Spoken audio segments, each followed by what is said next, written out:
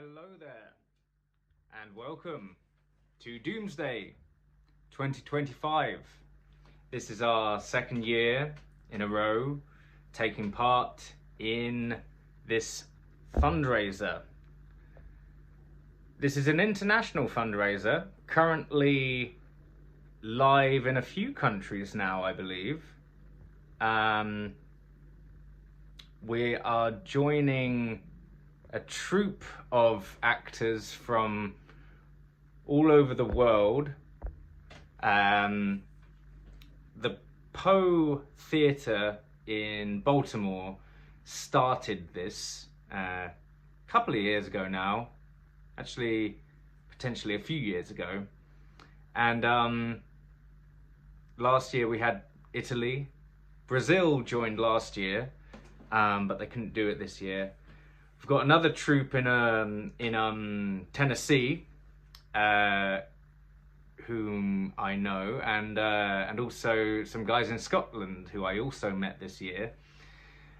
My name's Stephen Smith.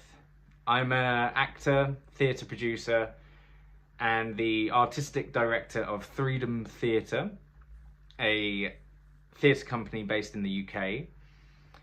Over the last few years, I've been working on a show called One Man Poe, lots of posters behind me, about One Man Poe. So let me tell you how it all started. So when I was a little kid, I became fascinated with Edgar Allan Poe, Gothic horror stories, and it kind of took the pandemic for me to reanimate my interest in Gothic horror, and I rediscovered a lot of the Edgar Allan Poe horror stories that I loved when I was a kid, but I didn't realize how awesome they were, and I decided to create a show in the pandemic called One Man Poe, where I perform several Edgar Allan Poe Gothic horror stories in one man show. And I've been touring it around the last few years. The first time we did it was 2021 in Watford, where I'm from.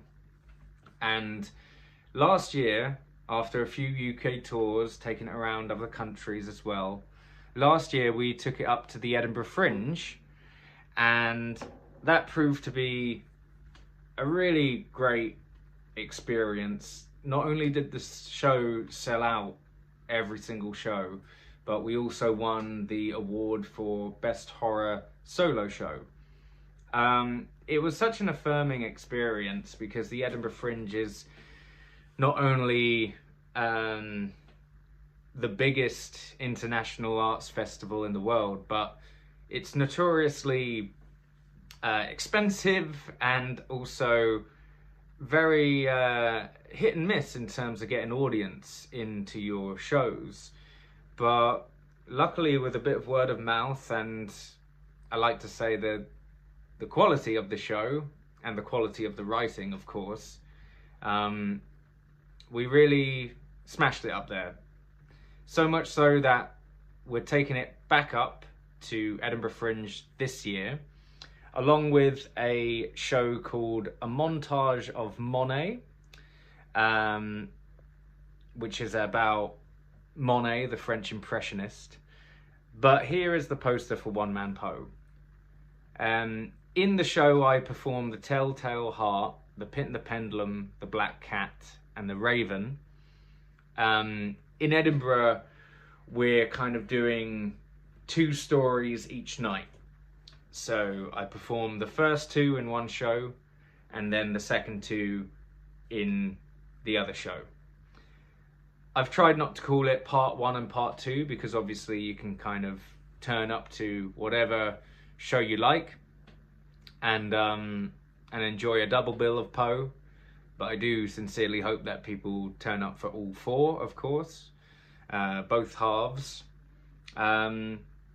So this is a fundraiser for Edinburgh Fringe.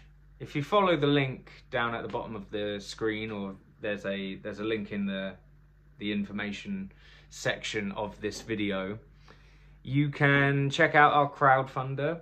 We've got a few fundraisers that we've done already, so the amount that you're probably currently seeing, if you log on straight away, is not from Doomsday.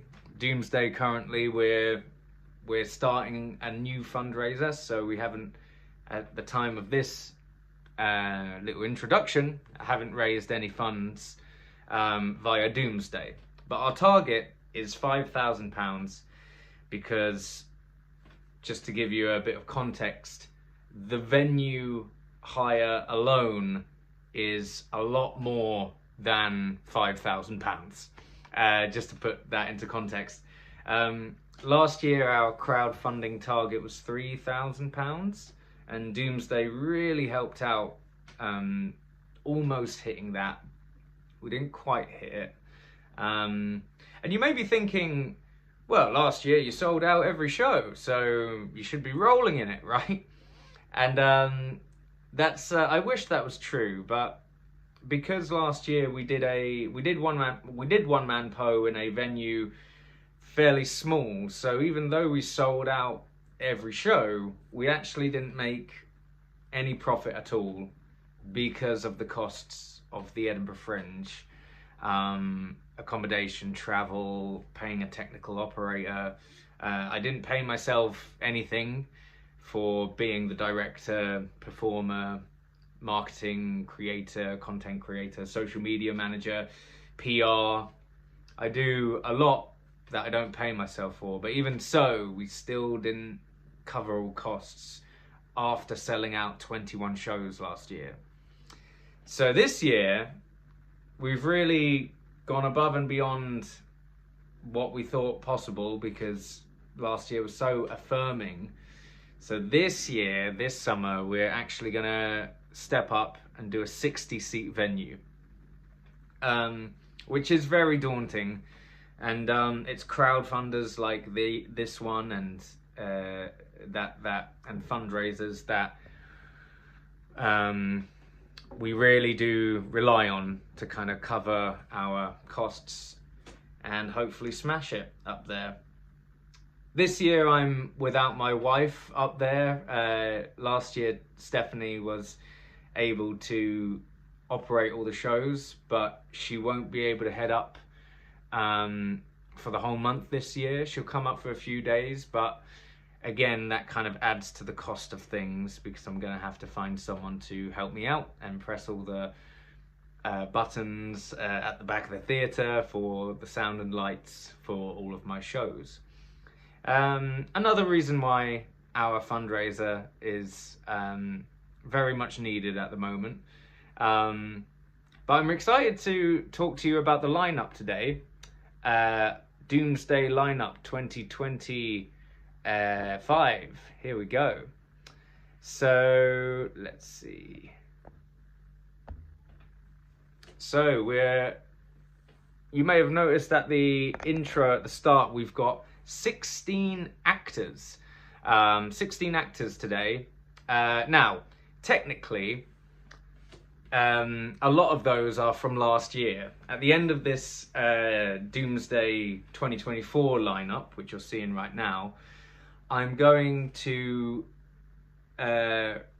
re-invite the 2025 lineup you're seeing right now. I'm going to re-invite the 2025 lineup back at the end. So technically, yes, 16 actors doing 19 Gothic tales by Edgar Allan Poe this year, but a lot of them are from last year. But I'm really excited for the lineup today, and you'll see here chapter 1 of Eye of Athena is being read as well. And now Eye of Athena is a Edgar Allan Poe inspired Gothic horror novel, which I had the pleasure to record the audiobook for at the start of this year. It's written by Holly Knightley, and she and I can tell you about the the kind of history of that when we get to it in the lineup. But Eye of Athena is something I'm really proud to be sharing. Just chapter 1 today. But I'm really excited to share all of these fantastic Poe stories with you. I'm really proud of the people that have managed to do some this year, as well as last year, of course.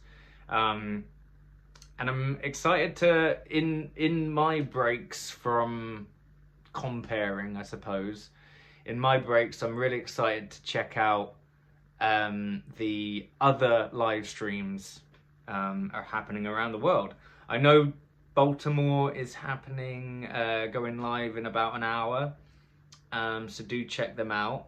They are the ones that started this madness after all.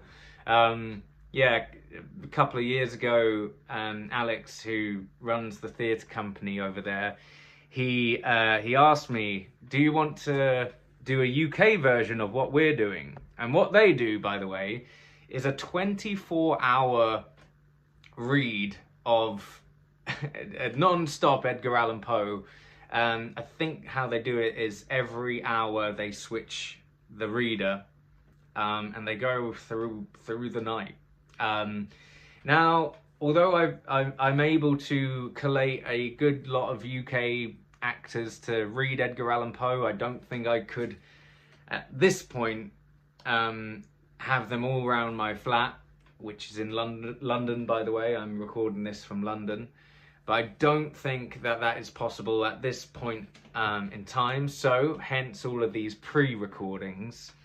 Starting with Nick Lawton, who I met actually properly at Edinburgh Fringe 2022.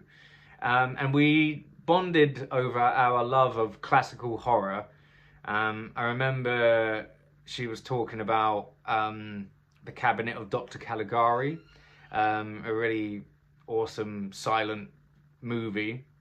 And then I saw her theatre company, Expialatrocious, did this show called Butchered in 2023, which was really, yeah, gory, disgusting, right up my street.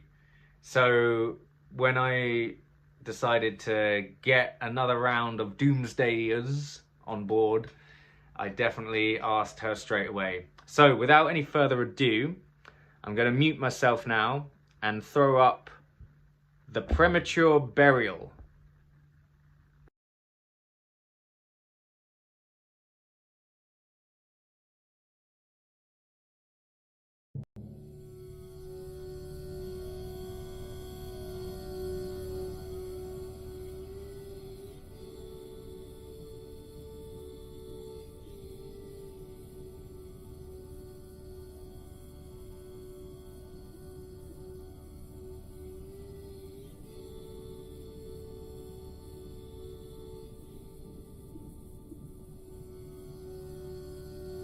There are certain themes of which the interest is all-absorbing, but which are too entirely horrible for the purposes of legitimate fiction. These the mere romanticist must eschew, if he does not wish to offend, or to disgust. They are with propriety handled only when the severity and majesty of truth sanctify and sustain them. We thrill, for example, with the most intense of pleasurable pain over the accounts of the passage of the Berenice, of the earthquake at Lisbon, of the plague at London, of the massacre at St. Bartholomew, or of the stifling of the 123 prisoners in the black hole at Calcutta. But in these accounts, it is the fact, it is the reality, it is the history which excites. As inventions, we should regard them with simple abhorrence. I have mentioned some few of the more prominent and august calamities on record, but in these it is the extent, not less, than the character of the calamity, which so vividly impresses the fancy. I need not remind the reader that, from the long and weird catalogue of human miseries, I might have selected many individual instances more replete with essential suffering than any of these vast generalities of disaster. The true wretchedness, indeed, the ultimate woe, is particular, not diffuse. That the ghastly extremes of agony are endured by man the unit, and never by man the mass, For this let us thank a merciful God. To be buried while alive is beyond question the most terrific of these extremes, which has never fallen to the lot of mere mortality. That it has frequently, very frequently, so fallen will scarcely be denied by those who think. The boundaries which divide life from death are at best shadowy and vague. Who shall say where the one ends and where the other begins? We know that there are diseases in which occur total cessations of all the apparent functions of vitality, and yet in which these cessations are merely suspensions properly so called. They are only temporary pauses in the incomprehensible mechanism. A certain period elapses, and some unseen, mysterious principle again sets in motion the magic pinions and the wizard wheels. The silver cord was never, not for ever loosed, nor the golden bowl irreparably broken, but where, meantime, was the soul. Apart, however, from the inevitable conclusion, a priori, that such causes much produce such effects, that the well-known occurrence of such cases of suspended animation much naturally give rise, now and then, to premature interments. Apart from this consideration, we have the direct testimony of medical and ordinary experience to prove that a vast number of such interments have actually taken place. I might refer at once, if necessary, to 100 well-authenticated instances. One of very remarkable character, and of which the circumstances may be fresh to the memory of some of my readers, occurred not very long ago in the neighbouring city of Baltimore, where it occasioned a painful, intense, and widely extended excitement. The wife of one of the most respectable citizens, a lawyer of eminence and a member of Congress, was seized with a sudden and unaccountable illness, which completely baffled the skill of her physicians. After much suffering, she died, or was supposed to die. No one suspected, indeed, or had reason to suspect, that she was not actually dead. She presented all the ordinary appearances of death. The face assumed the usual pinched and sunken outline, the lips were the usual marble pallor, the eyes were lustreless. There was no warmth. Pulsation had ceased. For 3 days the body was preserved unburied, during which it had acquired a stony rigidity. The funeral, in short, was hastened on account of the rapid advance of what was supposed to be decomposition.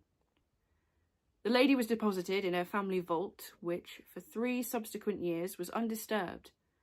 At the expiration of this term, it was opened for the reception of a sarcophagus, but alas, how fearful a shock awaited the husband who personally threw open the door. As its portal swung outwardly back, some white-apparelled object fell rattling within his arms. It was the skeleton of his wife in her yet unmoulded shroud. A careful investigation rendered it evident that she had revived within 2 days after her entombment, that her struggles within the coffin had caused it to fall from a ledge or shelf to the floor, where it was so broken as to permit her escape.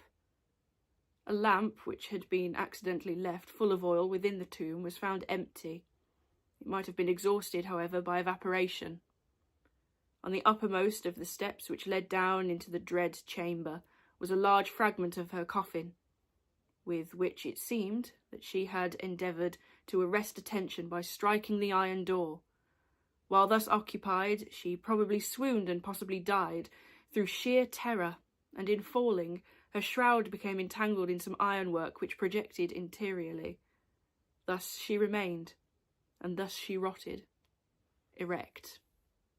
In the year 1810, a case of living inhumation happened in France, attended with circumstances which go far to warrant the assertion that truth is indeed stranger than fiction. The heroine of the story was Mademoiselle Victorine Lafoucauld, a young girl of illustrious family, of wealth, and of great personal beauty. Among her numerous suitors was Julien Bossuet, a poor litterateur or journalist of Paris. His talents and general amiability had recommended him to the notice of the heiress, by whom he seems to have been truly beloved. But her pride of birth decided her, finally, to reject him and to wed a Monsieur Renel, a banker and a diplomatist of some eminence. After marriage, however, this gentleman neglected and perhaps even more positively ill-treated her. Having passed with him some wretched years, she died, At least her condition so closely resembled death as to deceive everyone who saw her. She was buried, not in a vault, but in an ordinary grave in the village of her nativity. Filled with despair and still inflamed by the memory of a profound attachment, the lover journeys from the capital to the remote province in which the village lies, with the romantic purpose of disinterring the corpse and possessing himself of its luxuriant tresses. He reaches the grave. At midnight he unearths the coffin, opens it, and is in the act of detaching the hair when he is arrested by the unclosing of the beloved eyes. In fact, the lady had been buried alive. Vitality had not altogether departed, and she was aroused by the caresses of her lover from the lethargy which had been mistaken for death. He bore her frantically to his lodgings in the village. He employed certain powerful restoratives suggested by no little medical learning. In fine, she revived. She recognised her preserver. She remained with him until, by slow degrees, she fully recovered her original health. Her woman's heart was not adamant, and this last lesson of love sufficed to soften it. She bestowed it upon Bossuet. She returned no more to her husband, but concealing from him her resurrection, fled with her lover to America. 20 years afterwards, the two returned to France, in the persuasion that time had so greatly altered the lady's appearance that her friends would be unable to recognise her. They were mistaken, however, for at the first meeting, Monsieur Renel did actually recognise and make claim to his wife. This claim she resisted, and a judicial tribunal sustained her in her resistance, deciding that the peculiar circumstances, with the long lapse of years, had extinguished not only equitability, but legally the authority of her husband.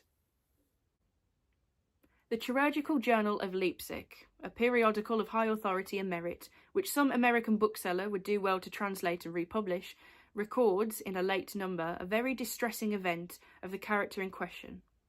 An officer of artillery, a man of gigantic stature and of robust health, being thrown from an unmanageable horse, received a very severe contusion upon the head, which rendered him insensible at once.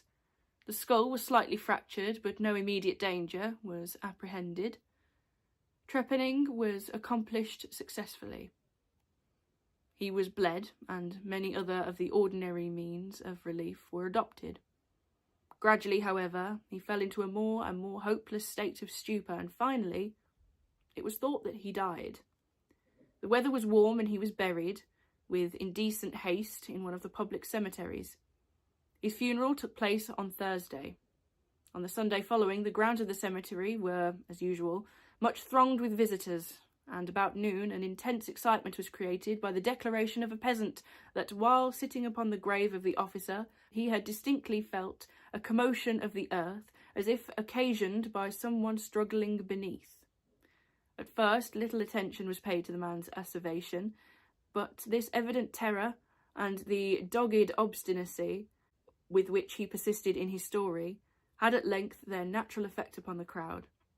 Spades were hurriedly procured, and the grave, which was shamefully shallow, was, in a few minutes, so far thrown open that the head of its occupant appeared. He was then, seemingly, dead, but he sat nearly erect within his coffin, the lid of which, in his furious struggles, he had partially uplifted. He was forthwith conveyed to the nearest hospital, and there pronounced to be still living, although in an asphytic condition. After some hours he revived, recognised individuals of his acquaintances, and in broken sentences spoke of his agonies in the grave. From what he related, it was clear that he must have been conscious of life for more than an hour while inhumed, before lapsing into insensibility. The grave was carelessly and loosely filled with an exceedingly porous soil, and thus some air was necessarily admitted. He heard the footsteps of the crowd overhead, and endeavoured to make himself heard in turn. It was the tumult within the grounds of the cemetery, he said, which appeared to waken him from a deep sleep, but no sooner was he awake than he became fully aware of the awful horrors of his position. This patient, it is recorded, was doing well and seemed to be in a fair way of ultimate recovery, but fell a victim to the quackeries of medical experiment. The galvanic battery was applied, and he suddenly expired in one of those ecstatic paroxysms which occasionally it superinduces. The mention of the galvanic battery, nevertheless, recalls to my memory a well-known and very extraordinary case in point, where its action proved the means of restoring to animation a young attorney of London, who had been interred for 2 days. This occurred in 1831, and created at the time a very profound sensation wherever it was made the subject of converse. The patient, Mr. Edward Stapleton, had died, apparently, of typhus fever, accompanied with some anomalous symptoms which had excited the curiosity of his medical attendants. Upon his seeming decease, his friends were requested to sanction a post-mortem examination, but declined to permit it. As often happens when such refusals are made, the practitioners resolved to disinter the body and dissect it at leisure in private. Arrangements were easily effected with some of the numerous corps of body snatchers with which London abounds, and upon the 3rd night after the funeral, the supposed corpse was unearthed from a grave 8 feet deep and deposited in the operating chamber of one of the private hospitals. An incision of some extent had been actually made in the abdomen when the fresh and undecayed appearance of the subject suggested an application of the battery. One experiment succeeded another, and the customary effects supervened, with nothing to characterise them in any respect, except, upon 1 or 2 occasions, a more than ordinary degree of lifelikeness in the convulsive action. It grew late. The day was about to dawn, and it was thought expedient at length to proceed at once with the dissection. A student, however, was especially desirous of testing a theory of his own, and insisted upon applying the battery to one of the pectoral muscles. A rough gash was made, and a wire hastily brought in contact, when the patient, with a hurried but quite unconclusive movement, arose from the table, stepped into the middle of the floor, gazed about him uneasily for a few seconds, and then spoke. What he said was unintelligible, but the words were uttered. The syllabification was distinct.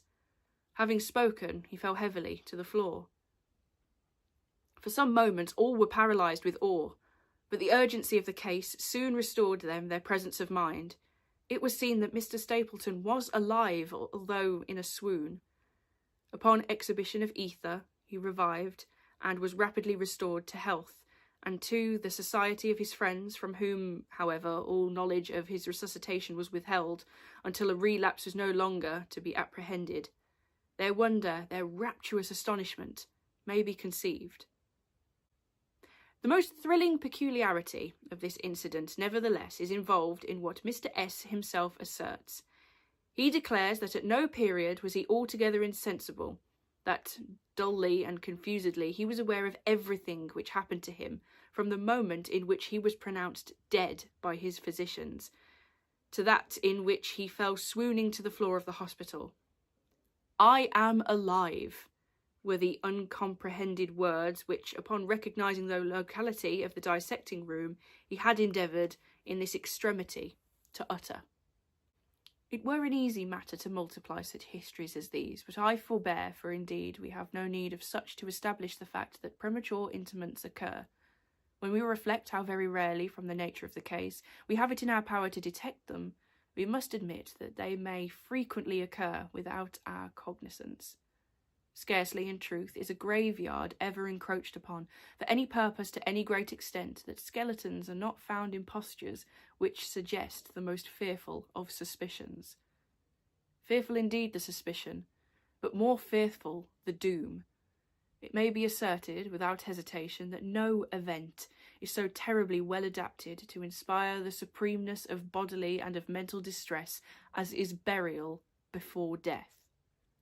The unendurable oppression of the lungs, the stifling fumes of the damp earth, the clinging to the death garments, the rigid embrace of the narrow house, the blackness of the absolute night, the silence like a sea that overwhelms, the unseen but palpable presence of the conqueror worm, these things, with thoughts of the air and grass above, with memory of dear friends who would fly to save us, if not but informed of our fate, and with consciousness that of this fate they can never be informed, that our hopeless portion is that of the really dead.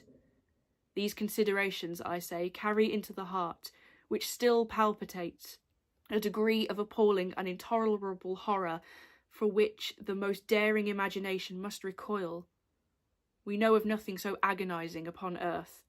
We can dream of nothing half so hideous in the realms of the nethermost hell, and thus all narratives upon this topic have an interest profound, an interest nevertheless which, through the sacred awe of the topic itself, very properly and very peculiarly depends upon our conviction of the truth of the matter narrated. What I have now to tell is of my own actual knowledge, of my own positive and personal experience. For several years I had been subject to attacks of the singular disorder which physicians have agreed to term catalepsy, in default of a more definite title. Although both the immediate and the predisposing causes, and even the actual diagnosis of the disease, are still mysteries, its obvious and apparent character is sufficiently well understood. Its variations seem to be chiefly of degree. Sometimes the patient lies for a day only, or even for a shorter period, in a species of exaggerated lethargy. He is senseless and externally motionless, but the pulsation of the heart is still faintly perceptible, some traces of warmth remain, a slight colour lingers within the centre of the cheek, and upon application of a mirror to the lips we can detect a torpid, unequal, and vacillating action of the lungs. Then again, the duration of the trance is for weeks, even for months, while the closest scrutiny and the most rigorous medical tests fail to establish any material distinction between the state of the sufferer and what we conceive of absolute death.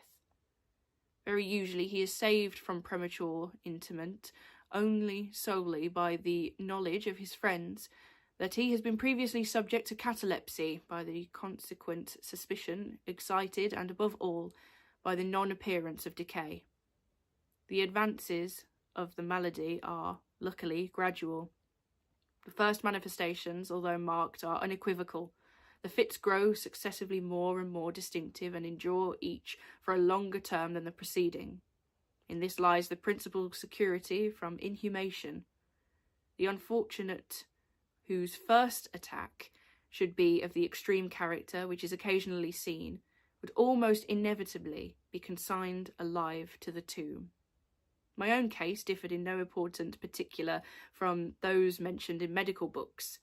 Sometimes, without any apparent cause, I sank, little by little, into a condition of semi-syncope, or half-swoon, and in this condition, without pain, without ability to stir, or, strictly speaking, to think, but with a dull, lethargic consciousness of life and of the presence of those who surrounded my bed, I remained until the crisis of the disease restored me, suddenly, to perfect sensation. At other times I was quickly and impetuously smitten. I grew sick and numb and chilly and dizzy, and so fell prostrate at once. Then for the weeks all was void and black and silent, and nothing became the universe. Total annihilation could be no more. From these latter attacks I awoke, however, with a gradation slow in proportion to the suddenness of the seizure. Just as the day dawns to the friendless and houseless beggar whom roams the streets throughout the long desolate winter night, just so tardily, just so wearily, just so cheerily came back the light of the soul to me. Apart from the tendency to trance, however, my general health appeared to be good, nor could I perceive that it was at all affected by the one prevalent malady, unless indeed an idiosyncrasy in an ordinary sleep may be looked upon as superinduced. Upon awakening from slumber I could never gain at once thorough possession of my senses, and always remained for many minutes in much bewilderment and perplexity, the mental faculties in general, but the memory in especial, being in a condition of absolute abeyance. In all that I endured, there was no physical suffering, but of moral distress and inaptitude. my fancy grew charnel.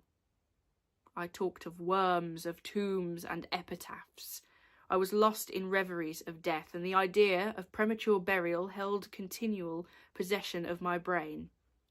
The ghastly danger to which I was subjected haunted me day and night. In the former, the torture of meditation was excessive, in the latter, supreme. When the grim darkness overspread the earth, then, with the very horror of thought, I shook as the quivering plumes upon the hearse. When nature could endure wakefulness no longer, it was with a struggle that I consented to sleep, for I shuddered to reflect that upon wakening I might find myself the tenant of a grave. And when finally I sank into slumber, it was only to rush at once into a world of phantasms, above which, with vast sable overshadowing wings, hovered, predominant, the one sepulchral idea. From the innumerable images of gloom, with thus oppress me in dreams, I select for record but a solitary vision. Methought I was immersed in a cataleptic trance of more than usual duration and profundity. Suddenly there came an icy hand upon my forehead, and an impatient, gibbering voice whispered the word, "Arise," in my ear. I sat erect. The darkness was total. I could not see the figure of him who had aroused me. I could call to mind neither the period at which I had fallen into the trance, nor the locality in which I then lay. While I remained motionless and busied in endeavours to collect my thoughts, the cold hand grasped me fiercely by the wrist, shaking it petulantly, while the gibbering voice said again, "Arise! Did I not bid thee arise?" "And who," I demanded, "art thou?" "I have no name in the regions which I inhabit," replied the voice mournfully. "I was mortal, but am fiend. I was merciless, but am pitiful. Thou dost feel that I shudder. My teeth chatter as I speak, yet it is not with the chilliness of the night without end, but this hideousness is insufferable. How canst thou tranquilly sleep? I cannot rest for the cry of these great agonies. These sights are more than I can bear. Get thee up, come with me into the outer night, and let me unfold to thee the graves. Is not this a spectacle of woe? Behold!" I looked, and the unseen figure, which still grasped me by the wrist, had caused to be thrown open the graves of all mankind, and from each issued the faint phosphoric radiance of decay, so that I could see into the innermost recesses, and there view the shrouded bodies in their sad and solemn slumbers with the worm. But alas, the real sleepers were fewer, by many millions, than those who slumbered not at all, and there was a feeble struggling, and there was a general sad unrest, and from out the depths of the countless pits there came a melancholy rustling from the garments of the buried. And of those who seemed tranquilly to repose, I saw that a vast number had changed, in a greater or less degree, the rigid and uneasy position in which they had originally been entombed. And the voice again said to me as I gazed, "Is it not, oh, is it not a pitiful sight?" But before I could find words to reply, the figure had ceased to grasp my wrist. The phosphoric lights expired, and the graves were closed with a sudden violence, while from out them arose a tumult of despairing cries, saying again, "Is it not? Oh God, is it not a very pitiful sight?" Fantasies such as these, presenting themselves at night, extended their terrific influence far into my waking hours. My nerves became thoroughly unstrung, and I fell a prey to perpetual horror. I hesitated to ride or to walk or to indulge in any exercise that would carry me from home. In fact, I no longer dared trust myself out of the immediate presence of those who were aware of my proneness to catalepsy, lest falling into one of my usual fits, I should be buried before my real condition could be ascertained. I doubted the care, the fidelity of my dearest friends. I dreaded that in some trance of more than customary duration they might be prevailed upon to regard me as irrecoverable. I even went so far as to fear that, as I occasioned much trouble, they might be glad to consider any very protracted attack as sufficient excuse for getting rid of me altogether. It was in vain they endeavoured to reassure me by the most solemn promises. I exacted the most sacred oaths that under no circumstances they would bury me until decomposition had so materially advanced as to render further preservation impossible. And even then, my mortal terrors would listen to no reason, would accept no consolation. I entered into a series of elaborate precautions. Among other things, I had the family vault so remodelled as to admit of being readily opened from within. The slightest pressure upon a long lever that extended far into the tomb would cause the iron portals to fly back. There were arrangements also for the free admission of air and light, and convenient receptacles for food and water, within immediate reach of the coffin intended for my reception. This coffin was warmly and softly padded, and was provided with a lid fashioned upon the principle of the vault door, with the addition of springs so contrived that the feeblest movement of the body would be sufficient to set it at liberty. Besides all this, there was suspended from the roof of the tomb a large bell, a rope of which it was designed should extend through a hole in the coffin, and so be fastened to one of the hands of the corpse. But alas, what avails the vigilance against the destiny of man? Not even these well-contrived securities suffice to save from the uttermost agonies of living inhumation a wretch to these agonies foredoomed. There arrived an epoch, as often before there had arrived, in which I found myself emerging from total unconsciousness into the first feeble and indefinite sense of existence. Slowly, with a tortoise gradation, approached the faint grey dawn of the cycle day. A torpid uneasiness, an apathetic endurance of dull pain, no care, no hope, no effort.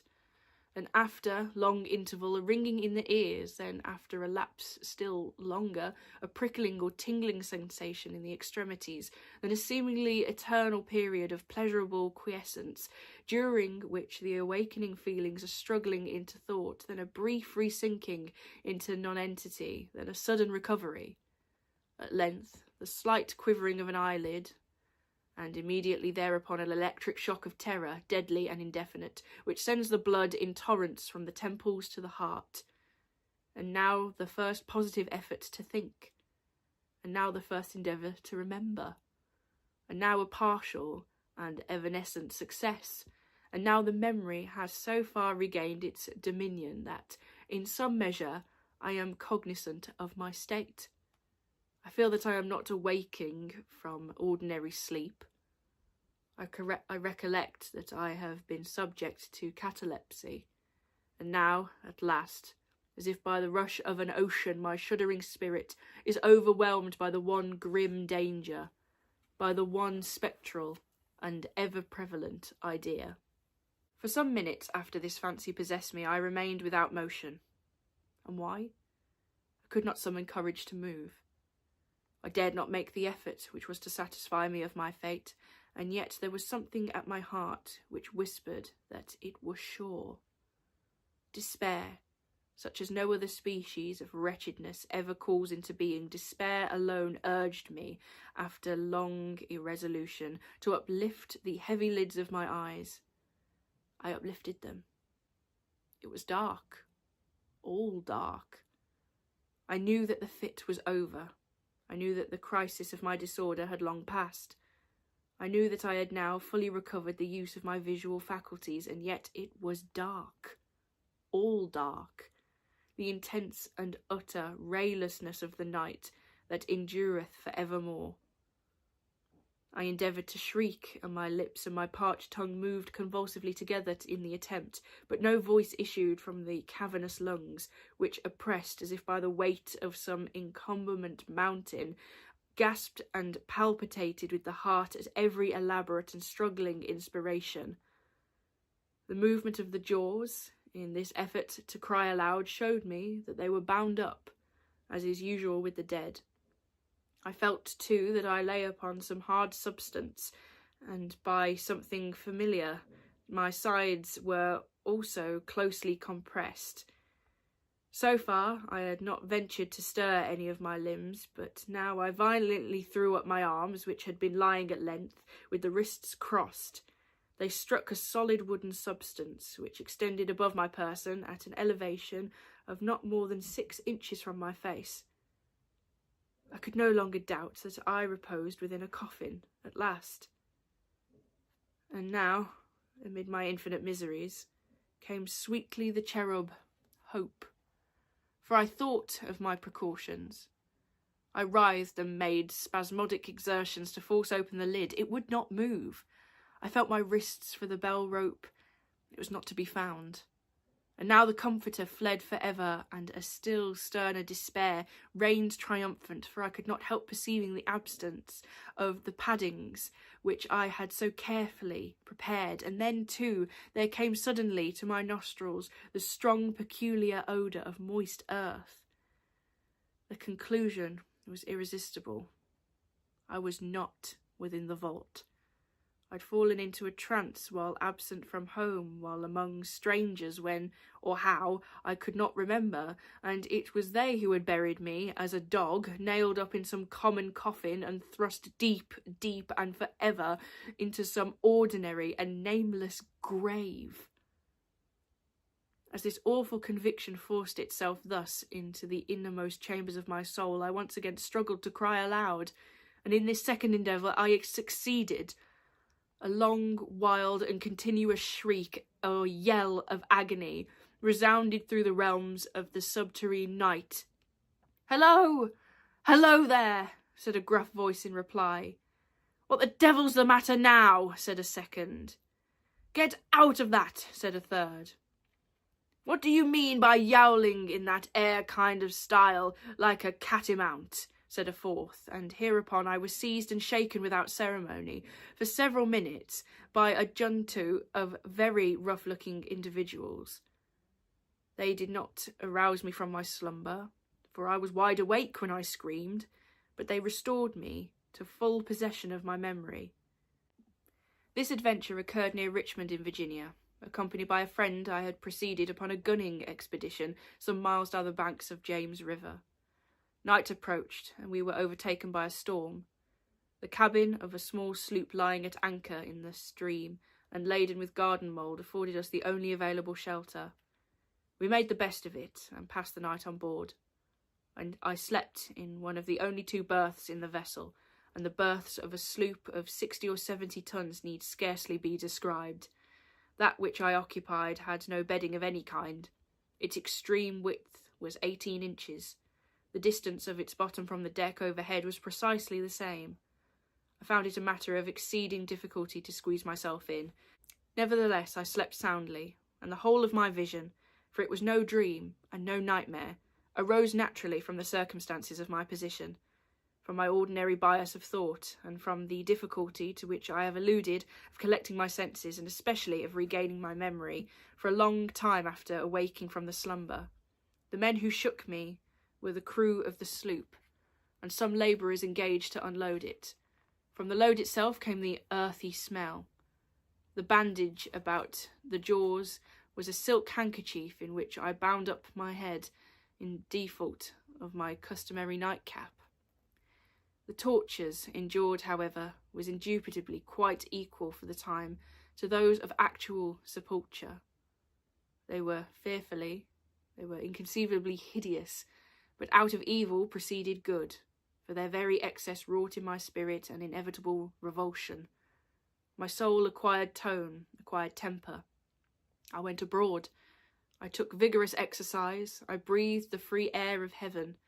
I thought upon other subjects than death. I discarded my medical books. Buchan I burned. I read no night thoughts, no fustian about churchyards, no bugaboo tales such as this. In short, I became a new man and lived a man's life.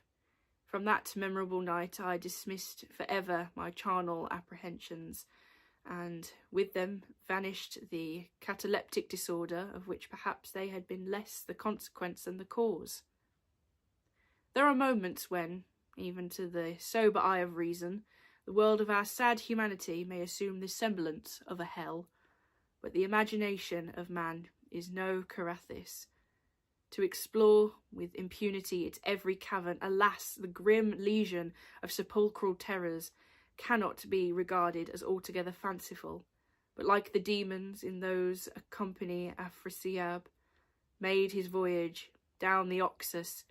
They must sleep, or they will devour us. They must be suffered to slumber, or we to perish.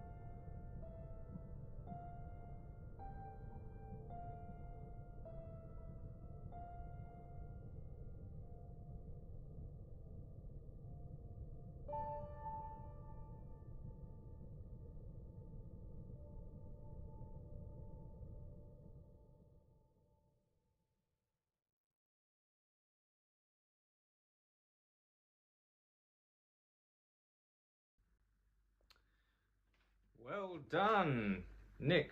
Lawton, the premature burial. Creepy stuff.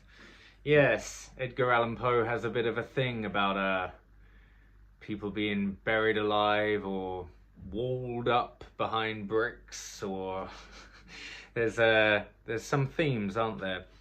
To those of you who may have just joined us, this is Doomsday. Doomsday 25, a fundraiser for our Edinburgh Fringe adventures this year. This year we're taking up One Man Poe, which is a quadruple bill of Edgar Allan Poe gothic horror stories, and a montage of Monet. And I've just seen in the comments someone's very kindly said that they absolutely loved both One Man Poe and montage of Monet last year at the Fringe. That's very kind of you, Sonia. Thank you very much. I hope that, I hope it goes... I'm really looking forward to kind of upscaling One Man Poe this year. I mean, it's obviously the same show, but with a bigger venue and more... We're more able this year to kind of go a bit upscale the tech and the amount of lights in the room, and we've got double the amount of tech time this year, because essentially we've got 2 shows to tech.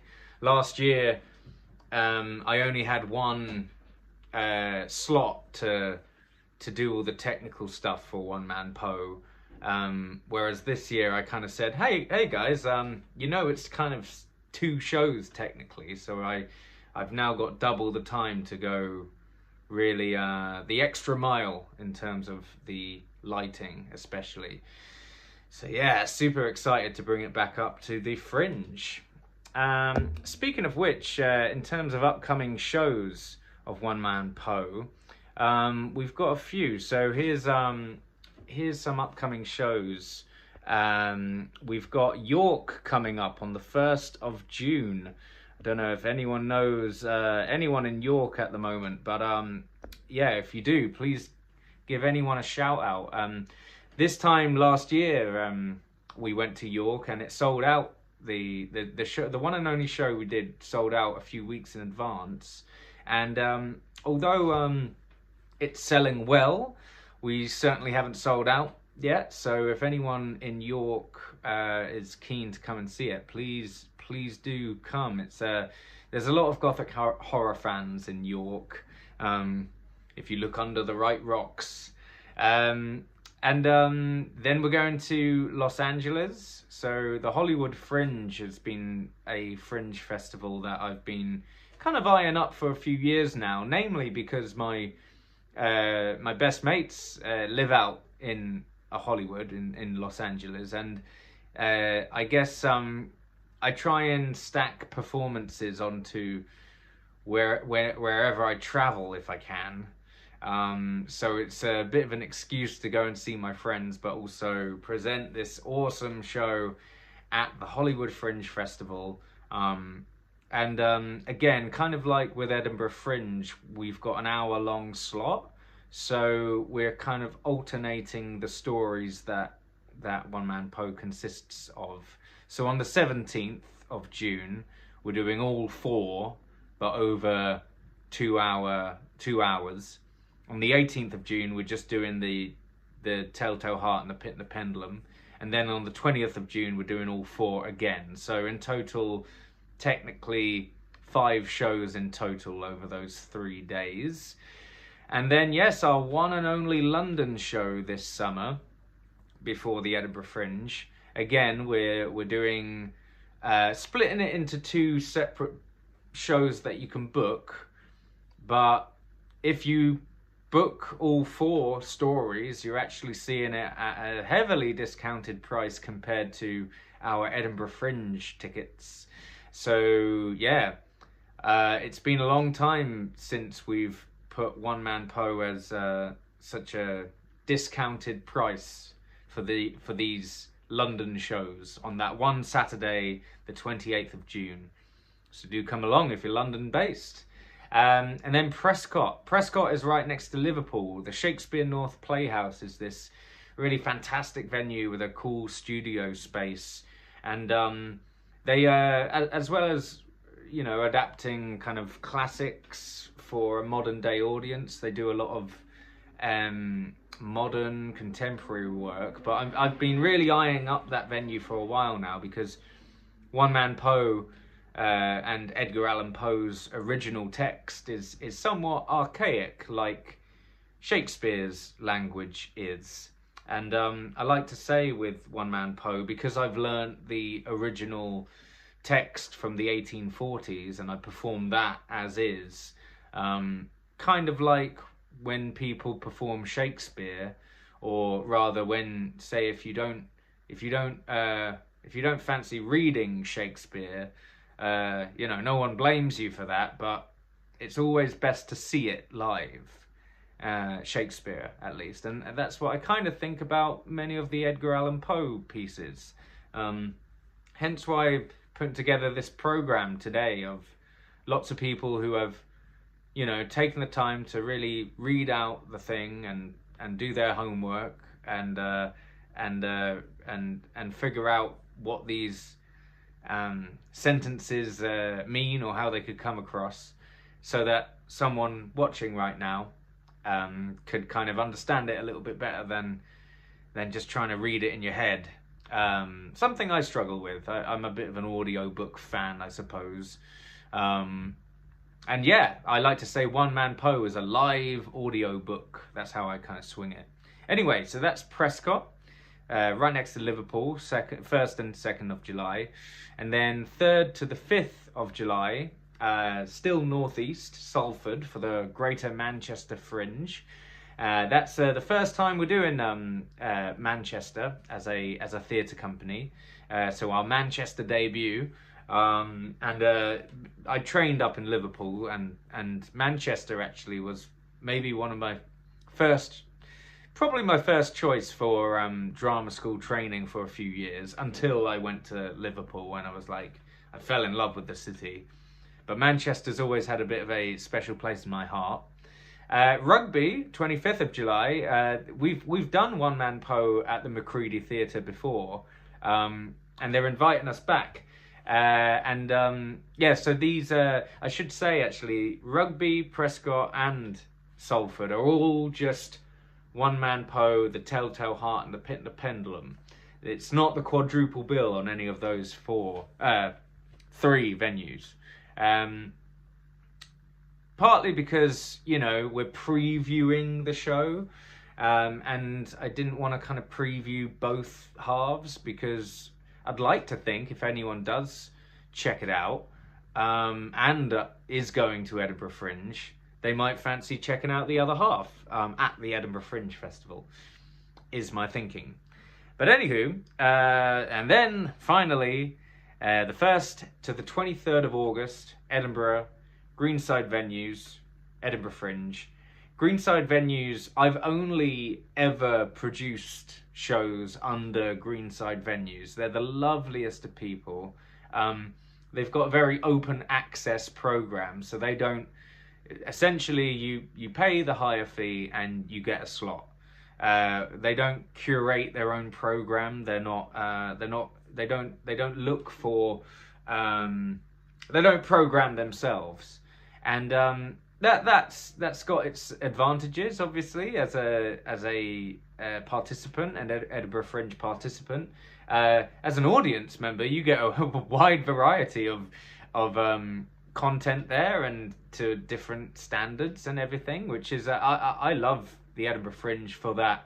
In that regard, you never know what you're going to get. Sometimes you turn up to something that you think might be really amazing, but isn't, and then otherwise you're, vice versa. But anyway, that is the upcoming shows of One Man Poe.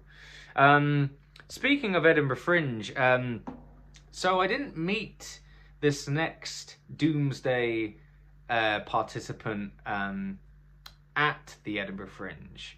I actually met him online originally, I think.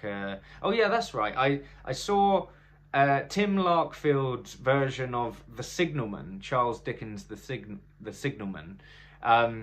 He did an online show of that, and I saw that in the pandemic.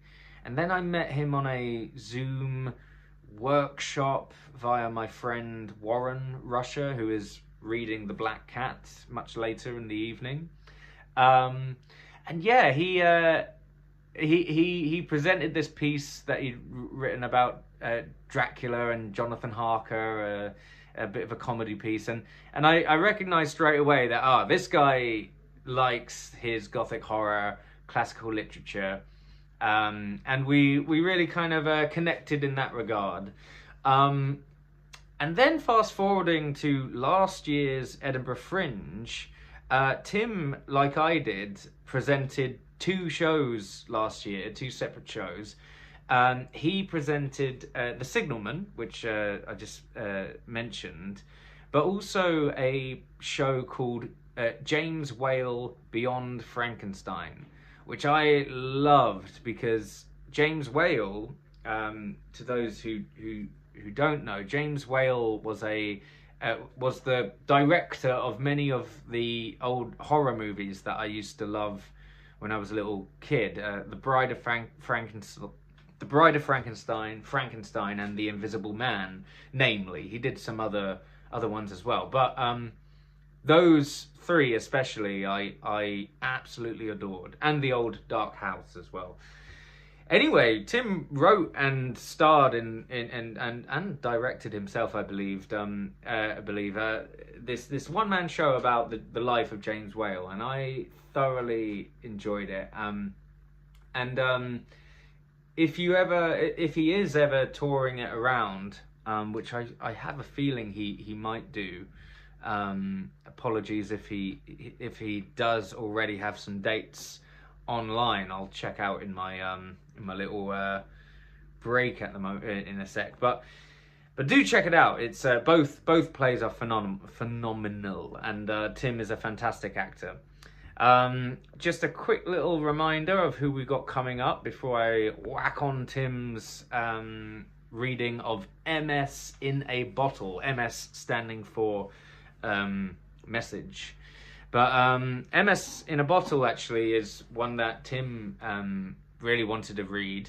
He really connected with it before I had even heard of it. He mentioned it actually as a good one to read for this reading, which you'll see in a sec. We then got Charlie Turner, William Wilson at 5:45. I'm then reading The Businessman by Edgar Allan Poe. Now, The Businessman is one that I think might really work as a solo show one day, but we'll get onto that in a sec. Andrea Aanestad is reading A Dream. We've got James Nicolas once again reading The Mystery of Marie Rogêt. Now, James read Murders in the Rue Morgue last year, so this is the sequel to the Murders in the Rue Morgue. Got Dave Robb reading The Devil in the Belfry. And then finally Claire Louise Amias with Berenice. Now, that is the end of our 2025 lineup, and the rest of what you're about to see: Duncan Richards reading M. Valdemar, Tyler Allen Woods. These guys are all from last year, but just to try and flex a little bit, because last year my live stream was 8 hours long. Very, very proud of that. But to try and just make this live stream longer, I just thought I'd rehash all of these ones from last year, making I don't know how long the live stream is going to be, but I kind of felt like I'd let it run until its completion this year. I'm reading The Pit and the Pendulum, which is one of the ones I do in the show, but that's the full version. In the show, I actually have cut it down by maybe 5-10% from the original. But if you want to see the original, please do check out The Pit and the Pendulum later. And then finally, Stephanie with The Telltale Heart. Stephanie is my wife, for those who don't know. Okay, so without further ado, I'm going to mute myself again and bring on Tim.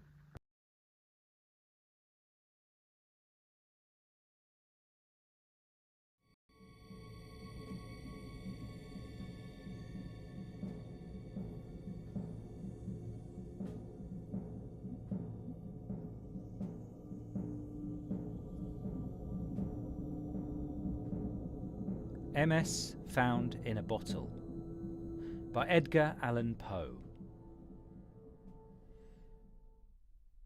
Of my country and of my family I have little to say. Ill usage and length of years have driven me from the one and estranged me from the other. Hereditary wealth afforded me an education of no common order, and a contemplative turn of mind enabled me to methodize the stories which early study diligently garnered up. Beyond all things, the works of the German moralists gave me great delight, not from my ill-advised admiration of their eloquent madness, but from the ease with which my habits of rigid thoughts enabled me to detect their falsities. I have often been reproached with the aridity of my genius. A deficiency of imagination has been imputed to me as a crime, and the Pyrrhonism of my opinions has at all times rendered me notorious. Indeed, a strong relish for physical philosophy has, I fear, tinctured my mind with a very common error of this age. I mean the habit of referring occurrences, even the least susceptible of such reference, to the principles of that science. Upon the whole, no person could be less liable than myself to be led away from the severe precincts of truth by the ignes fatui of superstition. I have thought proper to premise thus much, lest the incredible tale I have to tell should be considered rather the raving of a crude imagination than the positive experience of a mind to which the reveries of fancy have been a dead letter and a nullity. After many years spent in foreign travel, I sailed in the year 18 from the port of Batavia in the rich and populous island of Java on a voyage to the archipelago islands.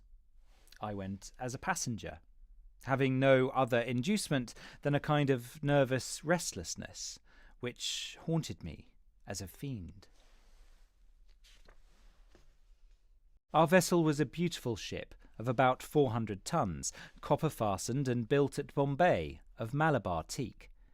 She was freighted with cotton wool and oil from the Laccadive Islands. We had also on board coir, jaggery, ghee, coconuts, and a few cases of opium. The stowage was clumsily done, and the vessel consequently crank. We got under way with a mere breath of wind, and for many days stood along the eastern coast of Java without any other incident to beguile the monotony of our course than the occasional meeting with some of the small grabs of the archipelago to which we were bound. One evening, leaning over the taffrail, I observed a very singular, isolated cloud to the northwest. It was remarkable, as well from its colour as from its being the first we had seen since our departure from Batavia.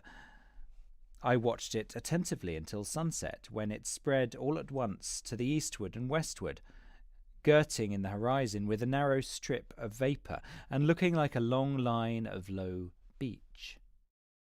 My notice was soon afterward attracted by the dusky red appearance of the moon and the peculiar character of the sea.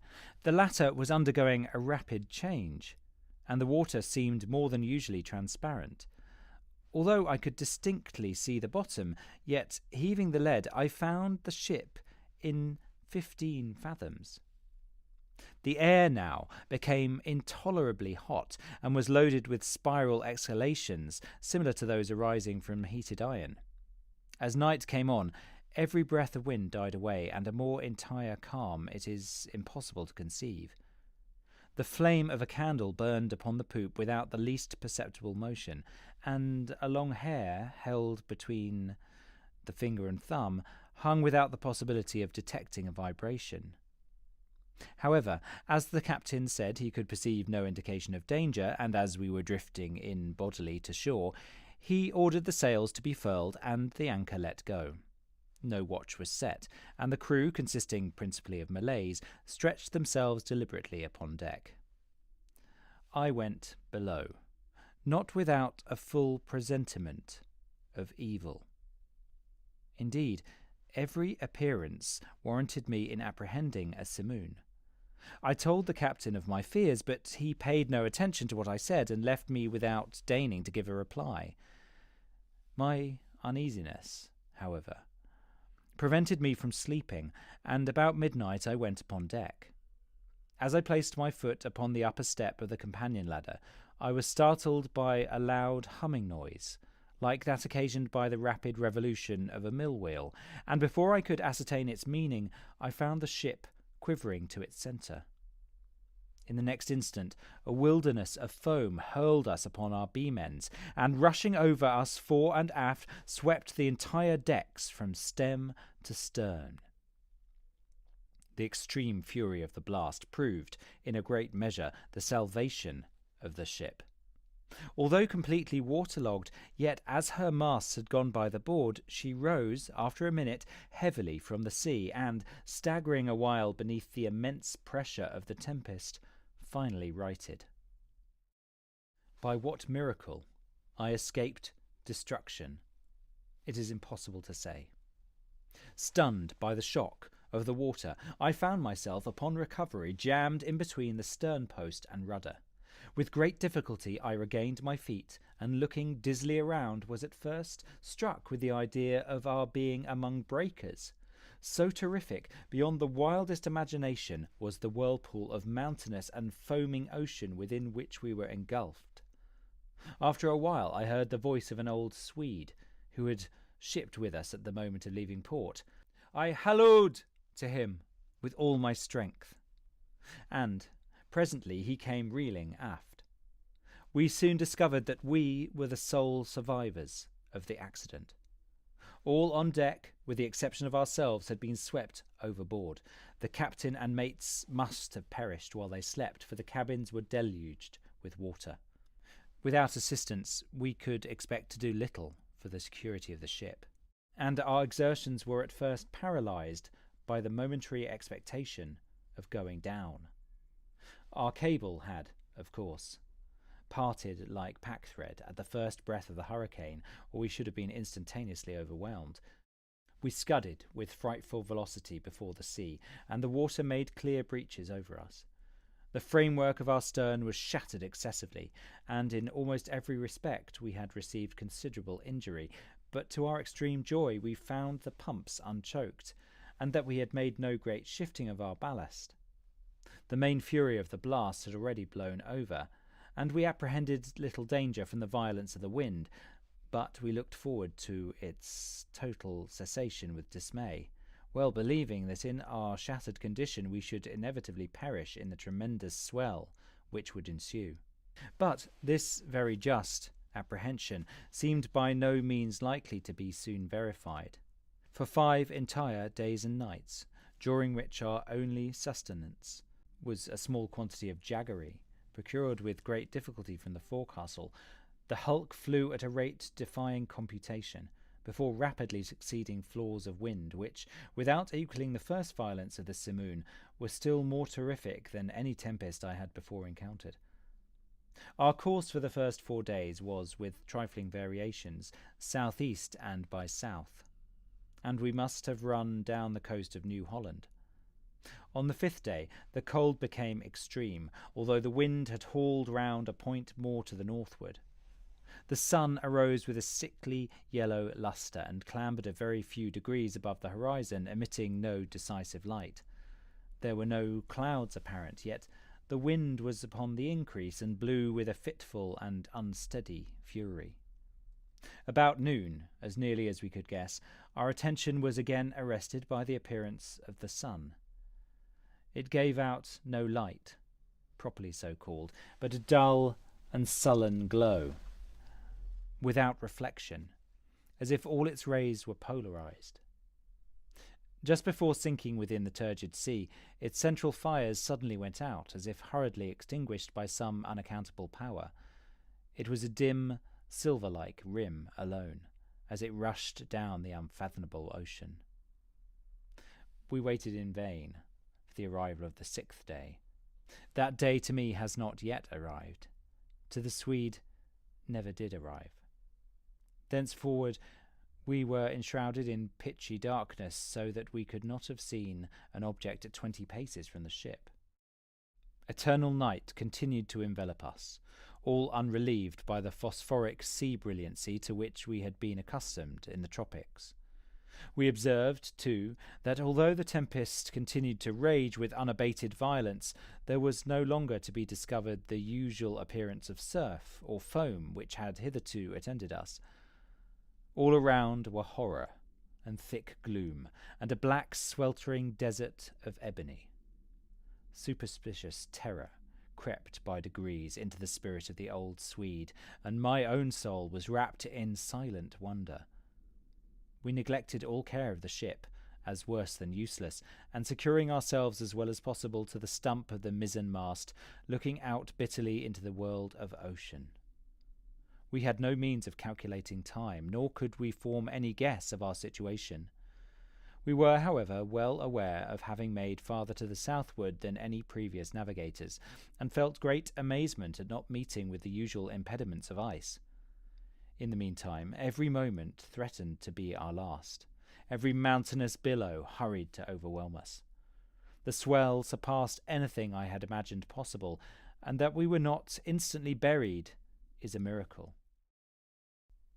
My companion spoke of the lightness of our cargo, and reminded me of the excellent qualities of our ship, but I could not help feeling the utter hopelessness of hope itself, and prepared myself gloomily for that death which I thought nothing could defer beyond an hour, as with every knot of way the ship made, the swelling of the black stupendous seas became more dismally appalling. At times we gasped for breath at an elevation beyond the albatross, at times became dizzy with the velocity of our descent into some watery hell, where the air grew stagnant and no sound disturbed the slumbers of the kraken. We were at the bottom of one of these abysses, when a quick scream from my companion broke fearfully upon the night. "See! See!" cried he, shrieking in my ears. "Almighty God! See! See!"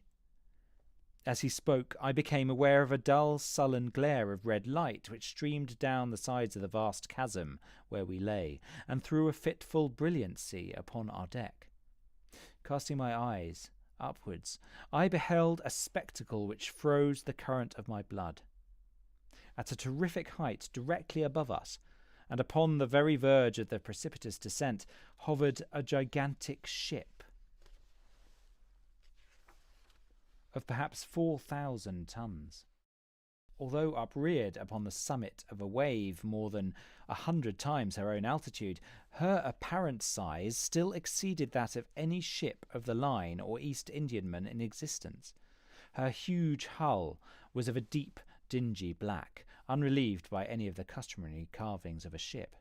A single row of brass cannon protruded from her open ports, and dashed from the polished surfaces the fires of innumerable battle lanterns which swung to and fro about her rigging. But what mainly inspired us with horror and astonishment was that she bore up under a press of sail in the very teeth of that supernatural sea, and of that ungovernable hurricane. When we first discovered her, her bows were alone to be seen as she rose slowly from the dim and horrible gulf beyond her. For a moment of intense terror she paused upon the giddy pinnacle as if in contemplation of her own sublimity, then trembled and tottered and came down. At this instant I know not what sudden self-possession came over my spirit. Staggering as far aft as I could, I awaited fearlessly the ruin that was to overwhelm. Our own vessel was at length ceasing from her struggles and sinking with her head to the sea. The shock of the descending mass struck her, consequently in that portion of her frame which was nearly under water, and the inevitable result was to hurl me with irresistible violence upon the rigging of the stranger. As I fell, the ship hove in stays and went about, and to the confusion ensuing I attributed my escape from the notice of the crew. With little difficulty I made my way, unperceived, to the main hatchway, which was partially open, and soon found an opportunity of secreting myself in the hold. Why I did so I can hardly tell. An indefinite sense of awe, which at first sight of the navigator of the ship had taken hold of my mind, was perhaps the principle of my concealment. I was unwilling to trust myself with a race of people who had offered, to the cursory glance I had taken, so many points of vague novelty, doubt, and apprehension. I therefore thought proper to contrive a hiding-place in the hold. This I did by removing a small portion of the shifting boards, in such a manner as to afford me a convenient retreat between the huge timbers of the ship. I had scarcely completed my work, when a footstep in the hold forced me to make use of it. A man passed by my place of concealment with a feeble and unsteady gait. I could not see his face, but had an opportunity of observing his general appearance. There was about it an evidence of great age and infirmity. His knees tottered beneath a load of years, and his entire frame quivered under the burthen. He muttered to himself in a low, broken tone some words of a language which I could not understand, and groped in a corner among a pile of singular-looking instruments and decayed charts of navigation. His manner was a wild mixture of the peevishness of second childhood and the solemn dignity of a god. He at length went on deck, and I saw him no more. A feeling, for which I have no name, has taken possession of my soul. A sensation which will admit of no analysis, to which the lessons of bygone time are inadequate, and for which I fear futurity itself will offer me no key. To a mind constituted like my own, the latter consideration is an evil. I know that I shall never be satisfied with regard to the nature of my conceptions, yet it is not wonderful that these conceptions are indefinite, since they have their origin in sources so utterly novel. A new sense, a new entity is added to my soul. It is long since I first trod the deck of this terrible ship, and the rays of my destiny are, I think, gathering to a focus. Incomprehensible men, wrapped up in meditations of a kind which I cannot divine, they pass by me unnoticed. Concealment is utter folly on my part, for the people will not see. It is but just now that I passed directly before the eyes of the mate. It was no long while ago that I ventured into the captain's own private cabin, and took thence the materials with which I write and have written. I shall from time to time continue this journal. It is true that I may not find an opportunity of transmitting it to the world, but I will not fail to make the endeavour. At the last moment I will enclose the MS in a bottle and cast it within the sea. An incident has occurred which has given me new room for meditation. Are such things the operation of ungoverned chance? I had ventured upon deck and thrown myself down without attracting any yawl. While musing upon the singularity of my fate, I unwittingly daubed with a tar brush the edges of a neatly folded studding sail which lay near me on a barrel. The studding sail is now bent upon the ship, and the thoughtless touches of the brush are spread out into the word Discovery. I have made my observations lately upon the structure of the vessel. Although well armed, she is not, I think, a ship of war. Her rigging, build, and general equipment all negative a supposition of this kind. What she is not, I can easily perceive. What she is, I fear it is impossible to say. I know not how it is, but in scrutinizing her strange model and singular cast of spars, her huge size and overgrown suits of canvas, her severely simple bow and antiquated stern, there will occasionally flash across my mind a sensation of familiar things, and there is always mixed up with such indistinct shadows of recollection an unaccountable memory of old foreign chronicles and ages long ago. I have been looking at the timbers of the ship. She is built of a material to which I am a stranger. There is a peculiar character about the wood which strikes me as rendering it unfit for the purpose to which it has been applied. I mean its extreme porousness, considered independently of the worm-eating condition which is a consequence of navigation in these seas, and apart from the rottenness attendant upon age. It will appear perhaps an observation somewhat over-curious, but this would have every characteristic of Spanish oak, if Spanish oak were distended by any unnatural means. In reading the above sentence, a curious apothegm of an old weather-beaten Dutch navigator comes full into my recollection. "It is as sure," he was wont to say, when any doubt was entertained of his veracity, "as sure as there is a sea where the ship itself will grow in bulk like the living body of the seaman." About an hour ago, I made bold to trust myself among a group of the crew. They paid me no manner of attention, and although I stood in the very midst of them all, seemed utterly unconscious of my presence. Like the one I had first seen in the hold, they all bore about them the marks of a hoary old age. Their knees trembled with infirmity, their shoulders were bent double with decrepitude, their shrivelled skins rattled in the wind. Their voices were low, tremulous, and broken. Their eyes glistened with the rheum of years, and their grey hairs streamed terribly in the tempest. Around them, on every part of the deck, lay scattered mathematical instruments of the most quaint an obsolete construction. I mentioned some time ago the bending of a studding sail.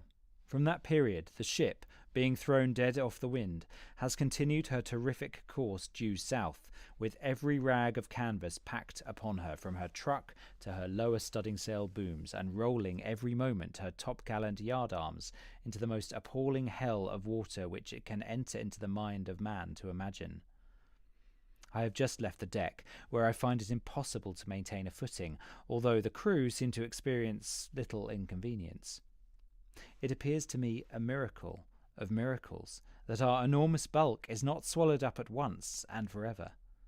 We are surely doomed to hover continually upon the brink of eternity, without taking a final plunge into the abyss, from billows 1,000 times more stupendous than any I have seen. We glide away with the facility of the arrowy seagull, and the colossal waters rear their heads above us like demons of the deep, but like demons confined to simple threats and forbidden to destroy. I am led to attribute these frequent escapes to the only natural cause which can account for such effect. I must suppose the ship to be within the influence of some strong current or impetuous undertow. I have seen the captain face to face, and in his own cabin, but as I expected, he paid me no attention.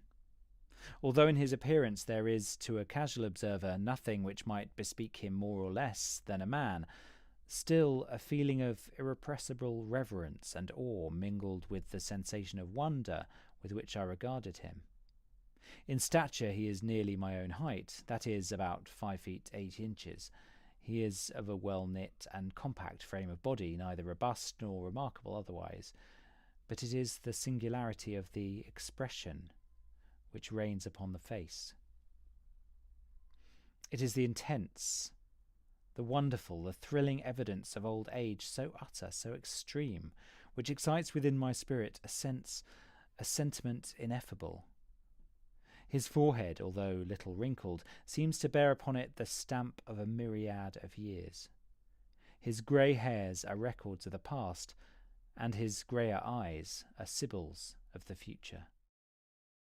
The cabin floor was thickly strewn with strange iron-clasped folios and mouldering instruments of science and obsolete long-forgotten charts. His head was bowed down upon his hands, and he pored with a fiery, unquiet eye over a paper which I took to be a commission, and which, at all events, bore the signature of a monarch. He murmured to himself, as did the first seaman whom I saw in the hold, some low, peevish syllables of a foreign tongue, and although the speaker was close at my elbow, his voice seemed to reach my ears from the distance of a mile. The ship, and all in it, are imbued with the spirit of eld. The crew glide to and fro like the ghosts of buried centuries. Their eyes have an eager and uneasy meaning, and when their fingers fall athwart my path, in the wild glare of the battle lanterns, I feel as I have never felt before, although I have been all my life a dealer in antiquities, and have imbibed the shadows of fallen columns at Baalbek and Tadmor and Persepolis, until my very soul has become a ruin. When I look around me, I feel ashamed of my former apprehension. If I trembled at the blast which has hitherto attended us, shall I not stand aghast at a warring of wind and ocean, to convey any idea of which the words tornado and simoon are trivial and ineffective? All in the immediate vicinity of the ship is the blackness of eternal night, and a chaos of foamless water, but about a league on either side of us may be seen, indistinctly and at intervals, stupendous ramparts of ice, towering away into the desolate sky, and looking like the walls of the universe. As I imagined, the ship proves to be in a current. If that appellation can properly be given to a tide which, howling and shrieking by the white ice, thunders on to the southward with a velocity like the headlong dashing of a cataract. To conceive the horror of my sensations is, I presume, utterly impossible.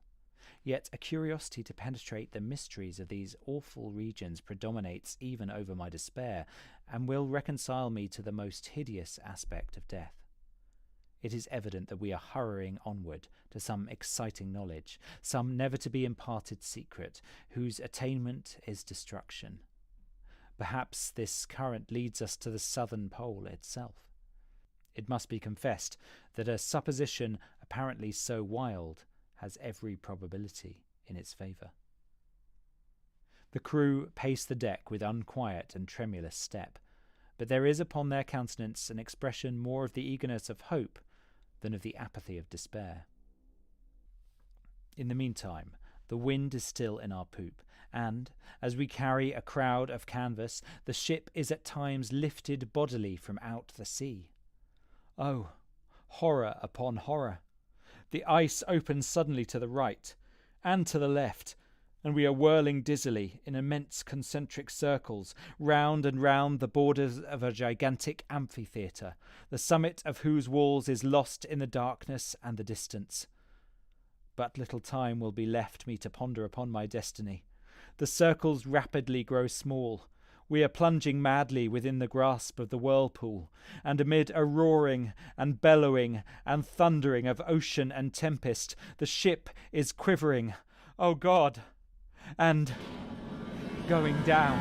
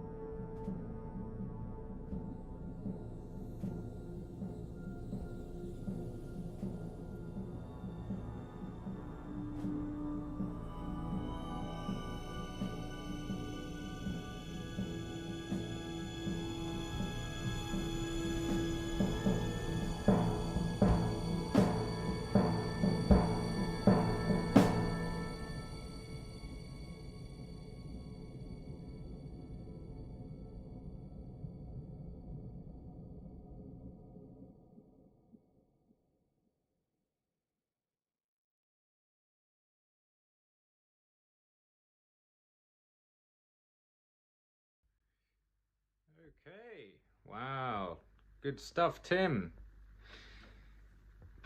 Fantastic. Let me try and get his name off here. His name is stuck. Try and figure that out in a sec. Great. So, another comment from Sonia. Tim Larkfield is so talented. I saw his performance of James Whale, and by the end of it had tears in my eyes. Yeah, me too. For sure. I'm just trying to get rid of his name though on the screen, but oh well. He might be a permanent fixture here. That's fine. Very strange. But anyway, well done, Tim. Yeah, fantastic job. I really like that story. It's great to see a bit of variety from Poe's stories with these, especially this year. Last year was very much I was very much looking for kind of gothic horror, whereas I know there's kind of horrific elements of that story, but verging on the adventurous, the somewhat and Poe was obviously known for borderline sci-fi at some point, We should just throw up our fellow Doomsdayers over here. Baltimore, I believe, is now live. We've got Milan, Italy. And also this year, I should actually show you. So Milan is they're doing this show, Italian horror stories at the Edinburgh Fringe. I'm very much looking forward to seeing it. I believe they're the first. They're only they're the first week or maybe the first few days. I feel like I've only got 3 or 4 chances to see them. But I'm really looking forward to it. Italian Horror Stories, I believe, is the name of the show, and there's an example of one of them. So yeah, do check out the other Doomsday live streams. Now I met the guys in Tennessee. They run this podcast YouTube channel called Poe Unplugged, and I had the pleasure of being on one of their podcasts, and it was a lovely, probably my favorite interview that I've ever done. An hour plus interview of my love of Poe, and we just really geeked out about Poe, and I kind of go into the whole like details of why I think some adaptations work, some don't, and also my personal kind of discoveries of Edgar Allan Poe. So yeah, do check out not only their Doomsday this year, but also their channel as a whole. So subscribe to them. They interview all kinds of fantastic Poe people. So yeah, and then also the guys in Scotland are going strong. I believe they're doing the 24 hours. So yeah, fair play to them. I've been watching a little bit of their stream. I think they started off with the Murders in the Rue Morgue and Mystery of Marie Rogêt. Yeah, fantastic hearing. I love the Scottish accent as well. Fantastic hearing Poe in that accent. So if you're a fan of the Scottish accent, then do check out their stream. Because yeah, no Scottish people on this UK version. Speaking of which, we should get our next participant up. Charlie Turner. Now, just a bit of so I should say, Charlie had a bit of and my fault for not spotting it sooner, but had a bit of a confusion in terms of finding the version of William Wilson he's going to read it's an abridged version that he found online. Of all of the versions that are online, he stumbled upon an abridged version. So I won't throw up the Poe Museum read-along QR code here, but he does a fantastic job. It's a really good abridged version of the full thing, and I know he is recording the full version, which hopefully at some point we can upload as an offline reading by himself. But he does a fantastic job, so please do watch it. I certainly have done and thoroughly enjoyed it. So here is Charlie Turner.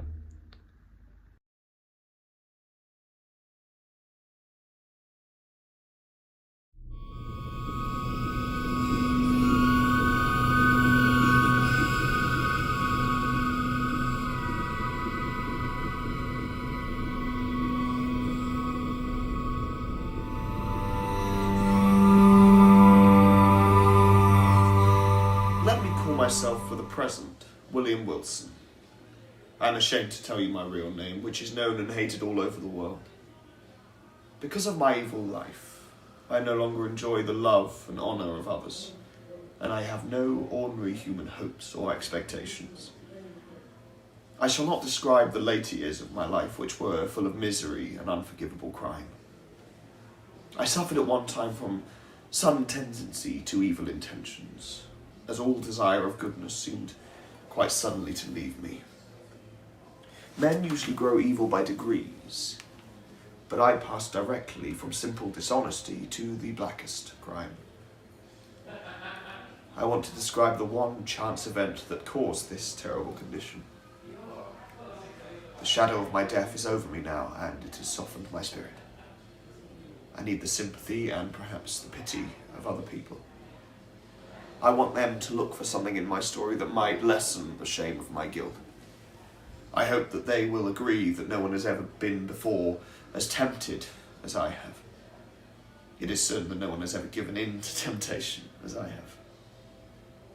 At this moment, I am dying from the effects of a wild, terrible experience. My family has always produced men of strong imagination and uncontrolled emotion, often violent temper, and I am no exception. As I grew up, these faults developed and caused serious worry to my friends and great harm to myself.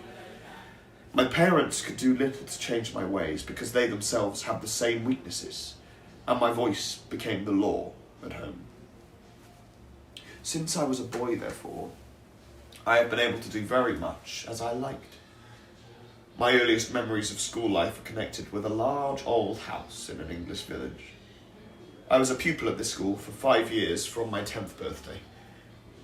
It was at that time and in that place that I experienced the first uncertain warnings of my terrible future.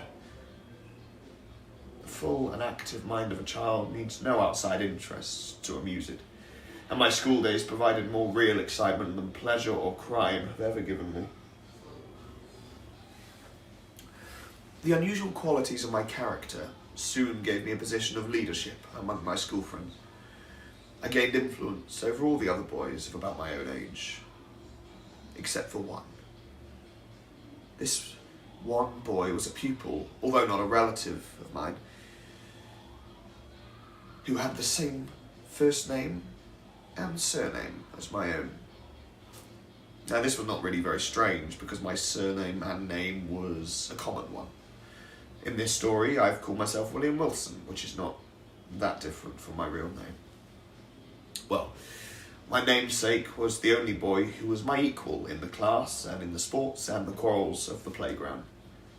He alone refused to accept my opinions and obey my orders, and he got in the way of my plans at every possible opportunity.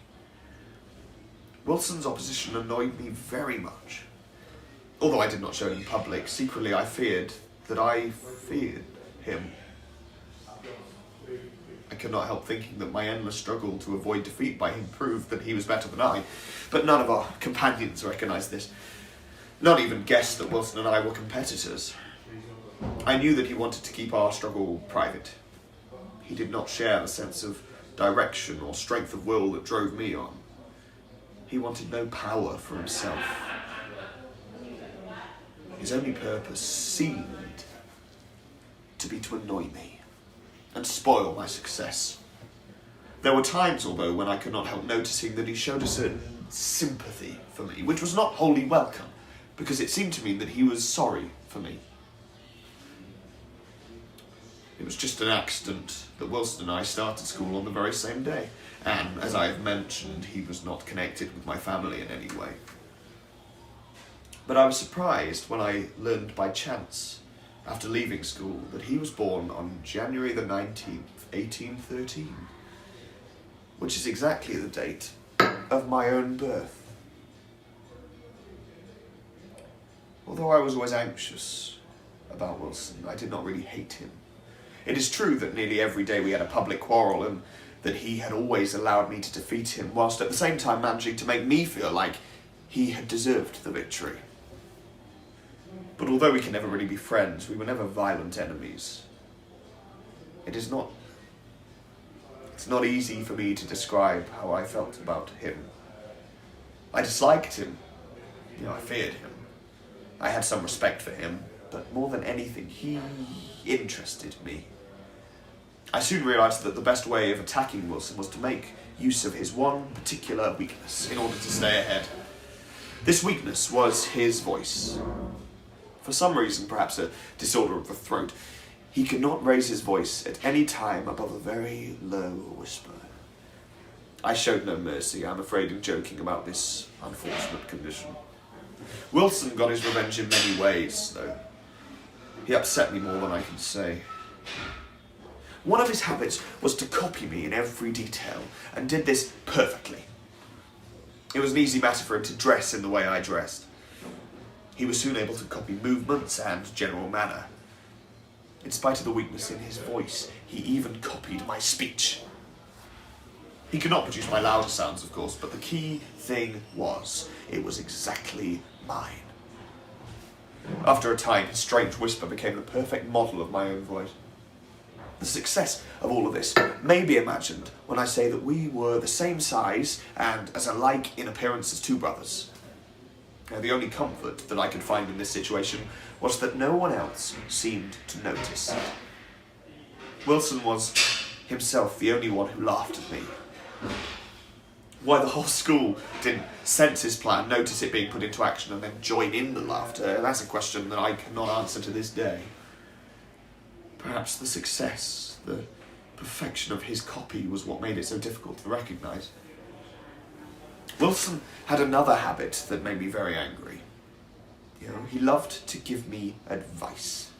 He gave it in a way that seemed to suggest that I badly needed it. And I did not like this at all, and I refused to listen. But I must admit now that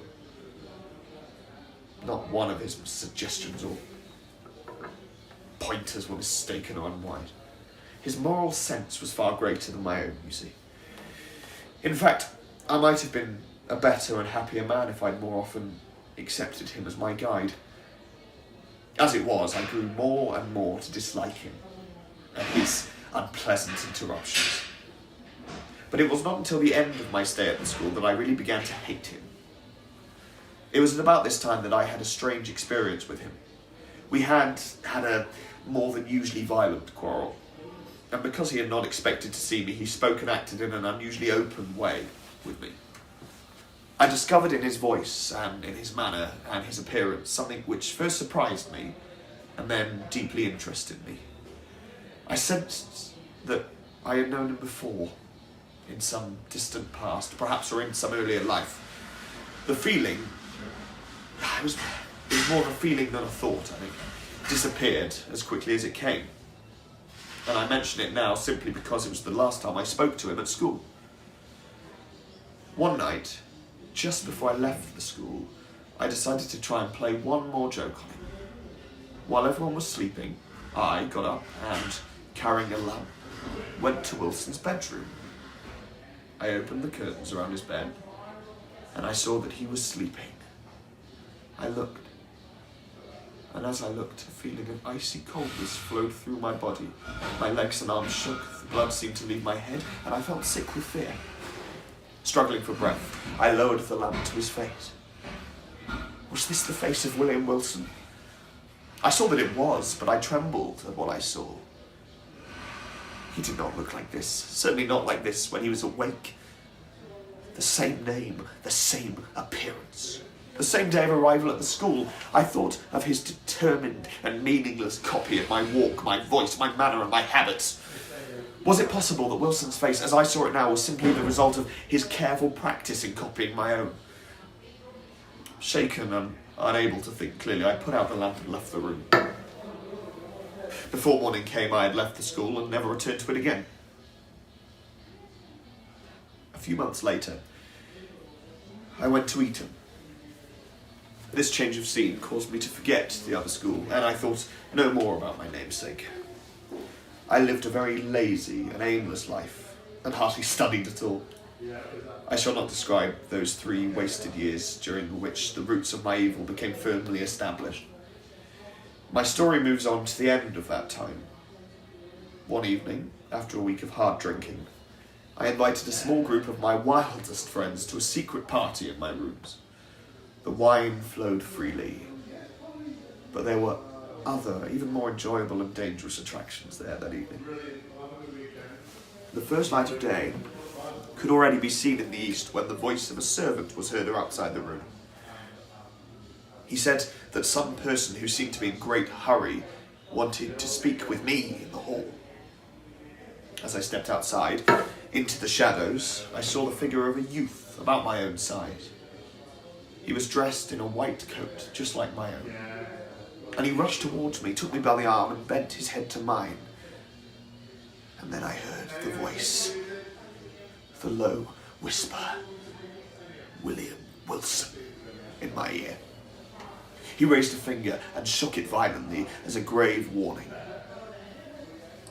This movement of his brought 1,000 memories racing to my mind. They struck it with the shock of an electric current, and then, in a moment, he was gone.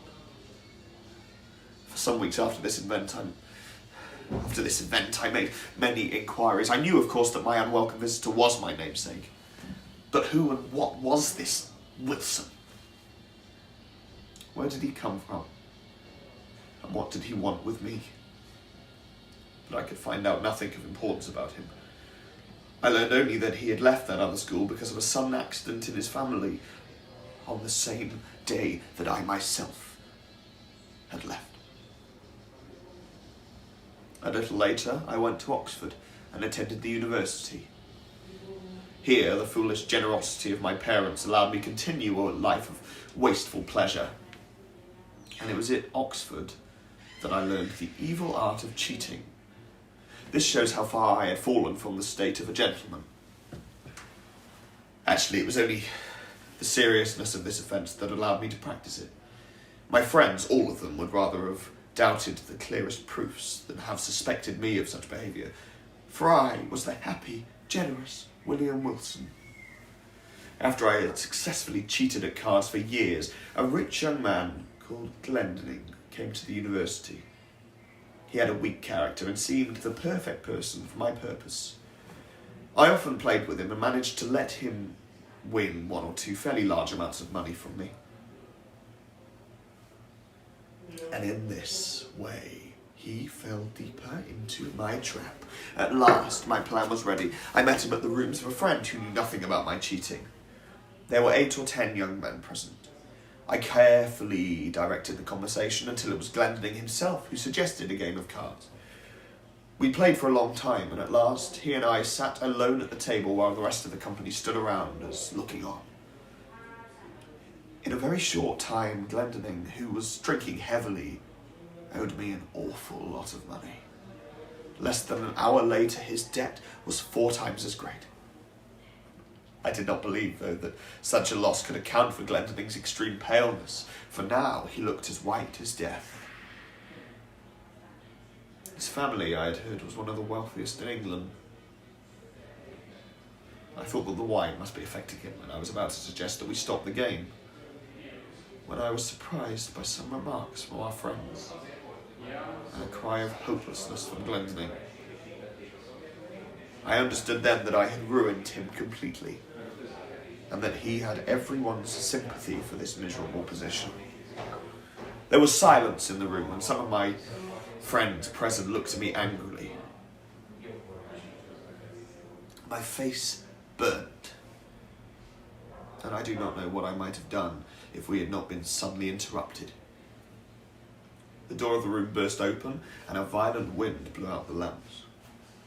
Their light, as it died, showed us that a stranger had entered and was now standing among us. And we heard his voice. "Gentlemen," he said, in a low, clear, and never-to-be-forgotten whisper, which brought up a lump in my throat. "I am sorry for this interruption, but it is a duty.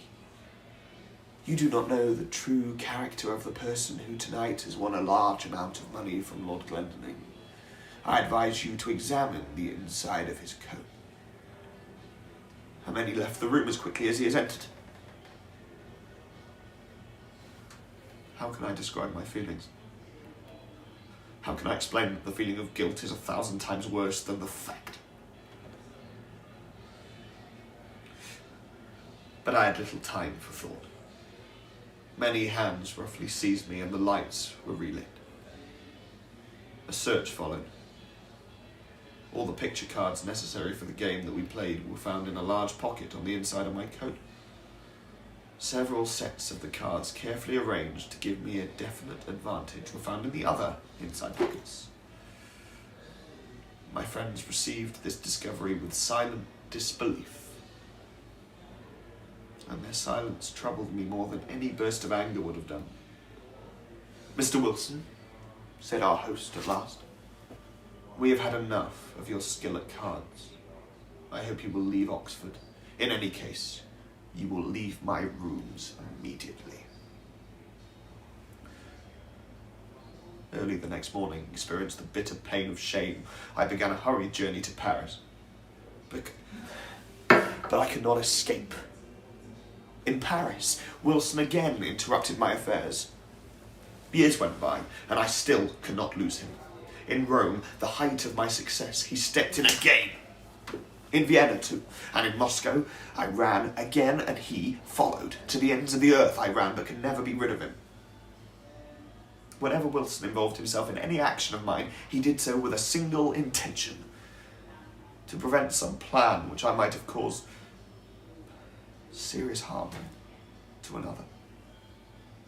I gained no comfort from knowing this. I felt only anger over the loss of my natural freedom of action. Had he continued for many, many years to copy my dress? Oh, yes. But I had not once seen,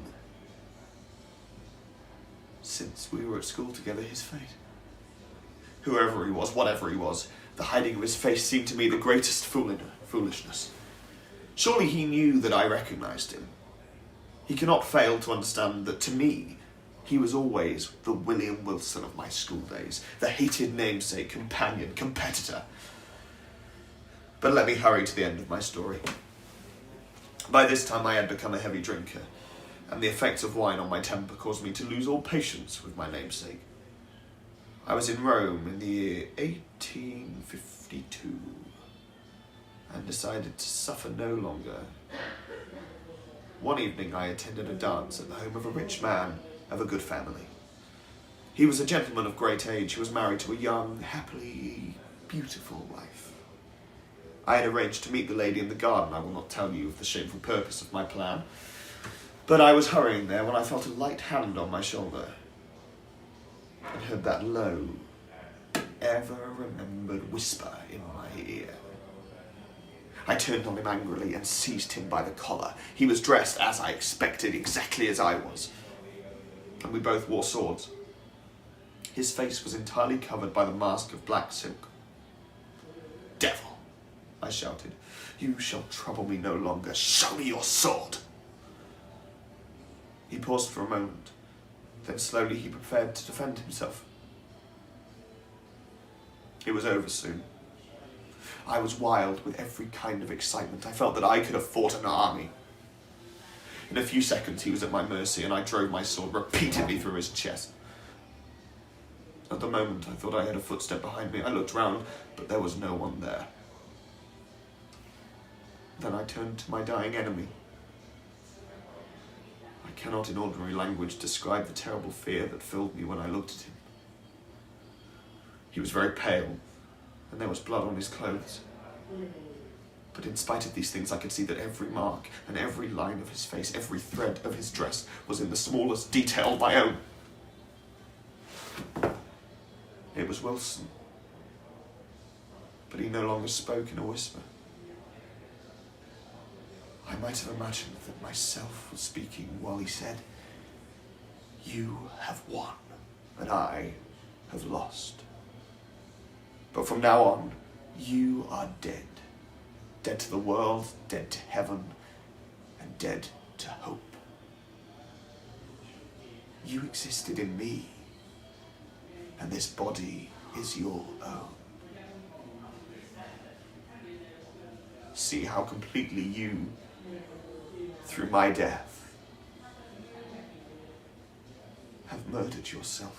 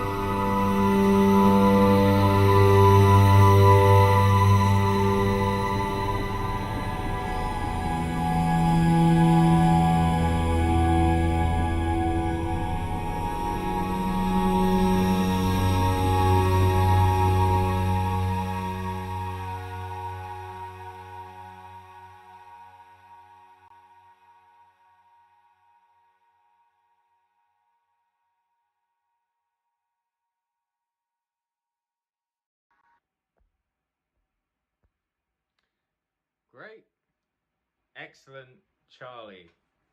Charlie's taken up a show to Edinburgh Fringe as well. It's called A Covert Affair. And I would throw up a picture over on this side of the screen, but I forgot to prep it before. But it's I taught Charlie at Lipper when I went up there to do some digital theatre work with the actors. And he and Ella Harding are in A Covert Affair, which both of whom I taught. So I'm really looking forward to checking that out when I'm up in Edinburgh. Right, so next up is me reading The Businessman. And Edgar Allan Poe wrote this story as a kind of parody, a satire on people trying to, entrepreneurial kind of business people, namely with his stepfather in mind, I believe, and who we didn't really get along with. So yeah, I'm quite a fan of this piece. It's kind of funny and somewhat a satire that could be, I don't know, could be done nowadays to kind of poke fun at capitalism. So I really am considering it as a potential, and a lot of people do ask me, what other Poe stories would you do? And it's hard to kind of think of any others, but I feel like this one has legs in a way. It would need adapting, but it'd be nice to know what you guys think. So this is me, Stephen Smith, reading reading The Businessman.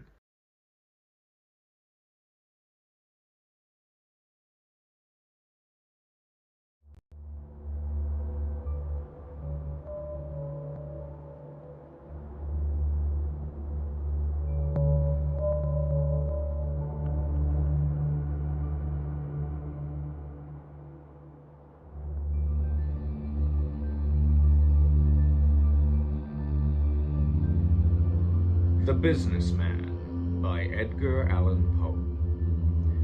Method is the soul of business. An old saying. I am a businessman. I am a methodical man. Method is the thing, after all. But there are no people I more heartily despise than your eccentric fools who prate about method without understanding it, attending strictly to its letter and violating its spirit. These fellows are always doing the most out-of-the-way things in what they call an orderly manner. Now here, I conceive, is a positive paradox. True method appertains to the ordinary and the obvious alone, and cannot be applied to the outer. What definite idea can a body attach to such expressions as methodical jack-o'-dandy or a systematical will-o'-the-wisp? My notions upon this head might not have been so clear as they are, but for a fortunate accident which happened to me when I was a very little boy. A good-hearted old Irish nurse, whom I shall not forget in my will, took me up one day by the heels when I was making more noise than was necessary, and, swinging me round 2 or 3 times, deeded my eyes for a shrieking little salpeen, and then knocked my head into a cocked hat against the bedpost. This, I say, decided my fate, and made my fortune. A bump arose at once on my sinciput, and turned out to be as pretty an organ of order as one shall see on a summer's day. Hence that positive appetite for system and regularity which has made me the distinguished man of business that I am. If there is anything on earth I hate, it is a genius. Your geniuses are all arrant asses. The greater the genius, the greater the ass. And to this rule, there is no exception whatever. Especially, you cannot make a man of business out of a genius any more than money out of a Jew, or the best nutmegs out of pine nuts. The creatures are always going off at a tangent into some fantastic employment or ridiculous speculation entirely at variance with the fitness of things, and having no business whatever to be considered as a business at all. Thus you may tell these characters immediately by the nature of their occupations. If you ever perceive a man setting up as a merchant or a manufacturer, or going into the cotton or tobacco trade, or any of those eccentric pursuits, or getting to be a dry goods dealer, or soap boiler, or something of that kind, or pretending to be a lawyer, or a blacksmith, or a physician, anything out of the usual way, you may set him down at once as a genius, and then, according to the rule of 3, he's an ass. Now, I am not in any respect a genius, but a regular businessman. My daybook and ledger will evince this in a minute. They are well kept, and though I say it myself, in my general habits of accuracy and punctuality, I am not to be beat by a clock. Moreover, my occupations have been always made to chime in with the ordinary habitudes of my fellow men. Not that I feel the least indebted upon this score to my exceedingly weak-minded parents, who, beyond doubt, would have made an arrant genius of me at last, if my guardian angel had not come in good time to the rescue. In biography, the truth is everything, and in autobiography it is especially so. Yet I scarcely hope to be believed when I state, however solemnly, that my poor father put me, when I was about 15 years of age, into the counting-house of what he termed a respectable hardware and commission merchant doing a capital bit of business. Ha! A capital bit of fiddlestick! However, the consequence of this folly was that in 2 or 3 days I had to be sent home to my button-headed family in a high state of fever, and with a most violent and dangerous pain in the sinciput, all around about my organ of order. It was nearly a gone case with me then, just touch and go for 6 weeks, the physicians giving me up, and all that sort of thing. But although I suffered much, I was a thankful boy in the main. I was saved from being a respectable hardware and commission merchant doing a capital bit of business, and I felt grateful to the protuberance which had been the means of my salvation, as well as to that kind-hearted female who had originally put the means within my reach. Most boys run away from home at 10 or 12 years of age, but I waited till I was 16. I don't know if I should have gone even then, if I had not happened to hear my old mother talk about setting me up on my own hook in the grocery way. The grocery way? Ha! Only think of that!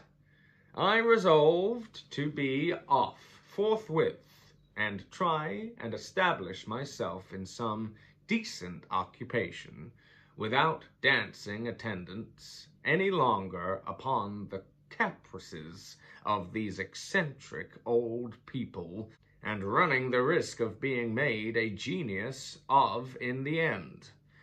In this project, I succeeded perfectly well at the first effort, and by the time I was fairly 18, found myself doing an extensive and profitable business in the tailor's walking advertisement line. I was enabled to discharge the onerous duties of this profession only by that rigid adherence to system which formed the leading feature of my mind. A scrupulous method characterized my actions as well as my accounts. In my case, it was method, not money, which made the man. At least all of him that was not made by the tailor whom I served.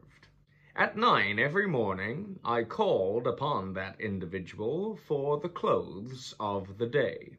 10 o'clock found me in some fashionable promenade or other place of public amusement. The precise regularity with which I turned my handsome person about, so as to bring successively into view every portion of the suit upon my back, was the admiration of all the knowing men in the trade. Noon never passed without my bringing home a customer to the house of my employers, Messrs. Cut and Come Again. I say this proudly, but with tears in my eyes, for the firm proved themselves the basest of ingrates. The little account, about which we quarreled and finally parted, cannot, in any item, be thought overcharged by gentlemen really conversant with the nature of the business. Upon this point, however, I feel a degree of proud satisfaction in permitting the reader to judge for himself. My bill ran as thus.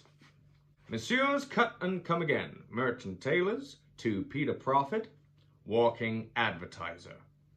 July the 10th, to Promenade as usual, and customer brought home 25 cents. July 11th, to do, 25 cents. July the 12th, to one lie, second class, damaged black cloth, sold for invisible green, 25 cents. July 13th, to one lie, first class, extra quality and size, recommending milled, satinate, and broadcloth, 75 cents. July 20th, to purchasing brand new paper, shirt collar or dicky, to set off gray Petersham, 2 cents.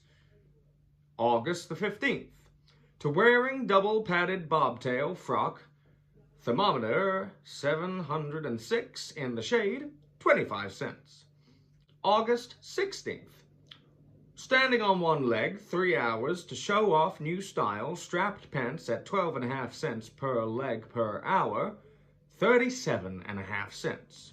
August 17th, to Promenade as usual, and large customer brought, open brackets, fat man, close brackets, 50 cents.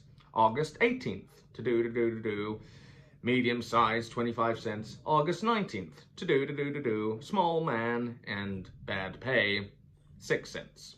All in all, $2.95.5. The item chiefly disputed in this bill was the very moderate charge of 2 pennies for the dicky. Upon my word of honor, this was not an unreasonable price for that dicky. It was one of the cleanest and prettiest dickies I ever saw, and I have good reason to believe that it effected the sale of 3 Petershams. The elder partner of the firm, however, would allow me only 1 penny of the charge, and took it upon himself to show in what manner 4 of the same sized conveniences could be got out of a sheet of fool scrap. But it is needless to say that I stood upon the principle of the thing. Business is business, and should be done in a business way. There was no system whatever in swindling me out of a penny, a cleared fraud of 50%. No method in any respect. I left at once the employment of Messrs. Cut and Come Again, and set up in the eyesore line. By myself, one of the most lucrative, respectable, and independent of the ordinary occupations. My strict integrity, economy, and rigorous business habits here again came into play. I found myself driving a flourishing trade, and soon became a marked man upon change. The truth is, I never dabbled in flashy matters, but jogged on in the good old, sober routine of the calling. A calling which I should, no doubt, have remained to the present hour, but for a little accident which happened to me in the prosecution of one of the usual business operations of the profession. Whenever a rich, old hunks or prodigal heir or bankrupt corporation gets into the notion of putting up a palace, there is no such thing in the world as stopping either of them, and this every intelligent person knows. The fact in question is indeed the basis of the eyesore trade. As soon, therefore, as a building project is fairly afoot by one of these parties, we merchants secure a nice corner of the lot in contemplation, or a prime little situation just adjoining or tight in front. This done, we wait until the palace is halfway up, and then we pay some tasty architect to run us up an ornamental mud hovel right against it, or a down east or Dutch pagoda, or a pigsty, or an ingenious little bit of fancy work, either esquimau, kickapoo, or hottentot. Of course, we can't afford to take these structures down after a bonus of 500% upon the prime cost of our lot and plaster? Can we? I ask the question. I ask it of businessmen. It would be irrational to suppose that we can. And yet there was a rascally corporation which asked me to do this very thing. This very thing! I did not reply to their absurd proposition, of course, but I felt it a duty to go that same night and lamp black the whole of their palace. For this, the unreasonable villains clapped me into jail, and the gentleman of the eyesore trade could not well avoid cutting my connection when I came out. The assault and battery business, into which I was now forced to adventure for a livelihood, was somewhat ill adapted to the delicate nature of my constitution, but I went to work in it with a good heart, and found my account here, as heretofore, in those stern habits of methodical accuracy which had been thumped into me by that delightful old nurse. I would indeed be the basest of men not to remember her well in my will.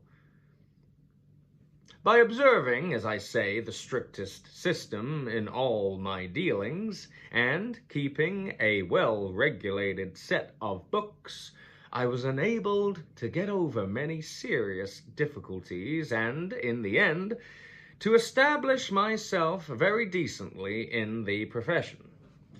The truth is that few individuals in any line did a snugger little business than I.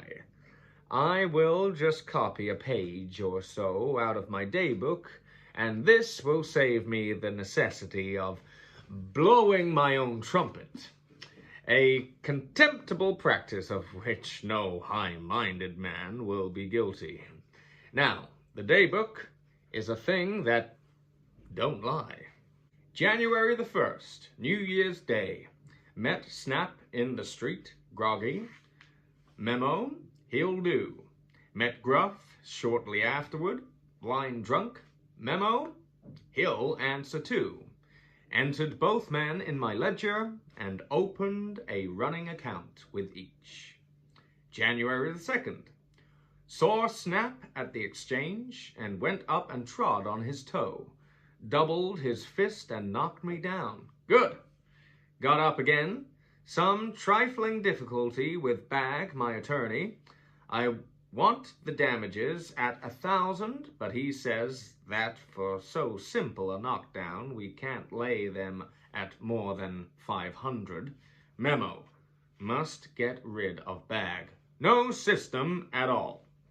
January the 3rd. Went to the theatre to look for Gruff. Saw him sitting in a side box in the second tier between a fat lady and a lean one. Quizzed the whole party through an opera glass till I saw the fat lady blush and whisper to G. Went round then into the box and put my nose within reach of his hand. Wouldn't pull it, no go. Blew it and tried again, no go. Sat down and winked at the lean lady when I had the high satisfaction of finding him lift me up by the nape of the neck and fling me into the pit. Neck dislocated and right leg capitally splintered. Went home in high glee, drank a bottle of champagne, and booked the young man for 5,000. Bag says it'll do. February 15th. Compromised the case of Mr. Snap. Amount entered in journal 50 cents, which see. February 16th. Cast by that ruffian Gruff who made me a present of $5. Cost of suit $4.25. Net profit, see journal, 75 cents. Now, here is a clear gain. In a very brief period, no less than $1.25. This is in the mere cases of Snap and Gruff, and I solemnly assure the reader that these extracts are taken at random from my daybook. It's an old saying, and a true one, however, that money is nothing in comparison with health. I found the exactions of the profession somewhat too much for my delicate state of body, and discovering at last that I was not all out of shape, so that I didn't know very well what to make of the matter, and so that my friends, when they met me in the street, couldn't tell that I was Peter Prophet at all. It occurred to me that the best expedient I could adopt was to alter my line of business. I turned my attention, therefore, to mud dabbling, and continued for some years. The worst of this occupation is that too many people take a fancy to it, and the competition is in consequence excessive. Every ignoramus of a fellow who finds that he hasn't brains in sufficient quantity to make his way as a walking advertiser, or an eyesore prig, or a salt and batter man, thinks, of course, that he'll answer very well as a dabbler of mud. But there never was entertained a more erroneous idea than that it requires no brains to mud dabble. Especially, there is nothing to be made in this way without method.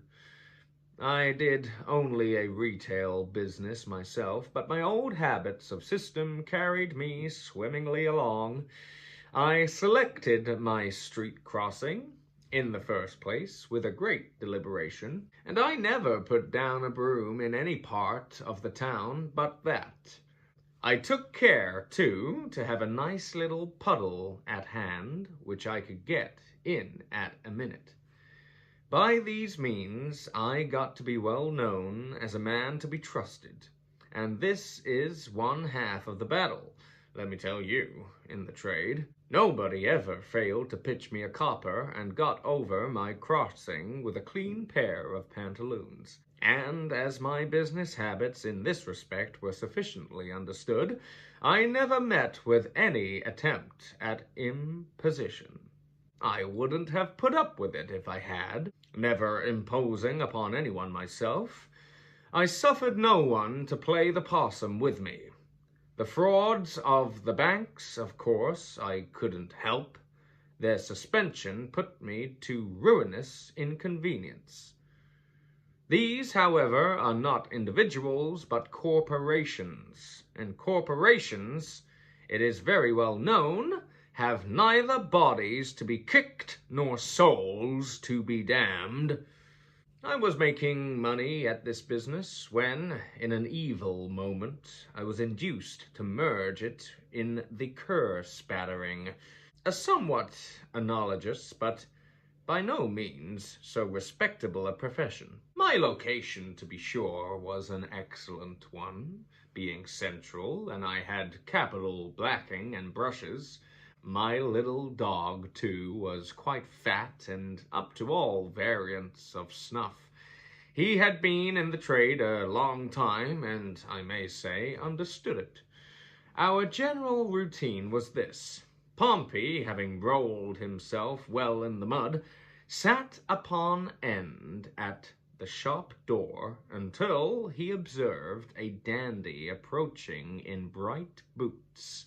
Then he proceeded to meet him and gave the Wellingtons a rub or two with his wool. Then the dandy swore very much and looked about for a bootblack. There I was, full in his view, with blacking and brushes. It was only a minute's work, and then came a sixpence. This did moderately well for a time. In fact, I was not avaricious, but my dog was. I allowed him a third of the profit, but he was advised to insist upon half. This I couldn't stand, so we quarreled and parted. I next tried my hand at organ grinding for a while, and may say that I made out pretty well. It is a plain, straightforward business and requires no particular abilities.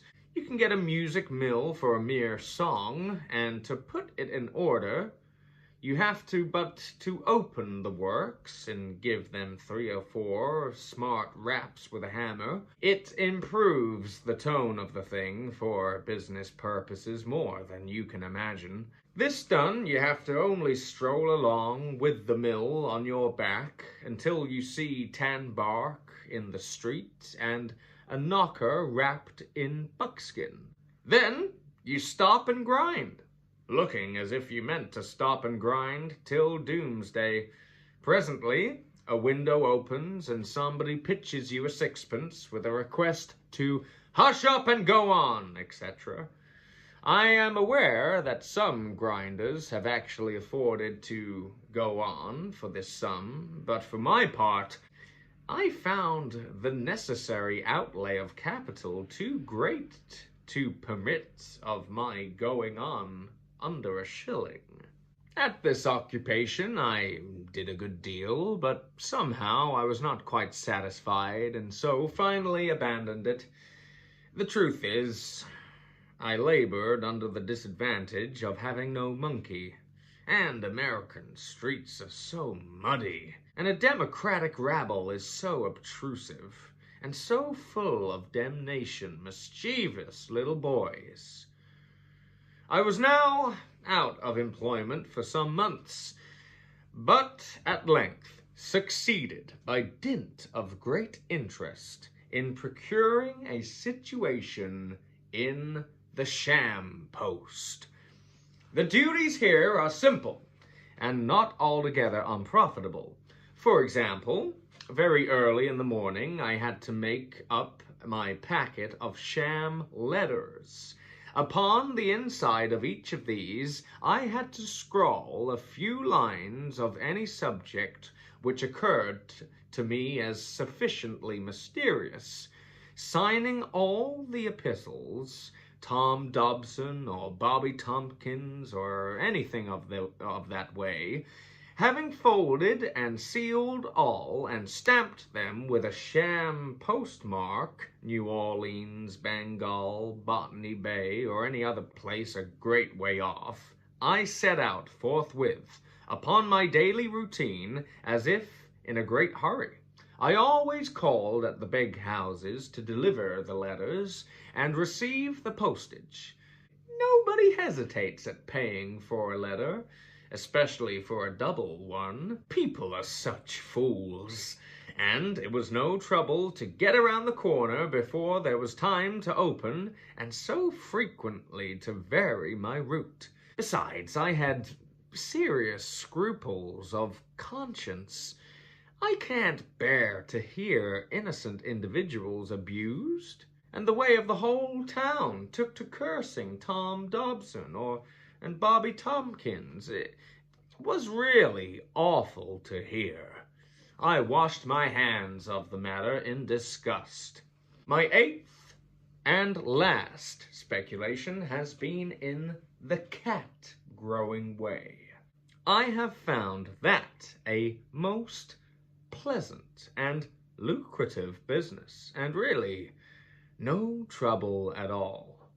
The country, it is well known, has become infested with cats, so much so of late that a petition for relief, most numerously and respectably signed, was brought before the legislature at its late memorable session.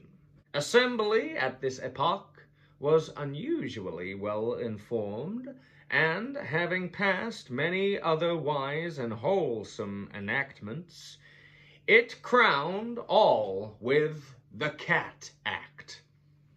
In its original form, this law offered a premium for cat heads, 4d apiece.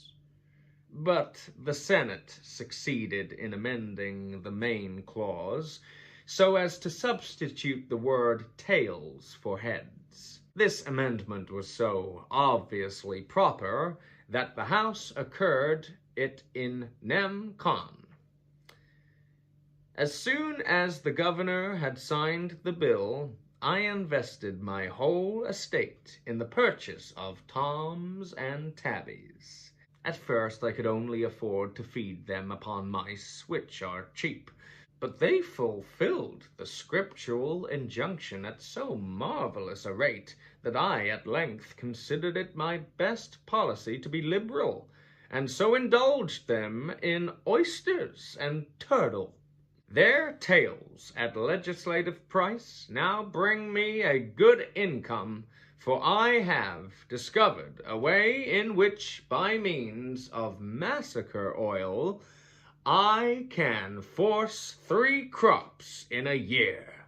It delights me to find, too, that the animals soon get accustomed to the thing, and would rather have their appendages cut off than otherwise. I consider myself, therefore, a made man, and am bargaining for a county seat on the Hudson.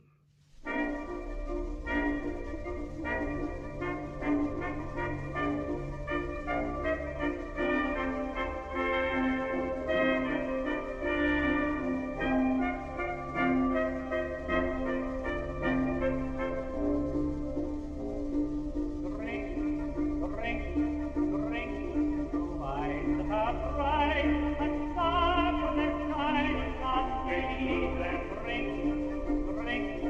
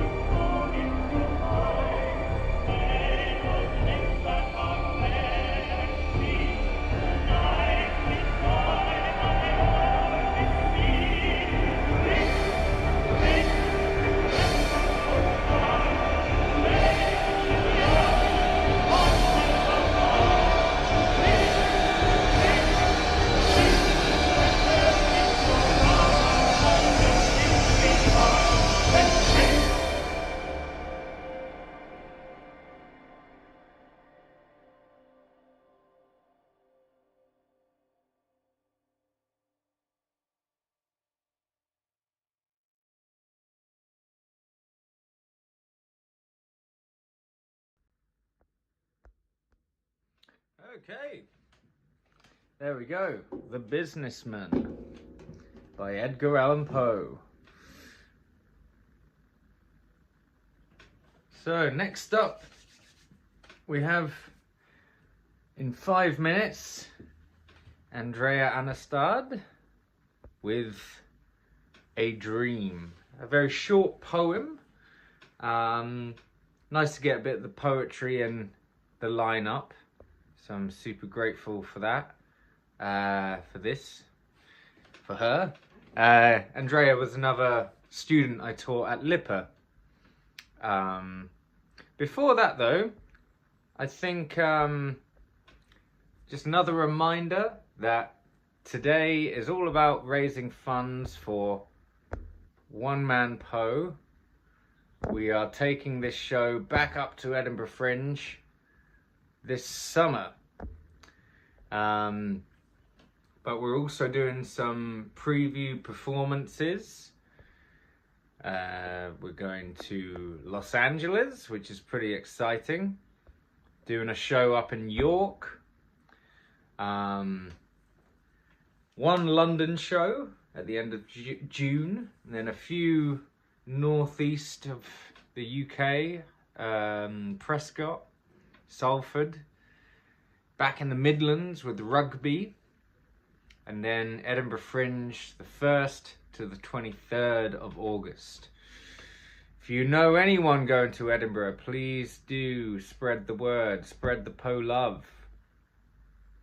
I think as well, just before we get over to get on to Andrea's lovely poem, I'll just stick up the original trailer of One Man Poe. This was filmed at the Watford Palace Theatre, which is where One Man Poe was originally performed.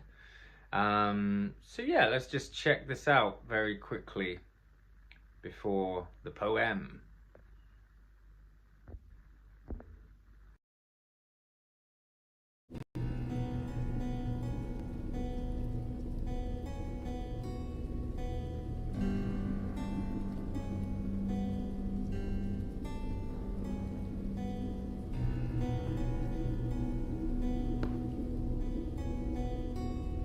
Once upon a midnight dreary, while I pondered, weak and weary, over many a quaint and curious volume of forgotten lore.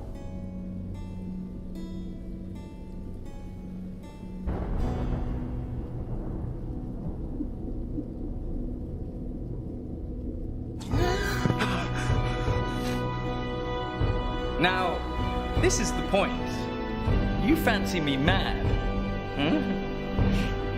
Madmen know nothing. Was I left to perish of starvation in this subterranean world of darkness? Or what fate, perhaps even more fearful, awaited me? Who has not, 100 times, found himself committing a vile or a silly action for no other reason than because he knows he should not? How then am I mad?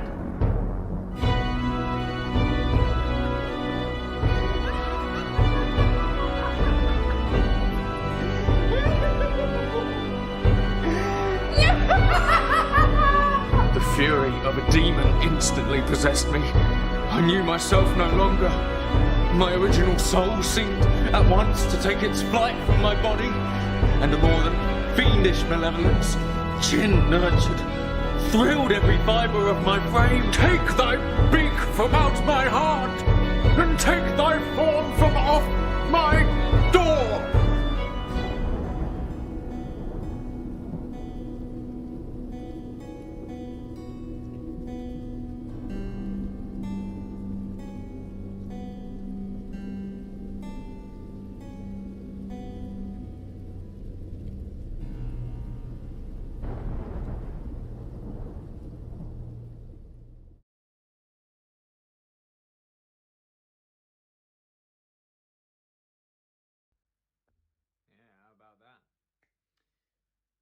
In that version, I did the whole of the Telltale Heart in a straitjacket, which was really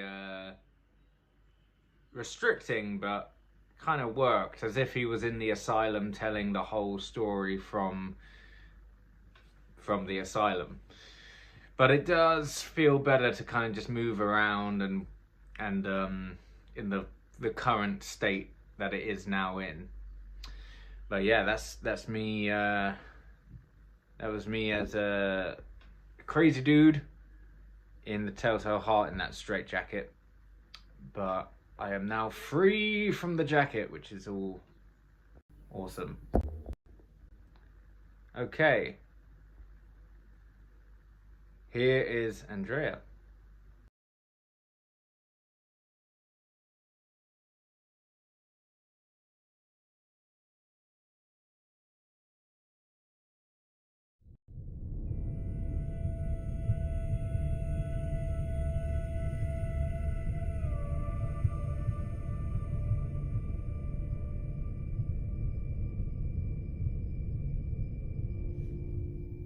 In visions of the dark night, I have dreamed of joy departed. But a waking dream of life and light hath left me broken-hearted. And what is not a dream by day, to him whose eyes are cast on things around him with a ray, turn back upon the past? That holy dream,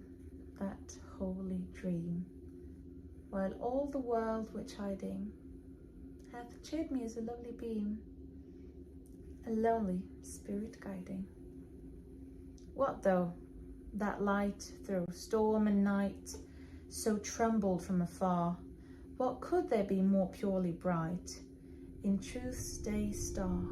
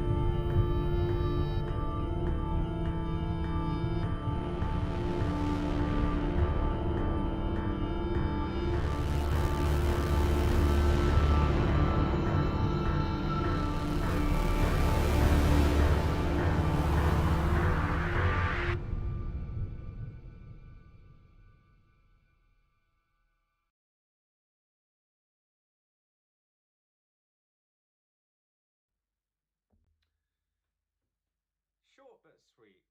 Love it. It was a really lovely read. Yeah, I should mention the music that you're hearing tonight throughout this whole stream is all composed by Joe Fury, and he's my kind of go-to sound designer, composer for everything I do. A montage of Monet was composed by him. Also all the other solo shows that I do. Yeah, everything, including that Drink, Drink, Drink song at the end of The Businessman. That the original song isn't composed by him, but the kind of ramping up of that kind of creepy, tense build up over the top of the song, which is in the public domain, is all Joe. Joe is a fantastic. Joe and I have a fantastic partnership, and we've really come up with some great stuff together.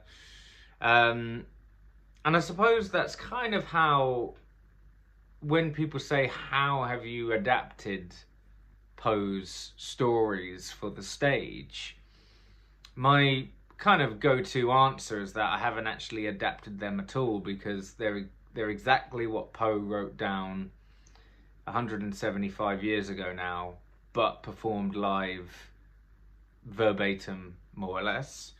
However, to be honest, how we have adapted them is with all the fantastic sound design. It's incredible, all the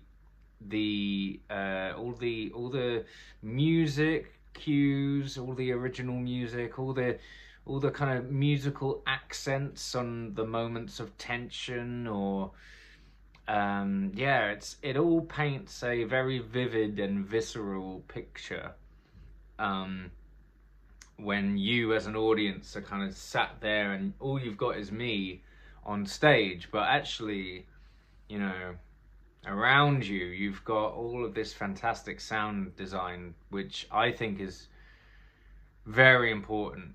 I've often said that I can perform one-man Poe very much with any kind of lighting, but I really do struggle to envision performing it, especially some of the stories, without the sound design.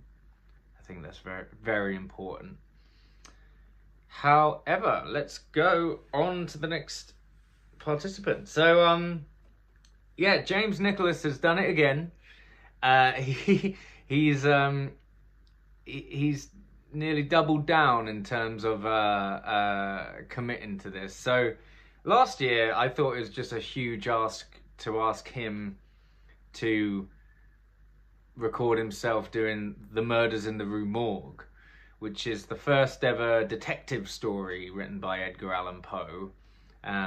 Literally the first ever in the history of literature story about an armchair detective. Poe created that kind of Sherlock Holmes kind of style of story. James recorded it, smashed it out. It was about a 90-minute long story in the end. And The Mystery of Marie Rogêt, which is the sequel to The Murders in the Rue Morgue, starring the same detective, C. Auguste Dupin. This is the sequel, and it's about 2 hours long, over 2 hours. And again, James has gone above and beyond the Call of Duty with this, and I'm super grateful for the guy. Just quickly before we put it on, James is, so last year he took up a few shows, a few gothic horror things, including Murders in the Rue Morgue, but this year he's taken up a double bill, The Body Snatcher and Charles Dickens' The Hanged Man's Bride.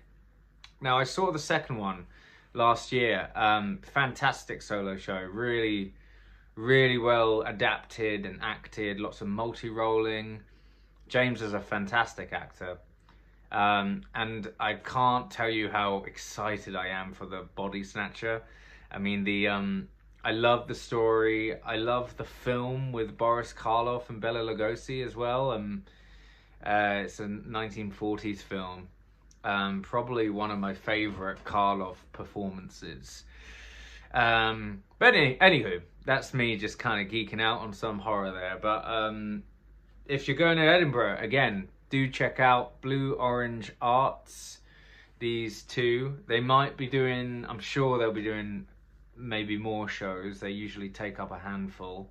But I know these two are James Nicolas. So, let's whack him on.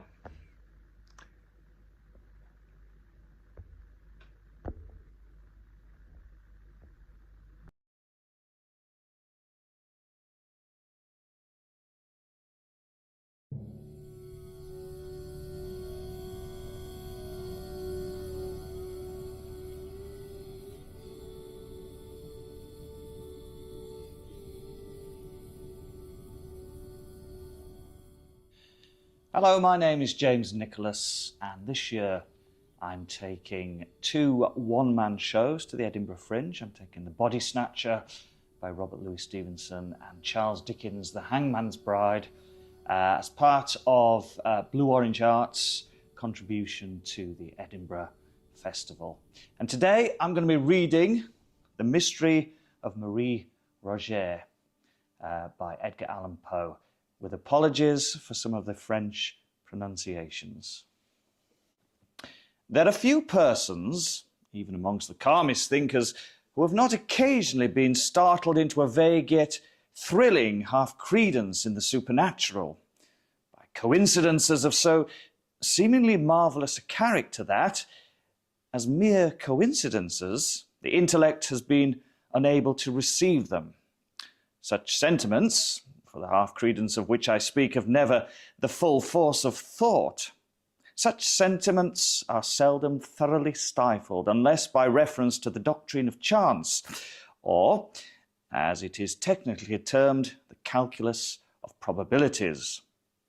Now, this calculus is, in its essence, purely mathematical, and thus we have the anomaly of the most rigidly exact in science applied to the shadow and spirituality of the most intangible in speculation. The extraordinary details which I am now called upon to make public will be found to form, as regards sequence of time, the primary branch of a series of scarcely intelligible coincidences, whose secondary or concluding branch will be recognized by all readers in the late murder of Mary Cecilia Rogers at New York. When, in an article entitled "The Murders in the Rue Morgue," I endeavoured about a year ago to depict some very remarkable features in the mental character of my friend, Monsieur C. Auguste Dupin, it did not occur to me that I should ever resume the subject. This depicting of a character constituted my design, and this design was thoroughly fulfilled in the wild train of circumstances brought to instance Dupin's idiosyncrasy. I might have adduced other examples, but I should have proven no more. Late events, however, in their surprising development, have startled me into some further details which will carry with them the air of extorted confession. Hearing what I have lately heard, it would be indeed strange should I remain silent in regard to what I both heard and saw so long ago. Upon the winding up of the tragedy involved in the deaths of Madame L'Espanaye and her daughter, the Chevalier dismissed the affair at once from his attention and relapsed into his old habits of moody reverie. Prone at all times to abstraction, I readily fell in with his humour, and continuing to occupy our chambers in the Faubourg Saint-Germain, we gave the future to the winds and slumbered tranquilly in the present, weaving the dull world around us into dreams. But these dreams were not altogether uninterrupted. It may readily be supposed that the part played by my friend in the drama at the Rue Morgue had not failed of its impression upon the fancies of the Parisian police. With its emissaries, the name of Dupin had grown into a household word. The simple character of those inductions by which he had disentangled the mystery, never having been explained even to the prefect or to any other individual than myself, of course it is not surprising that the affair was regarded as little less than miraculous, or that the Chevalier's analytical abilities acquired for him the credit of intuition. His frankness would have led him to disabuse every inquirer of such prejudice. But his indolent humour forbade all further agitation of a topic whose interest to himself had long ceased. It thus happened that he found himself the cynosure of the political eyes, and the cases were not few in which attempt was made to engage his services at the prefecture. One of the most remarkable instances was that of the murder of a young girl named Marie Rogêt. This event occurred about 2 years after the atrocity in the Rue Morgue. Marie, whose Christian and family name will at once arrest attention from their resemblance to those of the unfortunate cigar girl, was the only daughter of the widow Estelle Rogêt. The father had died during the child's infancy, and from the period of his death until within 18 months before the assassination, which forms the subject of our narrative, the mother and daughter had dwelt together in the Rue Pavée Saint-André, Madame there keeping a pension, assisted by Marie. Affairs went on thus until the latter had attained her 22nd year, when her great beauty attracted the notice of a perfumer who occupied one of the shops in the basement of the Palais Royal, and whose custom lay chiefly among the desperate adventurers infesting that neighbourhood. Monsieur Leblanc was not unaware of the advantages to be derived from the attendance of the fair Marie in his perfumery, and his liberal proposals were accepted eagerly by the girl, although with somewhat more of a hesitation by Madame. The anticipations of the shopkeeper were realised, and his rooms soon became notorious through the charms of the sprightly grisette. She had been in his employ about a year, when her admirers were thrown in confusion by her sudden disappearance from the shop. Monsieur Leblanc was unable to account for her absence, and Madame Rogêt was distracted with anxiety and terror. The public papers immediately took up the theme, and the police were upon the point of making serious investigations when, one fine morning, after the lapse of a week, Marie, in good health, but with a somewhat saddened air, made her reappearance at her usual counter at the perfumery. All inquiry, except that of a private character, was, of course, immediately hushed. Monsieur Leblanc professed total ignorance, as before. Marie, with Madame, replied to all questions that the last week had been spent at the house of a relation in the country. Thus the affair died away and was generally forgotten, for the girl, ostensibly to relieve herself from the impertinence of curiosity, soon bade a final adieu to the perfumer and sought the shelter of her mother's residence in the Rue Pavée Saint-André. It was about 5 months after this return home that her friends were alarmed by her sudden disappearance for the second time. 3 days elapsed and nothing was heard of.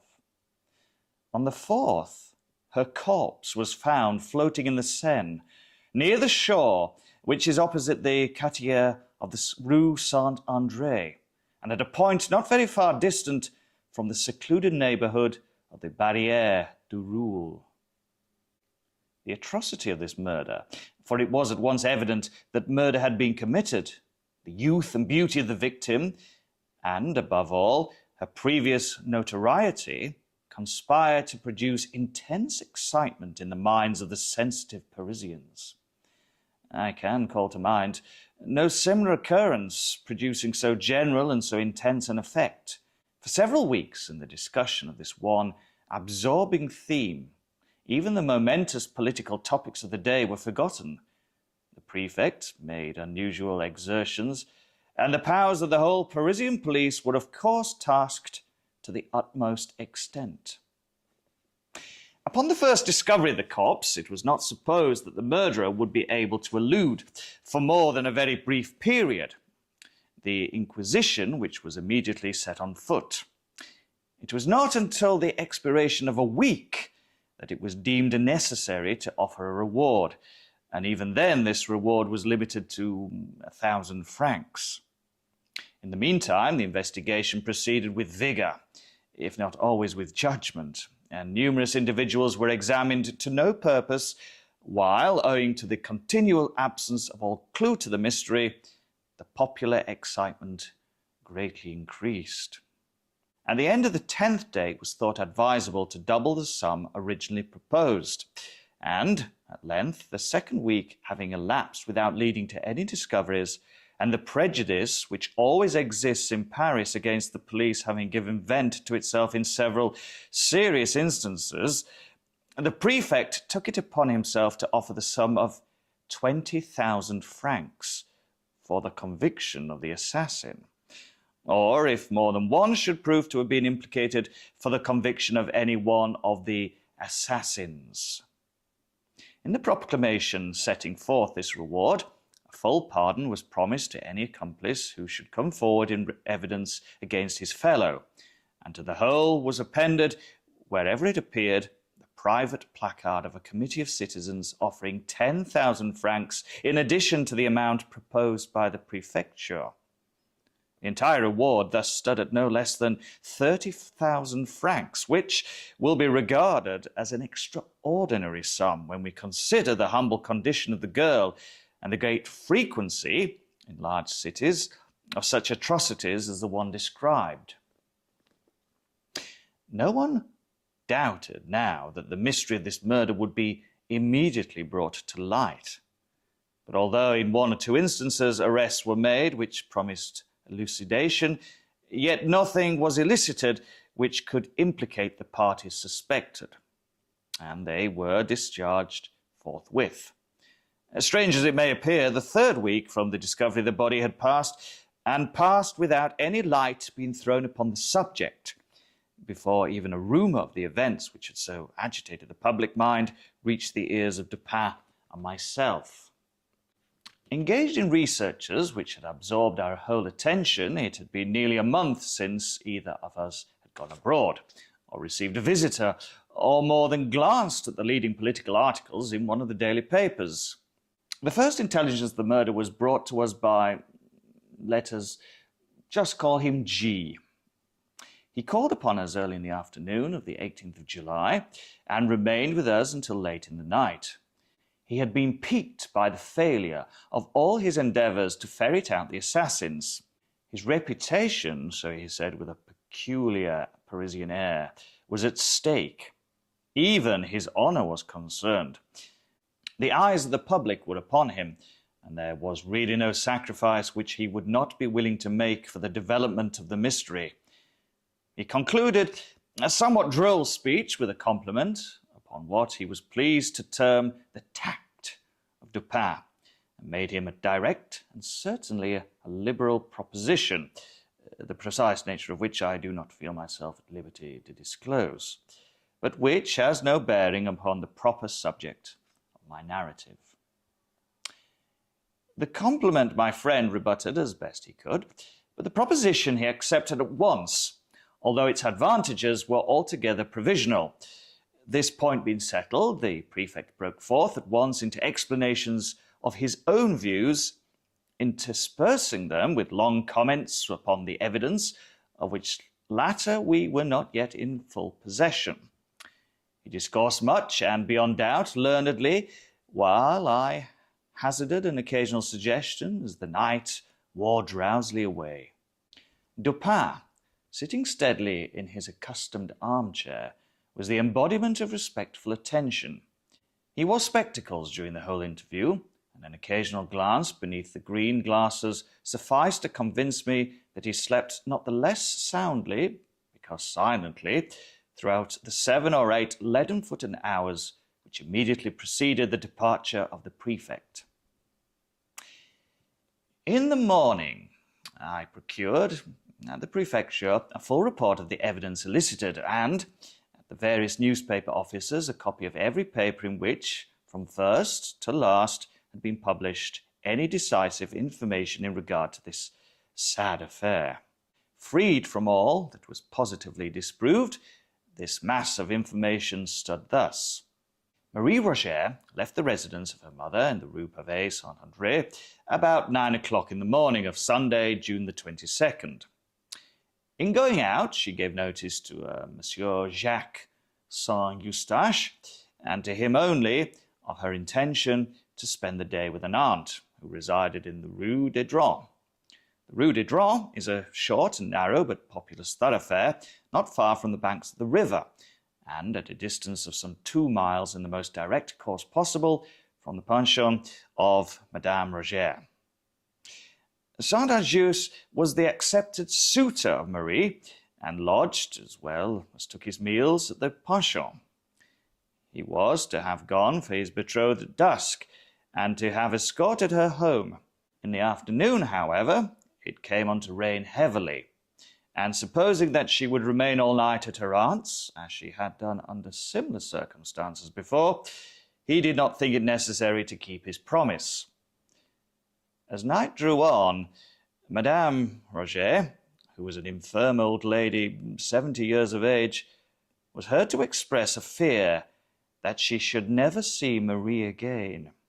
But this observation attracted little attention at the time. On Monday, it was ascertained that the girl had not been to the Rue de Dreux, and when the day elapsed without tidings of her, a tardy search was instituted at several points in the city and its environs. It was not, however, until the fourth day from the period of her disappearance that anything satisfactory was ascertained respecting her.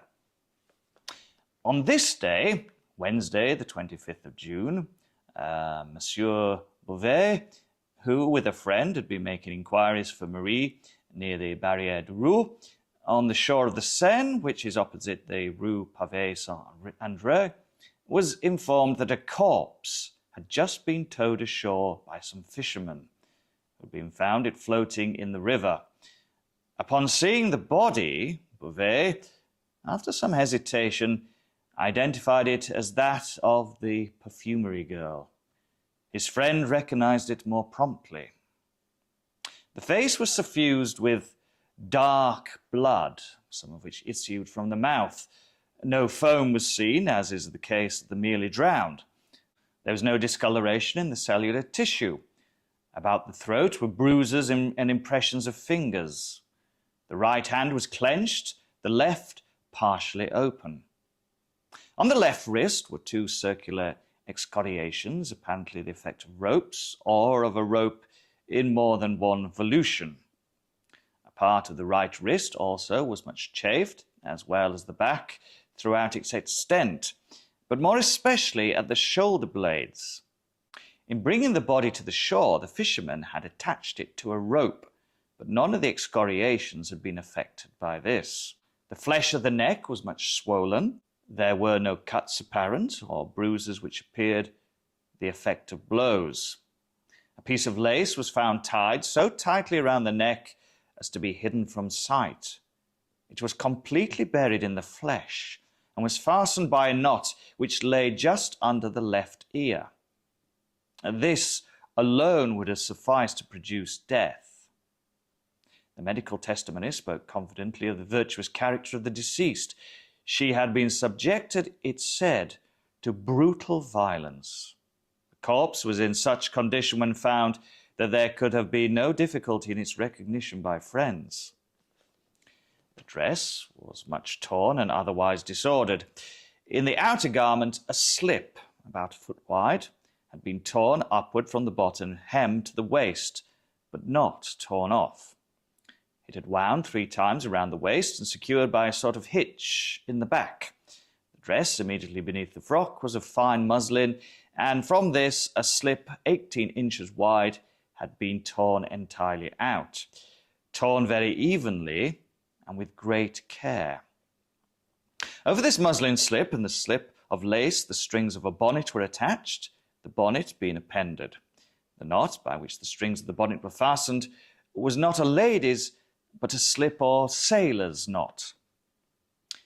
After the recognition of the corpse, it was not, as usual, taken to the morgue, this formality being superfluous, but hastily interred not far from the spot at which it was brought ashore.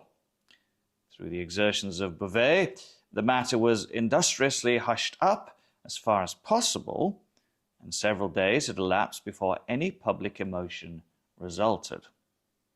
A weekly paper, however, at length took up the theme. The corpse was disinterred and a re-examination instituted, but nothing was elicited beyond what had been already noted. The clothes, however, were now submitted to the mother and friends of the deceased, and fully identified as those worn by the girl upon leaving home. Meanwhile, the excitement increased hourly. Several individuals were arrested and discharged. Saint Eustache fell especially under suspicion, and he failed at first to give an intelligible account of his whereabouts during the Sunday on which Marie left home. Subsequently, however, he submitted to Monsieur G. affidavits accounting satisfactorily for every hour of the day in question. As time passed and no discovery ensued, 1,000 contradictory rumours were circulated, and journalists busied themselves in suggestions. Amongst these, the one which attracted the most notice was the idea that Marie Rogêt still lived. that the corpse found in the Seine was that of some other unfortunate. It will be proper that I submit to the reader some passages which embody the suggestion alluded to.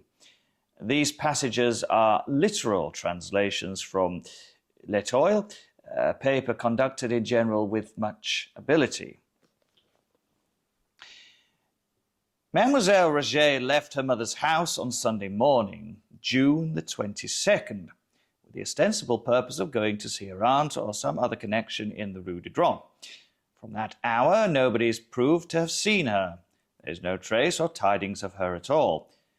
There has no person whatsoever come forward, so far, who saw her at all on that day after she left her mother's door.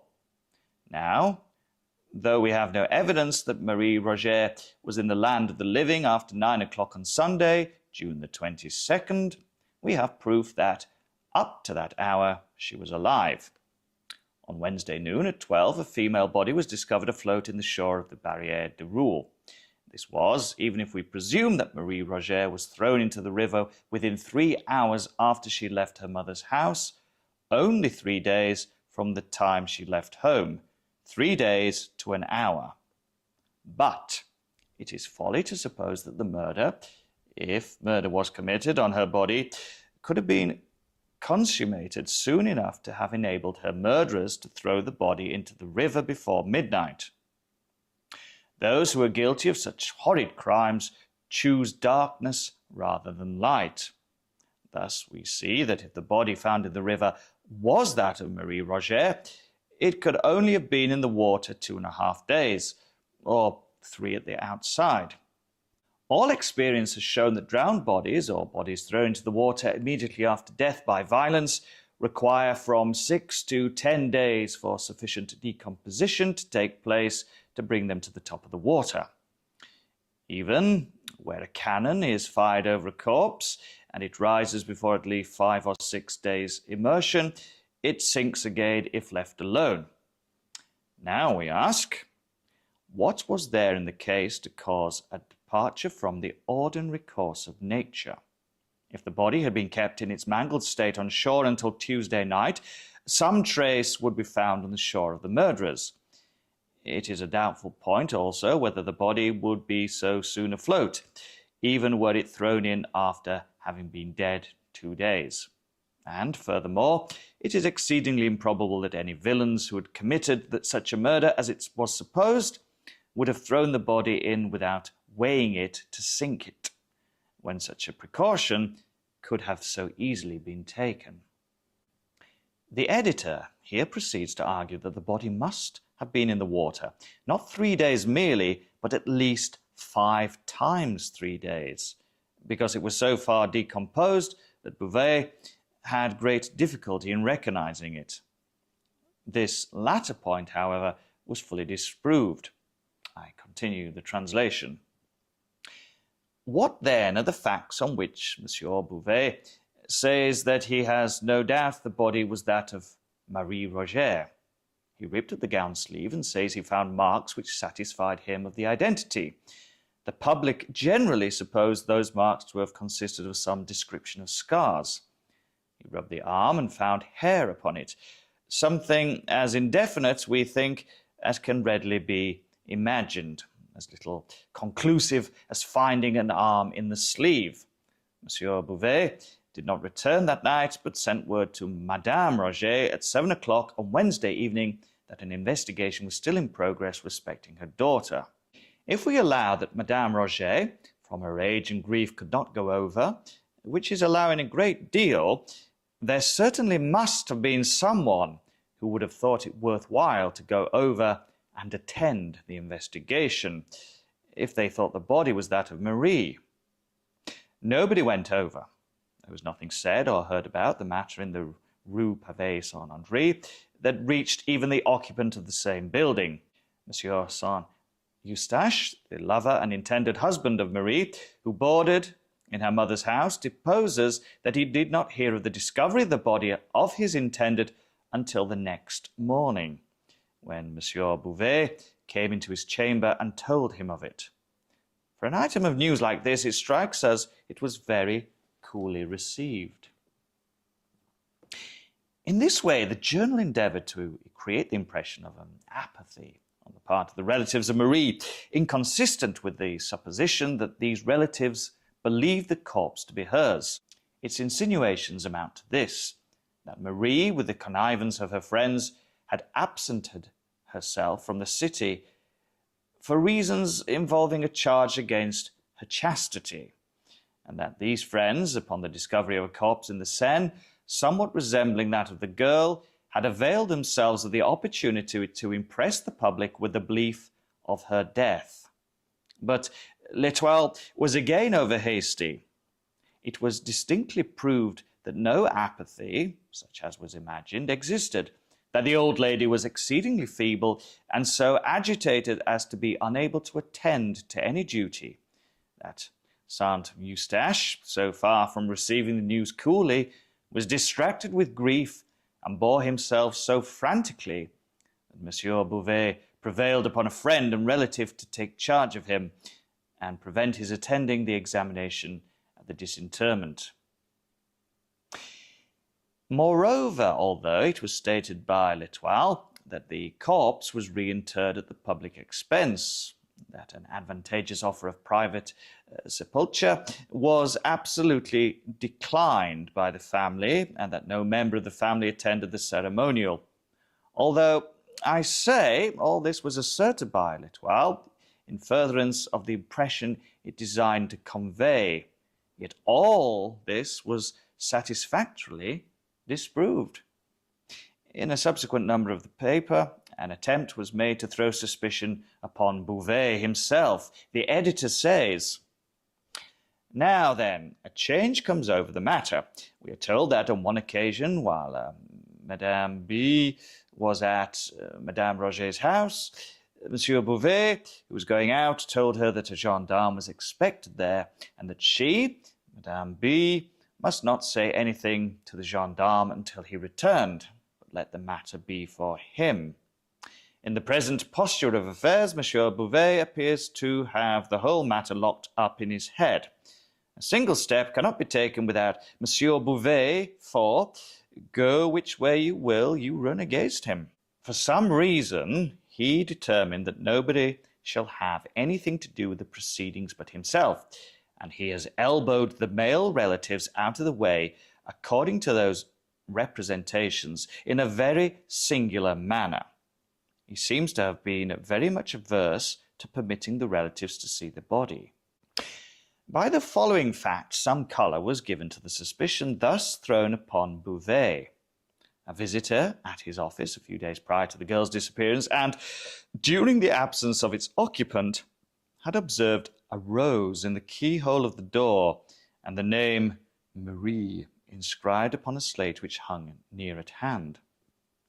The general impression, so far as we were enabled to glean from the newspapers, seemed to be that Marie had been the victim of a gang of desperadoes, that by these she had been borne across the river, maltreated, and murdered. Le Commerciel, however, a print of extensive influence, was earnest in combating the popular idea. I quote a passage from one of its columns. "We are persuaded that pursuit has hitherto been on a false scent, so far as it has been directed to the Barrière du Roi. It is impossible that a person so well known to thousands as this girl was should have passed 3 blocks without someone having seen her. And anyone who saw her would have remembered it, for she interested all who knew her. It was when the streets were full of people when she went out. It is impossible that she could have gone to the Barrière du Roi or to the Rue de Dreux without being recognized by a dozen persons, yet no one has come forward who saw her outside her mother's door, and there is no evidence except the testimony concerning her expressed intentions that she did go out at all. Her gown was torn, bound around her and tied, and by that the body was carried as a bundle. If the murder had been committed at the Barrière du Roi, there would have been no necessity for any such arrangement. The fact that the body was found floating near the barriere is no proof as to where it was thrown in the water. A piece of one of the unfortunate girl's petticoats, 2 feet long and 1 foot wide, was torn out and tied under her chin around the back of her head, probably to prevent screams. This was done by fellows who had no pocket handkerchief. A day or two before the prefect called upon us, however, some important information reached the police, which seemed to overthrow at least the chief portion of Le Commercial's argument. 2 small boys, sons of a Madame de Lou, were roaming around the woods near the Barrière du Roll, chanced to penetrate a close thicket, within which were 3 or 4 large stones forming a kind of seat with a back and a footstool. On the upper stone lay a white petticoat, on the second a silk scarf. A parasol, gloves, and a pocket handkerchief were also found. The handkerchief bore the name Marie Rogêt. Fragments of dress were discovered on the brambles around. The earth was trampled, the bushes were broken, and there was every evidence of a struggle. Between the thicket and the river, the fences were found taken down, and the ground bore evidence of some heavy burthen having been dragged upon it. A weekly paper, Le Solier, had the following comments upon which discovery, comments which merely echoed the sentiment of the whole Parisian press.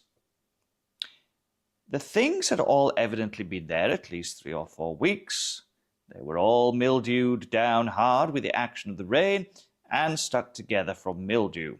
The grass had grown around over some of them. The silk on the parasol was strong, but the threads of it were run together within. The upper part, where it had been doubled and folded, was all mildewed and rotten and tore on its being opened. The pieces of her frock were torn out by the bushes, were all about 3 inches wide and 6 inches long. One part was the hem of the frock, and it had been mended. The other piece was part of the skirt, not the hem.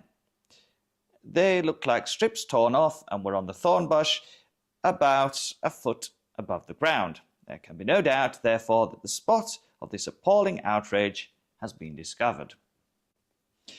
Consequent upon the discovery, new evidence appeared. Madame de Lou testified that she keeps a roadside inn not far from the bank of the river, opposite the Barrière du Roll. The neighbourhood is secluded, particularly so. It is the usual Sunday resort of blackguards from the city who come across the river in boats.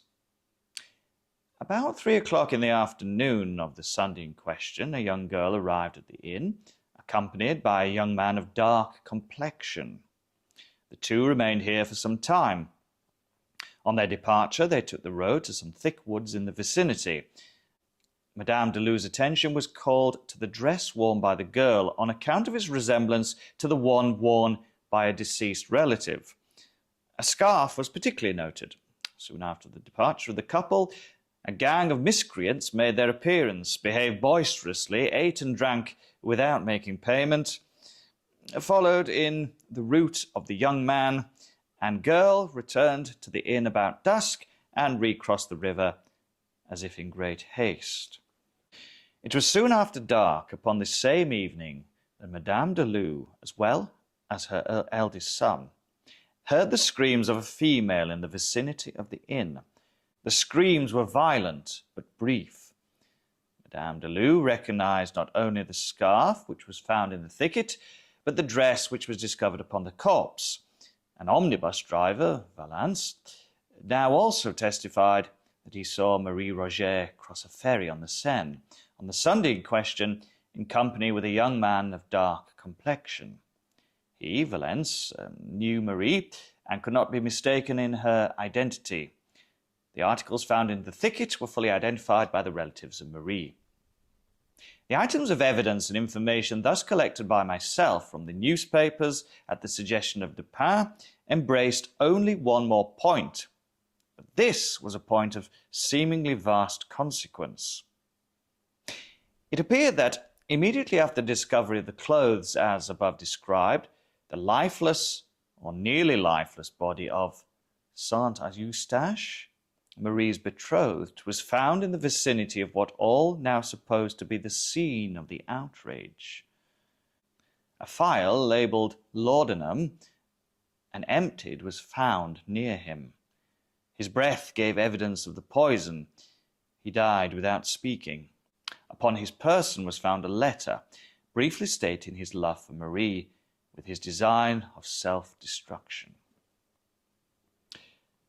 "I need scarcely tell you," said Dupin, as he finished the perusal of my notes, "that this is a far more intricate case than that of the Rue Morgue, from which it differs in one important respect.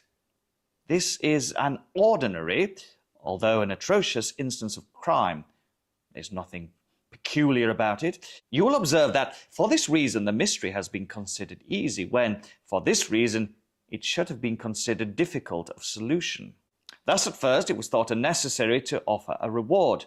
The myrmidons of G were able at once to comprehend how and why such an atrocity might have been committed.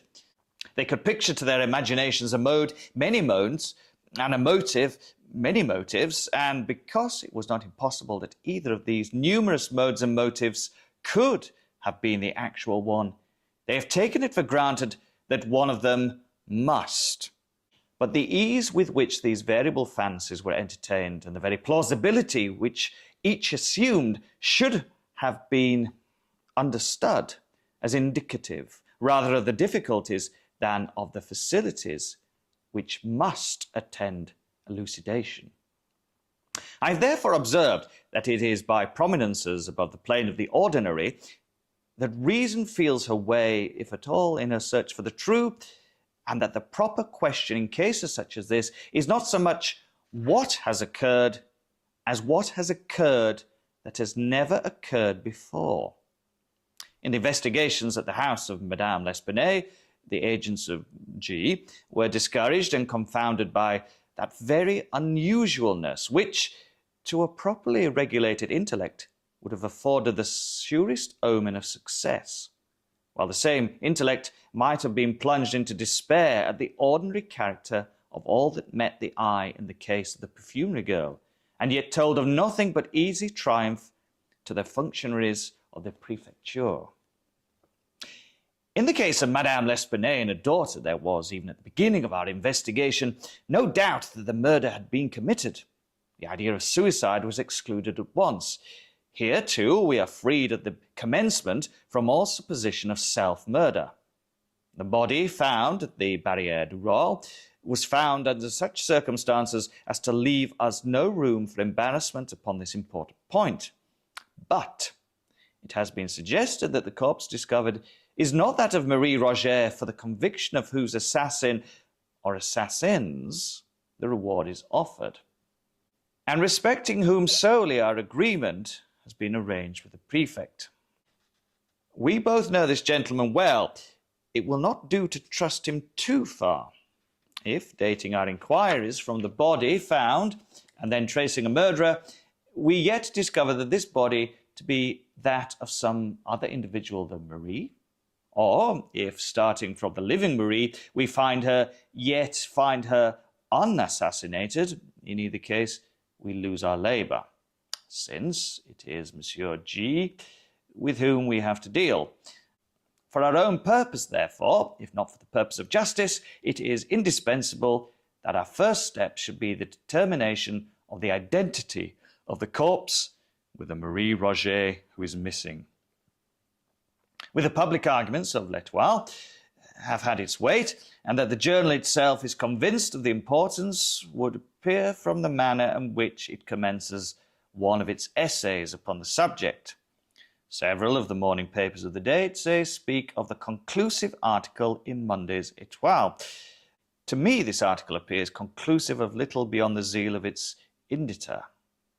We should bear in mind that in general it is the object of our newspapers rather to create a sensation, to make a point, than to further the case of truth. The latter end is only pursued when it seems coincident from the former. The print, which merely falls in with ordinary opinion, however well-founded this opinion may be, earns for itself no credit with the mob. The mass of people regard as profound only him who suggests pungent contradictions of the general idea. In ratiocination, not less than in literature, it is the epigram which is the most immediately and the most universally appreciated. In both, it is the lowest order of merit. What I mean to say is that it is the mingled epigram and melodrama of the idea that Marie Rogêt still lives, rather than any true plausibility in this idea, which have suggested it to L'Etoile and secured it a favourable reception with the public. Let us examine the heads of this journal's argument, endeavouring to avoid the incoherence with which it originally set forth. The first aim of the writer is to show, from the brevity of the interval between Marie's disappearance and the finding of the floating corpse, that this corpse cannot be that of Marie. The reduction of this interval to its smallest possible dimension becomes thus at once an object with the reasoner. In the rash pursuit of this object, he rushes into mere assumption at the outset. It is folly to suppose, he says, that the murder, if murder was committed on her body, could have been committed soon enough to have enabled her murderers to throw the body into the river before midnight. We demand at once, and very naturally, why? Why is it folly to suppose that the murder was committed within 5 minutes after the girl's quitting her mother's house? Why is it folly to suppose that the murder was committed at any given period of the day? There have been assassinations at all hours, but had the murder taken place at any moment between 9 o'clock in the morning of Sunday and a quarter before midnight, there would still have been time enough to throw the body into the river before midnight. This assumption, then, amounts precisely to this, that the murder was not committed on Sunday at all, and if we allow L'Etoile to assume this, we may permit it any liberties whatsoever. The paragraph beginning, "It is folly to suppose that the murder," etc., however it appears as printed in L'Etoile, may be imagined to have existed actually thus in the brain of its indebtor. It is folly to suppose that the murder, if murder was committed on the body, could have been committed soon enough to have enabled her murderers to throw the body into the river before midnight. It is folly, we say, to suppose all this, and to suppose at the time, as we are resolved to suppose, that the body was not thrown in until after midnight. Well, a sentence sufficiently inconsequential in itself, but not so utterly preposterous as the one printed.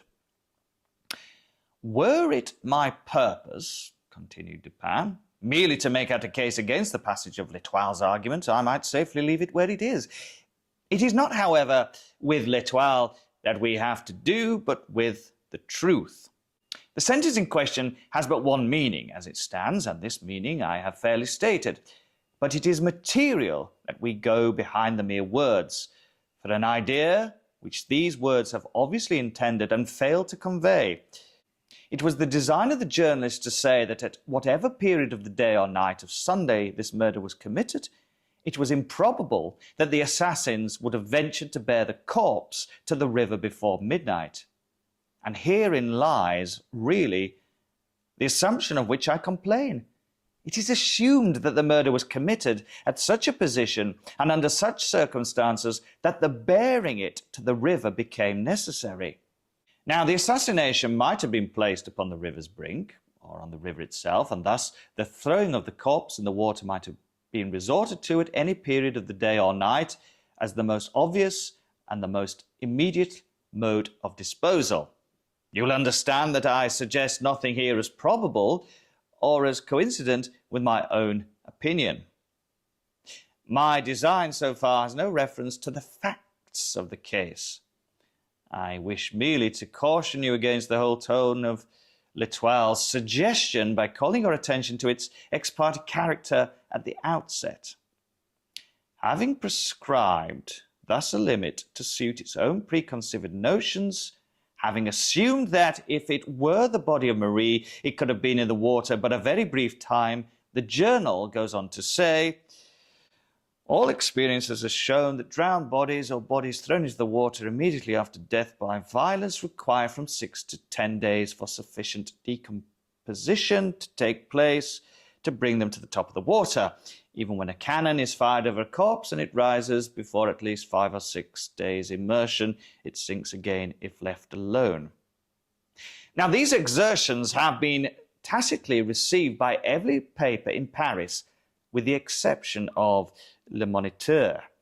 This latter print endeavours to combat the portion of the paragraph which has reference to drowned bodies only by citing some 5 or 6 instances in which the bodies of individuals known to the drowned were found floating after the lapse of less time than is insisted upon by L'Etoile.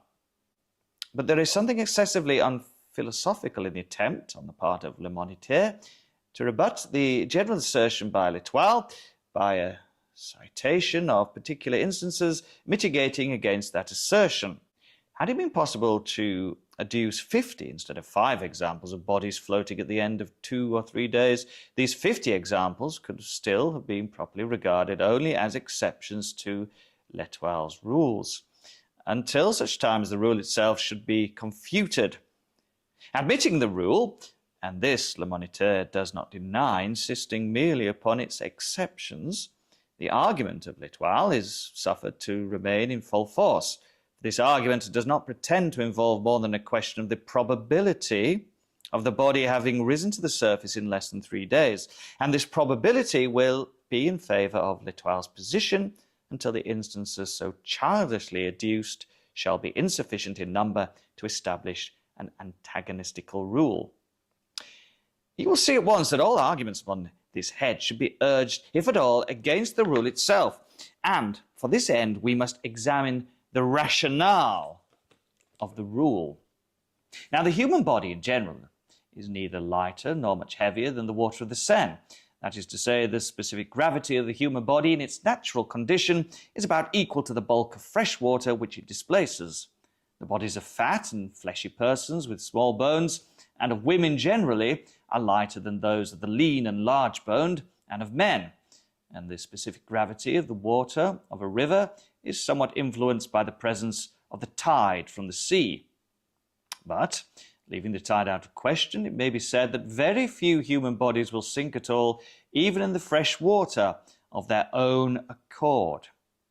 Almost anyone falling into a river will be enabled to float, if he suffer the specific gravity of the water fairly to be adduced in comparison with his own.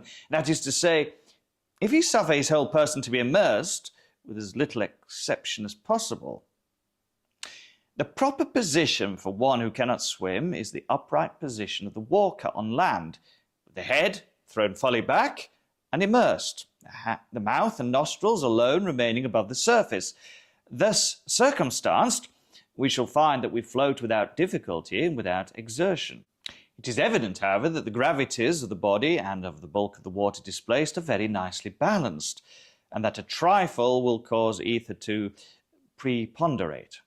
An arm, for instance, uplifted from the water and thus deprived of its support, is an additional weight sufficient to immerse the whole head, while the accidental aid of the smallest piece of timber will enable us to elevate the head so as to look about. Now, in the struggles of one unused to swimming, the arms are inevitably thrown upward, while an attempt is made to keep the head in its usual perpendicular position. The result is the immersion of the mouth and nostrils and the inception, during efforts to breathe while beneath the surface, of water into the lungs. Much is also received into the stomach, and the whole body becomes heavier by the difference between the weight of the air originally distended in these cavities and that of the fluid which now fills them. This difference is sufficient to cause the body to sink as a general rule, but it is insufficient in the case of individuals with small bones and abnormal quantity of flaccid or fatty matter. Such individuals float even after drowning. The corpse, being supposed to be the bottom of the river, will there remain until by some means its specific gravity again becomes less than that of the bulk of water which it displaces. This effect is brought about by decomposition or otherwise. The result of decomposition is the generation of gas distending the cellular tissues and all the cavities, and giving the puffed appearance which is so horrible. When this distension has so far progressed that the bulk of the corpse is materially increased without a corresponding increase of mass or weight, its specific gravity becomes less than that of the water displaced, and it forthwith makes its appearance at the surface. But decomposition is modified by innumerable circumstances, is hastened or retarded by innumerable agencies. For example, by the heat or cold of the season, by the mineral impregnation of purity of the water, by its depth or shallowness, by its currency or stagnation, by the temperament of the body, by its infection or freedom from the disease before death. Thus it is evident that we can assign no period, with anything like accuracy, at which the corpse shall rise through decomposition. Under certain conditions, this result would be brought about within an hour. Under others, it might not take place at all. There are chemical infusions by which the animal frame can be preserved forever from corruption. The bichloride of mercury is one. But apart from decomposition, there may be, and very usually is, a generation of gas from the stomach, from the aceous formation of vegetable matter, or within the cavities from other causes, sufficient to induce a distension which will bring the body to the surface. The effect producing by the firing of a cannon is that of simple vibration. This may either loosen the corpse on the soft mud or ooze in which it is embedded, thus permitting it to rise when other agencies have already prepared it for doing so. Or it may overcome the tenacity of some putrescent portions of the cellular tissue, allowing the cavities to distend under the influence of the gas.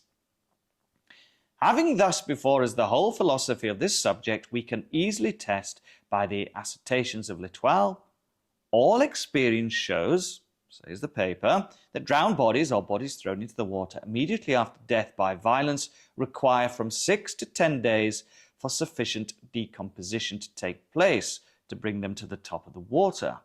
Even when a cannon is fired over a corpse and it rises before at least 5 or 6 days immersion, it sinks again if left alone. The whole of this paragraph must now appear a tissue of inconsequence and incoherence. All experience does not show that drowned bodies require from 6 to 10 days for sufficient decomposition to take place to bring them to the surface. Both science and experience show that the period of their rising is and necessarily must be indeterminate. If, moreover, a body is risen to the surface through firing of cannon, it will not sink again if left alone until decomposition has so far progressed as to permit the escape of the generated gas. But I wish to call your attention to the distinction which is made between drowned bodies and bodies thrown into the water immediately after death by violence. Although the writer admits the distinction, he yet includes them all in the same category. I have shown how it is that the body of a drowning man becomes specifically heavier than its bulk of water, and that he would not sink at all except for the struggle by which he elevates his arms above the surface, and his gasps for breath while beneath the surface, gasps which supply by water the place of the original air in the lungs. But these struggles and these gasps would not occur in the body thrown into the water immediately after death by violence. Thus, in the latter instance, the body as a general rule would not sink at all, a fact of which L'Etoile is evidently ignorant. When decomposition has proceeded to a very great extent, when the flesh had in a great measure left the bones, then indeed, but not till then, should we lose sight of the corpse. And now, what are we to make of the argument that the body found could not be that of Marie Rogêt, because 3 days only having been elapsed, this body was found floating? If drowned, being a woman, she might never have sunk, or, having sunk, might have reappeared in 24 hours or less. But no one supposes her to have been drowned, and dying before being thrown into the river, she might have been found floating at any period afterwards whatsoever. But, says L'Etoile, if the body had been kept in its mangled state on shore until Tuesday night, some trace would be found on shore of the murderers. Here it is at first difficult to perceive the intention of the reasoner. He means to anticipate what he imagines would be an objection to his theory, that the body was kept on shore 2 days, suffering rapid decomposition, more rapid than if immersed in water.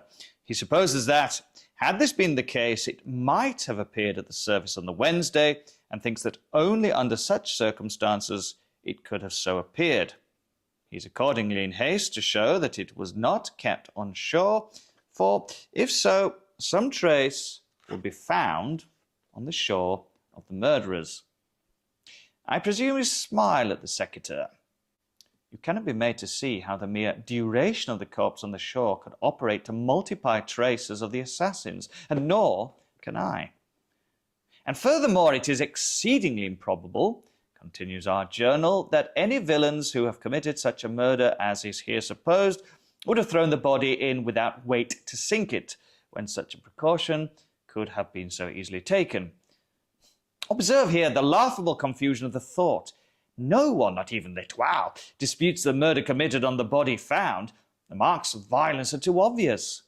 It is our reasoner's object merely to show that this body is not Marie's. He wishes to prove that Marie is not assassinated, not that the corpse was not. Yet this observation proves only the latter point. Here is a corpse without weight attached. Murderers, casting it in, would not have failed to attach a weight. Therefore, it was not thrown in by murderers. That is all which is proved, if nothing else. The question of identity is not even approached, and L'Etoile has been at great pains merely to gainsay now what it has admitted only a moment before. We are perfectly convinced, it says, that the body found was that of a murdered female. Nor is this the sole instance, even in this division of this subject, where our reasoner unwittingly reasons against himself.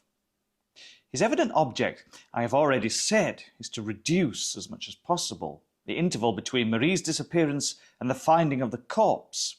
Yet we find him urging the point that no person saw the girl from that moment of her leaving her mother's house. We have no evidence, he says, that Marie Rogêt was in the land of the living after 9 o'clock on Sunday, June the 22nd. He should at least have said this matter out of sight, for had anyone been known to see Marie, say on Monday or on Tuesday, the interval in question would have been much reduced, and by his own rationalization, the probability much diminished of the corpse being that of the grisette. It is nevertheless amusing to observe that L'Etoile insists upon its point in the full belief of its furthering its general argument. Reperuse now the portion of the argument which has reference to the identification of the corpse by Beauvais. In regard to the hair upon the arm, L'Etoile has been obviously disingenuous. Monsieur Beauvais, not being an idiot, could never have urged in identification of the corpse simply hair upon its arm. No arm is without hair. The generality of the expression of L'Etoile is a mere perversion of the witness's phraseology. He must have spoken of some peculiarity in this hair. It must have been a peculiarity of colour, of quantity, of length, or of situation. Her foot, says the journal, was small. So are thousands of feet. Her garter is no proof whatsoever, nor is her shoe, for shoes and garters are sold in packages. The same may be said of the flowers in her hat. One thing upon which Monsieur Beauvais strongly insists is that the clasp on the garter found has been set back to take it in. This amounts to nothing, for most women find it proper to take a pair of garters home and fit them to the size of the limbs they are to encircle, rather than to try them in the store where they purchase. Here it is difficult to suppose the reasoner in earnest. Had Monsieur Beauvais, in his search for the body of Marie, discovered a corpse corresponding in general size and appearance to the missing girl, he would have been warranted, without reference to the question of habiliment at all, in forming an opinion that his search had been successful. If, in addition to the point of general size and contour, he had found upon the arm a peculiar hairy appearance which he had observed upon the living Marie, his opinion might have been justly strengthened, and the increase of positiveness might well have been in the ratio of the peculiarity or unusualness of the hairy mark. If the feet of Marie being small, those of the corpse were also small, the increase of probability that the body was that of Marie would not be an increase in a ratio merely arithmetical, but in one highly geometrical or cumulative. Add to all this the shoes such as she had been known to wear upon the day of her disappearance, and although these shoes may be sold in packages, you so far augment the probability as to verge upon the certain. What of itself would be no evidence of identity becomes, through its corroborative position, proof most sure. Give us then flowers in the hat corresponding to these worn by the missing girl, and we seek for nothing further. If only one flower, we seek for nothing further. What then if 2 or 3 or more? Each successive one is multiple evidence, proof not added to proof, but multiplied by hundreds or thousands. Let us now discover upon the deceased garters such as the living used, and it is almost folly to proceed. But these garters are found to be tightened by the setting back of a clasp in such a manner as her own would have been tightened by Marie shortly previous to her leaving home. It is now madness or hypocrisy to doubt. What L'Etoile says in respect to this aberration of the garters being an unusual occurrence shows nothing beyond its own pertinacity in error. The elastic nature of the clasp garter is self-demonstration of the unusualness of the aberration. What is made to adjust itself must of necessity require foreign adjustment, but rarely. It must have been by an accident, in its strictest sense, that these garters of Marie needed the tightening described. They alone would have amply established her identity. But it is not that the corpse was found to have the garters of the missing girl, or found to have her shoes, or her bonnet, or the flowers of her bonnet, or her feet, or a peculiar mark upon the arm, or her general size and appearance. It is that the corpse had each and all collectively. Could it be proved that the editor of L'Etoile really entertained a doubt upon the circumstances, there would be no need, in his case, of a commission de lunatico inquirendo.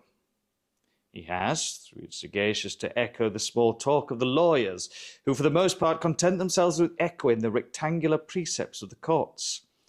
I would here observe that very much of what is rejected as evidence by a court is the best of evidence to the intellect. For the court guided itself by the general principles of evidence, the recognized and booked principles, is adverse from swerving at particular instances, and this steadfast adherence to principle, with rigorous disregard of the conflicting exception, is a sure mode of attaining the maximum of attainable truth in any long sequence of time. The practice in mass is therefore philosophical, but it is not the less certain that it engenders vast individual error. In respect to the insinuations levelled at Beauvais, you will be willing to dismiss them in a breath. You have already fathomed the true character of this good gentleman. He is a busybody, with much of romance and little of wit. Anyone so constituted will readily so conduct himself upon occasion of real excitement as to render himself liable to suspicion on the part of the over-acute or the ill-disposed. Monsieur Beauvais, as it appears from your notes, had some personal interviews with the editor of L'Etoile, and offended him by venturing an opinion that the corpse, notwithstanding the theory of the editor, was in sober fact that of Marie. He persists, says the paper, in asserting the corpse to be that of Marie, but cannot give a circumstance, in addition to those which we have commented upon, to make others believe. Now, without re-advertising to the fact that stronger evidence to make others believe would never have been adduced, it may be remarked that a man may very well be understood to believe, in a case of this kind, without the ability to advance a single reason for the belief of a second party. Nothing is more vague than impressions of individual identity. Each man recognizes his neighbour, yet there are few instances in which anyone is prepared to give a reason for his recognition.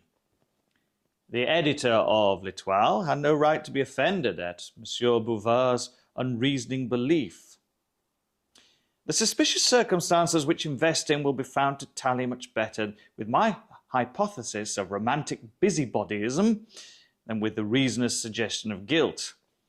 Once adopting the more charitable interpretation, we shall find no difficulty in comprehending the rose in the keyhole, the Marie upon the slate, the elbowing the male relatives out of the way, the aversion to permitting them to see the body, the caution given to Madame B, that she must hold no conversation with the gendarme until his, Beauvais, return, and lastly, his apparent determination that nobody should have anything to do with the proceedings except himself.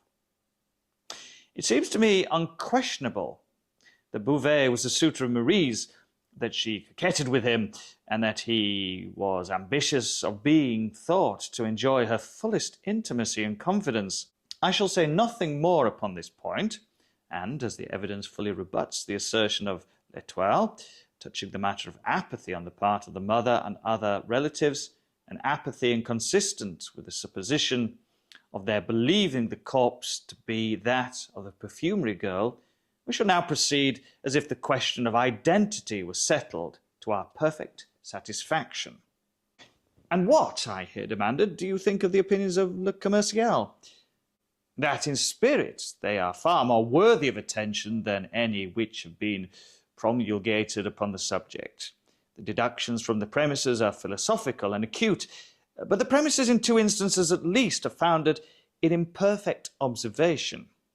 Le Commercial wishes to intimate that Marie was seized by some gang of low ruffians not far from her mother's door. It is impossible, it urges, that a person so well known to thousands as this young woman was should have passed 3 blocks without someone having seen her. This is the idea of a man long resident in Paris, a public man, and one whose walks to and fro in the city have been mostly limited to the vicinity of the public offices. He is aware that he seldom passes so far as a dozen blocks from his own bureau without being recognized and accosted. And, knowing the extent of his personal acquaintances with others and others with him, he compares his notoriety with that of the perfumery girl, finds no great difference between them, and reached at once the conclusion that she, in her walks, would be equally liable to recognition with himself in his. This could only be the case were her walks of the same unvarying, methodical character, and with the same species of limited region as are his own. He passes to and fro at regular intervals within a confined periphery, abounding in individuals who are led to observation of his person through interest in the kindred nature of his occupation with their own. But the walks of Marie may, in general, be supposed discursive. In this particular instance, it will be understood as most probable that she proceeded upon a route of more than average diversity from her accustomed ones. The parallels which we imagine to have existed in the mind of the Commercial would only be sustained in the event of the 2 individuals traversing the whole city. In this case, granting the personal acquaintances to be equal, the chances would be also equal that an equal number of personal rencontres would be made. For my own part, I should hold it not only as possible, but as far more than probable that Marie might have proceeded at any given period by any one of the many routes between her own residence and that of her aunt, without meeting a single individual whom she knew, or by whom she was known. In viewing this question in its full and proper light, we must hold steadily in mind the great disproportion between the personal acquaintances of even the most noted individual in Paris and the entire population of Paris itself. But whatever force there may still appear to be in the suggestion of Le Commercial will be much diminished when we take into consideration the hour at which the girl went abroad. It was when the streets were full of people, says Le Commercial, that she went out. But not so. It was at 9 o'clock in the morning. Now, at 9 o'clock of every morning in the week, with the exception of Sunday, the streets of the city are, it is true, thronged with people. At 9 on Sunday, the populace are chiefly within doors preparing for church. No observing person can have failed to notice the peculiarity deserted air of the town from about 8 until 10 on the morning of every Sabbath. Between 10 and 11 the streets are thronged, but not at so early a period as that designated. There is another point which there seems a deficiency of observation on the part of Le Commercial. A piece, it says, of one of the unfortunate girl's petticoats, 2 feet long and 1 foot wide, was torn and tied under her chin and around the back of her head, probably to prevent screams. This was done by fellows who had no pocket handkerchiefs. Whether this idea is or is not well founded, we will endeavour to see hereafter. But by fellows who have no pocket handkerchiefs, the editor intends the lowest class of ruffians. These, however, are the very description of people who will always be found to have handkerchiefs, even when destitute of shirts. You must have had occasion to observe how absolutely indispensable, of late years, to the thorough blackguard, has become the pocket handkerchief. And what are we to think, I asked, of the article in L'Ocial? That is a vast pity. Its inditor was not born a parrot, in which case he would have been the most illustrious parrot of his race. He has merely repeated the individual items of the already published opinion, collecting them with a laudable industry from this paper and from that. The things that all evidently have been there, he says, at least 3 or 4 weeks, and there can be no doubt that the spot of this appalling outrage has been discovered. The facts here restated by Le Solial are very far indeed from removing my own doubts upon this subject, and we will examine them more particularly hereafter in connection with another division of the theme. At present, we must occupy ourselves with other investigations. You cannot fail to have remarked the extreme laxity of the examination of the corpse. To be sure, the question of identity was readily determined, or should have been, but there were other points to be ascertained. Had the body been in any respect despoiled? Had the deceased any articles of jewellery about her person upon leaving home? If so, had she any when found? These are important questions utterly untouched by the evidence, and there are others of equal moment which have met with no attention. We must endeavour to satisfy ourselves by personal inquiry. The case of Saint Eustache must be re-examined. I have no suspicion of this person, but let us proceed methodically. We will ascertain beyond a doubt the validity of the affidavits in regard to the whereabouts on the Sunday. Affidavits of this character are readily made matter of mystification. Should there be nothing wrong here, however, we will dismiss Saint Eustache from our investigations. His suicide, however, corroborative of suspicion, were there to be found deceit in the affidavits, is, without such deceit, in no respect an unaccountable circumstance, or one which needs cause us to deflect from the line of ordinary analysis. In that which I now propose, we will discard the interior points of this tragedy and concentrate our attention upon its outskirts. Not the least usual error in investigations such as this is the limiting of inquiry to the immediate, with total disregard of the collateral or circumstantial events. It is the malpractice of the courts to confine evidence and discussion to the bounds of apparent relevancy. Yet experience has shown, and a true philosophy will always show, that a vast, perhaps the larger portion of truth, arises from the seemingly irrelevant. It is through the spirit of this principle, if not precisely through its letter, that modern science has resolved to calculate upon the unforeseen. But perhaps you do not comprehend me. The history of human knowledge has so uninterruptedly shown that to collateral or incidental or accidental events we are indebted for the most numerous and most valuable discoveries that it has at length become necessary, in prospective view of improvement, to make not only large, but the largest allowances for interventions that shall arise by chance, and quite out of the range of ordinary expectation. It is no longer philosophical to base upon what has been a vision of what is to be. Accident is admitted as a portion of the substructure.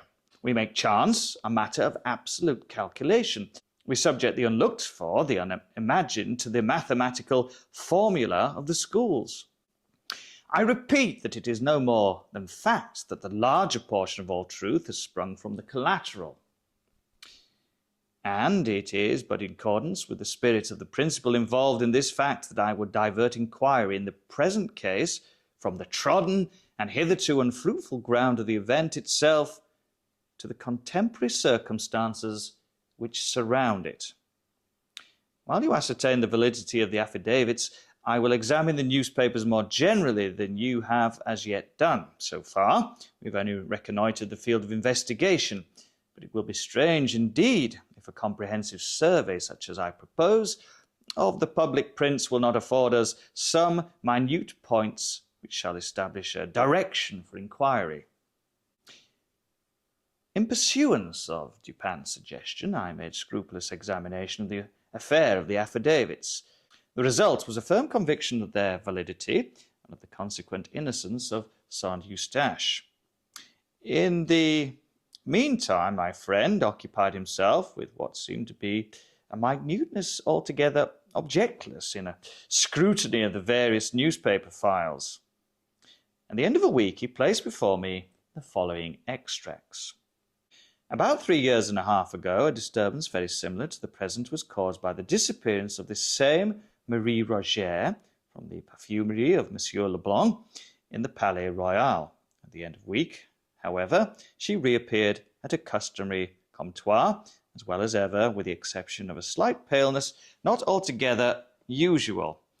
It was given out by Monsieur Leblanc and her mother that she had merely been on a visit to some friend in the country, and the affair was speedily hushed up. We presume that the present absence is a freak of the same nature, and that, at the expiration of a week or perhaps a month, we shall have her amongst us again. Evening paper, Monday, June 23rd.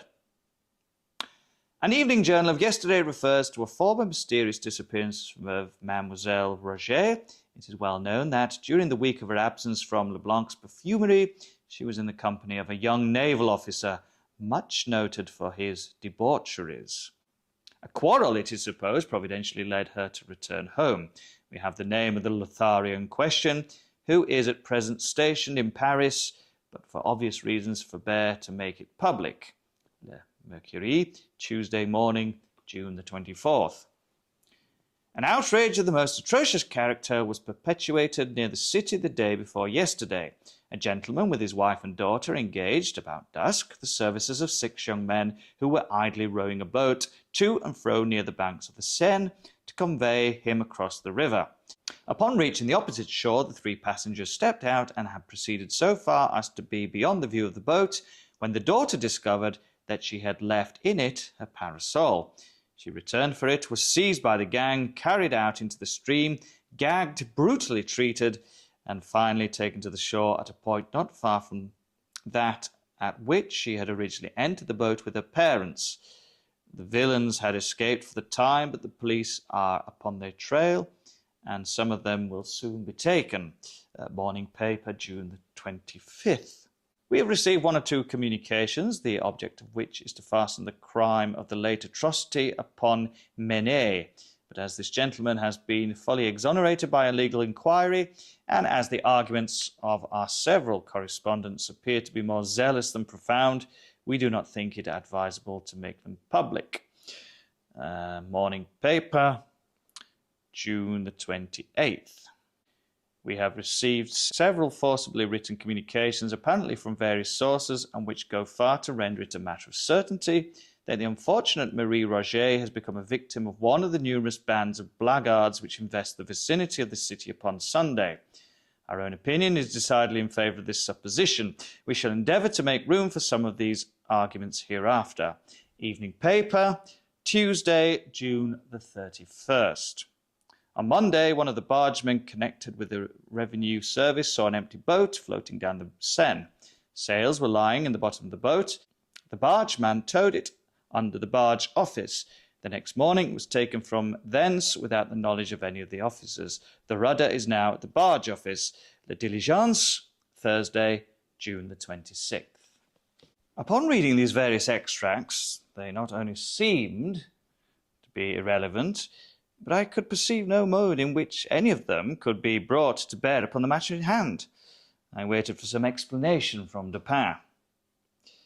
"It is not my present design," he said, "to dwell upon the first and second of these extracts. I have copied them chiefly to show you the extreme remissness of the police, who, as far as I can understand from the prefect, had not troubled themselves in any respect with an examination of the naval officer alluded to. Yet it is mere folly to say that between the first and second disappearance of Marie there is no supposable connection. Let us admit that the first elopement to have resulted in a quarrel between the lovers, and the return home of the betrayed. We now prepare to view a second elopement, if we know that an elopement has again taken place, as indicating a renewal of the betrayer's advances, rather than as the result of new proposals by a second individual. We are prepared to regard it as a making up of the old amour, rather than as the commencement of a new one. The chances are 10 to 1 that he who had once eloped with Marie would again propose an elopement, rather than that she, to whom proposal of elopement had been made by one individual, should have them made to her by another. And here let me call your attention to the fact that the time elapsing between the first ascertained and the second supposed elopement is a few months more than the general period of the cruises of our men of war. Had the lover been interrupted in his first villainy by the necessity of departure to sea, and had he seized the first moment of his return to renew the base designs not yet altogether accomplished, or not yet altogether accomplished by him? Of all these things we know nothing. You say, however, that in the second instance there was no elopement as imagined. Certainly not. But are we prepared to say that there was not the frustrated design? Beyond Saint-Eustache and perhaps Beauvais, we find no recognized, no open, no honourable suitors of Marie. Of none other is there anything said. Who then is the secret lover of whom the relatives, at least most of them, know nothing, but whom Marie meets upon the morning of Sunday, and who is so deeply in her confidence that she hesitates not to remain with him until the shades of the evening descend, amid the solitary groves of the Barrière du Royal? Who is that secret lover, I ask, of whom at least most of the relatives know nothing? And what means the singular prophecy of Madame Rogêt on the morning of Marie's departure? I fear I shall never see Marie again. But if we cannot imagine Madame Rogêt privy to the design of elopement, may we not at least suppose the design entertained by the girl? Upon quitting home, she gave it to be understood that she was about to call her aunt in the Rue de Drôme, and Saint-Eustache was requested to call her for her at dark. Now, at first glance, this fact strongly militates against my suggestion. But let us reflect that she did meet some companion and proceed with him across the river, reaching the Barrière du Royal at so late an hour as 3 o'clock in the afternoon is known. But in consenting so to accompany this individual, for whatever purpose, to her mother known or unknown, she must have thought of her expressed intention when leaving home, and of the surprise and suspicion aroused in the bosom of her affianced suitor, Saint-Eustache, when calling for her at the hour appointed in the Rue de Drôme. He should find that she had not been there, and when, moreover, upon returning to the pension with this alarming intelligence, he should become aware of her continued absence from home. She must have thought of these things, I say. She must have foreseen the chagrin of Saint-Eustache, the suspicion of all. She could not have thought of returning to brave this suspicion, but the suspicion becomes a point of trivial importance to her if we suppose her not intending to return. We may imagine her thinking thus: I am to meet a certain person for the purpose of elopement, or for certain other purposes known only to myself. It is necessary that there be no chance of interruption. There will be sufficient time given us to elude pursuit. I will give it to be understood that I shall visit and spend the day with my aunt at the Rue de Drôme. I will tell Saint-Eustache not to call for me until dark. In this way, my absence from home for the longest possible period, without causing suspicion or anxiety, will be accounted for, and I shall gain more time than in any other manner. If I bid Sir Eustache call for me at dark, he will be sure not to call before. But if I wholly neglect to bid him call, my time for escape will be diminished, since it will be expected that I return the earlier, and my absence will be the sooner, to excite anxiety. Now, if it were my design to return at all, if I had in contemplation merely a stroll with the individual in question, it would not be my policy to bid Sir Eustache call. For calling, he will be sure to ascertain that I played him false, a fact of which I might keep him forever in ignorance, by leaving home without notifying him of my intention by returning before dark, and by then stating that I had been to visit my aunt in the Rue de Dron. But, as it is my design never to return, or not for some weeks, or not until certain concealments are effected, the gaining of time is the only point about which I need to give myself any concern. You have observed in your notes that the most general opinion in relation to this sad affair is, and was from the first, that the girl had been the victim of a gang of blackguards. Now, the popular opinion under certain conditions is not to be disregarded. When arising of itself, when manifesting itself in a strictly spontaneous manner, we should look upon it as analogous with the intuition, which is the idiosyncrasy of the individual man of genius.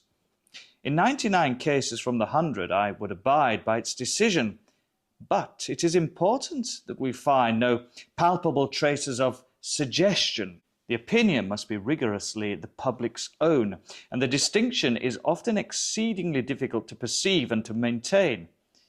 In the present instance, it appears to me that this public opinion in respect to a gang has been superinduced by the collateral event which is detailed in the third of my extracts. All Paris is excited by the discovered corpse of Marie, a girl, young, beautiful, and notorious. This corpse is found bearing marks of violence and floating in the river. But it is now made known that, at the very period, or about the very period in which it is supposed that the girl was assassinated, an outrage similar in nature to that endured by the deceased, although less in extent, was perpetuated by a gang of young ruffians upon the person of a second young female. Is it wonderful that the one known atrocity should influence the popular judgment in regard to the other unknown? The judgment awaited direction, and the known outrage seemed so opportunely to afford it. Marie, too, was found in the river, and upon this very river was this known outrage committed. The connection of the two events had about it so much of the palpable that the true wonder would have been a failure of the populace to appreciate and to seize it. But, in fact, the one atrocity known to be so committed is, if anything, evidence that the other, committed at a time nearly coincident, was not so committed. It would have been a miracle indeed if, while a gang of ruffians were perpetuating at a given locality a most unheard of wrong, there should have been another similar gang in a similar locality, in the same city, under the same circumstances, with the same means and appliances, engaged in a wrong of precisely the same aspect at precisely the same period of time. Yet in what, if not in this marvellous train of coincidence, does the accidentally suggested opinion of the populace call upon us to believe? Before proceeding further, let us consider the supposed scene of the assassination in the thicket of the Barrière du Roule. This thicket, although dense, was in the close vicinity of a public road. Within were 3 or 4 large stones forming a kind of seat with a back and a footstool. On the upper stone was discovered a white petticoat, on the second a silk scarf. A parasol, gloves, and a pocket handkerchief were also found. The handkerchief bore the name Marie Rogêt. Fragments of dress were seen on the branches around. The earth was trampled, the bushes were broken, and there was every evidence of a violent struggle. Notwithstanding the acclamation with which the discovery of this thicket was received by the press, and the unanimity with which it was supposed to indicate the precise scene of the outrage, it must be admitted that there was some very good reason for doubt. That it was the scene, I may or may not believe, but there was excellent reason for doubt. Had the true scene been, as Le Commercial suggested, in the neighbourhood of the Rue Pavée Saint-André, the perpetuators of the crime, supposing them still resident in Paris, would naturally have been stricken with terror at the public attention thus acutely directed into the proper channel. And in certain classes of minds, there would have arisen at once a sense of the necessity of some exertion to redirect this attention. And thus the thicket of the Barrière de Roule already been suspected. The idea of placing the articles where they were found might have been naturally entertained. There is no real evidence, though Le Sual so disposes, that the articles discovered had been more than a very few days in the thicket, while there is much circumstantial proof that they could not have remained there without attracting attention during the 20 days elapsing between the fatal Sunday and the afternoon upon which they were found by the boys. They were all mildewed down hard, says Le Soyal, adopting the opinions of its predecessors, with the action of the rain and stuck together with mildew. The grass had grown around and over some of them. The silk of the parasol was strong, but the threads of it were run together within. The upper part, where it had been doubled and folded, was all mildewed and rotten and tore on being opened. In respect to the grass having grown around and over some of them, it is obvious that the fact could only have been ascertained from the words, and thus from the recollections of two small boys. For these boys removed the articles and took them home before they had been seen by a third party. But the grass will grow, especially in warm and damp weather, such as was that of the period of the murder, as much as 2 or 3 inches in a single day.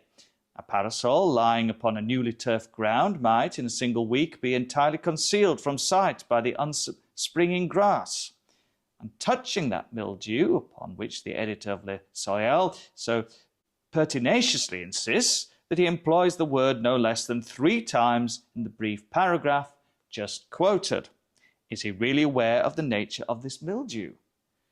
Is he to be told that it is one of the many classes of fungus, of which the most ordinary feature is its upspringing and decadence within 24 hours?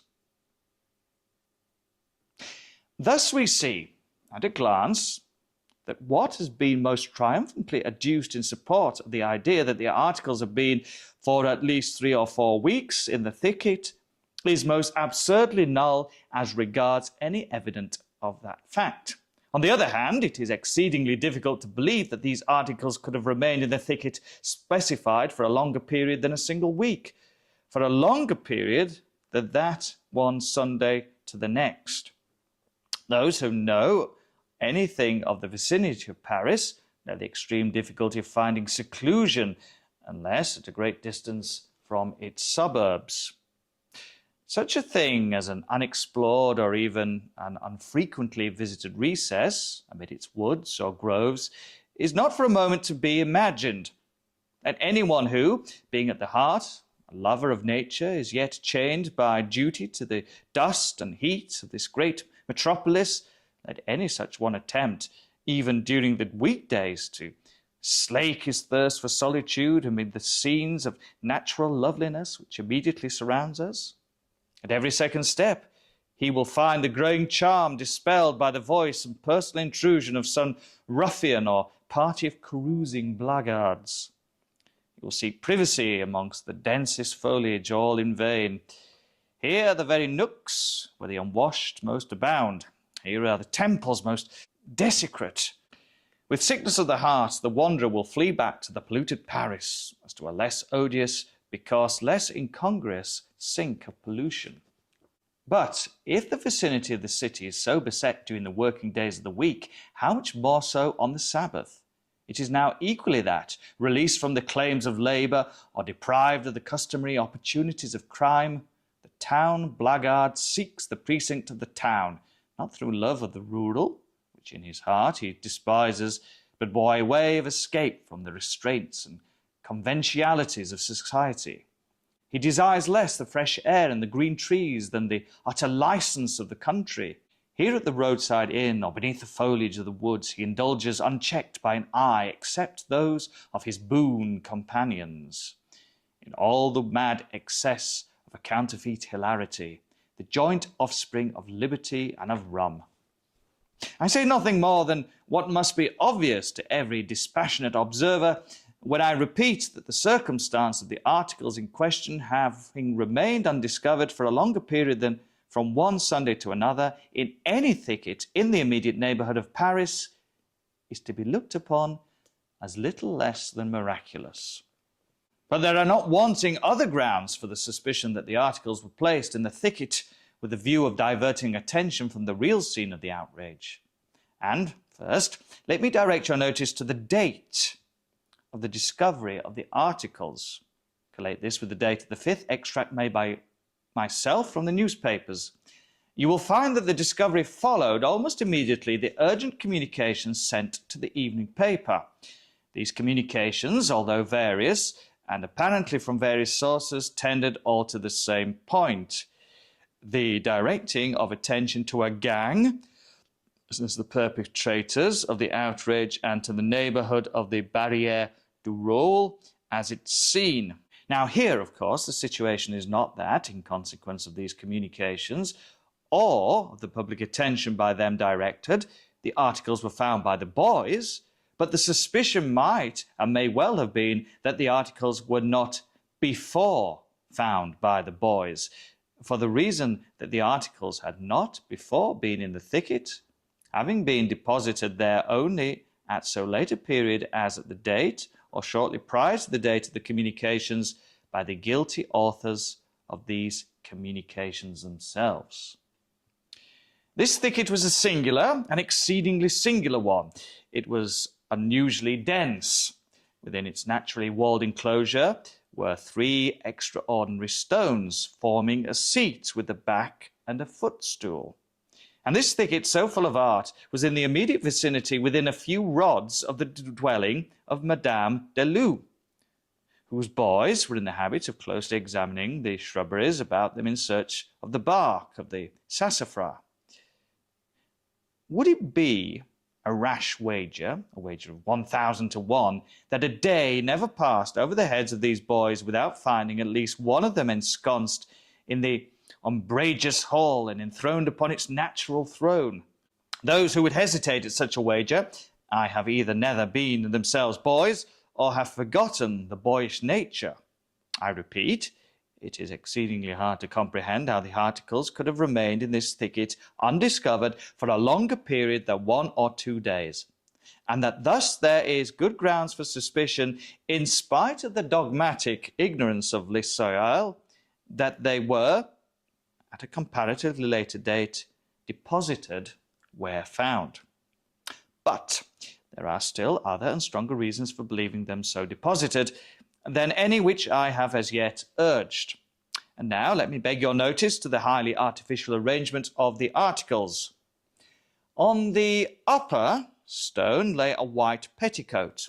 On the second, a silk scarf. Scattered around were a parasol, gloves, and a pocket handkerchief bearing the name Marie Rogêt. Here is just such an arrangement as would naturally be made by a not over-acute person wishing to dispose the articles naturally. But it is by no means a really natural arrangement. I should rather have looked to see the things all lying on the ground and trampled underfoot. In the narrow limits of that bower, it would have been scarcely possible that the petticoat and scarf should have retained a position upon the stones when subjected to the brushing to and fro of many struggling persons. There was evidence, it is said, of a struggle, and the earth was trampled, the bushes were broken. But the petticoat and the scarf are found deposited as if upon shelves. The pieces of the frock torn out by the bushes were about 3 inches wide and 6 inches long. One part was the hem of the frock, and it had been mended. They looked like strips torn off. Here, inadvertently, Lassalle has employed an exceedingly suspicious phrase. The pieces, as described, do indeed look like strips torn off, but purposefully and by hand. It's one of the rarest of accidents that a piece is torn off from any garment, such as is now in question, by the agency of a thorn.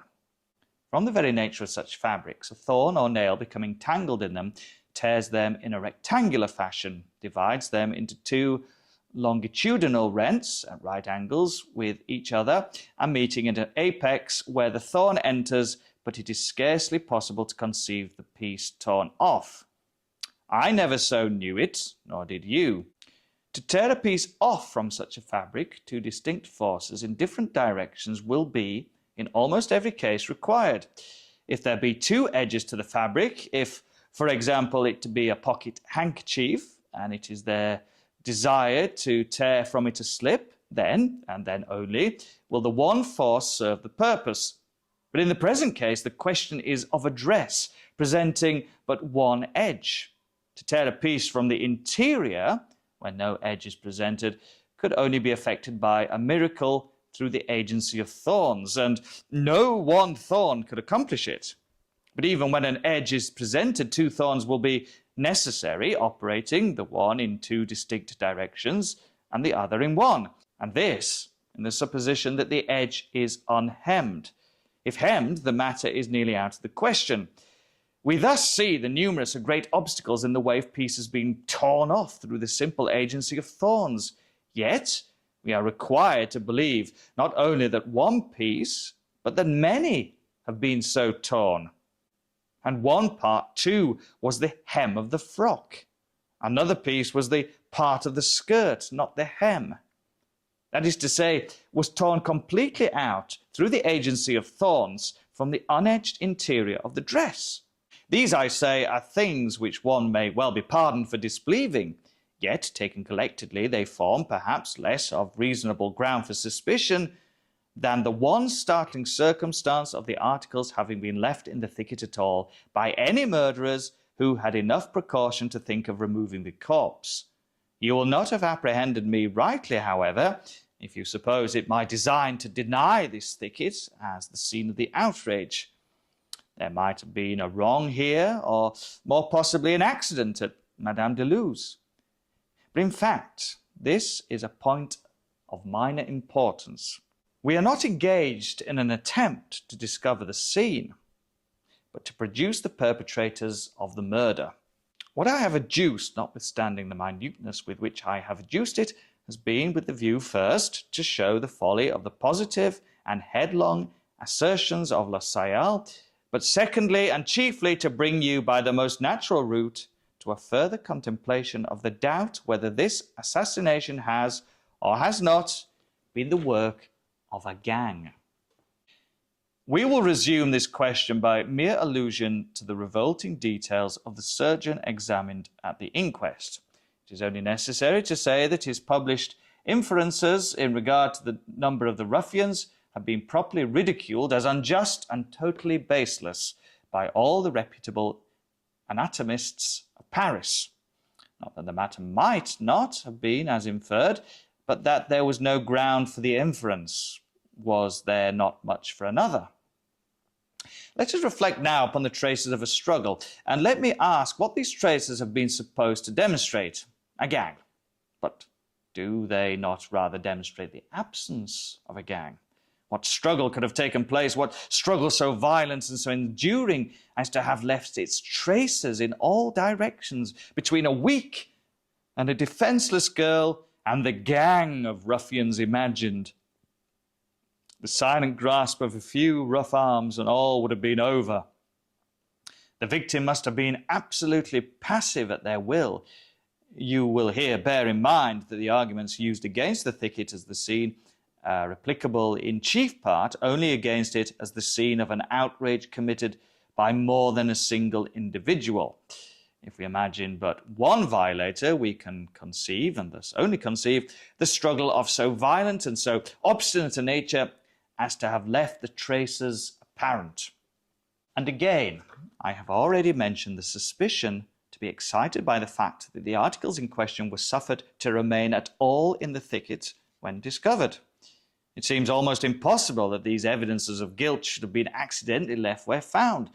There was sufficient presence of mind, it is supposed, to remove the corpse, and yet and more positive evidence than the corpse itself, whose features might have been quickly obliterated by decay, is allowed to lie conspicuously in the scene of the outrage.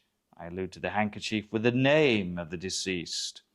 If this was accident, it was not the accident of a gang. We can imagine it only the accident of an individual. Let us see.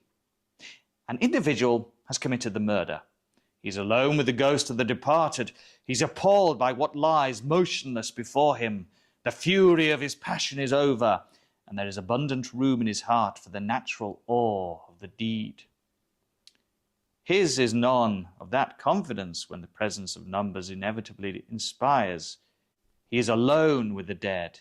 He trembles and is bewildered. Yet there is a necessity for disposing of the corpse. He bears it to the river and leaves behind him the other evidences of his guilt. For it is difficult, if not impossible, to carry all the burthen at once, and it will be easy to return for what is left. But in his toilsome journey to the water, his fears redouble within him. The sounds of life encompass his path. A dozen times he hears, or fancies he hears, the steps of an observer. Even the very lights from the city bewilder him. Yet, in time, and by long and frequent pauses of deep agony, he reaches the river's brink and disposes of his ghastly charge, perhaps through the medium of a boat. But now, what treasure does the world hold? What threat of vengeance could it hold out, which would have power to urge the return of that lonely murderer over the toilsome and perilous path to the thicket and its blood-chilling recollections? He returns not, let the consequences be what they may. He could not return if he would. His sole thought is immediate escape. He turns his back forever upon those dreadful shrubberies and flees as from the wrath to come.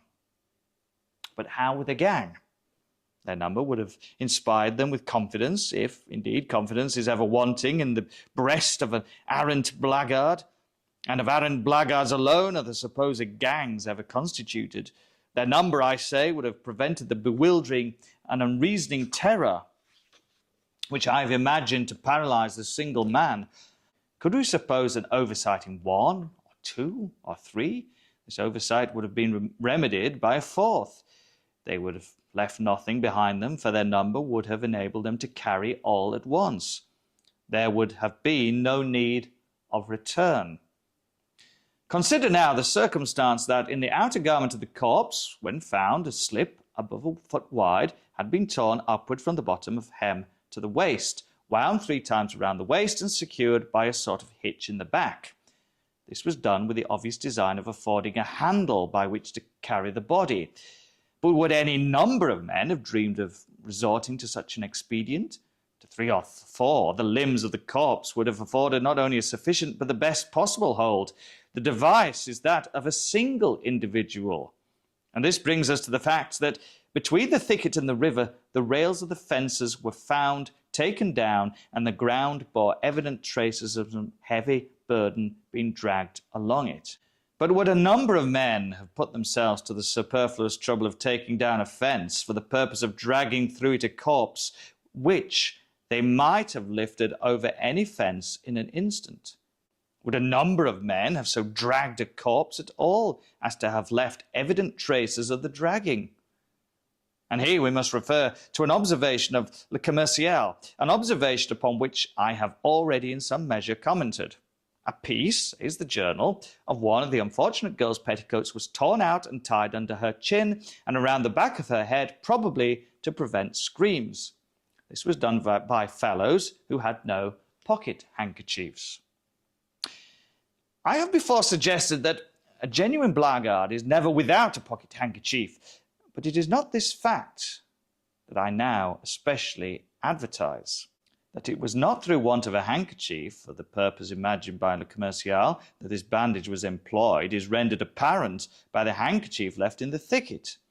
And that the object was not to prevent screams appears also from the bandage having been employed in preference to what would so much have better have answered the purpose. But the language of the evidence speaks of the strip in question as found around the neck, fitting loosely and secured with a hard knot. These words are sufficiently vague, but differ materially from those of Le Commercial. The slip was 18 inches wide, and therefore, although of muslin, would form a strong band when folded or rumpled longitudinally. And thus rumpled it was discovered. My inference is this. The solitary murderer, having borne the corpse for some distance, whether from the thicket or elsewhere, by means of the bandage hitched around its middle, found the weight and this mode of procedure too much for his strength. He resolved to drag the burthen. The evidence goes to show that it was dragged. With this object in view, it became necessary to attach something like a rope to one of the extremities. It could be best attached about the neck, where the head would prevent it slipping off. And now the murderer bethought him unquestionably of the bandage around the loins.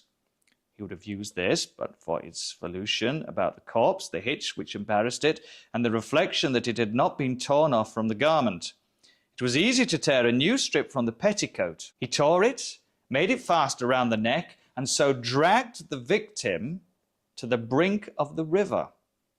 That this bandage, only attainable with trouble and delay, and but imperfectly answering its purpose, that this bandage was employed at all, demonstrates that the necessity for its employment sprang from circumstances arising at a period when the handkerchief was no longer attainable. That is to say, arising, as we have imagined, after quitting the thicket, if the thicket it was, and on the road between the thicket and the river.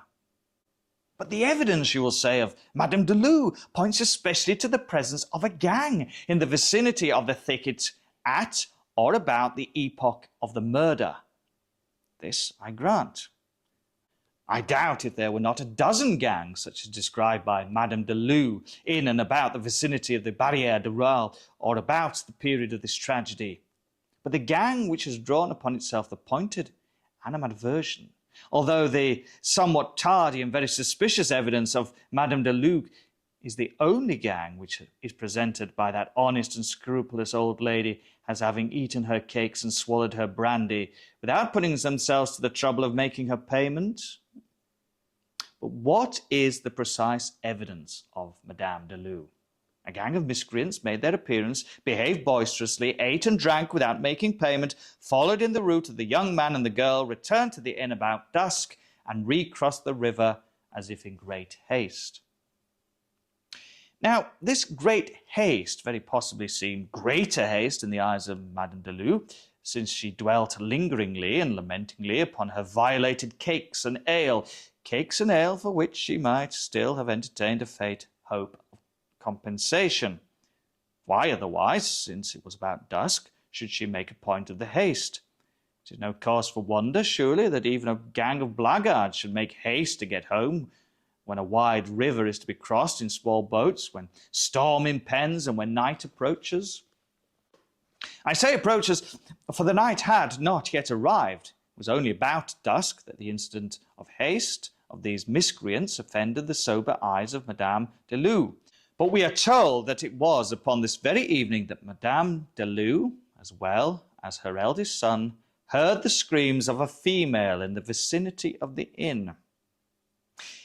And in what words does Madame de Lou designate the period of the evening at which these screams were heard? It was soon after dark, she says. But soon after dark is at least dark, and about dusk is as certainly daylight. Thus, it is abundantly clear that the gang quitted the Barrière de Rolle prior to the screams overheard by Madame de Lou, and although in all the many reports of the evidence the relative expressions in question are distinctly and invariably employed, just as I have employed them in this conversation with yourself, no notice whatever of the gross discrepancy has as yet been taken by any of the public journals or by any of the myriads of police. I shall add but one of the arguments against a gang. But this one has, to my understanding at least, a weight altogether irresistible. Upon the circumstances of large reward offered and full pardon of any king's evidence, It is not to be imagined for a moment that some members of a gang of low ruffians, or of any body of men, would not long ago have betrayed his accomplices. Each one of a gang so placed is not so much greedy of reward or anxious for escape as fearful of betrayal. He betrays eagerly and early that he may himself not be betrayed. That the secret has not been divulged is the very best proof that it is, in fact, a secret. The horrors of this dark deed are known only to one or two living human beings and to God. Let us sum up now the meagre yet certain fruits of our long analysis. We have attained the idea either of a fatal accident under the roof of Madame de Lou, or of a murder perpetrated in the thicket at the Barrière du Roi by a lover, or at least by an intimate and secret associate of the deceased. This associate is of swarthy complexion. This complexion, the hitch in the bandage and the sailor's knot with which the bonnet ribbon is tied, point to a seaman.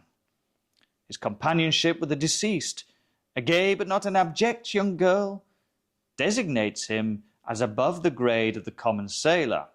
Here the well-written and urgent communications to the journals are much in the way of corroboration. The circumstances of the first elopement, as mentioned by Le Mercury, tends to blend the idea of this seaman with that of the naval officer, who is first known to have led the unfortunate into crime. And here, most fitly, comes the consideration of the continued absence of him of the dark complexion.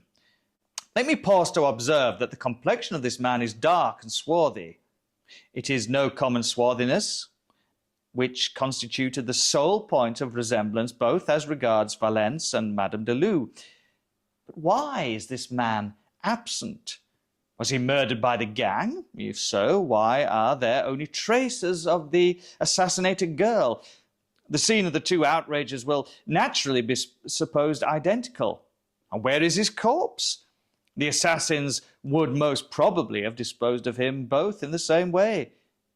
But it may be said that this man lives and is deterred from making himself known through dread of being charged with the murder. This consideration might be supposed to operate upon him now at this late period, since it has been given in evidence that he was seen with Marie, but it would have had no force at the period of the deed. The first impulse of an innocent man would have been to announce the outrage and to aid in identifying the ruffians. This policy would have suggested he had been seen with the girl. He had crossed the river with her in an open ferry boat. The denouncing of the assassins would have appeared, even to an idiot, the surest and sole means of relieving himself from suspicion. We cannot suppose him, on the night of the fatal Sunday, both innocent himself and incognizant of an outrage committed. Yet only under such circumstances is it possible to imagine that he would have failed, if alive, in the denouncement of the assassins. And what means are ours of attaining the truth? We shall find these means multiplying and gathering distinctness as we proceed. Let us sift to the bottom this affair of the first elopement. Let us know the full history of the officer, with his present circumstances and his whereabouts at the precise period of the murder. Let us carefully compare with each other the various communications sent to the evening paper, in which the object was to inculpate a gang. This done, let us compare these communications, both as regards style and MS, with those sent to the morning paper at a previous period, and insisting so vehemently upon the guilt of Manet. And all this done, let us again compare these various communications with the known MSS of the officer. Let us endeavour to ascertain by repeated questionings of Madame de Lou and her boys, as well as that of the omnibus driver Valence, something more of the personal appearance and bearing of the man of dark complexion. Queries, skillfully directed, will not fail to elicit from some of these parties information on this particular point, or upon others, information which the parties themselves may not even be aware of possessing. And let us now trace the boat picked up by the bargeman on the morning of Monday, the 23rd of June, and which was removed from the barge office without the cognizance of the officer in attendance and without the rudder at some period prior to the discovery of the corpse. The proper caution of perseverance, we shall infallibly trace this boat, for not only can the bargeman who picked it up identify it, but the rudder is at hand. The rudder of a sailboat would not have been abandoned without inquiry by one altogether at ease in heart. And here let me pause to insinuate a question. There was no advertisement of the picking up of this boat. It was silently taken to the barge office and as silently removed. But its owner or employer, how happened he, at so early a period as Tuesday morning, to be informed, without the agency of advertisement, of the locality of the boat taking up on Monday, unless we imagine some connection with the Navy, some personal, permanent connection leading to cognizance of its minute interests, its petty local news. In speaking of the lonely assassin dragging his burden to the shore, I've already suggested the probability of his availing himself of a boat. Now, we are to understand that Marie Rogêt was precipitated from a boat. This would naturally have been the case. The corpse could not have been trusted to the shallow waters of the shore. The peculiar marks on the back and shoulders of the victim tell of the bottom ribs of a boat. That the body was found without weight is also corroborative of this idea. If thrown from the shore, a weight would have been attached. We can only account for its absence by supposing the murderer to have neglected the precaution of supplying himself with it before pushing off. In the act of consigning the corpse to the water, he would unquestionably have noticed his oversight, but then no remedy would have been at hand. Any risk would have been preferred to a return to the accursed shore. Having rid himself of this ghastly charge, the murderer would have hastened to the city. There, at some obscure wharf, he would have leapt on land. But the boat, would you have secured it? He would have been in too great haste for such things as securing a boat. Moreover, in fastening to the wharf, he would have felt as if securing evidence against himself. His natural thought would have been to cast from him, as far as possible, all that had held connection with his crime. He would not only have fled from the wharf, but he would not have permitted the boat to remain. Assuredly, he would have cast it adrift. Let us pursue our fancies. In the morning, the wretch is stricken with unutterable horror, finding that the boat has been picked up and detained at a locality which he is in the daily habit of frequenting, at a locality, perhaps, which his duty compels him to frequent. The next night, without daring to ask for a rudder, he removes it. Now, where is the rudderless boat? Let it be one of our first purposes to discover. With the first glimpse we obtain of it, the dawn of our success shall begin. This boat shall guide us with a rapidity which will surprise even ourselves to him who employed it in the midnight of the fatal Sabbath. Corroboration will rise upon corroboration, and the murderer will be traced. For reasons which we shall not specify, but which to many readers will appear obvious, we have taken the liberty of here admitting from the MSS, placed in our hands such portion as details the following up of the apparently slight clue obtained by Dupin. We feel it advisable only to state in brief that the result desired was brought to pass, and that the prefect fulfilled punctually, although with reluctance, the term of the compact with the Chevalier. Mr. Poe's article concludes with the following words. That is a note from the editors. It will be understood that I speak of coincidences and no more. What I have said above upon this topic must suffice. In my own heart there dwells no faith in pre-nature. That nature and its God are two, no man who thinks will deny. That the latter, creating the former, can, will, control or modify it, is also unquestionable. I say it will, for the question is of will, and not, as the insanity of logic has assumed, of power. It is not that the deity cannot modify his laws, but that we insult him in imagining a possible necessity for modification. In their origin, these laws were fashioned to embrace all contingencies which could lie in the future. With God, all is now. I repeat them that I speak all these things only as of coincidences. And further, in what I relate, it will be seen that between the fate of the unhappy Mary Cecilia Rogers, so far as that fate is known, and the fate of one Marie Rogêt, up to a certain epoch in her history, there has existed a parallel, in the contemplation of whose wonderful exactitude the reasons become embarrassed. I say all this will be seen, but let it not for a moment be supposed that in proceeding from the sad narrative of Marie, from the epoch just mentioned, and in tracing to its denouement the mystery which enshrouded her, it is my covert design to hint at an extension of the parallel, or even to suggest that the measures adopted in Paris for the discovery of the assassin of a grisette, or measures founded in any similar ratiocination, would produce any similar result.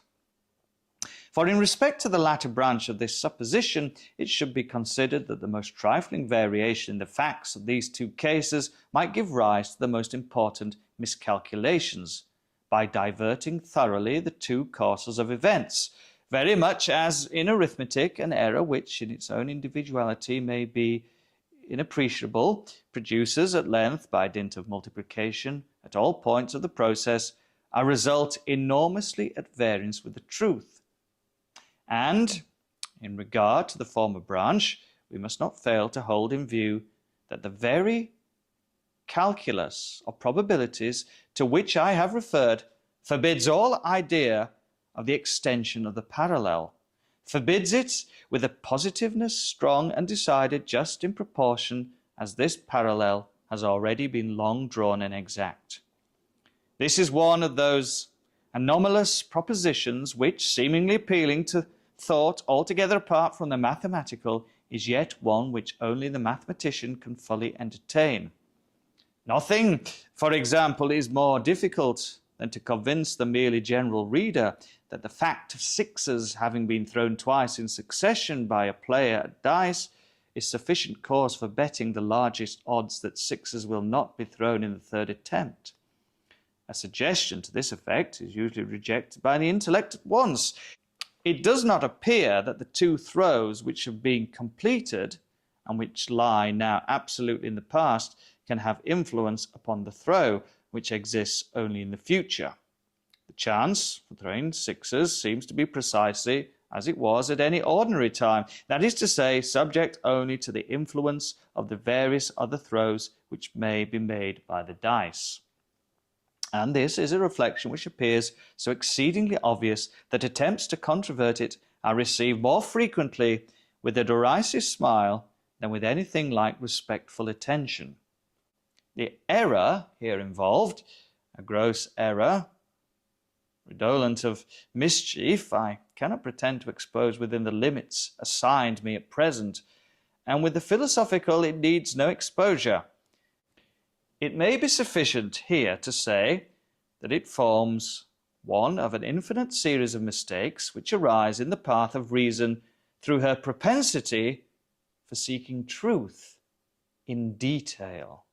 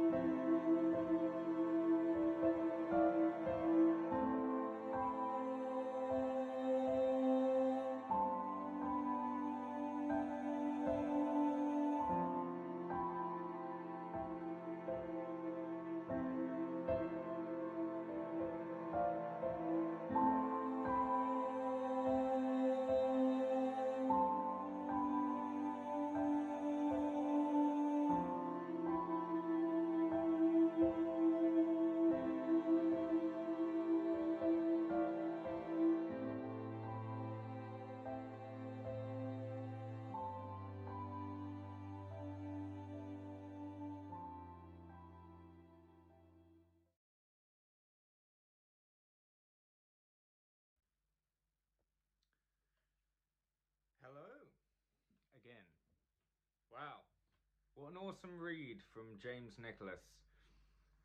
2 hours 10 minutes, I think that story was. Fair play, fair play. Yeah, once again, James is doing a double bill at the Edinburgh Fringe. The Body Snatcher and the Hanged Man's Bride. If you're going up there, check out that double bill. I saw one half of the double bill last year. Can't wait to see the Body Snatcher this year. Right, as a little reminder, let's see what we've got coming up. So, this is our running order. We're not even halfway there yet, actually. Still got a while to go before the end of the night. But this is a fundraiser for Freedom Theatre, because we are taking One Man Poe up to the Edinburgh Fringe this summer for the whole month. Well, it's about 3.5 weeks that we'll be up there from the 1st of August to the 23rd of August. And yeah, it's a very, very much needed fundraiser, or crowdfunder, I should say. The Edinburgh Fringe is an extremely expensive venture. Our £5,000 target for our for our crowdfunder doesn't even cover the whole of the venue hire for the month. It's a little bit dicey bringing up a show for that long in a theatre that big, but we really believe in the show, and I mean, I actually, don't take it from me. Let me whack on the some audience reactions to our show, which I'm really chuffed about. I mean, all of these people, apart from one familiar face, actually, you might recognise now, but all of these people I'd never met before, but they wholeheartedly loved One Man Poe. Unexpectedly brilliant, had no idea what to expect, have never been to a one-man show before, thought it might have been a bit cringy, and it was the exact opposite. Absolutely brilliant. I can actually say One Man Poe will leave you theatrically satiated. Audience totally engaged, fantastic. Best one-man show. He embodied all the different characters very well and very distinctly. Absolutely loved it. Great use of the space, great physicality, facial expressions, tone, voice, language, everything. It was a great little Halloween show, so definitely recommend it to all the spooky people. And it was quite fun as well. For a horror-based show, it was very fun. Could not say better things about the actor. Stephen's fantastic performing. The acting is amazing. He really draws you in. It was really engaging. It was really exciting. I think possibly what I found the strongest part of the performance was the physicality of it. Like particularly in, I think, Pit and Pendulum, having to react very physically to things that weren't there at all. And the way he kept so rigid on when he was strapped down, you'd think it would hurt. It gave life to words that I'd only really read before and really put them in new contexts and gave them new meaning. Really made me connect to words that to me before were just old words that meant nothing. Absolutely excellent. He really understood the literature, he understood each story really, really well, and he embodied all 4 characters. The whole atmosphere of each piece was really, really good. Excellent attention to detail. Big fan, 10 out of 10. Just the way that he was so professional and got all his lyrics out. His theatrical expressions, I loved that. I just really recommend anyone seeing this. So, yeah, I loved it. Thank you. Absolutely, just come and see. So I completely recommend it.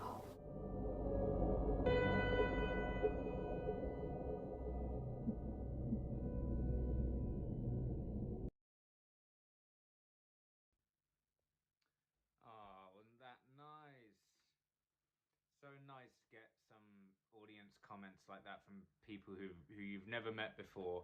In the early stages of doing shows, you kind of show it to friends, family, and you get audience along that you know won't walk out.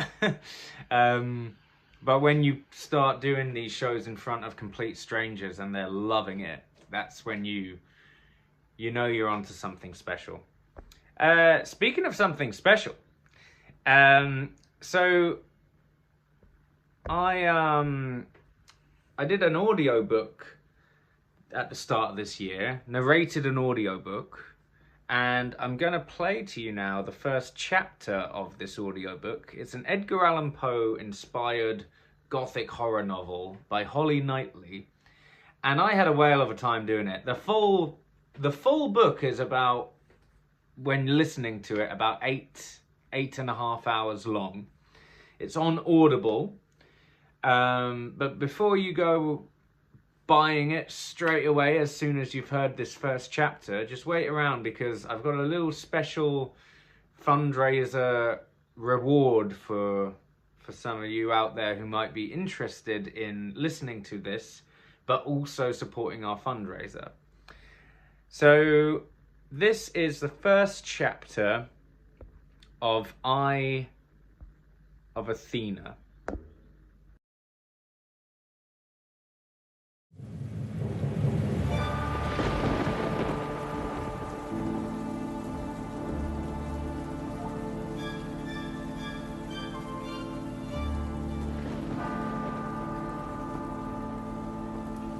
Eye of Athena.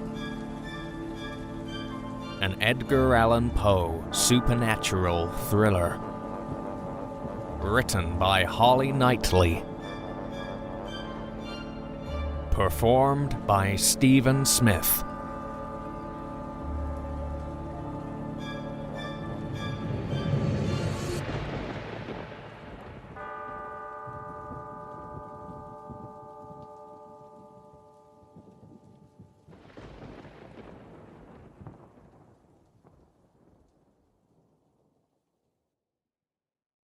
Chapter 1.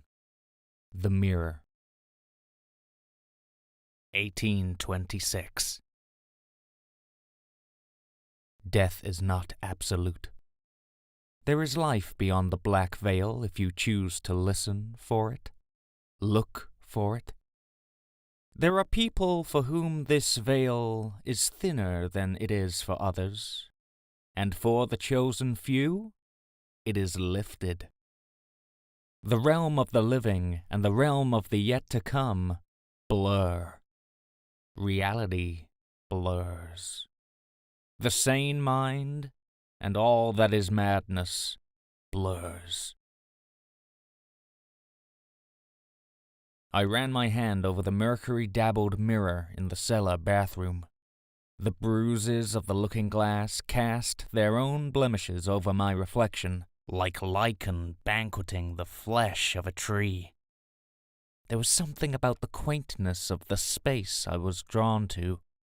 There was something to be said about the way the black wallpaper, with its tiny daisies, the size of scarabaeus beetles, arched over me, culminating in an ebony lacquered ceiling. And there was something about the old mirror that enticed me to come to the cellar, night after night.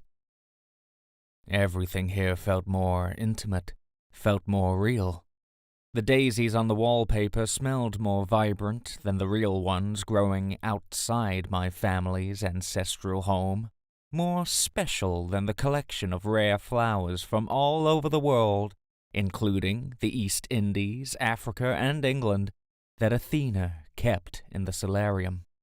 Their habitat was dark and damp, the gloominess of all subterranean homes.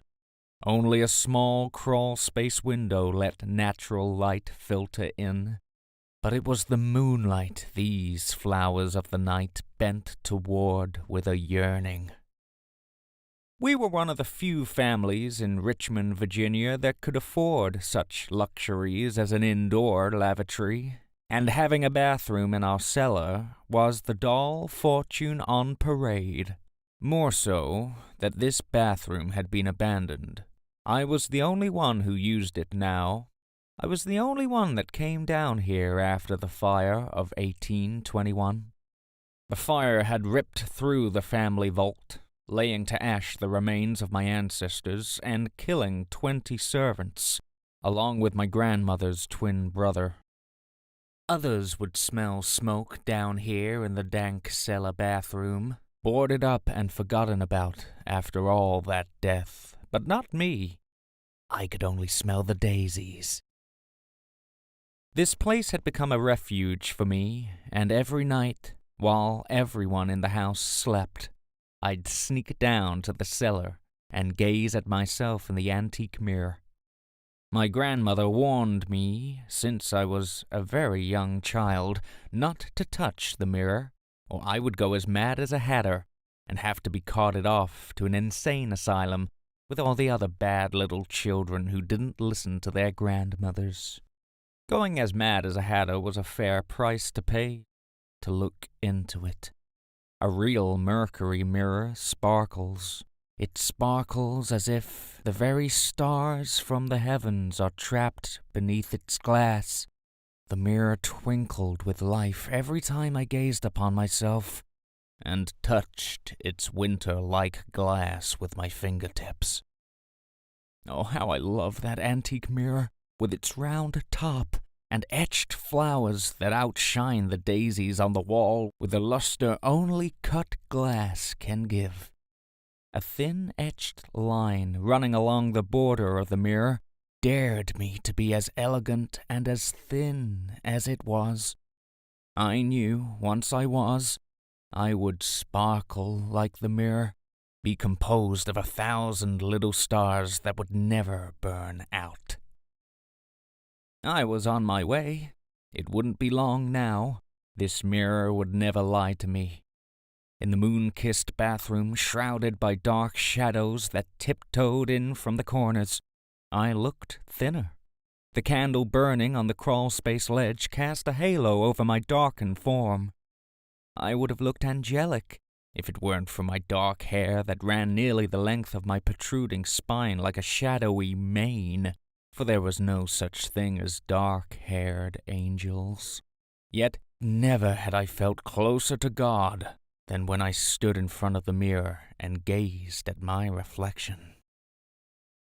The eyes are the gateway to the soul, and it was so easy to peer into mine through my reflection's eyes. Here alone could I glimpse a truth I could seldom perceive or want to understand. My one eye was as dark as the sea at night, and as calm. My one eye was the lightest blue I had ever seen, blurring into the sclera of my eye. Only its small, pit-like pupil commanded attention, a thing it always did. I liked my eyes. Others may have felt maddened when they looked at me, unsure where to focus their attention. On my dark eye? On my pale blue eye? On my thin lips? On my raven hair? My eyes were a true reflection of me, more so than the face in the mirror. They exposed my duplicity like two sides of a coin. I was not unlike the Egyptian god Horus, my left eye the morning and my right eye night. But where Horus's eyes gave him power and healing, mine gave me something darker.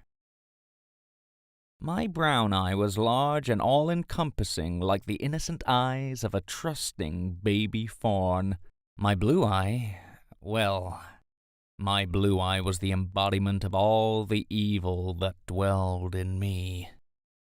It was there, festering behind the skin and bones of my earthly temple, lurking, waiting for its chance to beckon me to my darkest desires. The only inclination of my perverseness could be glimpsed through my pale blue eye, and seldom did anyone look me dead in that eye, including myself. I positioned my face between the silvery bark flaking from the back of the antique mirror to get a perfect look at myself. I was pleased, very pleased. "You look pretty today," I whispered to my reflection in a voice as frail as my appearance. I jumped back, banging the back of my knees into the toilet. I was grateful the sound was blunted by the heavy cotton material of my pants. I didn't want anyone to know I was in the bathroom again. I leaned in slowly, my face moving back into place between the mirror's scars. I scraped my fingernail over the mirror where my lips turned up. Feeling silly, I ran my hand over my lips. The mirror was just my reflection, after all. I was the real one. It was my face. My lips were the same old, thin lips that looked like a line cutting across my face. They were cold, but they've been cold for a while. It suited them. Lips like mine were never the kind meant for warm embraces. My lips were the kind for listening. Only the tight-lipped made good listeners, and I was always listening.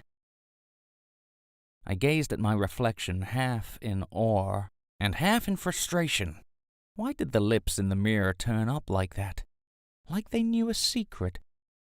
I watched them press together as if to speak to me. I leaned my ear toward the mirror. I heard a voice. It was soft and fragile, as if seldom used. I couldn't discern what the voice said, just that it spoke. I was not surprised tears welled in my eyes. Despite not understanding the voice, it understood me. I was certain of that, and I was so seldom understood. My nails dug into the blue velvet lining on the back of the mirror as I clutched it with both hands. I had to be gentle now. The bottom edges of the mirror had already cracked and broken off, but I was anxious to make out the words, for us to share something, to share in the secret hidden behind those thin, curved lips. "You can talk to me," I whispered to my reflection in the voice my grandmother used to soothe me when I was a child. "I will listen." My own voice shrieked in my ears, forcing me to grab my head in pain. "I know what you've done." The back of my throat stung as sobs fought free. A whirlwind of emotion tore through me. My head felt like it was on fire as I fought to suppress the memory that clawed at the inside of my skull. I had buried it deep inside of me and threw away the key. But there it came, screaming to the surface, the guilt crushing me as if I was trapped under the mirror's glass. I swooned, leaning on the sink top for support. My dark hair fell over my alabaster skin like strangling vines. The vein in my forehead pulsed with every beat of my heart that sounded in my eardrums like a summons to war.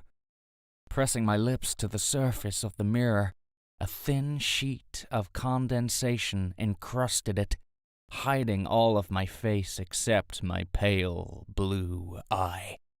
I couldn't hide from the eye, couldn't hide from its cloudy gaze. It was too late. It knew what I'd done. I recalled the sound of blood, how it dripped into the old porcelain sink like a metronome.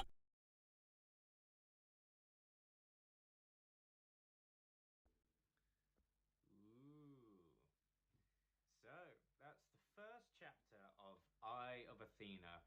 I recorded all of that in about 2 months, as in the whole book, the whole 8.5 hour book, and edited it all myself.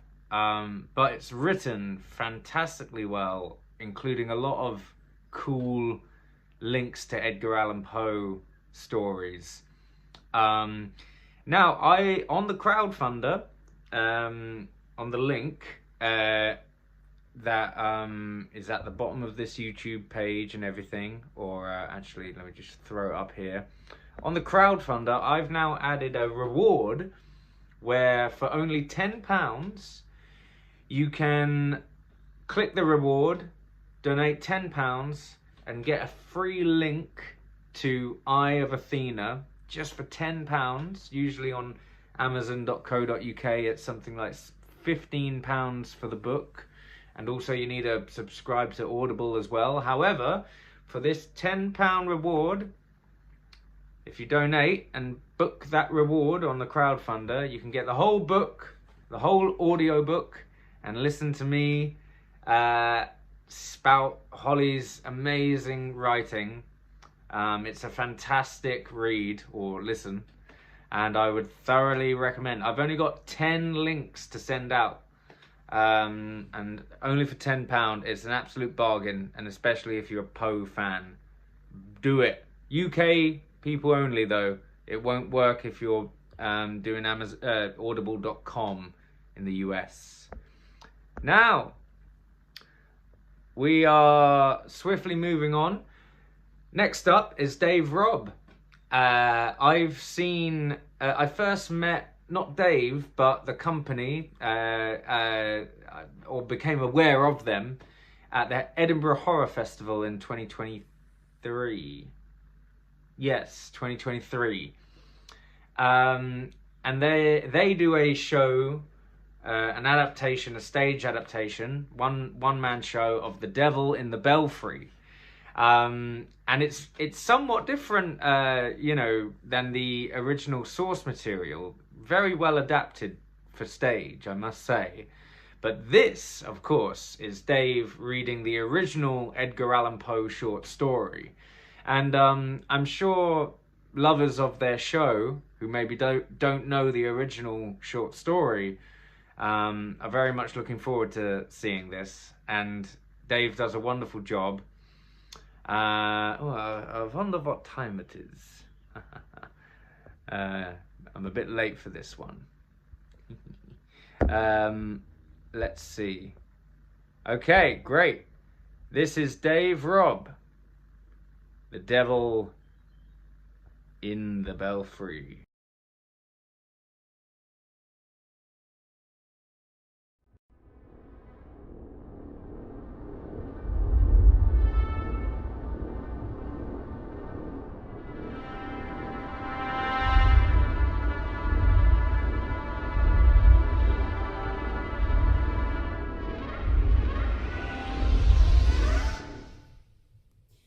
I'm Dave Robb, and I'll be reading The Devil in the Belfry. Everybody knows, in a general way, that the finest place in the world is, or alas, was, the Dutch borough of Vondervatinitis. Yet, as it lies some distance from any of the main roads, being in a somewhat out-of-the-way situation, there are perhaps very few of my readers who have ever paid it a visit. For the benefit of those who have not, therefore, it will be only proper that I should enter into some account of it. And this is indeed the more necessary, as with the hope of enlisting public sympathy in behalf of the inhabitants, I design here to give a history of the calamitous events which have so lately occurred within its limits. No one who knows me will doubt that the duty thus self-imposed will be executed to the best of my ability, with all that rigid impartiality, all that cautious examination into the facts, and diligent collation of authorities, which should ever distinguish him who aspires to the title of historian. By the united aid of medals, manuscripts, and inscriptions, I am enabled to say positively that the borough of Vondervatinitis has existed from its origin in precisely the same condition which it at present preserves. Of the date of this origin, however, I grieve that I can only speak with that species of indefinite definiteness which mathematicians are at times forced to put up with in certain algebraic formulae. The date, I may thus say, in regard to the remoteness of its antiquity, cannot be less than any assignable quantity whatsoever. Touching the derivation of the name Vondervatinitis, I confess myself, with sorrow, equally at fault. Among a multitude of opinions upon this delicate point, some acute, some learned, some sufficiently the reverse, I am able to select nothing which ought to be considered satisfactory. Perhaps the idea of Grogsvig, nearly coincident with that of Krauterplenty, is to be cautiously preferred. It runs Vondervatimitis, Vonder lege Donder Vatimitis, quasi und Bleitzis absol pro Blitzen.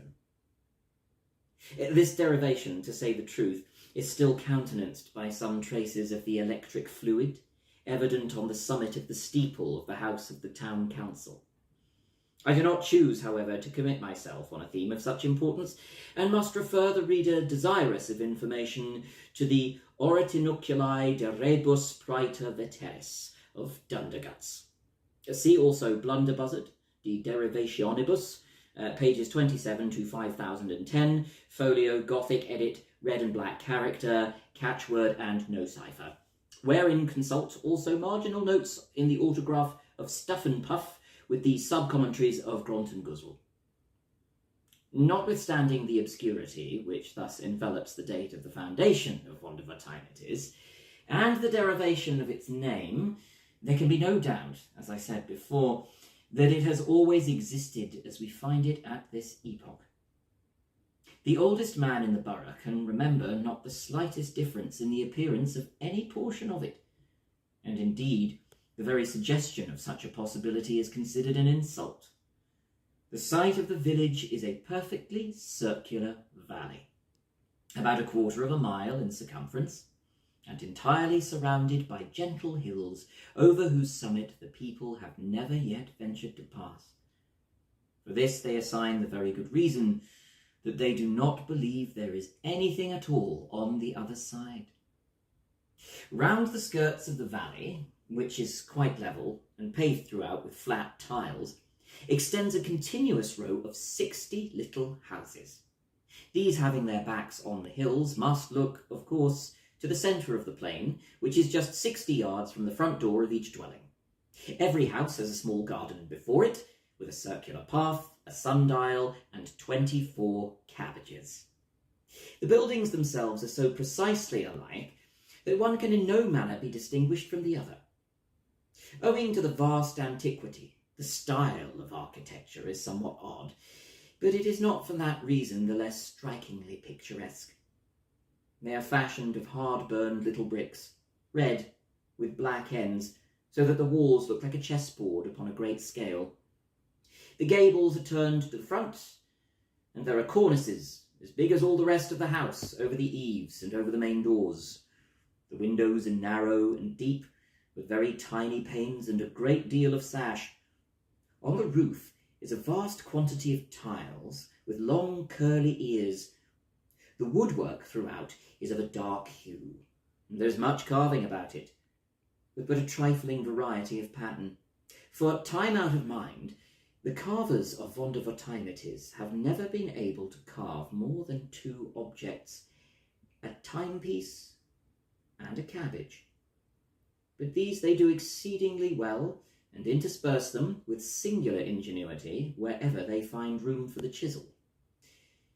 The dwellings are as much alike inside as out, and the furniture is all upon one plan. The floors are of square tiles, the chairs and tables of black-looking wood with thin crooked legs and puppy feet.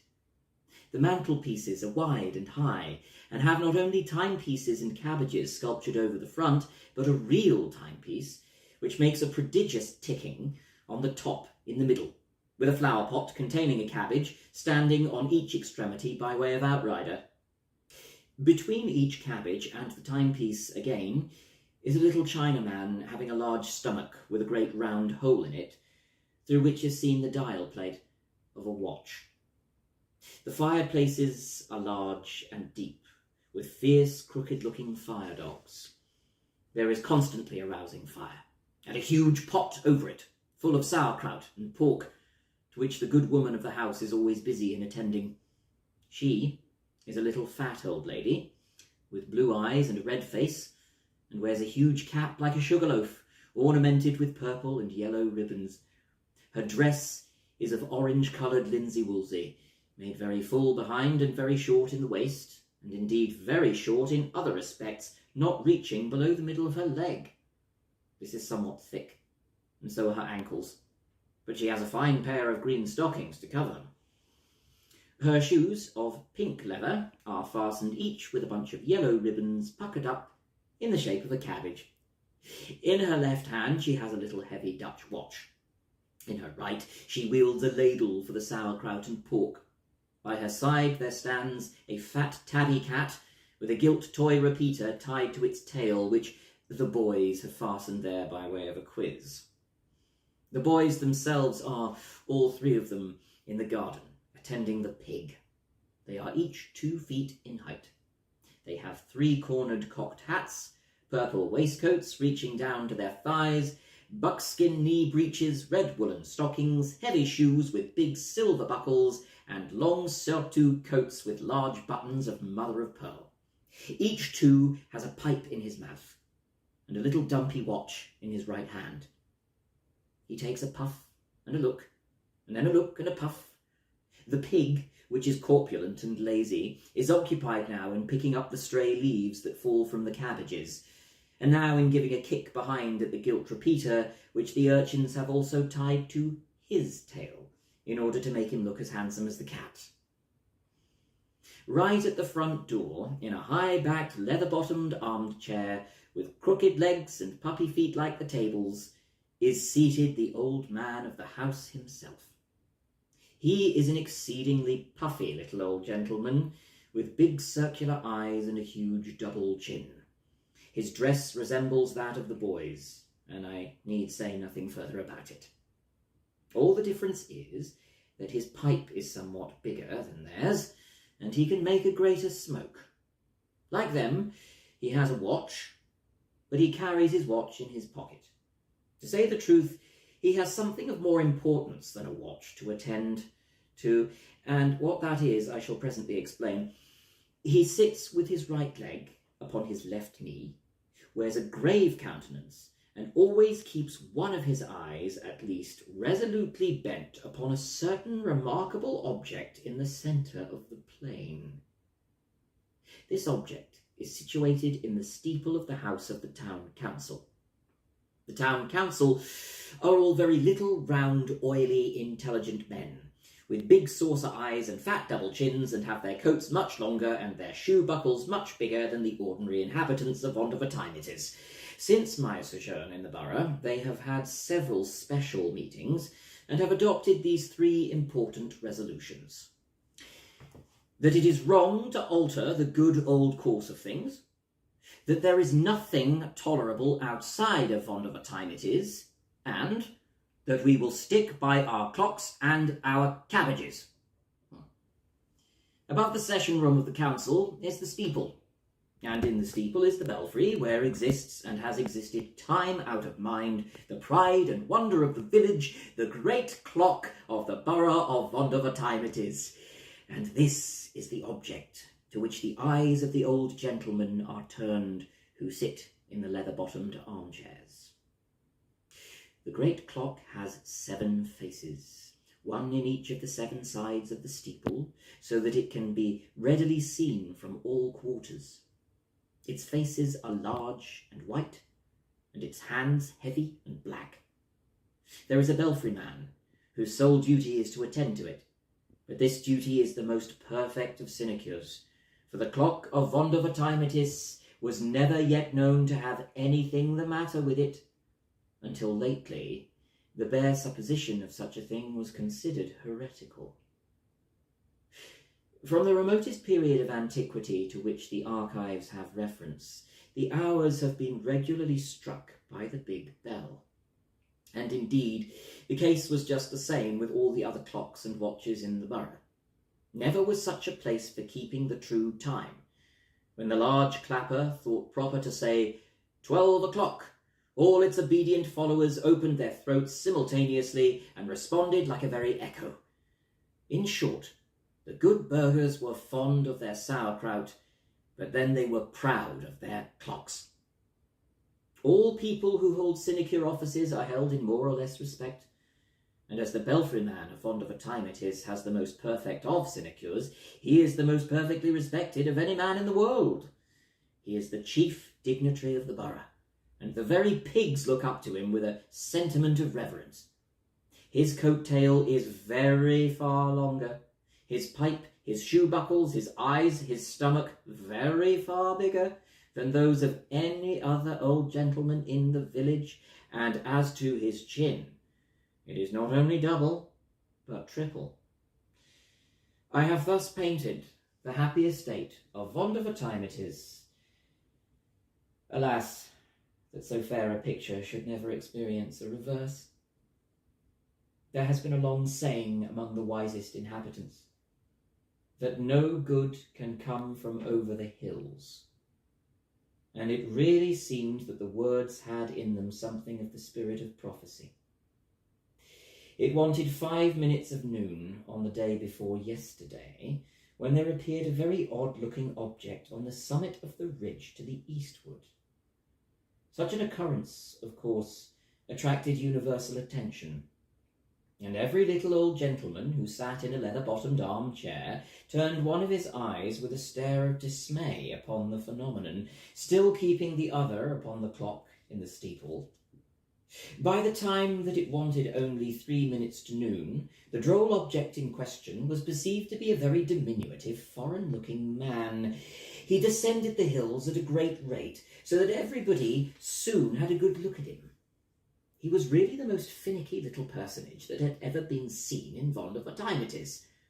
His countenance was of a dark snuff colour, and he had a long hooked nose, pea eyes, a wide mouth, and an excellent set of teeth, which latter he seemed anxious of displaying as he was grinning from ear to ear. What with moustachios and whiskers, there was none of the rest of his face to be seen. His head was uncovered, and his hair neatly done up in papillotes. His dress was a tight-fitting, swallow-tailed black coat, from one of whose pockets dangled a vast length of white handkerchief. Black kerseymere knee breeches, black stockings, and stumpy-looking pumps, with huge bunches of black satin ribbon for bows. Under one arm he carried a huge chapeau de bras, and under the other a fiddle nearly 5 times as big as himself. In his left hand was a gold snuff-box, from which, as he capered down the hill, cutting all manner of fantastic steps, he took snuff incessantly with an air of the greatest possible self-satisfaction. God bless me, here was a sight for the honest burghers of fond of a time it is. To speak plainly, the fellow had, in spite of his grinning, an audacious and sinister kind of face, and as he curvetted right into the village, the old stumpy appearance of his pumps excited no little suspicion, and many a burgher who beheld him that day would have given a trifle for a peep beneath the white cambric handkerchief which hung so obtrusively from the pocket of his swallow-tailed coat. But what mainly occasioned a righteous indignation was that the scoundrelly popinjay, while he cut a fandango here and a whirligig there, did not seem to have the remotest idea in the world of such a thing as keeping time in his steps. The good people of the borough had scarcely a chance, however, to get their eyes thoroughly open, when just as it wanted 1/2 minute of noon, the rascal bounced, as I say, right into the midst of them, gave a chassé here, a balancé there, and then after a pirouette and a pas de zephyr, pigeon-winged himself right up into the belfry of the house of the town council, where the wonder-stricken belfry man sat smoking in a state of dignity and dismay. But the little chap seized him at once by the nose, gave it a swing and a pull, clapped the big chapeau de bras upon his head, knocked it down over his eyes and mouth, and then, lifting up the big fiddle, beat him with it so long and so soundly that, what with the belfryman being so fat and the fiddle being so hollow, you would have sworn that there was a regiment of double-bass drummers all beating the devil's tattoo up in the belfry of the steeple of fond of a time it is. There is no knowing to what desperate act of vengeance this unprincipled attack might have aroused the inhabitants, but for the important fact that it now wanted only 1/2 second of noon. The bell was about to strike, and it was a matter of absolute and preeminent necessity that everybody should look well at his watch. It was evident, however, that just at this moment the fellow in the steeple was doing something that he had no business to do with the clock. But as it now began to strike, nobody had any time to attend to his manoeuvres, for they had all to count the strokes of the bell as it sounded. 1, said the clock. 1, echoed every little old gentleman in every leather-bottomed armchair in Vondervertimitis. 1, said his watch also. 1, said the watch of his vrouw, and 1, said the watches of the boys, and the little gilt repeaters on the tails of the cat and pig. 2, continued the big bell, and do, repeated all the repeaters. 3, 4, 5, 6, 7, 8, 9, 10, said the bell. 3, 4, 5, 6, 7, 8, 9, 10, answered the others. 11, said the big one. 11, assented the little ones. 12, said the bell. 12, they replied, perfectly satisfied, and dropping their voices. And 12 it is, said all the little old gentlemen, putting up their watches. But the big bell had not done with them yet. 13, said he. Der Teufel, gasped the little old gentleman, turning pale, dropping their pipes and putting down all their right legs from over their left knees. Der Teufel, groaned they. 13, 13, mein Gott, it is 13 o'clock. Why attempt to describe the terrible scene which ensued? All Vondervertimitis flew at once into a lamentable state of uproar. What is come to mein pelly? Roared all the boys. I've been hungry for this hour. What is come to mein crowd? Screamed all the vrouws. It has been done to rags for this hour. What is come to mein pipe? Swore all the little old gentlemen. Donder and blitzen, it has been smoked out for this hour. And they filled them up again in a great rage, and sinking back in their armchairs, puffed away so fast and so fiercely that the whole valley was immediately filled with impenetrable smoke. Meantime, the cabbages had all turned very red in the face, and it seemed as if old Nick himself had taken possession of everything in the shape of a timepiece. The clocks carved upon the furniture took to dancing as if bewitched, while those upon the mantelpieces could scarcely contain themselves for fury, and kept such a continual striking of 13, and such a frisking and wriggling of their pendulums as was really horrible to see.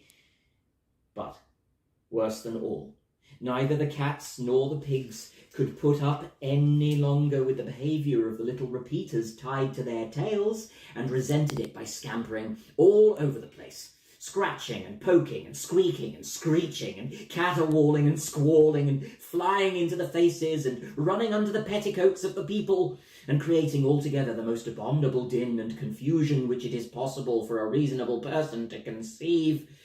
And to make matters still more distressing, the rascally little scapegrace in the steeple was evidently exerting himself to the utmost. Every now and then one might catch a glimpse of the scoundrel through the smoke. There he sat in the belfry, upon the belfry man who was lying flat upon his back. In his teeth the villain held the bell rope, which he kept jerking about with his head, raising such a clatter that my ears ring again even to think about it. On his lap lay the big fiddle, at which he was scraping, out of all time and tune, with both hands, making a great show, the nincompoop, of playing Judy O'Flanagan and Paddy O'Rafferty. Affairs thus being miserably situated, I left the place in disgust, and now appeal for aid to all lovers of correct time and fine kraut. Let us proceed in a body to the borough, and restore the ancient order of things in Vondervertimitis by ejecting that little fellow from the steeple.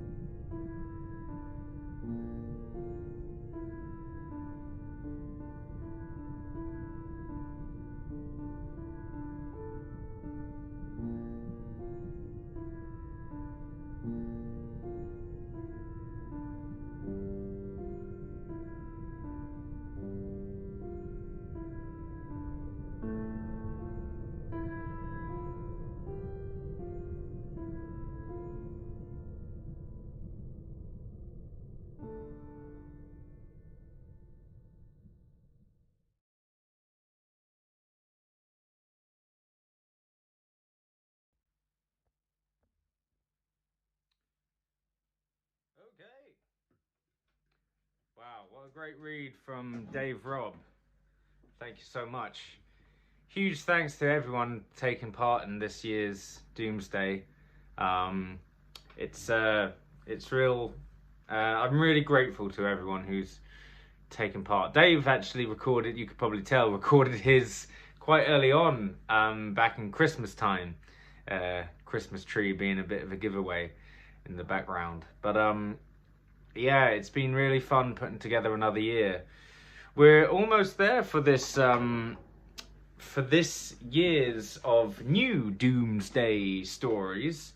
I've just got one more, but then afterwards I'll be rounding off the evening with a little outro, I suppose, from me. But then also I'm going to put on all of last year's stories one by one as well, just to kind of keep the live stream going, trying to get some more donations. But it's early days.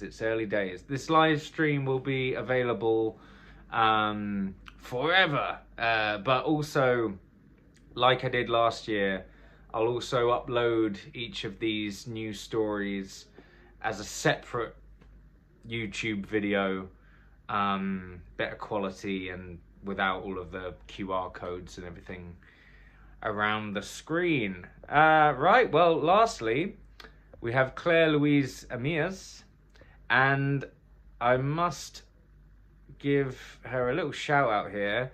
This is her show, well, one of her solo shows. I've seen two of them so far.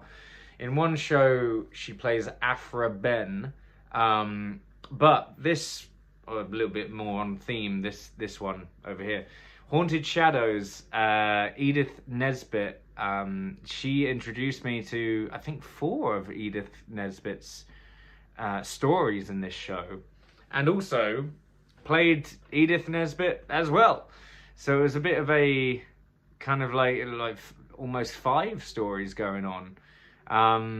It's a real good show, Haunted Shadows, and off the top of my head, I don't know when the next shows are, but please do check out A Monkey with Symbols is the theatre company. And I'm pretty sure there's a London show coming up. I'm sure you won't see the last of Haunted Shadows this year. It's a really great piece that I had the privilege of seeing back in I want to say November? Was it that long ago? Or August? Oh, I can't remember. But I saw it just up the road from where I live at the White Bear Theatre. This is Berenice, read by Claire Louise Amias.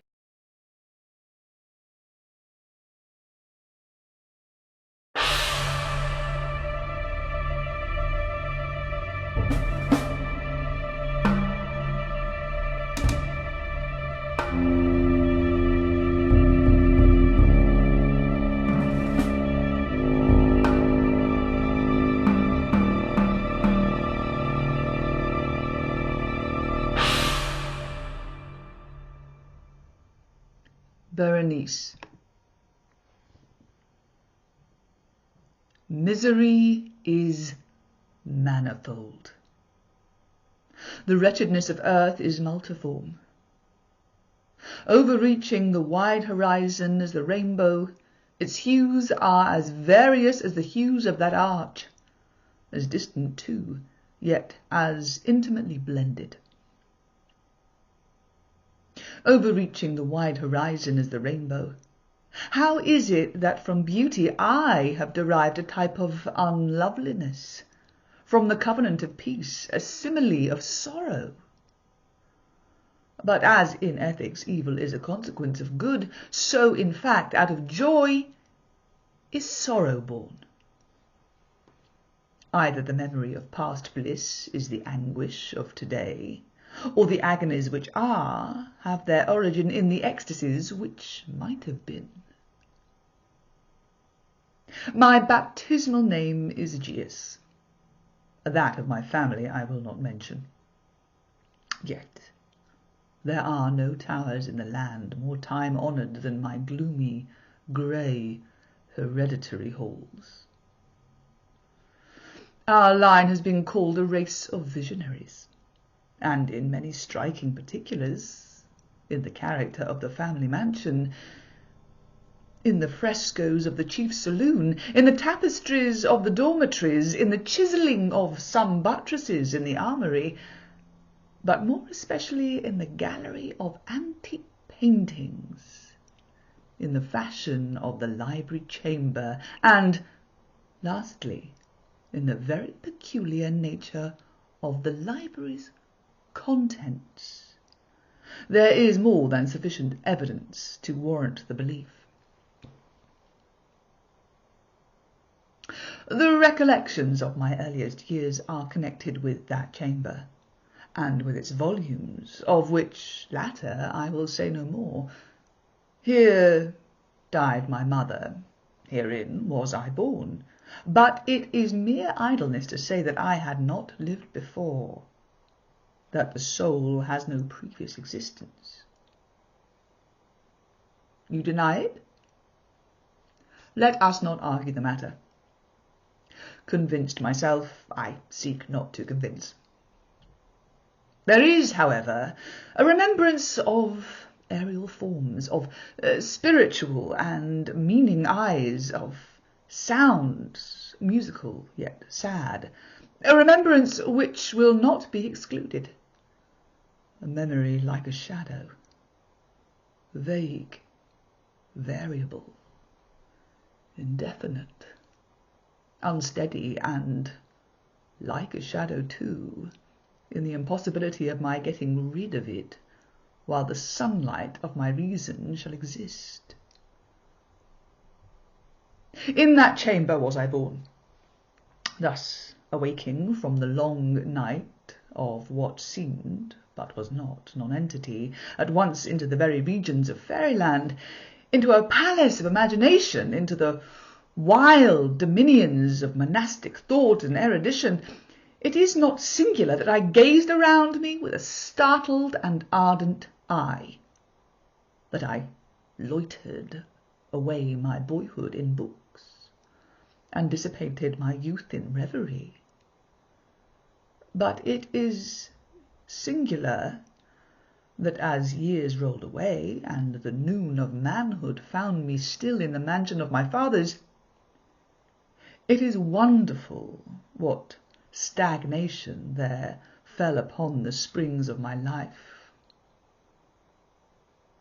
Wonderful how total an inversion took place in the character of my commonest thought.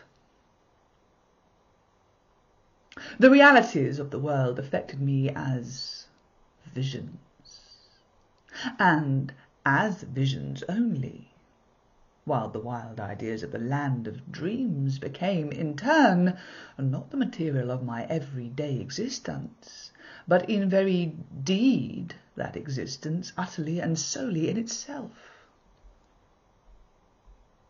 Berenice and I were cousins, and we grew up together in my paternal halls.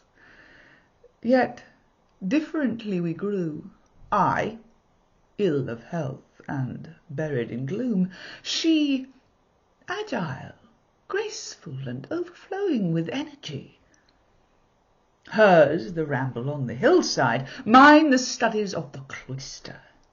I, living within my own heart, and addicted, body and soul, to the most intense and painful meditation.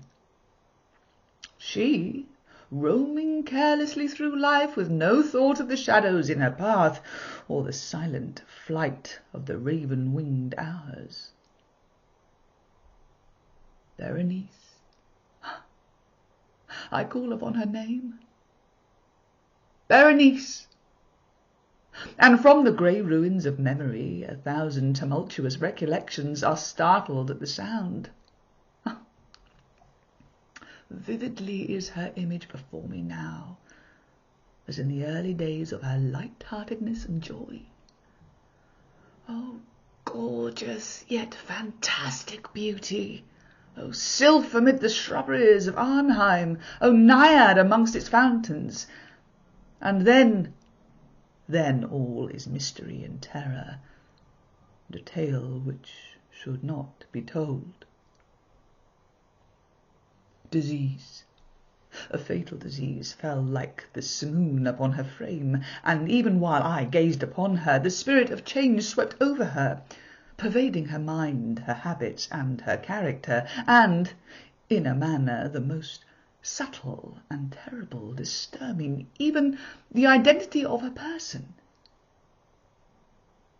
Alas, the destroyer came and went, and the victim, where is she?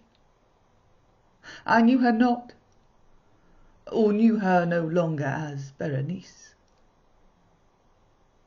Among the numerous train of maladies superinduced by that fatal and primary one, which effected a revolution of so horrible a kind in the moral and physical being of my cousin, may be mentioned as the most distressing and obstinate in its nature, a species of epilepsy, not unfrequently terminating in trance itself, trance very nearly resembling positive dissolution, and from which her manner of recovery was, in most instances, startlingly abrupt.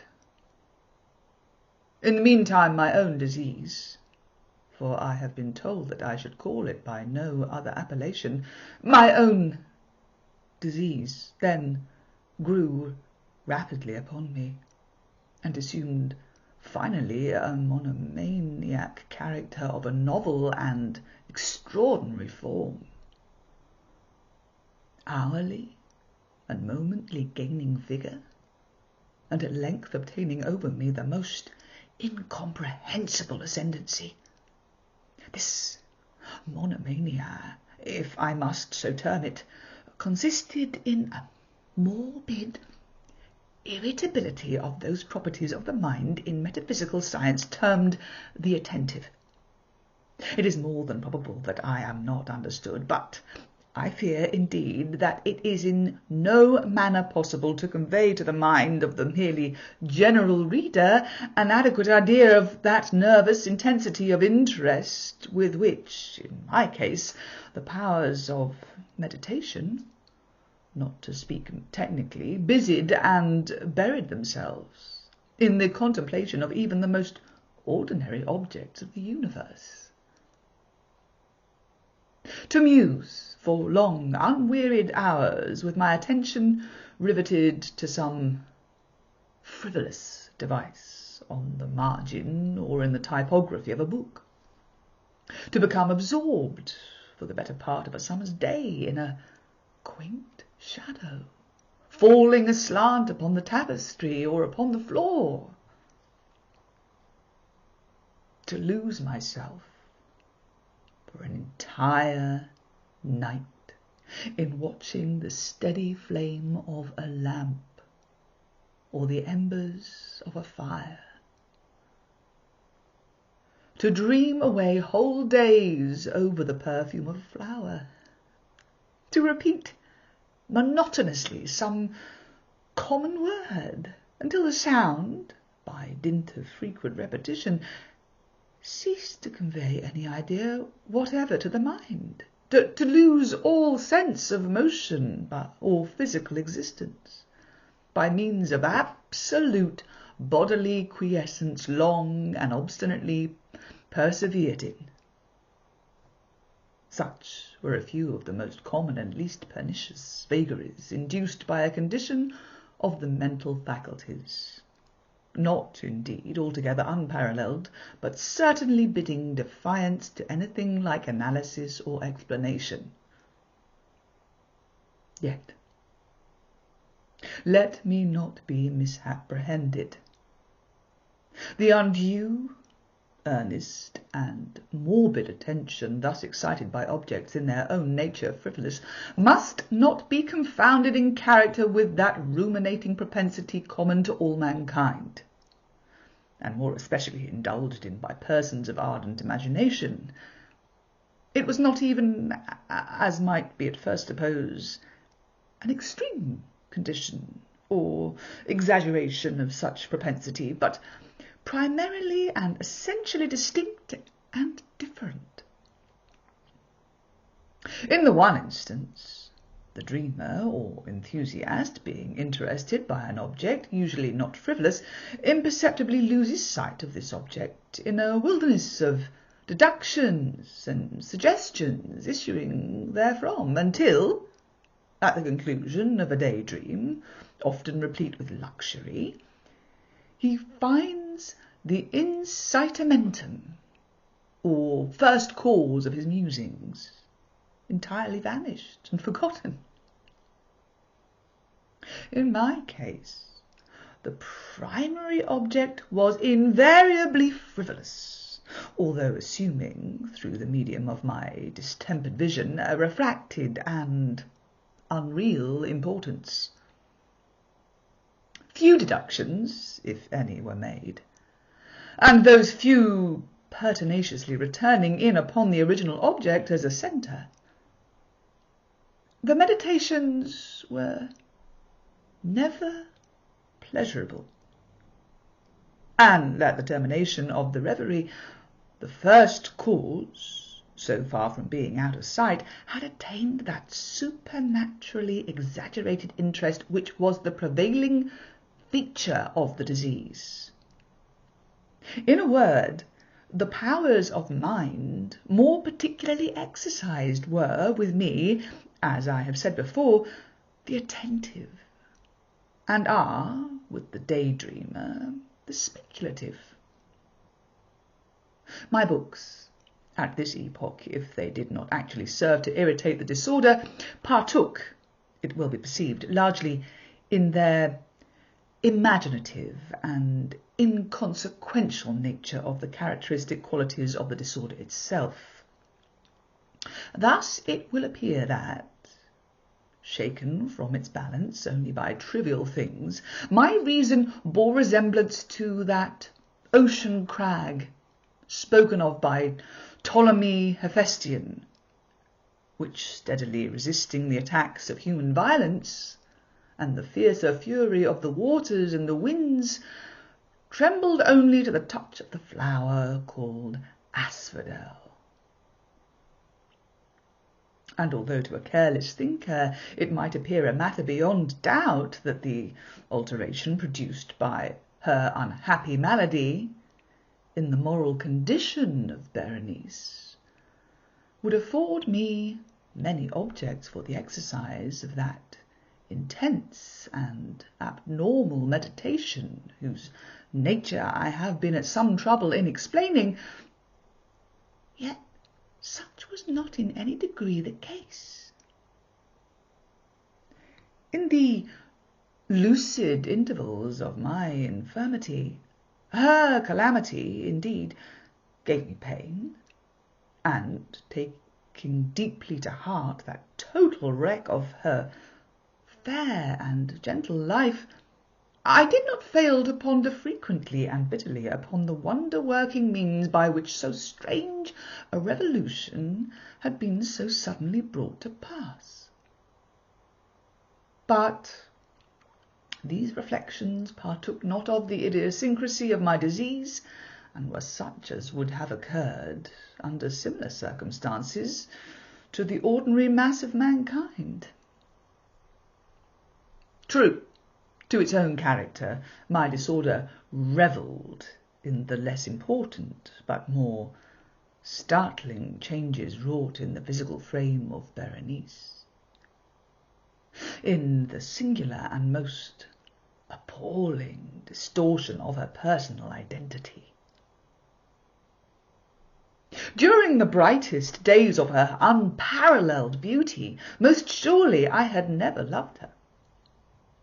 In the strange anomaly of my existence, feelings with me had never been of the heart, and my passions always were of the mind.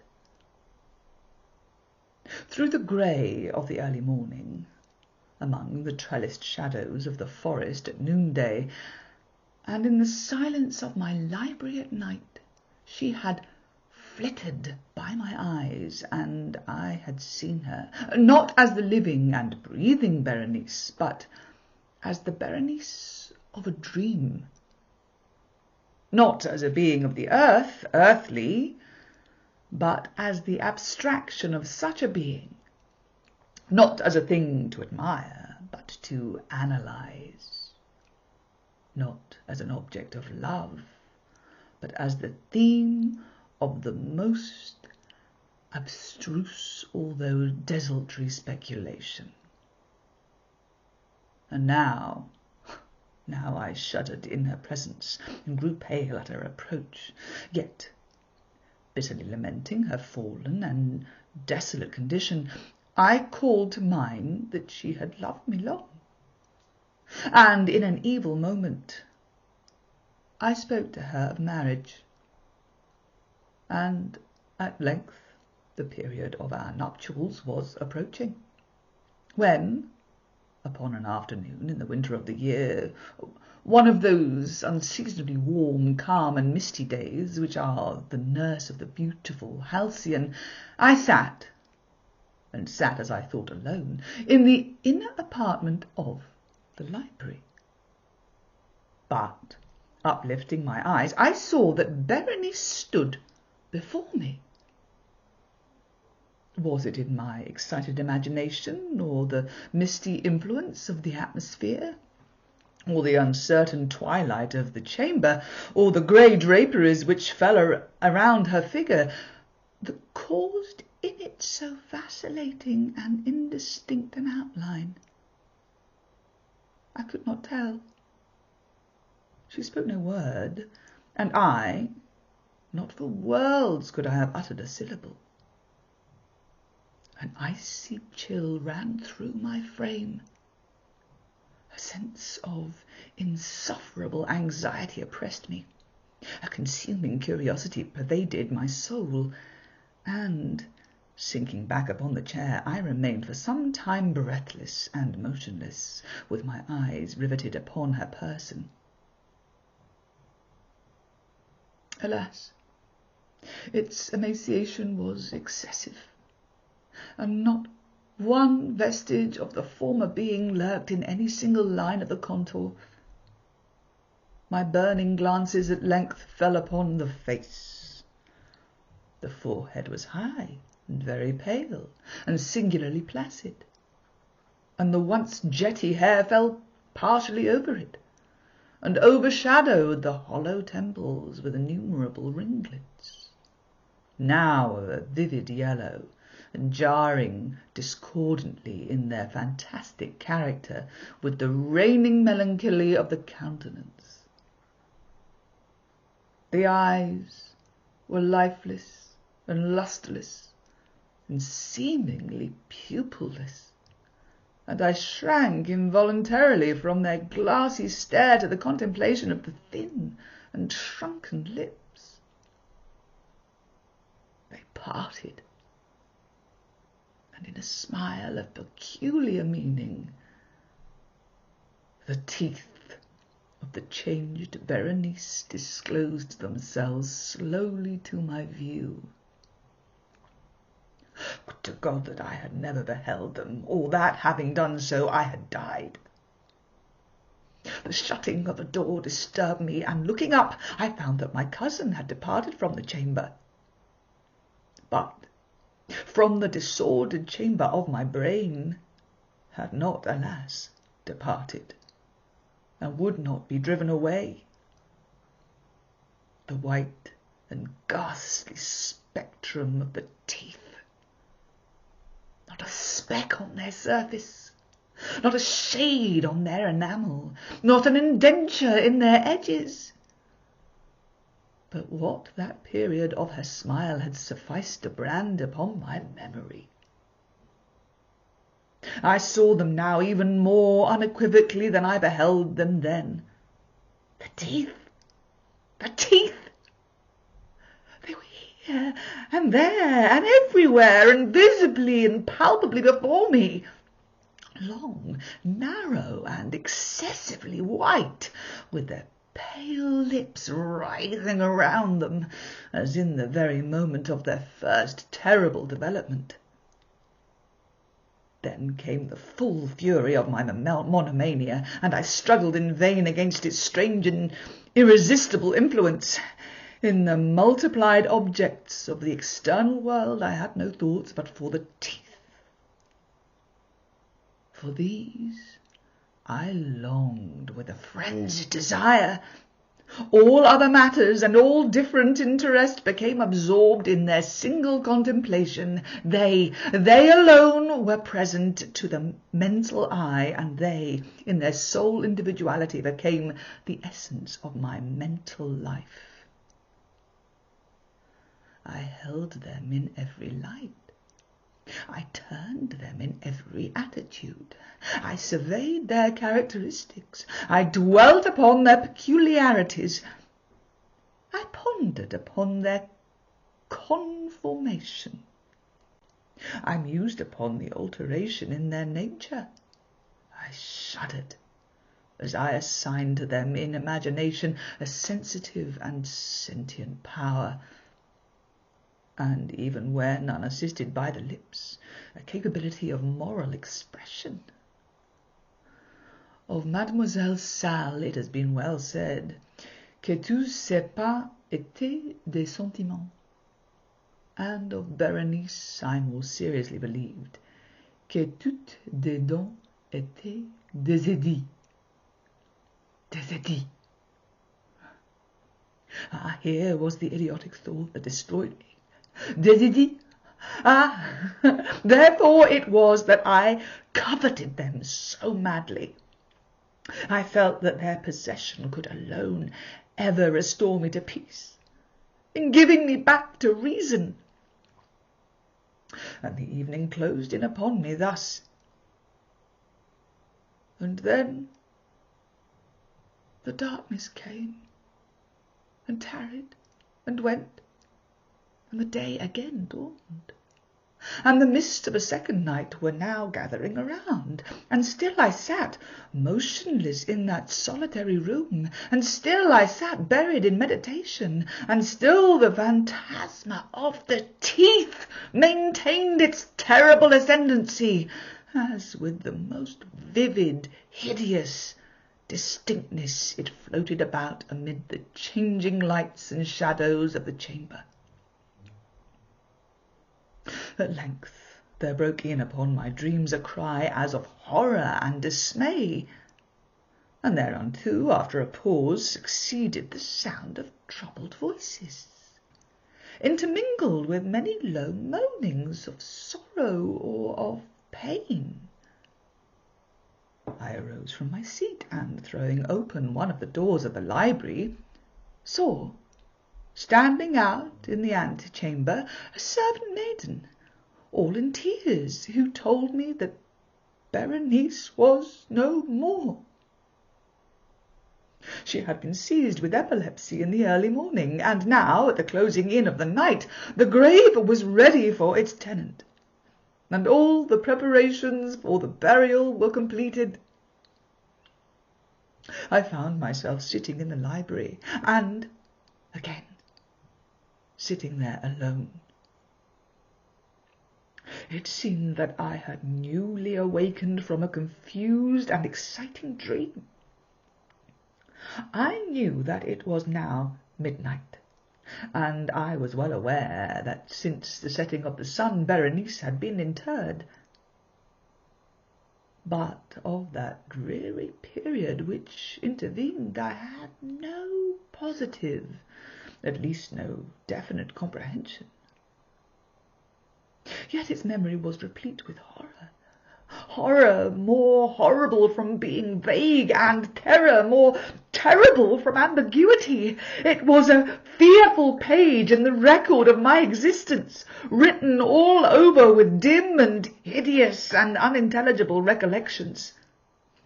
I strived to decipher them, but in vain, while ever and anon, like the spirit of a departed sound, the shrill and piercing shriek of a female voice seemed to be ringing in my ears. I had done a deed. What was it? I asked myself the question aloud, and the whispering echoes of the chamber answered me. What was it? On the table beside me burned a lamp, and near it lay a little box. It was of no remarkable character, and I had seen it frequently before, for it was the property of the family physician. But how came it there upon my table, and why did I shudder in regarding it? There came a light tap at the library door, and, pale as the tenant of a tomb, a menial entered upon tiptoe. His looks were wild with terror, and he spoke to me in a voice tremulous, husky, and very low. What said he? Some broken sentences I heard. He told of a wild cry disturbing the silence of the night, of the gathering together of the household, of a search in the direction of the sound. And then his tones grew thrillingly distinct as he whispered me of a violated grave, of a disfigured body enshrouded, yet still breathing, still palpitating, still alive. He pointed to my garments. They were muddy and clotted with gore. I spoke not, and he took me gently by the hand. It was indented with the impress of human nails. He directed my attention to some object against the wall. I looked at it for some minutes. It was a spade. With a shriek I bounded to the table and grasped the box that lay upon it, but I could not force it open, and in my tremor it slipped from my hands and fell heavily and burst into pieces. From it, with a rattling sound, there rolled out some instruments of dental surgery, intermingled with 32 small white and ivory-looking substances that were scattered to and fro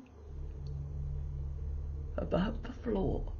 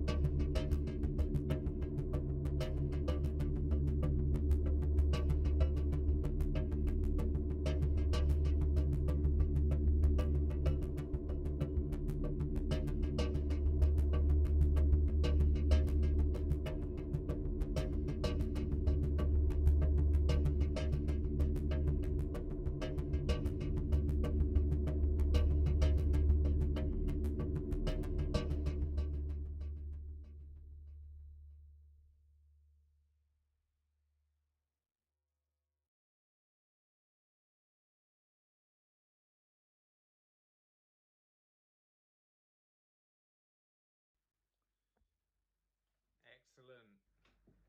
What a fantastic read. Straight through, one take. Yeah, let me just throw up Claire's show again. So Haunted Shadows, if you're in the UK, keep an eye out for this. It's a really great show celebrating a fantastic I want to say Victorian writer, but yeah, it's a pleasure to have Claire and everyone on tonight. It's a real honor to be hearing Poe out of all of these talented, up and coming creatives. And of course, this is the UK version of Doomsday. As far as I'm aware, every other Doomsday is going strong. So we've got Baltimore in the USA. Now, the guys in Baltimore kind of started this whole thing a few years ago now, and managed to get other countries on board, including me. including Milan, Italy. They're also the guys in Italy are taking a show to the Edinburgh Fringe called Italian Horror Stories. So do check them out if you're up at the Edinburgh Fringe. Now the guys in Tennessee, they run the Poe Unplugged YouTube channel, on which I've had the pleasure of featuring. I had an hour plus long discussion with them about Poe, and if you're keen to hear more about my backstory, as it were, for why I do this Poe show, go to their YouTube channel and check it out. Check out this interview. It was one of the most enjoyable interviews I've ever done. And finally, the guys in Scotland, I actually met Neil and Stephen at the Poe Festival in Baltimore last year. I hope to see them again. I've actually since realised that I've got some family, well, distant family. My stepmom's parents, or dad, I should say, is living near Ayrshire, where Edgar Allan Poe lived, and I'm very keen to make the trip up there, because I've never been any further than Scotland. Edinburgh, in Scotland. That's really the only place I've been in Scotland. Edinburgh, lovely place, but still, I'd love to check out more. So yes, we're fundraising for One Man Poe. Thank you very much, Sonia. I just checked the donations or refreshed the donations rather. Sonia has donated to the crowdfunder, which is very, very kind of you, and thank you for your lovely comments in the chat. I really appreciate that, and I thank you so much. I'm very chuffed to get further support from you, and I know you said you've seen a montage of Monet and One Man Poe, so yeah, it means the world. Thank you very much, Sonia. If you can't donate, ladies and gentlemen, please just help spread the word. We've got these upcoming shows, 1st of June in York, then 17th, 18th and 20th of June in Los Angeles for the Hollywood Fringe, 28th of June in London, and then the 1st to the 2nd of July in Prescott, the 3rd to the 5th of July in Salford, the 25th of July in Rugby, and the 1st to the 23rd of August at the Edinburgh Fringe, the world's biggest international arts festival. Lots of shows heading up there. There's something like, usually about 5,000 shows to pick from. And word of mouth goes such a long way. One Man Poe isn't the only show I'm doing up in Edinburgh. I'm also doing my show, A Montage of Monet, which is about Monet, the French Impressionist. But I suppose this, with this crowdfunder being so Poe-centric and fundraiser being Poe-centric, it's quite appropriate that I kind of talk about One Man Poe for the duration of this stream. I say duration of this stream, I mean I'm going to head off soon, but I'm going to stick on the participants of last year. But one more time, give it up for I'm trying to show my appreciation here. Give it up for all our participants. Clapping, clapping, clapping. The crowd goes wild. I'm clapping myself for the businessman.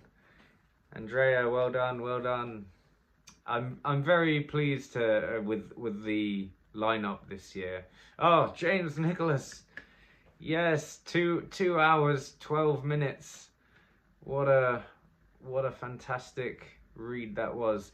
Chapter 1 of Eye of Athena. If you liked that, we have got the Eye of Athena reward now on our crowdfunder. So all you need to do is donate £10, and then you get the whole book to listen to, which is an Edgar Allan Poe inspired Gothic horror novel on Audible. Now this is all coming up. Duncan, Tyler, the Cask of Amontillado, I always say that wrong, Amontillado, The Man of the Crowd, Alice Way, also taking a show up to Edinburgh. Wet Dreams with Jesus is her show. So check out that if you're at Edinburgh Fringe. James Swanton, such a fantastic horror actor, York based. I'm hoping to see him when I'm heading to York. Grace O'Keefe, I'm pretty sure she's taken something up to Edinburgh. I'd be surprised if she's not. I know she's working on a Jane Austen musical at the moment. Oh god, I should prep myself for these little shout outs. Warren Rusher does Speak the Speech, the first Wednesday of the month. London-based monologue classes. And my wife, Stephanie Van Driesen, the love of my life, can't come up for the whole month this year to Edinburgh, which is why I am rattling the virtual money tin to try and get a bit more funding this year, not only to cover the extra costs of Edinburgh, because we are upscaling the production, but also to pay for a technical operator. Stephanie works full-time now, so she's only able to get, proper holiday and all that off to help me with things, which is absolutely fair enough. Yeah, well, I think that's about it from me. In about 5 minutes time, I'll start the stories from last year, starting with Duncan Richards, the case of the facts of the case of M. Valdemar. Another potential story that might work on stage one day. Who knows? Maybe I will do a one-man Poe 2 or The Revenge. one man Poe Volume 2, where I pick another 4 to perform. But it's hard because even though there's some good contenders, I feel like the main 4, the Telltale Heart, the Pit and the Pendulum, the Black Cat and the Raven, they're pretty good. Let's not lie. But I don't know, just to kind of challenge myself and try something different. Maybe try some of the more really unpopular ones. Put them up on stage. Shine light on some really unknown ones. But the great thing is about One Man Poe is that even if you are a lifelong fan, lifelong fans seem to really enjoy it because it's like experience. Sorry, I'm a bit tongue-tied at the moment. My got a bit of a toothache. Experiencing Edgar Allan Poe's stories as if for the first time is how it's been described by lifelong fans and people who know the stories like the back of their hands, but seeing it performed live and embodied with so much passion behind the words, it's as if it's for the first time. Whereas people who don't know Edgar Allan Poe can kind of turn up and get a really good first time experiencing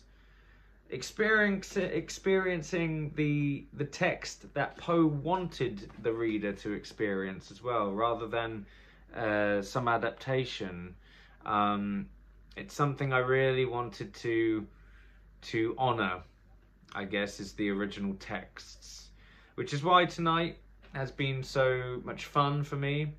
And it's been a real joy to welcome so many other artists, friends of mine, new friends of mine, old friends of mine, to the live stream. if you've got any questions for me, please do give us a shout out on social media. Drop me a message, direct message. And like I say, yeah, if you can't donate anything, absolutely fine. Just please help spread the word and spread the Poe joy around the world. Check out the other live streams. Here's their links one more time. But for me, I think that's pretty much me over and out. Thank you very much, and wishing you a wonderful summer. And to those of you who are going to the Edinburgh Fringe, please do say hi. You'll see me on the Royal Mile with a huge Edgar Allan Poe banner in my hand. You can't miss me. I always fly an hour or two before the show. The shows every night are at 6:35 they start, and the venue is right on the Royal Mile, Greenside Riddles Court. And the venue, if you went last year, the venue is way cooler. The room we're in, it's in the room we were in last year had one chandelier in the middle of the room. This room has 2 chandeliers and really cool Gothic walls and wooden paneling everywhere. I mean, and also a lot of the rooms in Edinburgh Fringe, you hear nosebleed and stuff, but notoriously, this room, the Willow Studio, is very quiet. No nosebleed, no stomping from anyone above. We're at the top floor. It's a real quiet, creepy atmosphere, perfect for one-man Poe. But thank you very much, everyone. My name's Stephen Smith, and this is me signing off. But stick around for more Edgar Allan Poe all night long.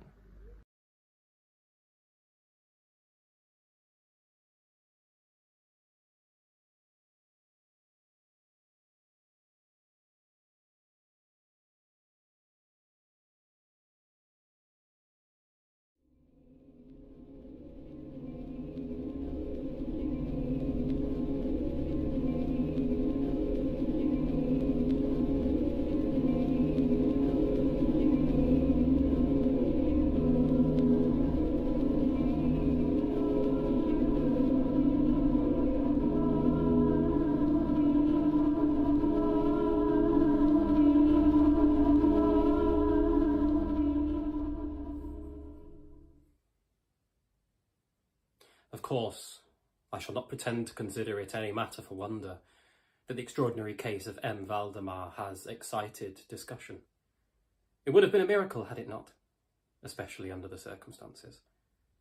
Through the desire of all parties concerned to keep the affair from the public, at least for the present, or until we had farther opportunities for investigation through our endeavours to effect this, a garbled or exaggerated account made its way into society and became the source of many unpleasant misrepresentations and, very naturally, of a great deal of disbelief. It is now rendered necessary that I give the facts, as far as I comprehend them myself. They are, succinctly, these.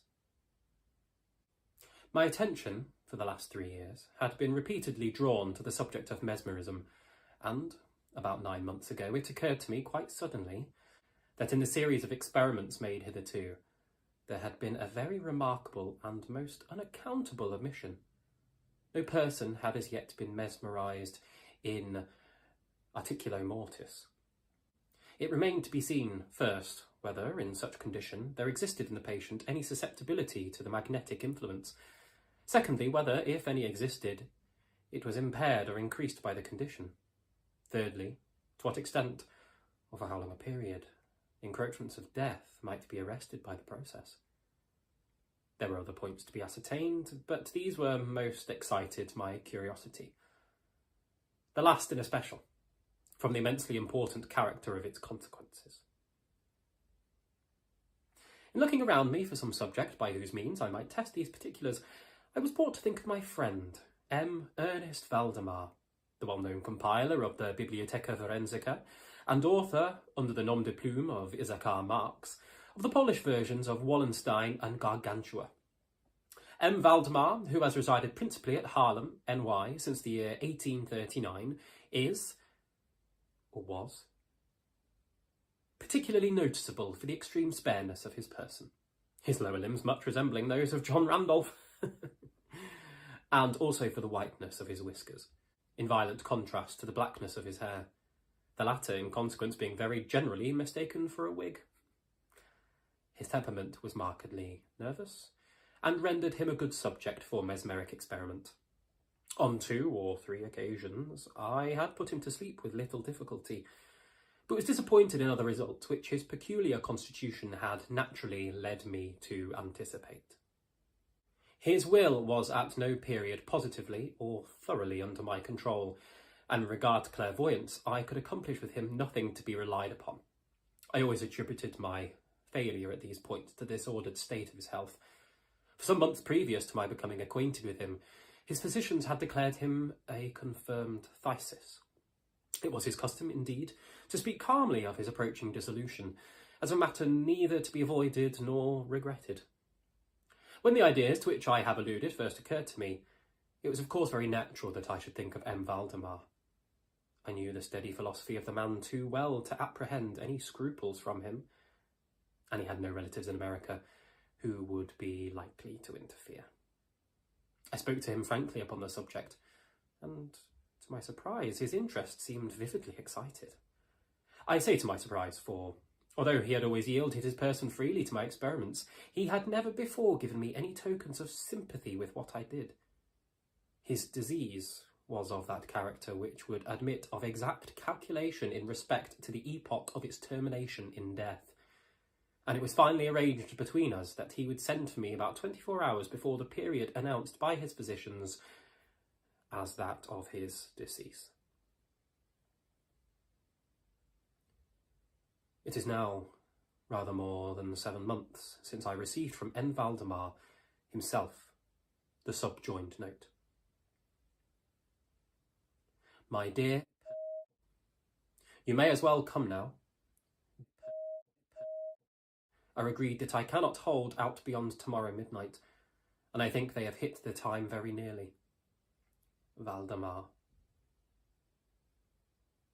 I received this note within half an hour after it was written, and in 15 minutes more I was in the dying man's chamber.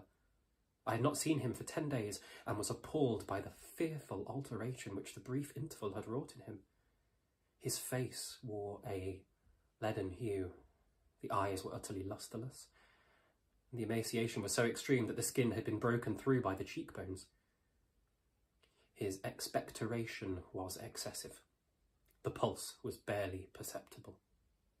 He retained, nevertheless, in a very remarkable manner, both his mental power and a certain degree of physical strength. He spoke with distinctness, took some palliative medicines without aid, and when I entered the room was occupied in penciling memoranda in a pocketbook. He was propped up in the bed by pillows. Doctors and were in attendance. After pressing Valdemar's hand, I took these gentlemen aside and obtained from them a minute account of the patient's condition. The left lung had been for 18 months in a semi-osseous or cartilaginous state, and was of course entirely useless for all purposes of vitality. The right, in its upper portion, was also partially, if not thoroughly, ossified, while the lower region was merely a mass of purulent tubercles, running one into another.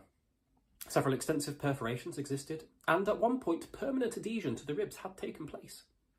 These appearances in the right lobe were of comparatively recent date. The ossification had proceeded with very unusual rapidity. No sign of it had been discovered a month before, and the adhesion had only been observed during the 3 previous days. Independently of the phthisis, the patient was suspected of aneurysm of the aorta, but on this point the osseous symptoms rendered an exact diagnosis impossible. It was the opinion of both physicians that M. Valdemar would die about midnight on the morrow, Sunday. It was then 7 o'clock on Saturday evening. On quitting the invalid's bedside to hold conversation with myself, Doctors and had bidden him a final farewell. It had not been their intention to return, but at my request they agreed to look in upon the patient about 10 the next night. When they had gone, I spoke freely with M. Valdemar on the subject of his approaching dissolution, as well as, more particularly, of the experiment proposed. He still professed himself quite willing and even anxious to have it made, and urged me to commence it at once.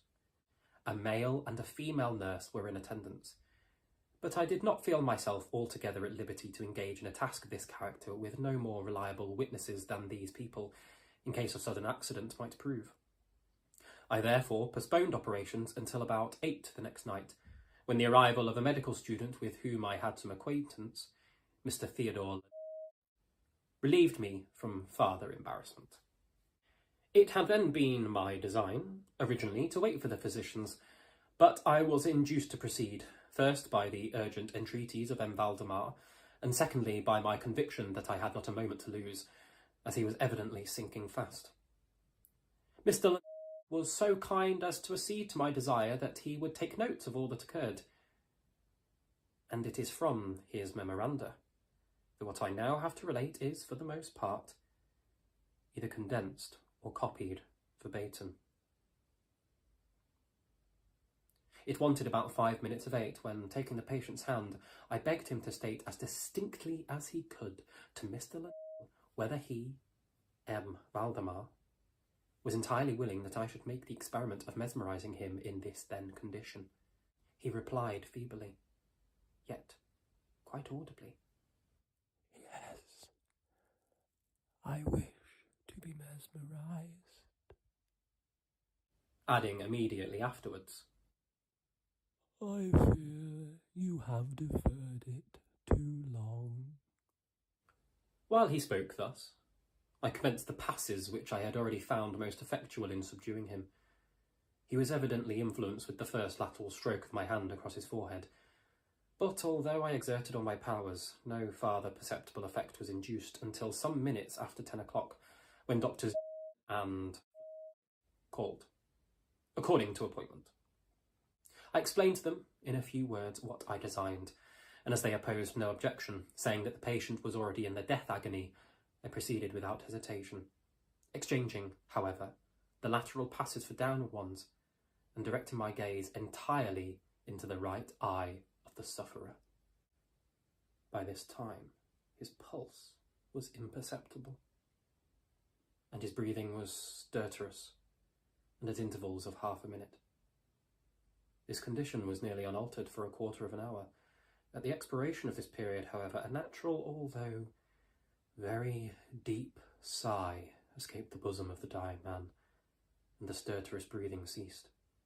That is to say, its stertorousness was no longer apparent. The intervals were undiminished. The patient's extremities were of an icy coldness. At 5 minutes before 11, I perceived unequivocal signs of the mesmeric influence. The glassy roll of the eye was exchanged for that expression of uneasy inward examination which is never seen except in cases of sleep-waking, and which it is quite impossible to mistake. With a few rapid lateral passes I made the lids quiver, as in incipient sleep, and with a few more I closed them altogether. I was not satisfied, however, with this, but continued the manipulations vigorously and with the fullest exertion of the will until I had completely stiffened the limbs of the slumberer, after placing them in a seemingly easy position. The legs were at full length, the arms were nearly so, and reposed upon the bed at a moderate distance from the loins. The head was very slightly elevated. When I had accomplished this, it was fully midnight, and I requested the gentlemen present to examine M. Valdemar's condition. After a very few experiments, they admitted him to be in an unusually perfect state of mesmeric trance. The curiosity of both the physicians was greatly excited. Dr. resolved at once to remain with the patient all night, while Dr. took leave with a promise to return at daybreak. Mr. and the nurses remained. We left M. Valdemar entirely undisturbed until about 3 o'clock in the morning, when I approached him and found him in precisely the same condition as when Dr. went away. That is to say, he lay in the same position. The pulse was imperceptible, the breathing was gentle, scarcely noticeable, unless through the application of a mirror to the lips. The eyes were closed naturally, and the limbs were as rigid and as cold as marble. Still, the general appearance was certainly not that of death. As I approached M. Valdemar, I made a kind of half-effort to influence his right arm into pursuit of my own, as I passed the latter gently to and fro above his person. In such experiments with this patient, I had never perfectly succeeded before, and assuredly I had little thought of succeeding now. But to my astonishment, his arm, very readily, although feebly, followed every direction I assigned it with mine. I determined to hazard a few words of conversation. "M. Valdemar," I said, "are you asleep?" He made me no answer, but I perceived a tremor about the lips, and was thus induced to repeat the question again and again. At its third repetition, his whole frame was agitated by a very slight shivering. The eyelids unclosed themselves so far as to display a white line of the ball. The lips moved sluggishly, and from between them, in a barely audible whisper, issued the words, "Yes, asleep now. Do not wake me. Let me die so." I here felt the limbs and found them as rigid as ever. The right arm, as before, obeyed the direction of my hand. I questioned the sleep-waker again. "Do you still feel pain in the breast, M. Valdemar?" The answer now was immediate, but even less audible than before. "No pain. I am dying." I did not think it was advisable to disturb him farther just then, and nothing more was said or done until the arrival of Dr. who came a little before sunrise and expressed unbounded astonishment at finding the patient still alive. After feeling the pulse and applying a mirror to the lips, he requested me to speak with the sleepwaker again. I did so, saying, "M. Valdemar, do you still sleep?" As before, some minutes elapsed ere a reply was made, and during the interval the dying man seemed to be collecting his energies to speak. At my fourth repetition of the question, he said, very faintly, almost inaudibly, "Yes, still asleep. Dying." It was now the opinion, or rather the wish of the physicians, that M. Valdemar should be suffered to remain undisturbed in his present, apparently tranquil condition, until death should supervene. And this, it was generally agreed, must now take place within a few minutes. I concluded, however, to speak to him once more, and merely repeated my previous question. While I spoke, there came a marked change over the countenance of the sleepwaker. The eyes rolled themselves slowly open, the pupils disappearing upwardly. The skin generally assumed a cadaverous hue, resembling not so much parchment as white paper, and the circular hectic spots which hitherto had been strongly defined in the centre of each cheek went out at once. I use this expression because the suddenness of their departure put me in mind of nothing so much as the extinguishment of a candle by a puff of the breath. The upper lip, at the same time, writhed itself away from the teeth, which it had previously covered completely, while the lower jaw fell with an audible jerk, leaving the mouth widely extended and disclosing in full view the swollen and blackened tongue. I presumed that no member of the party then present had been unaccustomed to deathbed horrors, but so hideous beyond conception was the appearance of M. Valdemar at this moment that there was a general shrinking back from the region of the bed. I now feel that I have reached a point of this narrative at which every reader will be startled into positive disbelief. It is my business, however, simply to proceed. There was no longer the faintest sign of vitality in Valdemar, and concluding him to be dead, we were consigning him to the charge of the nurses when a strong vibratory motion was observable in the tongue. This continued for perhaps a minute. At the expiration of this period, there issued from the distended and motionless jaws a voice, such as it would be madness in me to attempt describing. There are indeed 2 or 3 epithets which might be considered as applicable to it in part, I might say. For example, that the sound was harsh and broken and hollow, but the hideous whole is indescribable, for the simple reason that no similar sounds have ever jarred upon the ear of humanity. There were 2 particulars, nevertheless, which I thought then, and still think, might fairly be stated as characteristic of the intonation, as well adapted to convey some idea of its unearthly peculiarity. In the first place, the voice seemed to reach our ears, or at least mine, from a vast distance, or from some deep cavern within the earth. In the second place, it impressed me, I fear indeed it will be impossible to make myself comprehend, as gelatinous or glutinous matters impress the sense of touch. I have spoken both of sound and of voice. I mean to say that the sound was one of distinct, of even wonderfully, thrillingly distinct sibilification. And Valdemar spoke, obviously in reply to the question I had propounded to him a few minutes before. I had asked him, it will be remembered, if he still slept. He now said, "Yes, no, I have been sleeping, and now,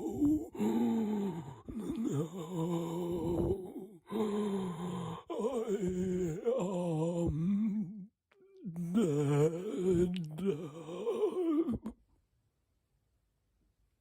No person present even affected to deny or attempt to repress the unutterable shuddering horror which these few words thus uttered were so well calculated to convey.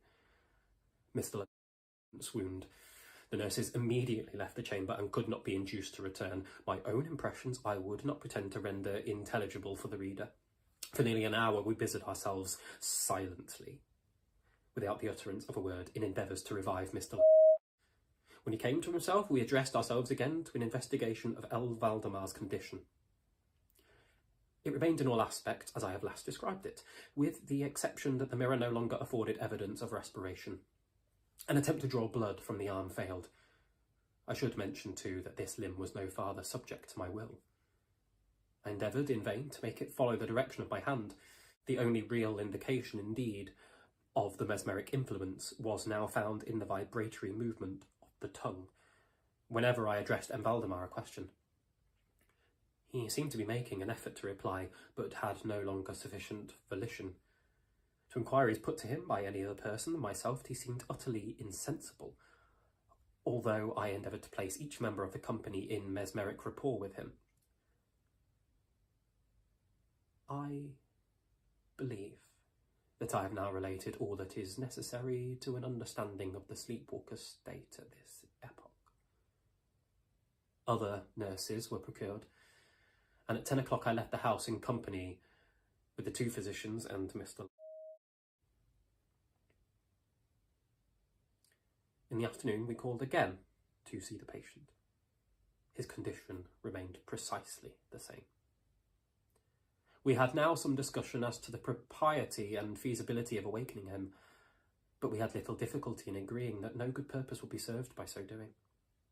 It was evident that, so far, death, or what is usually termed death, had been arrested by the mesmeric process. It seemed clear to us all that to awaken Valdemar would be merely to ensure his instant, or at least his speedy, dissolution. From this period until the close of last week, an interval of nearly 7 months, we continued to make daily calls at Valdemar's house, accompanied now and then by medical and other friends. All this time, the sleep-waker remained exactly as I have last described him. The nurse's attentions were continual. It was on Friday last that we finally resolved to make the experiment of awakening, or attempting to awaken him. And it is the, perhaps, unfortunate result of this latter experiment which has given rise to so much discussion in private circles, to so much of what I cannot help thinking unwarranted popular feeling. For the purpose of relieving Valdemar from the mesmeric trance, I made use of the customary passes. These for a time were unsuccessful. The first indication of revival was afforded by a partial descent of the iris. It was observed, as especially remarkable, that this lowering of the pupil was accompanied by the profuse outflowing of a yellowish ichor from beneath the lids, of a pungent and highly offensive odour. It was now suggested that I should attempt to influence the patient's arm, as heretofore. I made the attempt and failed.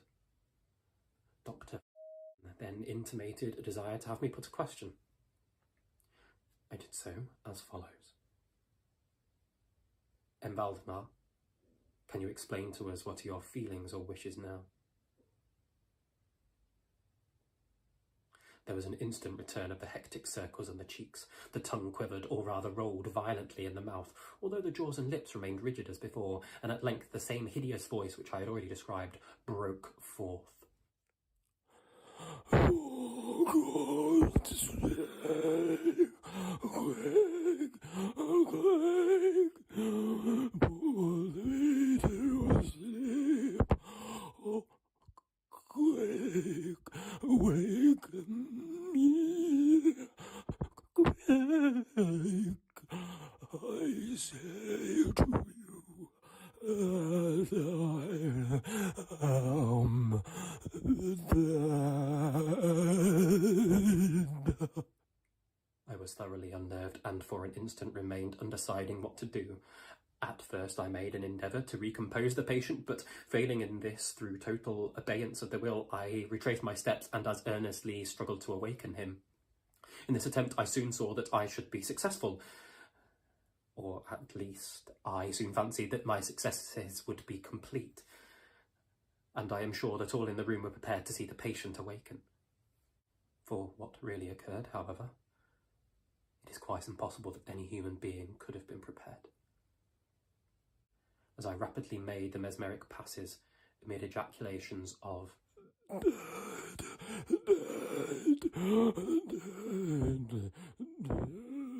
absolutely bursting from the tongue and not from the lips of the sufferer, his whole frame at once, within the space of a single minute or even less, shrunk, crumbled, absolutely rotted away beneath my hands. Upon the bed before that whole company, there lay a nearly liquid mass of loathsome, of detestable putrescence.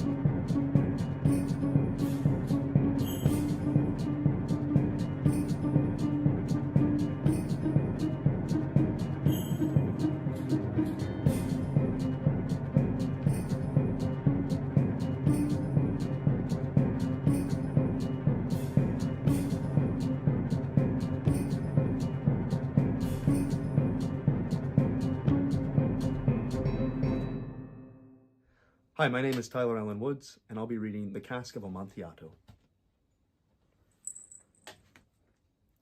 The 1,000 injuries of Fortunato I had borne as best I could. But when he ventured upon insult, I vowed revenge. You, who know so well the nature of my soul, will not suppose, however, that I gave utterance to a threat. At length, I would be avenged. This was a point definitively settled. But by the very definitiveness with which it was resolved precluded the idea of risk. I must not only punish, but punish with impunity. A wrong is unredressed when retribution overtakes its redresser. It is equally unredressed when the avenger fails to make himself felt as such to him who has done the wrong. It must be understood that neither by word nor deed had I given Fortunato cause to doubt my goodwill. I continued, as was my wont, to smile in his face, and he did not perceive that my smile now was at the thought of his emulation. He had a weak point, this Fortunato. Although in other regards he was a man to be respected, and even feared. He prided himself on his connoisseurship in wine. Few Italians have the true virtuoso spirit. For the most part, their enthusiasm is adopted to suit the time and opportunity, to practice imposture upon the British and Austrian millionaires. In painting a gemmary, Fortunato, like his countrymen, was a quack. But in the matter of old wines, he was sincere. In this respect, I did not differ from him materially. I was skillful in the Italian vintages myself, and bought largely whenever I could. It was about dusk, one evening during the supreme madness of the carnival season, that I encountered my friend. He accosted me with excessive warmth, for he had been drinking much. The man wore motley. He had on a tight-fitting party-striped dress, and his head was surmounted by the conical cap and bells. I was so pleased to see him that I thought I should never have done wringing his hand. I said to him, "My dear Fortunato, you are luckily met. How remarkably well you're looking today. But I have received a pipe of what passes for Amontillado, and I have my doubts." "Ow!" said he. "Amontillado? A pipe? Impossible! In the middle of Carnival?"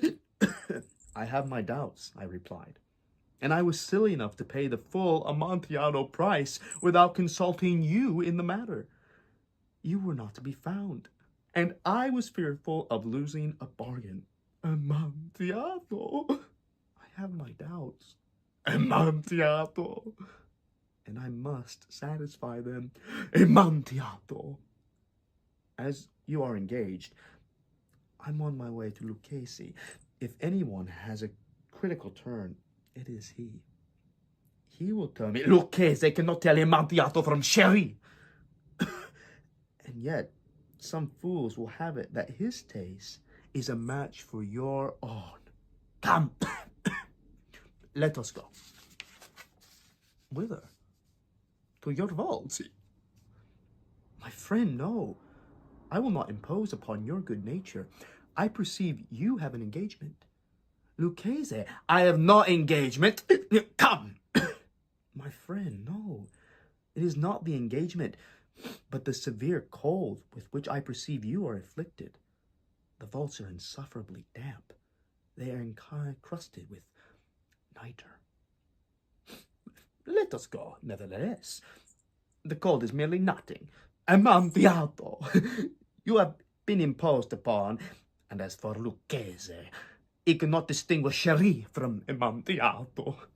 Thus speaking, Fortunato possessed himself of my arm, putting on a mask of black silk, and drawing a roquelaire closely upon my person, I suffered him to hurry me to my palazzo. There were no attendants at home. They had absconded to make merry in honor of the time. I had told them that I should not return until the morning, and had given them explicit orders not to stir from the house. These orders were sufficient, I well knew, to ensure their immediate disappearance, one and all. As soon as my back was turned, I took from their sconces 2 flambeaux, and giving one to Fortunato, bowed him through several suites of rooms to the archway that led into the vaults. I passed down a long, winding staircase, requesting him to be cautious as he followed. We came at length to the foot of the descent, and stood together on the damp ground of the catacombs of the Montresors. The gait of my friend was unsteady, and the bells upon his cap jingled as he strode. "The pipe!" said he. "It is further on," said I. "But observe the white web work which gleams from these cavern walls." He turned towards me and looked into my eyes with 2 filmy orbs that distilled the rheum of intoxication. "Neither," he asked at length. "Neither," I replied. "How long have you had that cough?"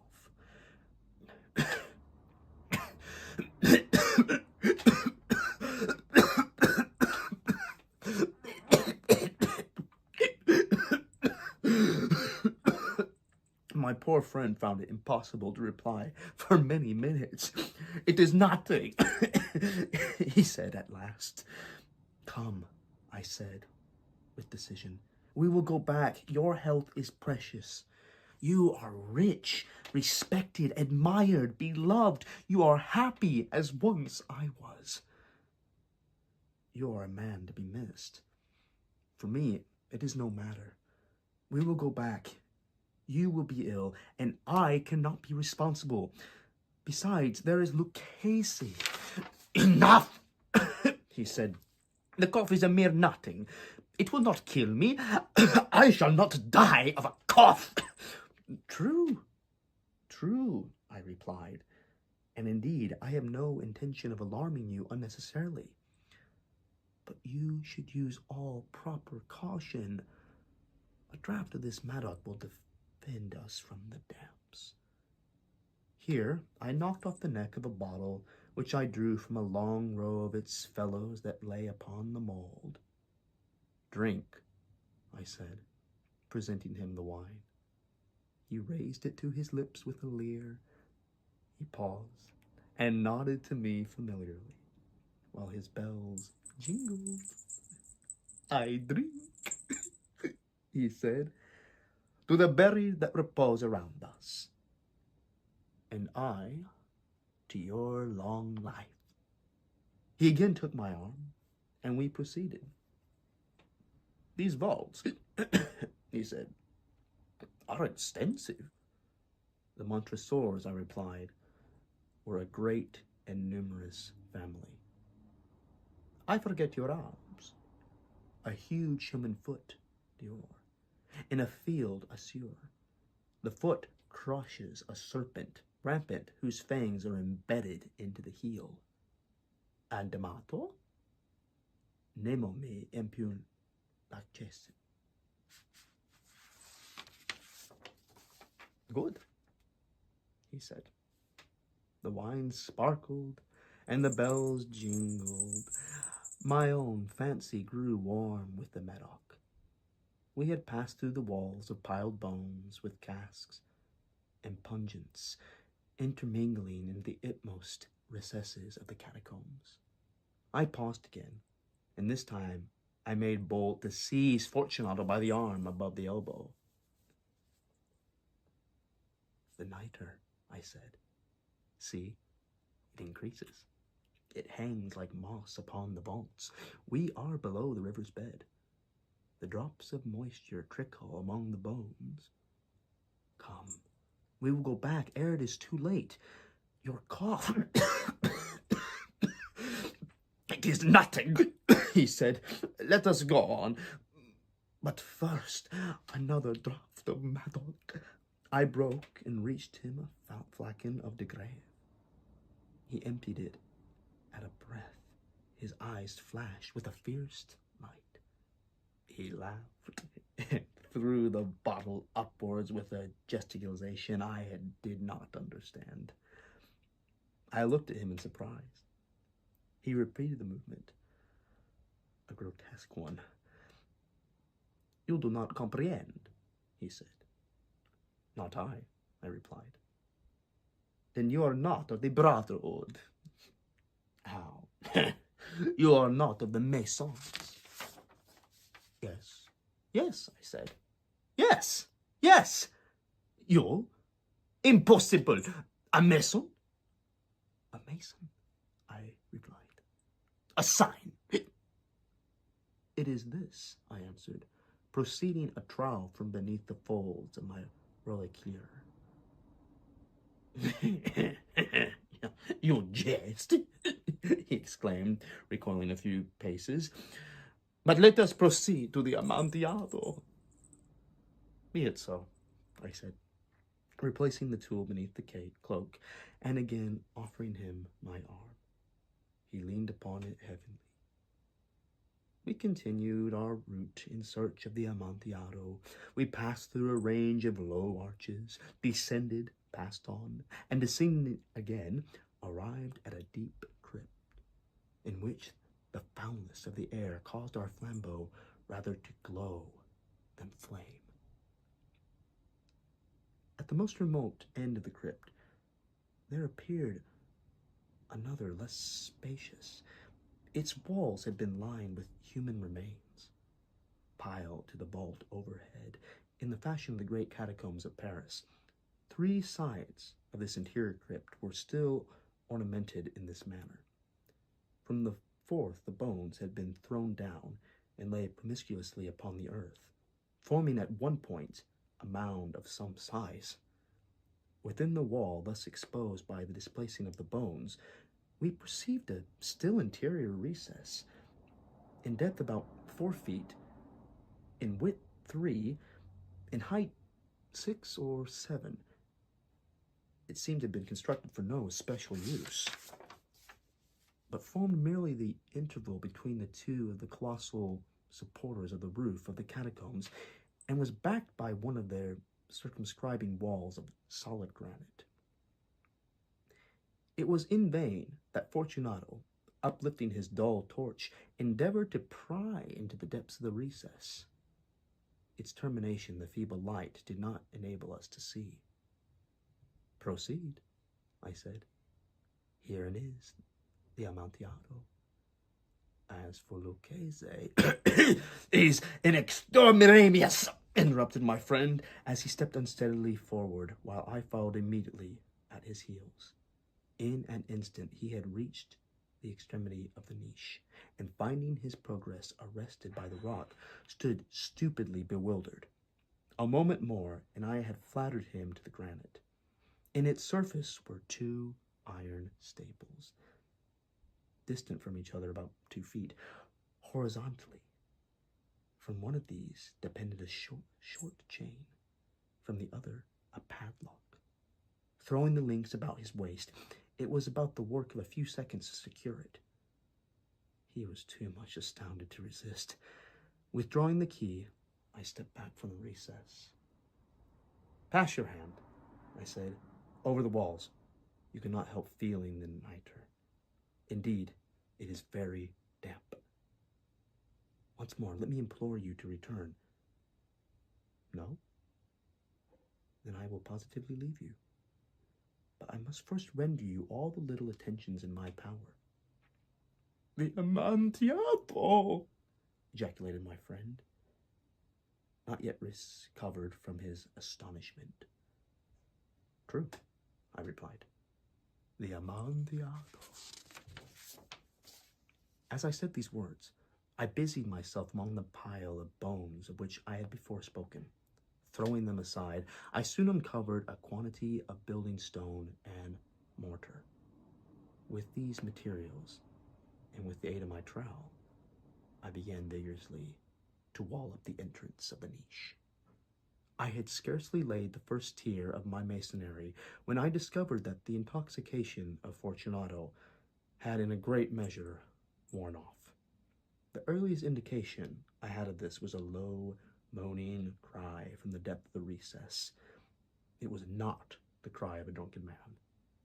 There was then a long and obscene silence. I laid the second tier, and the third, and the fourth, and then I heard the furious vibrations of the chain. The noise lasted several minutes, during which, that I might hearken to it with the more satisfaction, I ceased my labors and sat down upon the bones. When at last the clanking subsided, I reassured the trowel tier. The wall was now nearly upon a level with my breast. I again paused, and holding the flambeau over the mason work, threw a few feeble rays upon the figure within. A succession of loud and shrill screams bursting suddenly from the throat of the chained form seemed to thrust me violently back. For a brief moment, I hesitated. I trembled, and sheathing my rapier, I began to grope with it about the recess, but the thought of it instantly reassured me. I placed my hand upon the solid fabric of the catacombs and felt satisfied. I reapproached the wall. I replied to the yells of him who clamored. I re-echoed. I aided. I surpassed them in volume and in strength. I did this, and the clamor grew still.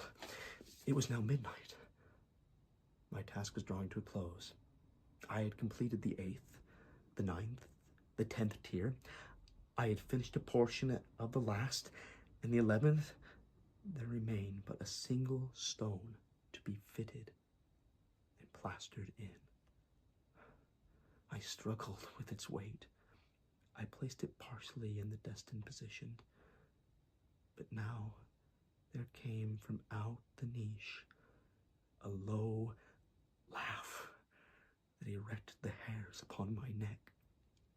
It was succeeded by a sad voice, which I had difficulty in recognizing as that of the noble Fortunato.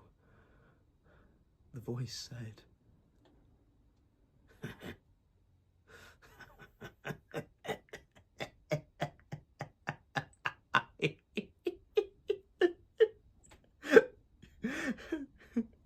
"A very good joke indeed. An excellent jest.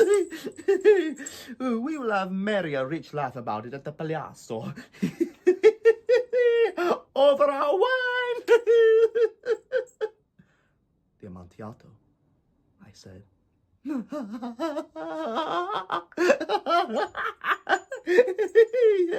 "Yes, the Amontillado. But is it not getting late? Will not they be waiting for us at the Palazzo? The Lady Fortunato and the rest. Let us be gone." "Yes," I said. "Let us be gone." "For the love of God, Montresor." "Yes," I said. "For the love of God." But to these words I hearkened in vain for a reply. I grew impatient. I called aloud, "Fortunato!" No answer. I called again, "Fortunato!" No answer still. I thrust a torch through the remaining aperture and let it fall within. There came forth in return only a jingling of the bells.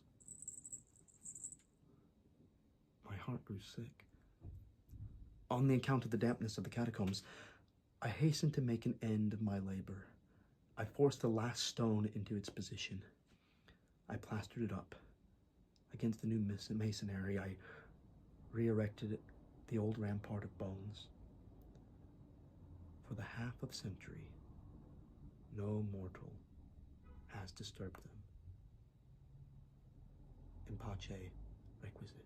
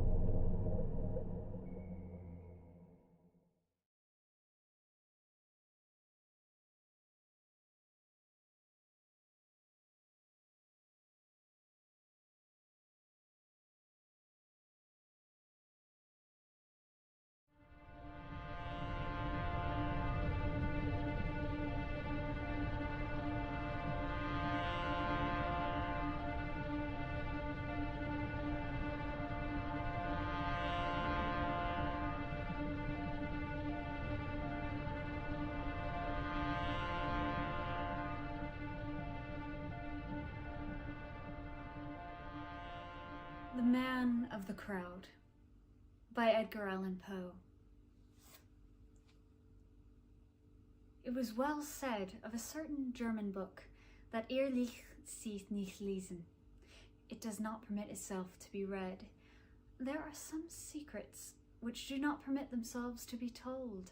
Men die nightly in their beds, wringing the hands of ghostly confessors and looking them piteously in the eyes, die with despair of heart and convulsions of throat on account of the hideousness of mysteries which will not suffer themselves to be revealed.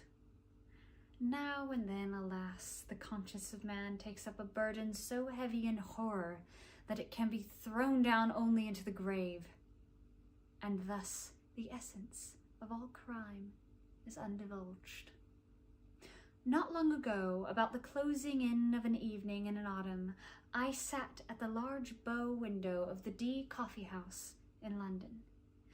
For some months I had been ill in health, but was now convalescent, and with returning strength found myself in one of those happy moods which are so precisely the converse of ennui, the moods of keenness and attendancy, and when the film from the mental vision departs, the intellect, electrified, surpasses as greatly its everyday condition as does the vivid yet candid reason of Leibniz, the mad and flimsy rhetoric of Gorgias.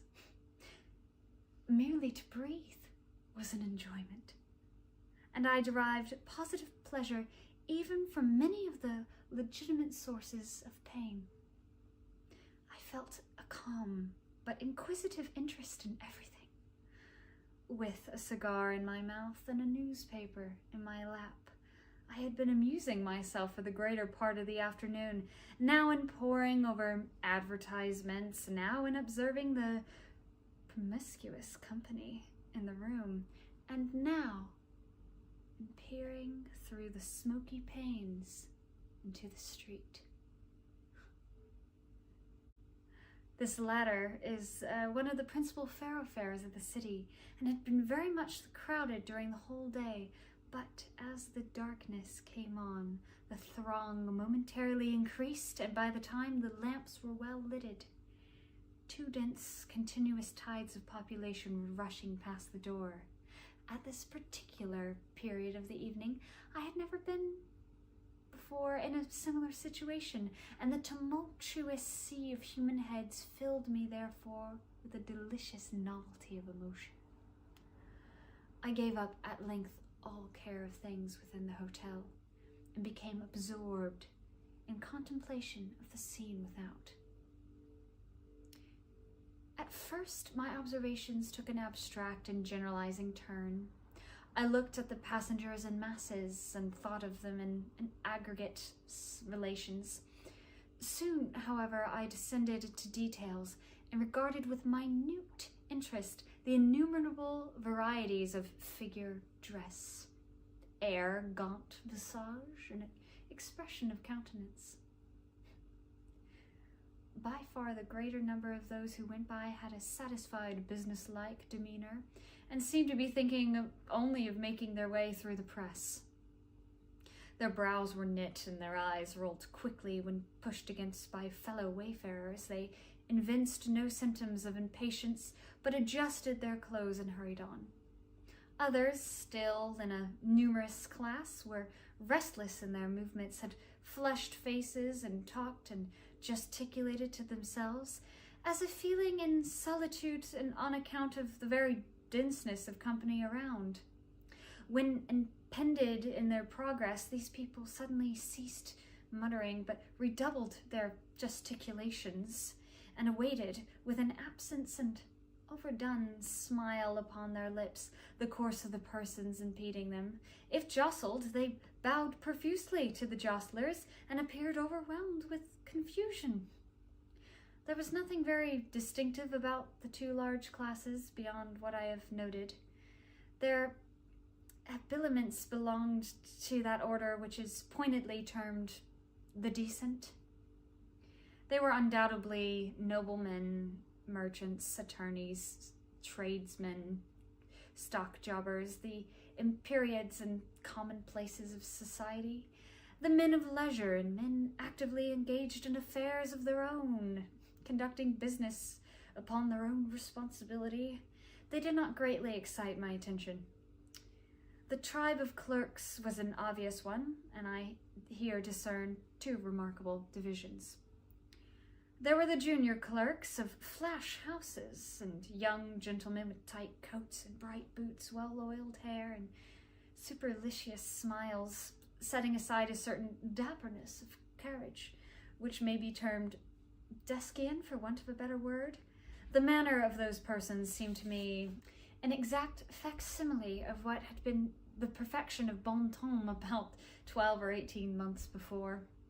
They wore the cast-off graces of gentry, and this, I believe, involves the best definition of the class, the division of the upper clerks of staunch firms or of steady old fellows it was not possible to mistake. These were known by their coats and pantaloons of black or brown, made to sit comfortably, with white cravats and waistcoats, broad, solid-looking shoes, and thick hose or gaiters.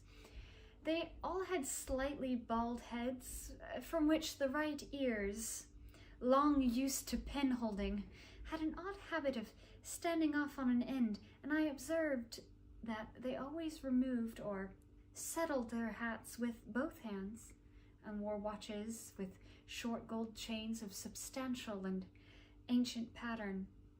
Theirs was the affection of responsibility, if indeed there was an affection so honorable. There were many individuals of dashing appearance, whom I easily understood as belonging to a race of swell pickpockets, with which all great cities are infested. I watched these gentry with much inquisitiveness and found it difficult to imagine they should ever be mistaken for gentlemen by gentlemen themselves. Their voluminousness, the wristband with an air of excessive frankness, should betray them at once. The gamblers, of whom I decreed not a few, were still more easily recognizable. They wore every variety of dress, from that of the desperate thimble-ring bully with a velvet waistcoat, fancy neckerchief, gilt chains, and filigreed buttons, to that of the scrupulously inornate clergyman, than which nothing could be less than liable to suspicion. Still, all were distinguished by a certain sodden swarthiness of complexion, the filmy dimness of eye, a pallor and compression of lip. There were two other traits, moreover, which I could already detect them: a guarded loweredness of tone of conversation, and a more than ordinary extension of the thumb in the direction of right angles with the fingers. Very often in company with these sharpers, I observed an order of men somewhat different in habits, but still birds of a kindred feather. They may be defined as the gentlemen who live by their wits. They seem to pry on the public of two battalions, that of the dandies and that of the military men. Of the first grade, the leading figures are long locks and smiles. Of the second, frogged coats and frowns. Descending in the scale of what is termed gentility, I found darker and deeper themes for speculation. I saw Jew peddlers with hawk eyes flashing from countenances whose every other feature wore an expression of abject humility. Sturdy professional street beggars scowling upon mendicants of a better stamp, whose despair alone had driven forth into the night for charity.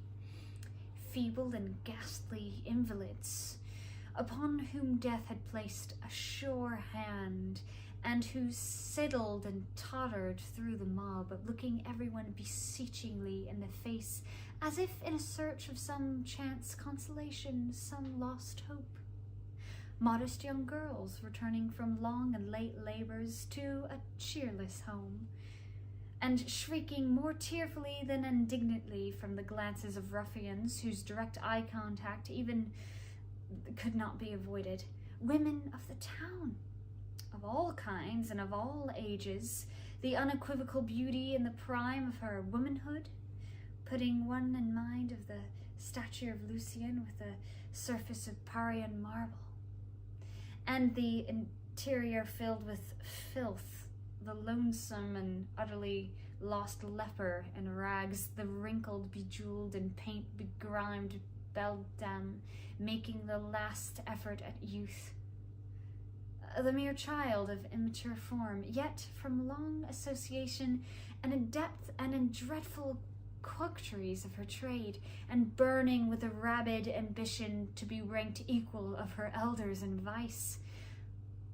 Drunkards innumerable and indescribable, some in shreds and patches, reeling and articulate, with bruised visages and lackluster eyes, some in whole although filthy garments, with a slightly unsteady swagger, thick sensual lips, and hardy-looking rubicund faces, others clothed in materials which had once been good, and which now even were scrupulously well brushed, men who walked with more than naturally firm and springy step, but whose countenances were fearfully pale, whose eyes hideously wild and red, who clutched with quivering fingers as they strode through the crowd at every object which came within their reach. Beside these, piemen, porters, coal heavers, sweepers, organ grinders, monkey exhibitors, ballad mongers, and those who vented with those who sang, ragged artisans, and exhausted laborers of every description, and a full and noisy and inornate viscosity which jarred discordantly upon the ear and gave an aching sensation to the eye. As the night deepened, so deepened to me the interest of the scene. For not only did the general character of the crowd materially alter, its gentler features retiring in gradual withdrawal of the more orderly portion of the people, and its harsher ones coming out into bolder relief. And as the late hour brought forth every species of infamy from its den. But the rays of the gas lamps, feeble at first in their struggle with the dying day, had now at length gained ascendancy and threw over everything a fitful garnish luster. All was dark, yet splendid, as that ebony with which had been likened the style of Churchillian. The wild effects of light enchained me to an examination of individual faces, and although the rapidity which the world of light fitted before the window prevented me from casting more than a glance at each visage, still it seemed that in this particular mental state I was in, I frequently read, even in that brief interval of a glance, the history of long years. With my brow to the glass, I was thus occupied in scrutinizing the mob, when suddenly there came into view a countenance, that of a decrepit old man, some 65 or 70 years of age, a countenance which at once arrested and absorbed my whole attention, on account of the absolute idiosyncrasy of its expression. Anything even remotely resembling that expression I had never seen before.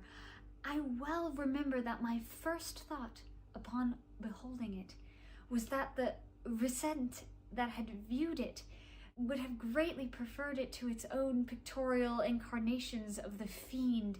As I endeavored during the brief minute of my original survey to form some analysis of the meaning conveyed, there arose confusingly and paradoxically within my mind the ideas of vast mental power, of caution, of penuriousness, of avarice, of coolness, of malice, of bloodthirstiness, of triumph, of merriment, of excessive terror, of intense, of supreme despair.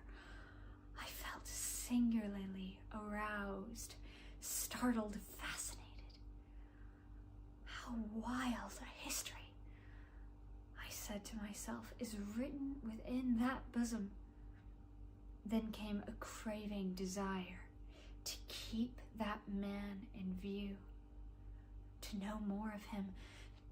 Hurriedly, putting on my overcoat, seizing my hat and cane, I made my way into the street and pushed through the crowd in the direction which I had seen him take, for he had already disappeared. With some little difficulty, I at length came within sight of him, approached and followed him closely, yet cautiously, as not to attract his attention. I had now a good opportunity of examining his person. He was short in stature, very thin, and apparently very feeble, his clothes generally very filthy and ragged.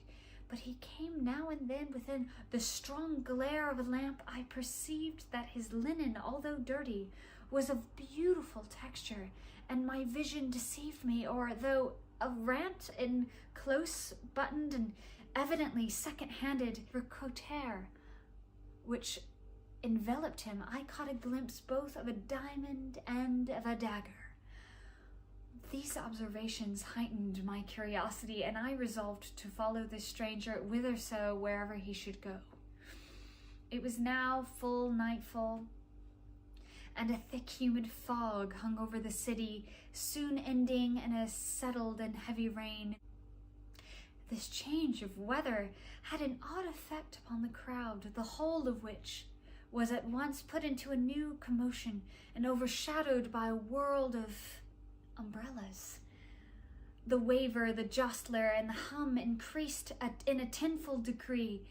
For my own part, I did not much regard the rain, the lurking of an old fever in the system, rendering the moisture somewhat too dangerously pleasant. Tying a handkerchief around my mouth, I kept on. For some half an hour the old man held his way with difficulty among the great thoroughfare, and I here walked close to him, close to his elbow, though for fear of losing sight of him. Never once turning his head to look back, he did not observe me. By and by he passed into a cross street which, although densely filled with people, was not quite so thronged as the main one he had quitted. Here a change in his demeanor became evident. He walked more slowly, and with less object than before, more hesitantly. He crossed and recrossed the way repeatedly without apparent aim, and the press was still so thick that every such movement I was obliged to follow him closely. The street was narrow, and the long one, and his course lay within it for nearly an hour, during which the passengers had gradually diminished to about that number which is ordinarily seen at noon in Broadway near the park. So vast a difference there is between a London populace and that of the most frequented American city. A second turn brought us into a square, brilliantly lighted and overflowing with life, and the old manner of the stranger reappeared. His chin fell upon his breast, while his eyes rolled wildly from under his knitted brow in every direction, upon who hemmed him in.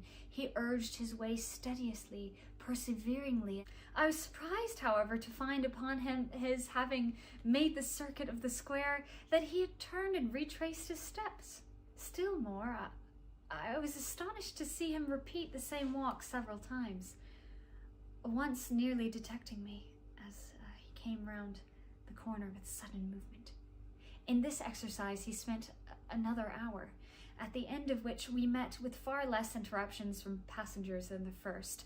The rain fell fast, the air grew cool, and the people were retiring to their homes with a gesture of impatience. The wanderer passed into a by-street comparatively deserted. Down this, some quarter of a mile long, he rushed with an activity I could not have dreamed of seeing in one so aged, and which put me to much trouble in pursuit. A few minutes brought us into a large and busy bazaar with the localities of which the stranger appeared well acquainted, and where his original demeanor again became apparent. He forced his way to and fro without aim and among the host of buyers and sellers. During the hour and a half or thereabouts which we passed in this place, it required much caution to my part to keep him within reach, but without attracting his observation. Luckily, I wore a pair of courteous overshoes, and I could move or about in perfect silence. At no moment did he see that I watched him. He entered shop after shop, priced nothing, spoke no word, and looked at all the objects in a wild and vacant stare. I was now utterly amazed at his behavior, and firmly resolved that we should not part until I had satisfied myself in some measure in respecting him. A loud-toned clock struck 11, and the company were fast deserting the bazaar. A shopkeeper, in putting up the shutters, jostled the old man, and in an instant I saw a strong shudder come over him. He hurried into the street and looked anxiously around him for an instant, and then ran with incredible speed through many crooked and peopleless lanes until we emerged once more in the great thoroughfare of whence we had started, the street of the D Hotel. It was no longer wore, however, the same aspect. It still brilliantly lit with gas, but the rain fell fiercely, and it were few persons less to be seen. The stranger grew pale. He walked moodily some paces up the once populous avenue, and then with a heavy sigh turned in the direction of the river, and plunging through the great variety of devious ways, came out at length in view of one of the most principal theatres. It was about to be closed, and the audience was thronging from the doors. I saw the old man gasp as if for breath while he threw himself amid the crowd. But I thought that the intense agony of his countenance had in some measure abated. His head fell again upon his breast. He appeared as I had seen him at first. I observed that he now took the course in which had gone the greater number of the audience, but upon the whole, I was at a loss to comprehend the waywardness of his actions. As he proceeded, the company grew more scattered, and his old uneasiness and vacillations were resumed. For some time he followed closely a party of 10 or 12 roysters, but from this number one by one dropped off until 3 only remained together in a narrow and gloomy lane less frequented. The stranger paused, and for a moment lost in thought, then with every mark of agitation pursued rapidly a route which brought us to the verge of the city, amid regions very different from those which we had hitherto traversed. It was the most noisome quarter of London, where everything wore the worst impress of the most deplorable poverty, and the more desperate of crime. By the dim light of the accidental lamp, tall, antique, worm-eaten tenements were seen tottering to their fall in directions so many and corporeous and scarce, and the semblance of the passage was discernible between them. The paving stones lay at random, displayed from their beds by the rankly growing grass. Horrible filth festered in the dammed up gutters. The whole atmosphere teemed with desolation. Yet as we proceeded, the sounds of human life, revered by some degrees, and at length large bands of the most abandoned of the London populace were seen reeling to and fro. The spirits of the old man again flickered up, as a lamp which is near to its death hour. Once more he strode upward with elastic tread. Suddenly a corner was turned, a blaze of light burst upon our sight, and we stood before one of the huge suburban temples of Intimidance and one of the places of the fiend, Gin. It was now nearly daybreak, but a number of wretched inebriates still pressed in and out of the flaunching entrance. With a half-shriek of joy, the old man forced a passage within, resumed at once to his original bearing, and stalked backward and forward without apparent object among the throng. He had not been thus long occupied, however, before a rush to the doors gave token that the host was closing them for the night. It was something even more intense than despair that I then observed upon the countenance of the singular being whom I had watched so pretentiously. Yet he did not hesitate in his career, but with a mad energy retraced his steps at once to the heart of the mighty London. Long and swiftly he fled, while I followed him in the wildest amazement, resolute not to abandon a scrutiny in which I had now felt an intense, all-absorbing. The sun arose while we proceeded, and when we had once again reached the most thronged mat of the populous town, the street of the D Hotel, in present an appearance of human bustle and activity scarcely inferior to what I had seen on the evening before, and here long amid the momentarily increasing confusion did I persist in my pursuit of the stranger. But as usual, he walked to and fro, and during the day did not pass from out of the turmoil of the street. And as the shades of the second evening came on, I grew wary upon death, and stopping fully in front of the wanderer, gazed at him steadfastly in the face. He noticed me not, but resumed his solemn walk, while I, ceasing to follow, remained absorbed in contemplation. "This old man," I said at length, "is the type and the genius of deep crime. He refuses to be alone. He is the man of the crowd. It will be in vain to follow, for I shall learn no more of him, nor of his deeds. The worst heart of the wound is a grosser book than the Horlesius Amias, and perhaps it is but of the greatest mercies of God that ehrlich sie nicht lesen."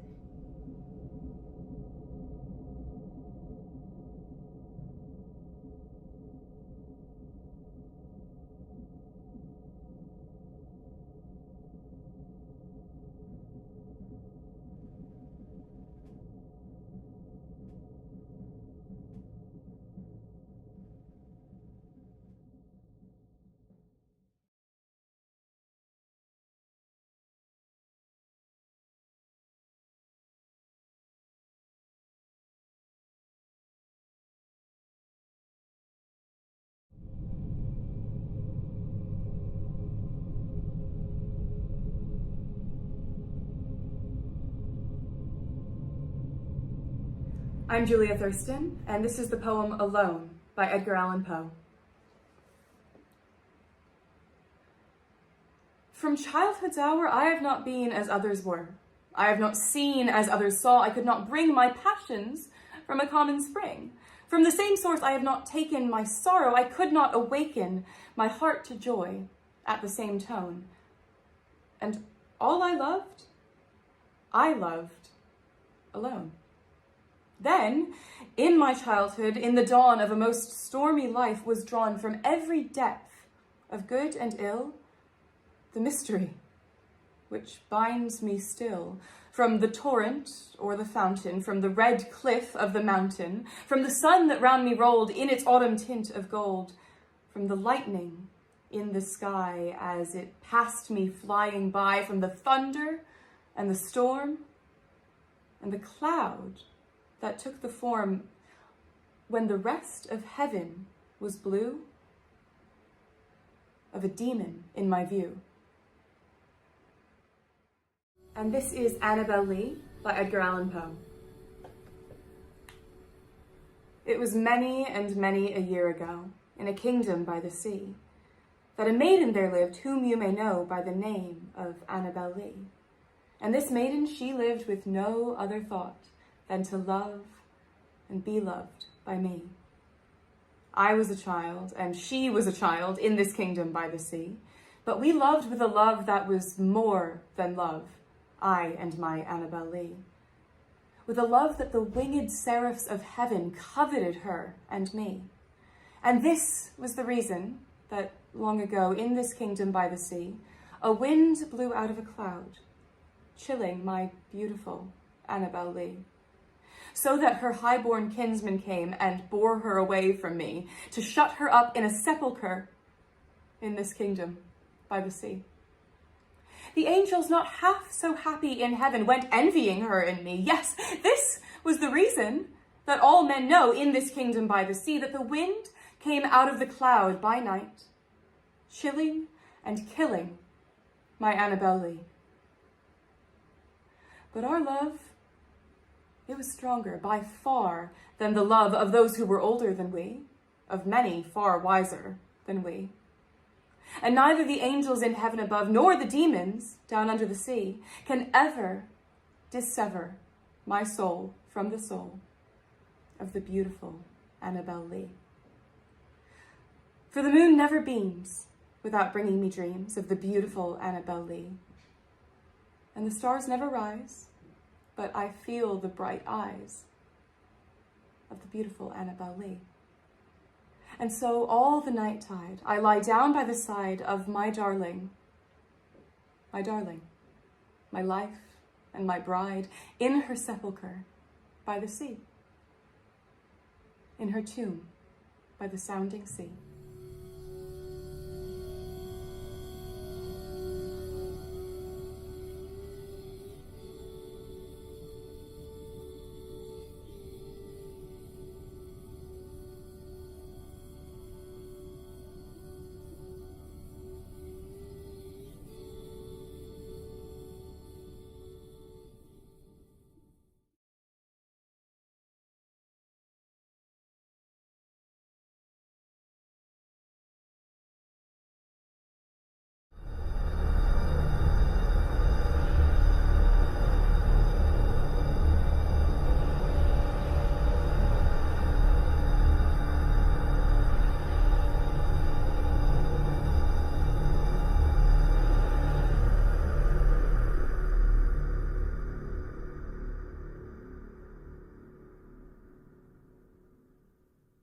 The Masque of the Red Death. The Red Death had long devastated the country. No pestilence had ever been so fatal or so hideous. Blood was its avatar and its seal, the redness and the horror of blood. There were sharp pains and sudden dizziness, and then profuse bleeding at the pores with dissolution. The scarlet stains upon the body, and especially upon the face of the victim, were the pest ban which shut him out from the aid and from the sympathy of his fellow men. And the whole seizure, progress, and termination of the disease were the incidents of half an hour. But the Prince Prospero was happy and dauntless and sagacious. When his dominions were half depopulated, he summoned to his presence 1,000 hale and light-hearted friends from among the knights and dames of his court, and with these retired to the deep seclusion of one of his castellated abbeys. This was an extensive and magnificent structure, the creation of the prince's own eccentric yet august taste. A strong and lofty wall girdled it in. This wall had gates of iron. The courtiers, having entered, brought furnaces and massy hammers and welded the bolts. They resolved to leave means neither of ingress nor egress to the sudden impulses of despair or of frenzy from within. The abbey was amply provisioned. With such precautions, the courtiers might bid defiance to contagion. The external world could take care of itself. In the meantime, it was folly to grieve, or to think. The prince had provided all the appliances of pleasure. There were buffoons, there were improvisatori, there were ballet dancers, there were musicians, there was beauty, there was wine. All these and security were within. Without was the red death.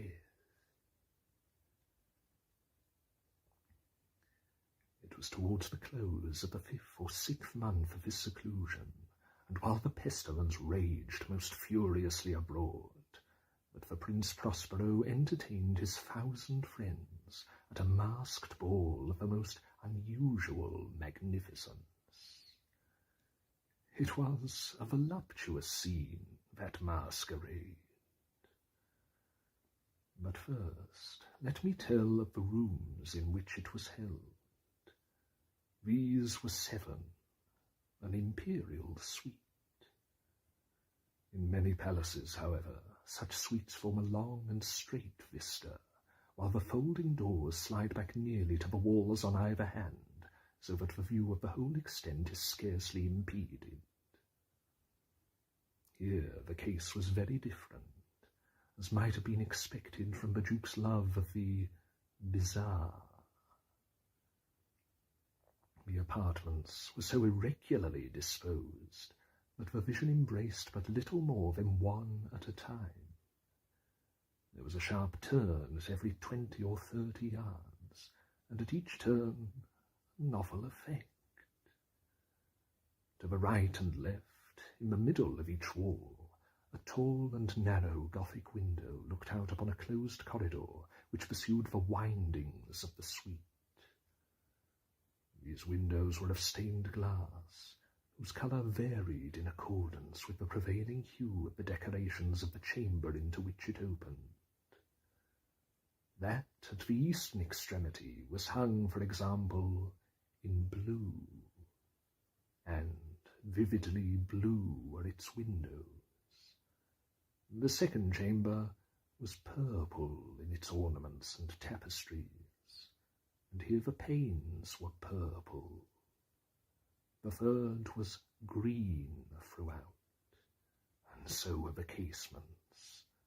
The fourth was furnished and lighted with orange, the 5th with white, the 6th with violet. The 7th apartment was closely shrouded in black velvet tapestries that hung all over the ceiling and down the walls, falling in heavy folds upon a carpet of the same material and hue. But in this chamber only, the colour of the windows failed to correspond with the decorations. The panes here were scarlet, a deep blood colour. Now, in no one of the 7 apartments was there any lamp or candelabrum, amid the profusion of golden ornaments that lay scattered to and fro or depended from the roof. There was no light of any kind emanating from lamp or candle within the suite of chambers. But in the corridors that followed the suite, there stood, opposite to each window, a heavy tripod, bearing a brazier of fire that projected its rays through the tinted glass and so glaringly illumined the room.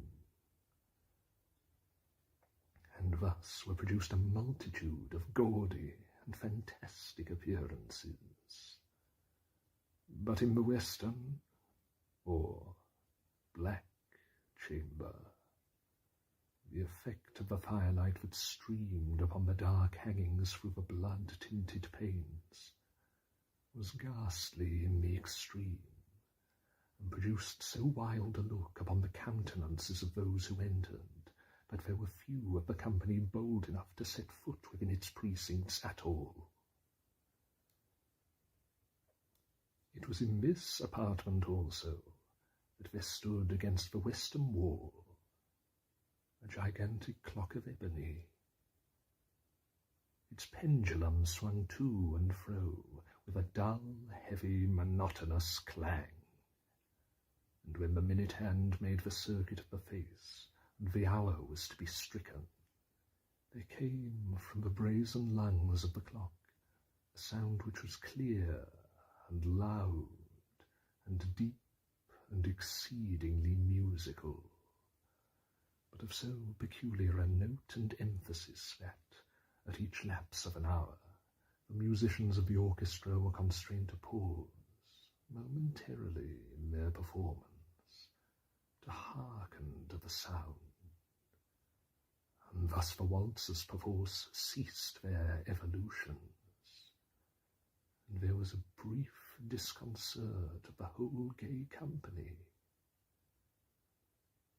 And while the chimes of the clock yet rang, it was observed that the giddiest grew pale, and the more aged and sedate passed their hands over their brows, as if in confused reverie or meditation.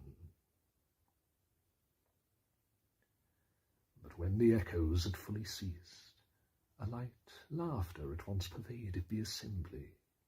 The musicians looked at each other and smiled as if at their own nervousness and folly, and made whispering vows, each to the other, that the next chiming of the clock should produce in them no similar emotion. And then, after the lapse of 60 minutes, which embrace 3,600 seconds of the time that flies, there came yet another chiming of the clock, and then with the same disconcert and tremulousness and meditation as before. But, in spite of these things, it was a gay and magnificent revel. The tastes of the Duke were peculiar. He had a fine eye for colours and effects. He disregarded the decorum of mere fashion. His plans were bold and fiery, and his conceptions glowed with barbaric lustre. There are some who would have thought him mad. His followers felt that he was not. It was necessary to hear and see and touch him to be sure that he was not. He had directed, in great part, the movable embellishments of the 7 chambers upon occasion of this great fete, and it was his own guiding taste which had given character to the masqueraders. Be sure they were grotesque. There was much glare and glitter and piquancy and phantasm, much of what has been since seen in Hernani. There were arabesque figures with unsuited limbs and appointments. There were delirious fancies, such as the madman fashions. There were much of the beautiful, much of the wanton, much of the bizarre, something of the terrible, and not a little of that which might have excited disgust. To and fro in the 7 chambers there stalked, in fact, a multitude of dreams, and these, the dreams, writhed in and about, taking hue from the rooms, and causing the wild music of the orchestra to seem as the echo of their steps. And anon, there strikes the ebony clock which stands in the hall of the velvet. And then, for a moment, all is still, and all is silent, save the voice of the clock.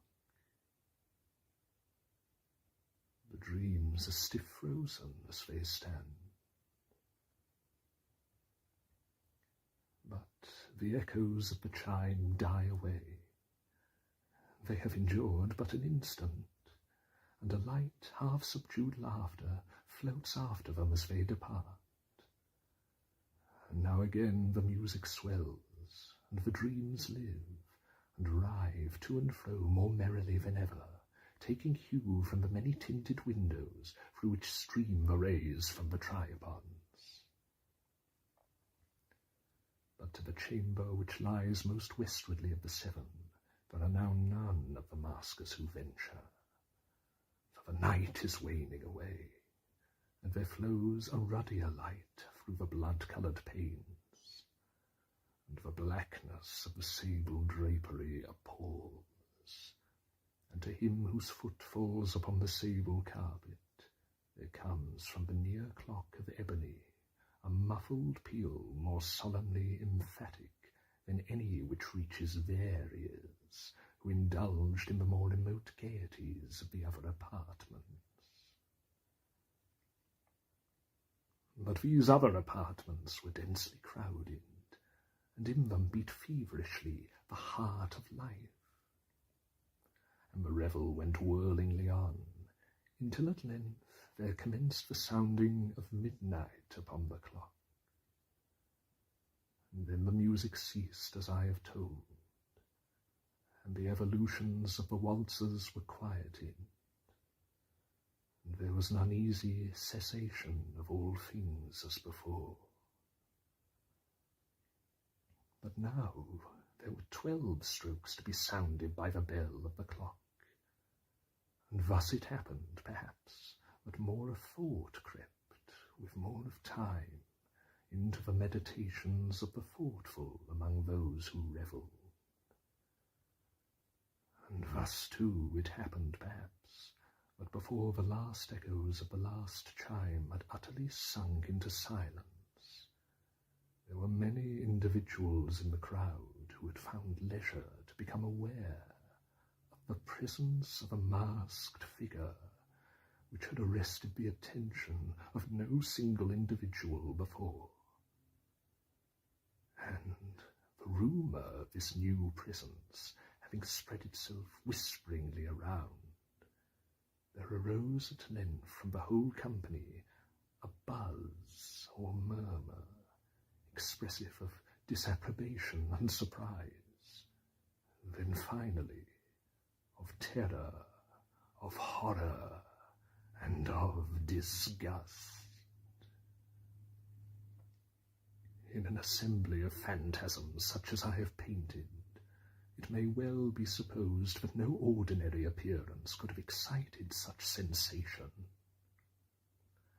In truth, the masquerade license of the night was nearly unlimited, but the figure in question had out-Heroded Herod, and gone beyond the bounds of even the prince's indefinite decorum.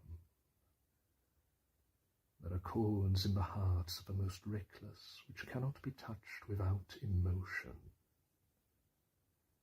Even with the utterly lost, to whom life and death are equally jests, there are matters of which no jest can be made. The whole company, indeed, seemed now deeply to feel that in the costume and bearing of the stranger neither wit nor propriety existed. The figure was tall and gaunt, and shrouded from head to foot in the habiliments of the grave. The mask which concealed the visage was made so nearly to resemble the countenance of a stiffened corpse that the closest scrutiny must have had difficulty in detecting the cheat. And yet all this might have been endured, if not approved, by the mad revellers around. But the mummer had gone so far as to assume the type of the Red Death. His vesture was dabbled in blood, and his broad brow, with all the features of the face, was besprinkled with the scarlet horror. When the eyes of the Prince Prospero fell upon this spectral image, which, with a slow and solemn movement, as if more fully to sustain its role, stalked to and fro among the waltzers, he was seen to be convulsed in the first moment, with a strong shudder either of terror or distaste. But in the next, his brow reddened with rage. "Who dares?" he demanded hoarsely of the courtiers who stood near him. "Who dares insult us with this blasphemous mockery? Seize him and unmask him, that we may know whom we have to hang at sunrise from the battlements." It was in the eastern, or blue chamber, in which stood the Prince Prospero as he uttered these words. They rang throughout the 7 rooms loudly and clearly, for the prince was a bold and robust man, and the music had become hushed at the waving of his hand. It was in the blue room where stood the prince, with a group of pale courtiers by his side. At first, as he spoke, there was a slight rushing movement of this group in the direction of the intruder, who, at the moment, was also near at hand, and now, with deliberate and stately step, made closer approach to the speaker. But from a certain nameless awe, with which the mad assumptions of the mummer had inspired the whole party, there were found none who put forth hand to seize him, so that, unimpeded, he passed within a yard of the prince's person, and, while the vast assembly, as with one impulse, shrank from the centres of the rooms to the walls, he made his way uninterruptedly, but with the same solemn and measured step which had distinguished him from the first, through the blue chamber to the purple, through the purple to the green, through the green to the orange, through this again to the white, and even thence to the violet, ere a decided movement had been made to arrest him. It was then, however, that the Prince Prospero, maddening with rage and the shame of his own momentary cowardice, rushed hurriedly through the 6 chambers, while none followed him on account of a deadly terror that had seized upon all. He bore aloft a drawn dagger, and had approached, in rapid impetuosity, to within 3 or 4 feet of the retreating figure, when the latter, having attained the extremity of the velvet apartment, turned suddenly and confronted his pursuer. There was a sharp cry, and the dagger dropped gleaming upon the sable carpet, upon which, instantly afterwards, fell prostrate in death the Prince Prospero. Then, summoning the wild courage of despair, a throng of the revellers at once threw themselves into the black apartment, and, seizing the mummer, whose tall figure stood erect and motionless within the shadow of the ebony clock, gasped in unutterable horror at finding the grave cerements and corpse-like mask which they handled with so violent a rudeness, untenanted by any tangible form.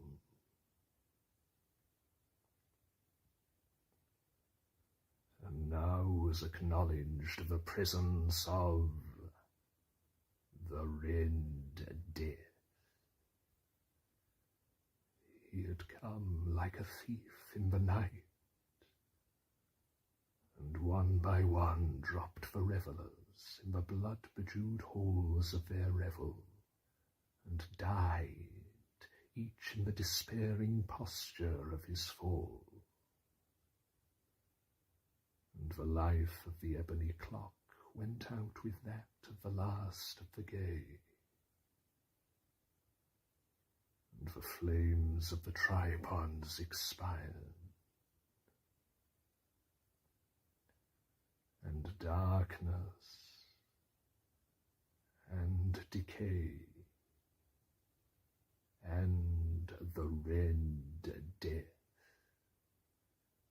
held illimitable illimitable dominion over all.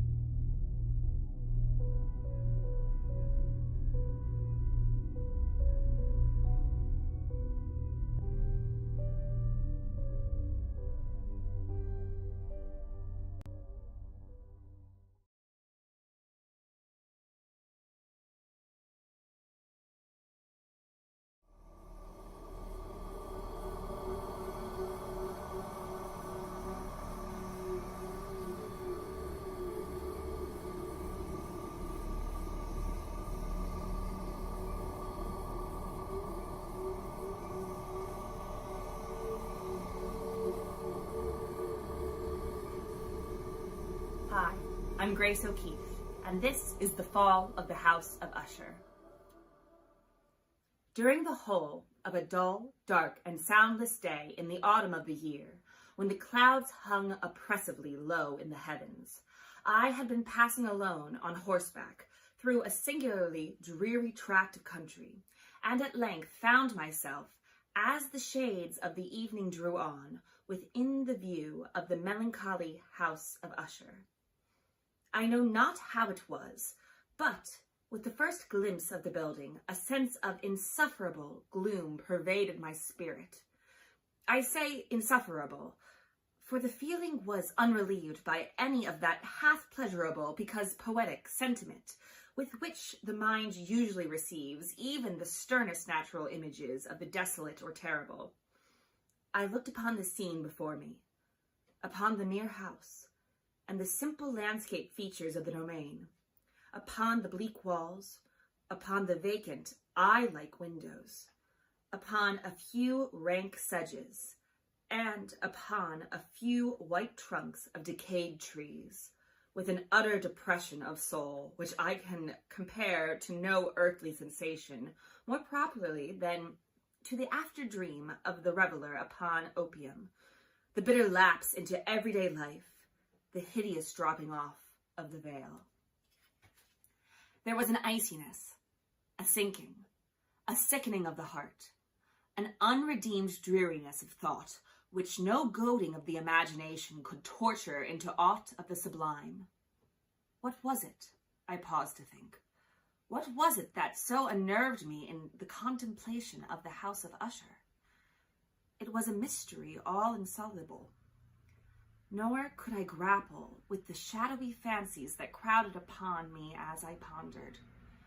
I was forced to fall back upon the unsatisfactory conclusion that while, beyond doubt, there are combinations of very simple natural objects which have the power of thus affecting us, still, the analysis of this power lies among considerations beyond our depth.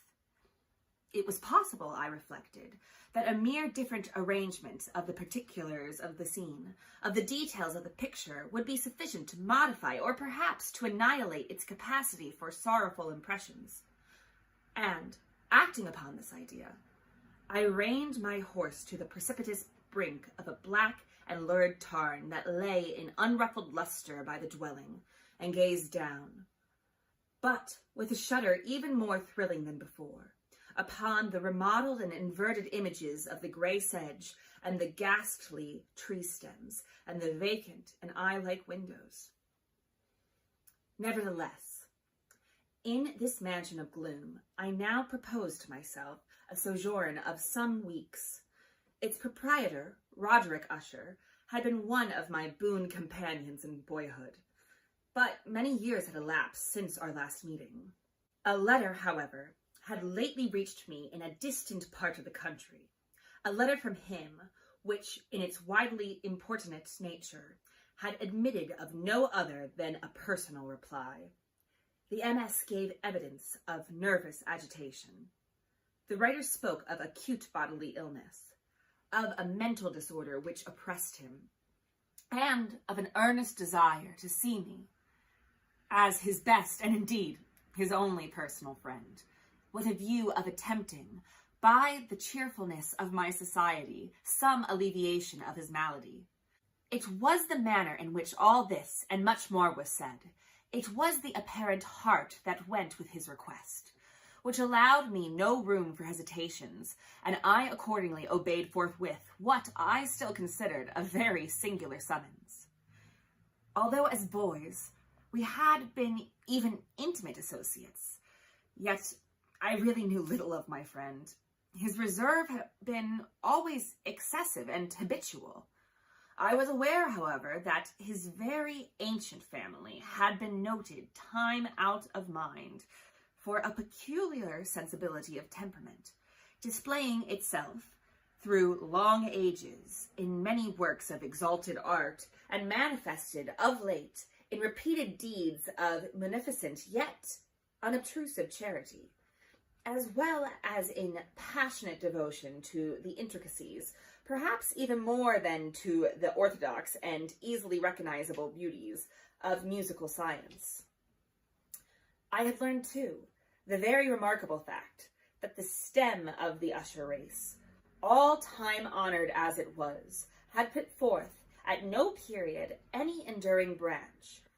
In other words, that the entire family lay in the direct line of descent, and had always, with very trifling and very temporary variations, so lain. It was this deficiency I considered, while running over in thought the perfect keeping of the character of the premise with the accredited character of the people, and while speculating upon the possible influence which the one, in the long lapse of centuries, might have exercised upon the other.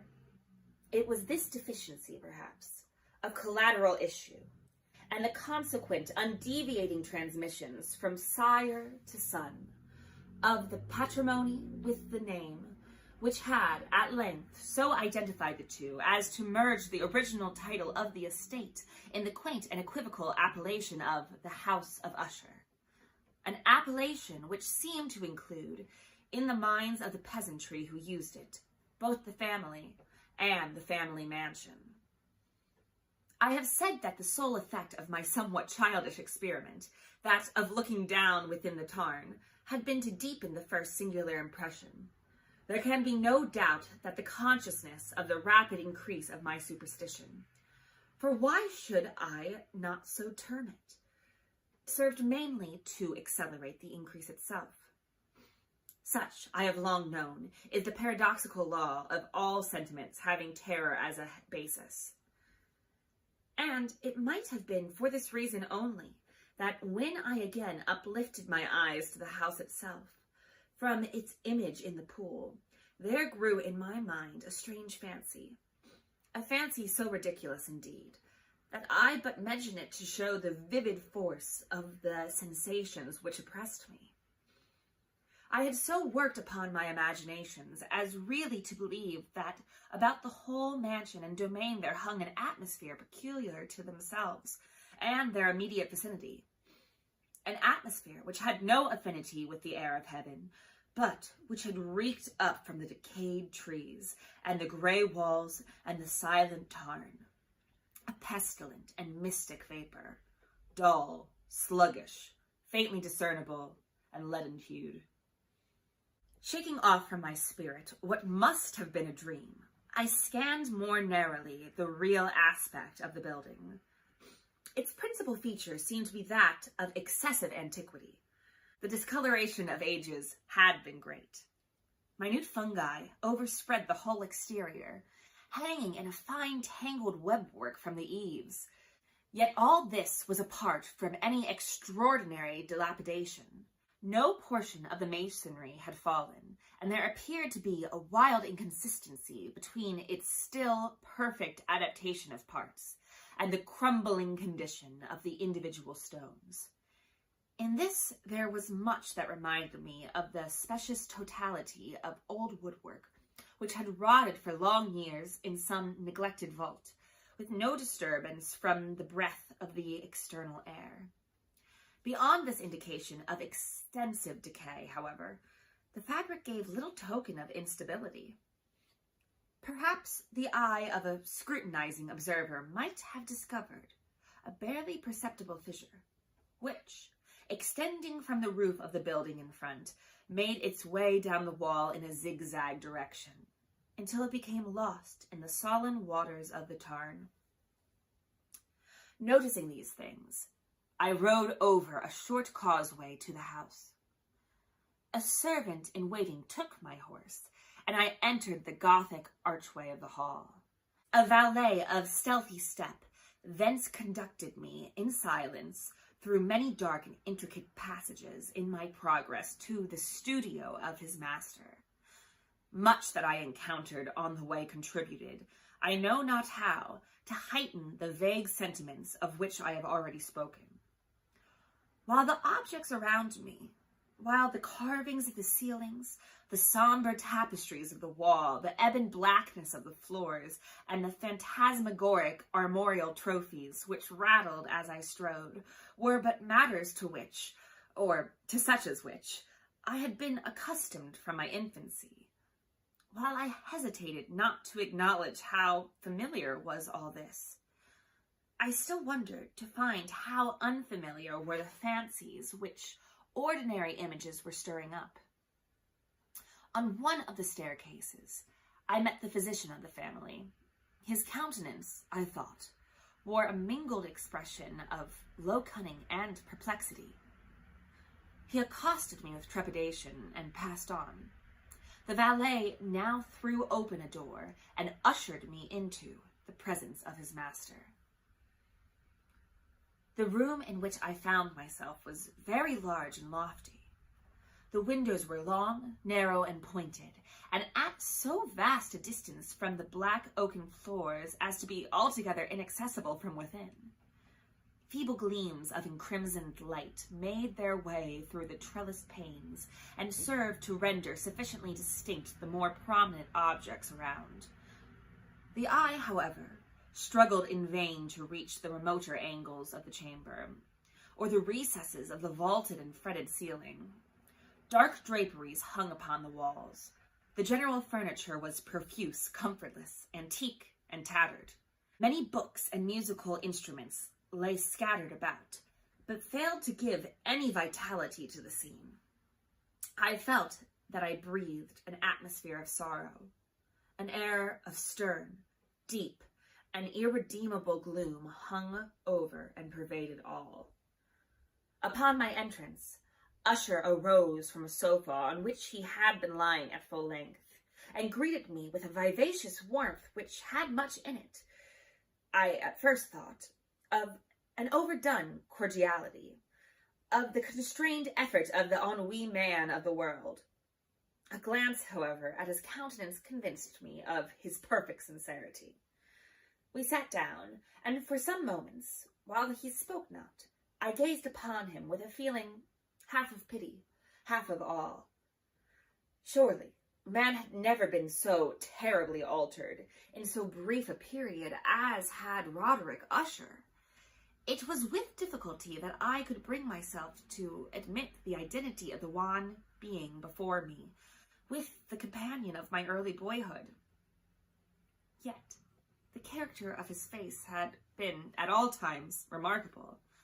A cadaverousness of complexion, an eye large, liquid, and luminous beyond comparison. Lips somewhat thin and very pallid, but of a surpassingly beautiful curve. A nose of a delicate Hebrew model, but with a breadth of nostril unusual in similar formations. A finely molded chin, speaking, in its want of prominence, of a want of moral energy. Hair of a more than web-like softness and tenuity. These features, with an inordinate expansion above the regions of the temple, made up altogether a countenance not easily to be forgotten. And now, in the mere exaggeration of the prevailing character of these features, and of the expression they were wont to convey, lay so much of change that I doubted to whom I spoke. The now ghastly pallor of the skin, and the now miraculous luster of the eye, above all things startled and even awed me. The silken hair, too, had been suffered to grow all unheeded, and as, in its wild gossamer texture, it floated rather than fell about the face.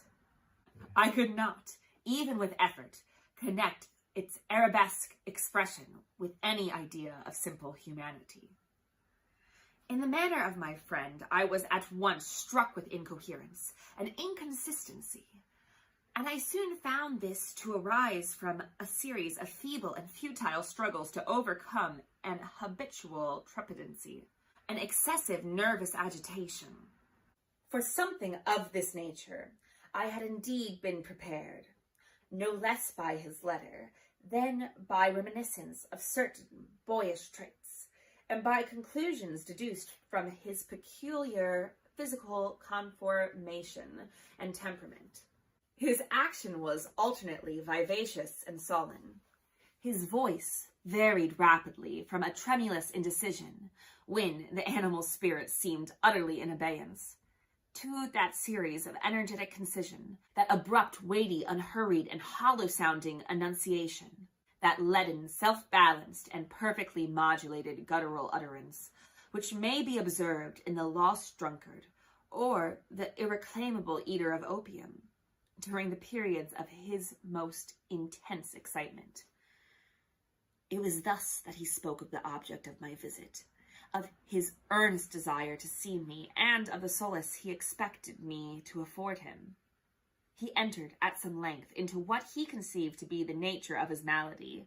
It was, he said, a constitutional and a family evil, and one for which he despaired to find a remedy. A mere nervous affection, he immediately added, which would undoubtedly soon pass off. It displayed itself in a host of unnatural sensations. Some of these, as he detailed them, interested and bewildered me, although perhaps the terms and general manner of their narration had their weight. He suffered much from a morbid acuteness of the senses. The most insipid food was alone endurable. He could wear only garments of certain texture. The odors of all flowers were oppressive. His eyes were tortured by even a faint light, and there were but peculiar sounds, and these from stringed instruments, which did not inspire him with horror. To an anomalous species of terror, I found him a bounden slave. "I shall perish," said he. "I must perish in this deplorable folly. Thus, and not otherwise, shall I be lost. I dread the events of the future, not in themselves, but in their results. I shudder at the thought of any, even the most trivial incident, which may operate upon this intolerable agitation of soul. I have, indeed, no abhorrence of danger, except in its absolute effect, in terror. In this unnerved, in this pitiable condition, I feel that the period will sooner or later arrive when I must abandon life and reason together, in some struggle with the grim phantasm, fear. I learned, moreover, at intervals, and through broken and equivocal hints, another singular feature of his mental condition.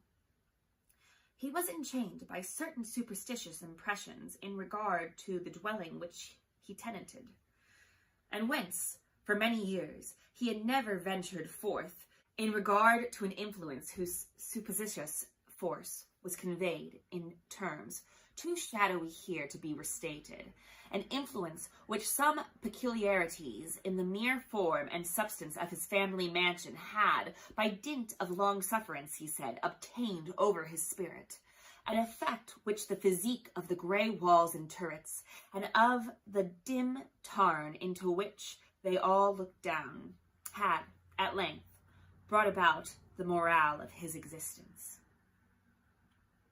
He admitted, however, although with hesitation, that much of the peculiar gloom which thus afflicted him could be traced to a more natural and far more palpable origin, to the severe and long-continued illness, Indeed, to the evidently approaching dissolution of a tenderly beloved sister, his sole companion for long years, his last and only relative on earth. Her decease, he said, with a bitterness which I can never forget, would leave him, the hopeless and the frail, the last of the ancient race of the Ushers. While he spoke, the Lady Madeline, for so was she called, passed through a remote portion of the apartments, and, without having noticed my presence, disappeared. I regarded her with an utter astonishment, not unmingled with dread, and yet I found it impossible to account for such feelings. A sensation of stupor oppressed me as my eyes followed her retreating steps. When a door, at length, closed upon her, my glance sought instinctively and eagerly the countenance of the brother, but he had buried his face in his hands, and I could only perceive that a far more than ordinary wanness had overspread the emaciated fingers through which trickled many passionate tears. The disease of the Lady Madeline had long baffled the skill of her physicians. A settled apathy, a gradual wasting away of the person, and frequent, although transient affections of the partially cataleptical character were the unusual diagnosis. Hitherto she had steadily borne up against the pressure of her malady, and had not betaken herself finally to bed. But, on the closing in of the evening of my arrival at the house, she succumbed, as her brother told me at night with inexpressible agitation, to the prostrating power of the destroyer. And I learned that the glimpse I had obtained of her person would thus probably be the last I should obtain, and that the lady, at least while living, would be seen by me no more. For several days ensuing, her name was unmentioned by either Usher or myself, and during this period I was busied in earnest endeavors to alleviate the melancholy of my friend. We painted and read together, or I listened, as if in a dream, to the wild improvisations of his speaking guitar. And thus, as a closer and still closer intimacy admitted me more unreservedly into the recesses of his spirit, the more bitterly did I perceive the futility of all attempts at cheering a mind from which darkness, as if an inherent positive quality, poured forth upon all objects of the moral and physical universe in one unceasing radiation of gloom. I shall ever bear about me a memory of the many solemn hours I spent alone with the master of the house of Usher. Yet I should fail in any attempt to convey an idea of the exact character of the studies or of the occupations in which he involved me or led me the way. An excited and highly distempered ideality threw a sulphureous luster over all. His long improvised dirges will ring forever in my ears. Among other things, I hold painfully in mind a certain singular perversion and amplification of the wild air of the last waltz of von Weber. From the paintings over which his elaborate fancy brooded, and which grew, touch by touch, into vaguenesses at which I shuddered the more thrillingly. Because I shuddered knowing not why. From these paintings, vivid as their images now are before me, I would in vain endeavor to adduce more than a small portion which should lie within the compass of merely written words. By the utter simplicity, by the nakedness of his designs, he arrested and overawed attention. If ever mortal painted an idea, that mortal was Roderick Usher. For me, at least, in the circumstances then surrounding me, there arose out of the pure abstractions in which the hypochondriac contrived to throw upon his canvas an intensity of intolerable awe, no shadow of which felt I ever yet in the contemplation of the certain glowing, yet too concrete reveries of Fuseli. one of the phantasmagoric conceptions of my friend, partaking not so rigidly of the spirit of abstraction, may be shadowed forth, although feebly, in words. A small picture presented the interior of an immensely long and rectangular vault or tunnel, with low walls, smooth, white, and without interruption or device. Certain accessory points of the design served well to convey the idea that this excavation lay at an exceeding depth below the surface of the earth. No outlet was observed in any portion of its vast extent, and no torch or other artificial sources of light was discernible. Yet a flood of intense rays rolled throughout, and bathed the whole in a ghastly and inappropriate splendor. I have just spoken of that morbid condition of the auditory nerve which rendered all music intolerable to the sufferer, with the exception of certain effects of stringed instruments. It was perhaps the narrow limits to which he thus confined himself upon the guitar which gave birth, in great measure, to the fantastic character of his performances. But the fervid facility of his impromptus could not be so accounted for. They must have been, and were, in the notes, as well as in the words of his wild fantasias, for he was not unfrequently unaccompanied himself with rhymed verbal improvisations.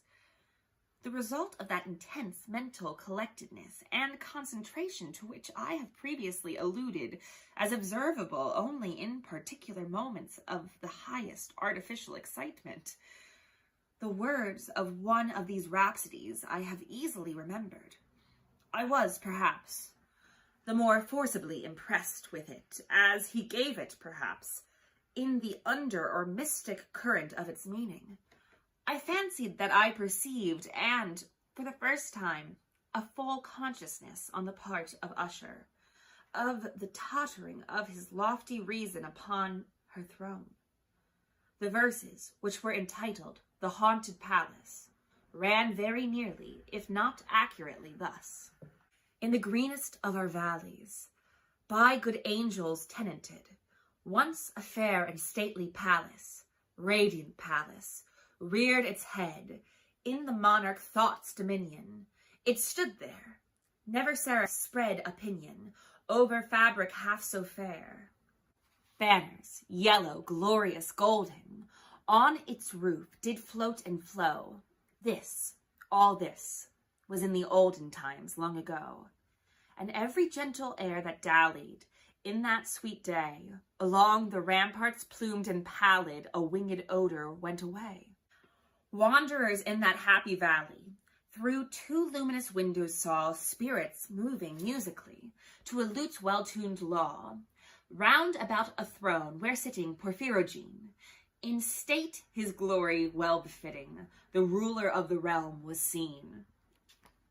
And all with pearl and ruby glowing was the fair palace door, through which came flowing, flowing, flowing, and sparkling evermore, a troop of echoes, whose sweet duty was but to sing, in voices of surpassing beauty, the wit and wisdom of their king. But evil things, in robes of sorrow, assailed the monarch's high estate. Ah, let us mourn, for never morrow shall dawn upon him desolate. And, round about his home, the glory that blushed and bloomed is but a dim remembered story of the old time entombed.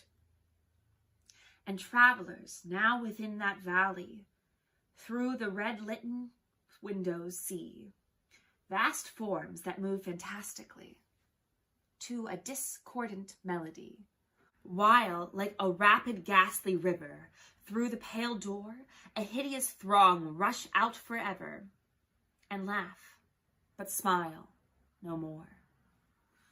I well remember that suggestions arising from this ballad led us into a train of thought wherein there became manifest an opinion of Usher's, which I mention not so much on account of its novelty, for other men have thought thus, as on account of the pertinacity with which he maintained it. This opinion, in its general form, was that of the sentience of all vegetable things. But in his disordered fancy, the idea had assumed a more daring character and trespassed under certain conditions upon the kingdoms of inorganization. I lack words to express the full extent or the earnest abandon of his persuasion. The belief, however, was connected, as I have previously hinted, with the grey stones of the home of his forefathers. The conditions of the sentience had been here, he imagined, fulfilled in the method of collocation of these stones, in the order of their arrangement, as well as in that of the many fungi which overspread them, and of the decayed trees which stood around, above all, in the long undisturbed endurance of this arrangement, and in its reduplication in the still waters of the tarn. Its evidence, the evidence of the sentience, was to be seen, he said, and I here started as he spoke, in the gradual yet certain condensation of an atmosphere of their own about the waters and the walls. The result was discoverable, he added, in that silent yet importunate and terrible influence which for centuries had molded the destinies of his family, and which made him what I now saw him, what he was.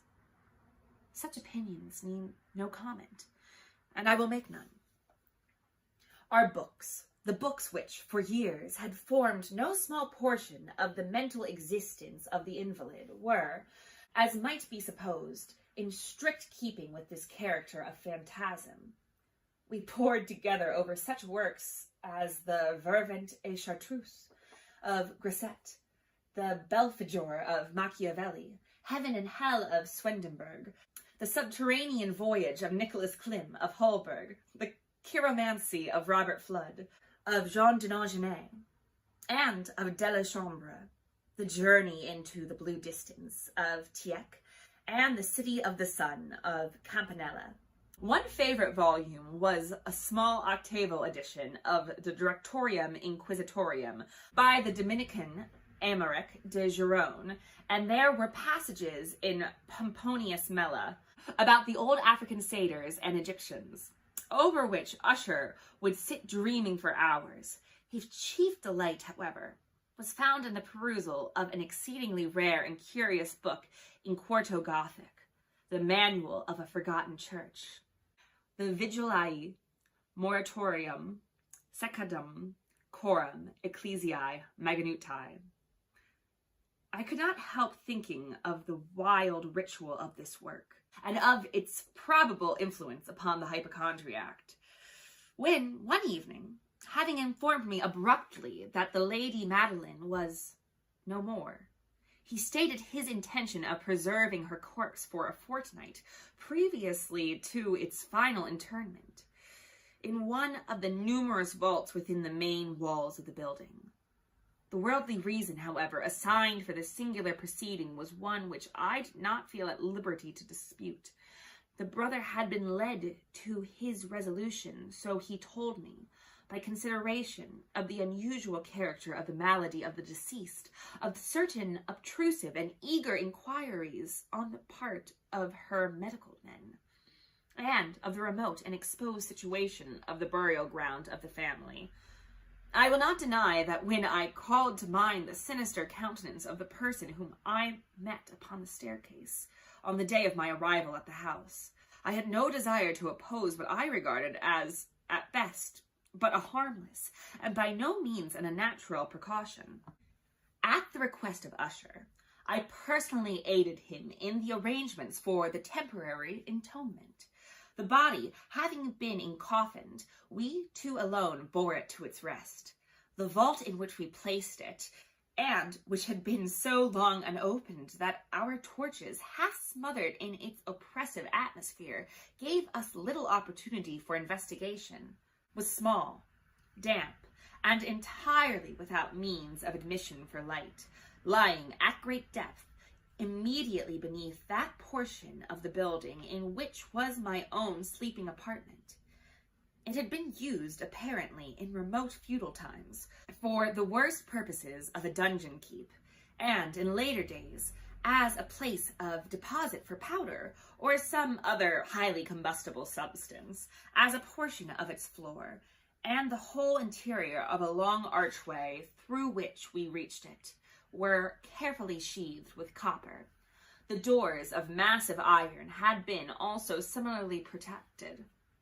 Its immense weight caused an unusually sharp, grating sound as it moved upon its hinges. Having deposited our mournful burden upon trestles within this region of horror, we partially turned aside the yet unscrewed lid of the coffin and looked upon the face of the tenant. A striking similitude between the brother and sister now first arrested my attention, and Usher, divining perhaps my thoughts, murmured out some few words from which I learned that the deceased and himself had been twins, and that sympathies of a scarcely intelligible nature had always existed between them. Our glances, however, rested not long upon the dead, for we could not regard her unawed. The disease which had thus entombed the lady in the maturity of youth had left, as usual in all maladies of strictly cataleptical character, the mockery of a faint blush upon the bosom and the face, and that suspiciously lingering smile upon the lips which is so terrible in death. We were placed and screwed down the lid, and, having secured the door of iron, made our way, with toil, into the scarcely less gloomy apartments of the upper portion of the house. And now, some days of bitter grief having elapsed, an observable change came over the features of the mental disorder of my friend. His ordinary manner had vanished. His ordinary occupations were neglected or forgotten. He roamed from chamber to chamber with hurried, unequal, and objectless step. The pallor of his countenance had assumed, if possible, a more ghastly hue, but the luminousness of his eye had utterly gone out. The once occasional huskiness of his tone was heard no more, and a tremulous quaver, as if of extreme terror, habitually characterized his utterance. There were times, indeed, when I thought his unceasingly agitated mind was laboring with some oppressive secret, to divulge which he struggled for the necessary courage.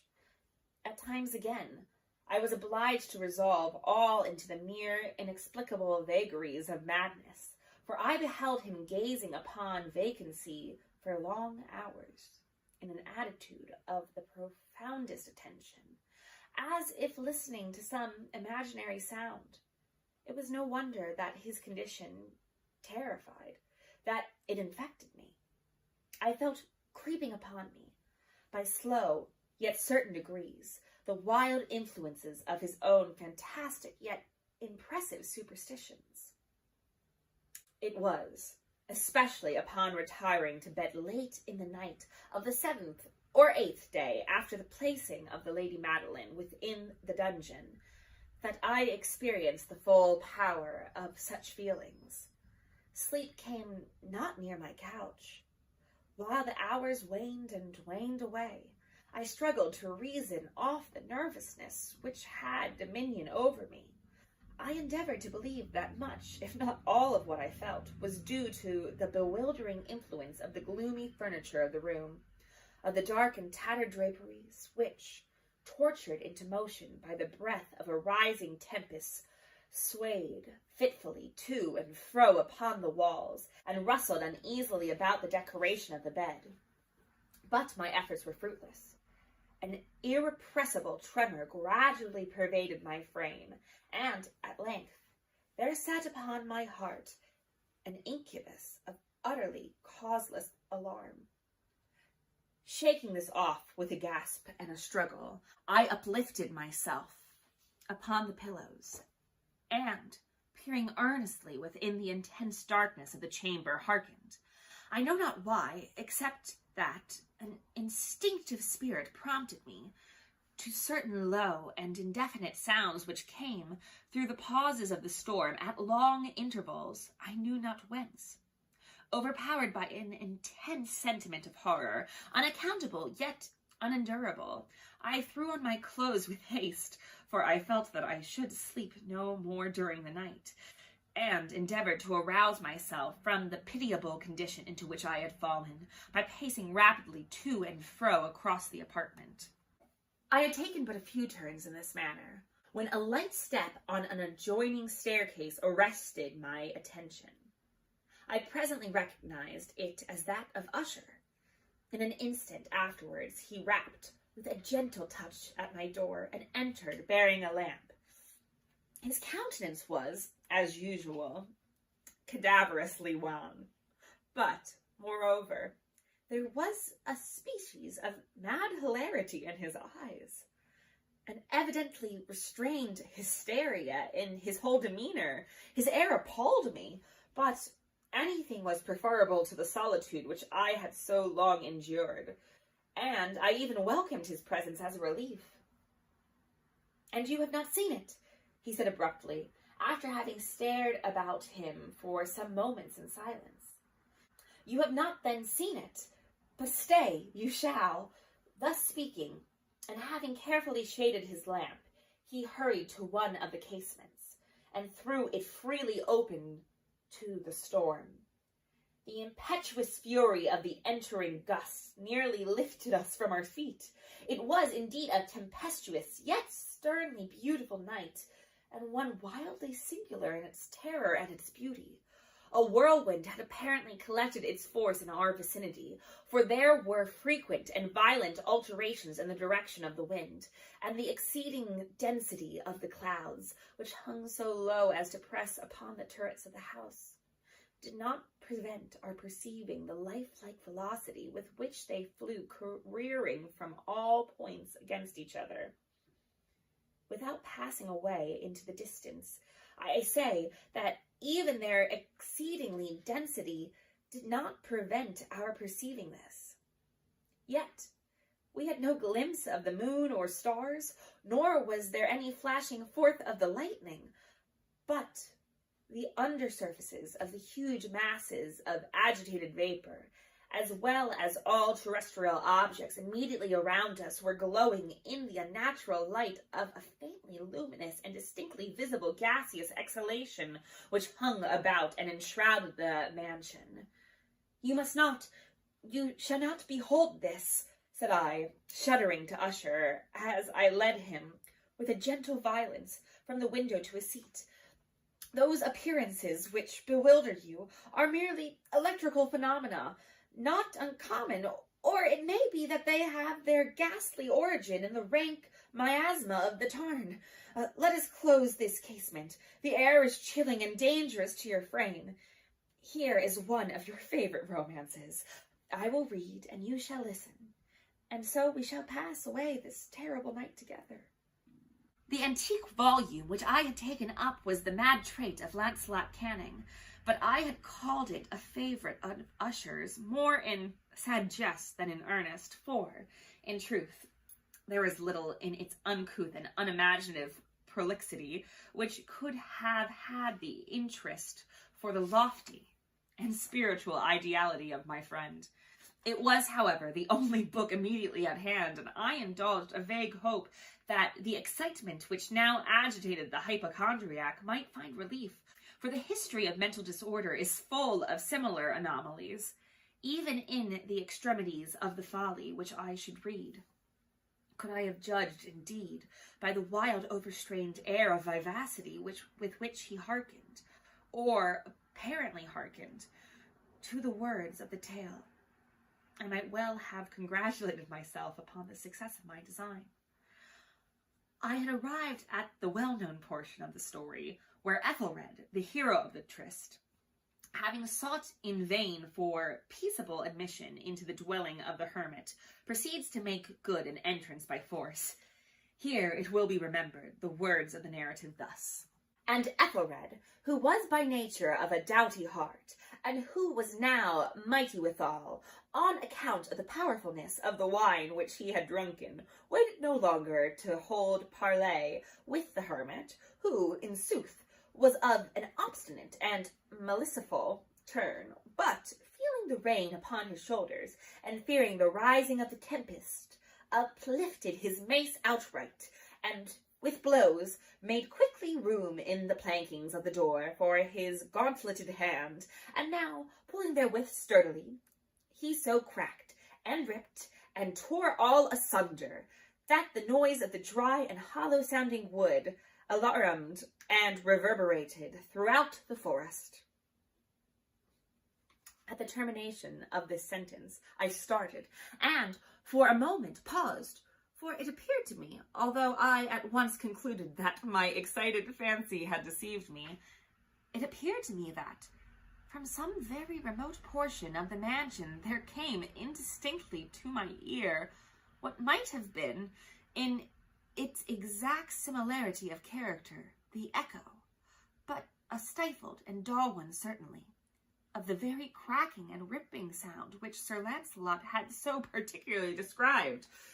It was, beyond doubt, the coincidence alone which had arrested my attention, for amid the rattling of the sashes of the casements and the ordinary commingled noises of the still increasing storm, the sound, in itself, had nothing, surely, which should have interest or disturbed me.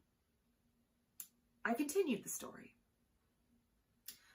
But the good champion Ethelred, now entering within the door, was sore engaged, and amazed to perceive no signal of the maliceful hermit, but, in the stead thereof, a dragon of a scaly and prodigious demeanour, and of a fiery tongue, which sate in guard before a palace of gold, with a floor of silver, and upon the wall there hung a shield of shining brass, with this legend enwritten: Who entereth herein, a conqueror hath been, who slayeth the dragon, the shield he shall win. And Ethelred uplifted his mace, and struck upon the head of the dragon, which fell before him, and gave up his pesty breath, with a shriek so horrid and harsh, and withal so piercing, that Ethelred had fain to close his ears with his hands against the dreadful noise of it, the like whereof was never before heard. Here, again, I paused abruptly, and now with a feeling of wild amazement, for there could be no doubt whatever that, in this instant, I did actually hear, although from what direction it proceeded I found impossible to say, a low and apparently distant, but harsh, protracted, and most unusual screaming or grating sound, the exact counterpart of what my fancy had already conjured up for the dragon's unusual shriek, as described by the romancer. Oppressed, as I certainly was, upon the occurrence of this second and most extraordinary coincidence, by 1,000 conflicting sensations in which wonder and extreme terror were predominant, I still retained sufficient presence of mind to avoid exciting by any observation the sensitive nervousness of my companion. I was by no means certain that he had noticed the sounds in question, although, assuredly, a strange alteration had, during the last few minutes, taken place in his demeanour. From a position fronting my own, he had gradually brought round his chair so as to sit with his face to the door of the chamber, and thus I could but partially perceive his features, although I saw that his lips trembled as if he were murmuring inaudibly. His head had dropped upon his breast, yet I knew that he was not asleep. From the wide and rigid opening of the eye, as I caught a glance of it in profile, the motion of his body, too, was at variance with this idea, for he rocked from side to side with a gentle, yet constant and uniform sway. Having rapidly taken notice of all this, I resumed the narrative of Sir Lancelot, which thus proceeded. And now, the champion, having escaped from the terrible fury of the dragon, bethinking himself of the brazen shield and of the breaking up of the enchantment, which was upon it, removed the carcass from out of the way before him, and approached valorously over the silver pavement of the castle to where the shield was upon the wall, which, in sooth, tarried not for his full coming, but fell down at his feet upon the silver floor with a mighty great and terrible ringing sound. No sooner had this syllable passed my lips, than, as if a shield of brass had indeed at the moment fallen heavily upon a floor of silver, I became aware of a distinct, hollow, metallic, and clangorous, yet apparently muffled reverberation. Completely unnerved, I leapt to my feet, but the measured rocking movements of Usher was undisturbed. I rushed to the chair in which he sat.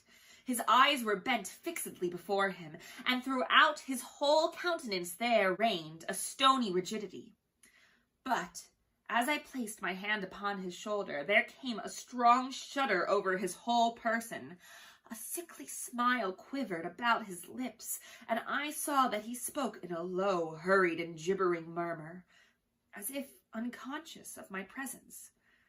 Bending closely over him, I at length drank in the hideous import of his words. Now hear it! Yes, I hear it, and have heard it. Long, long, long, many minutes, many hours, many days have I heard it. Yet I dared not. Oh, pity me, miserable wretch that I am.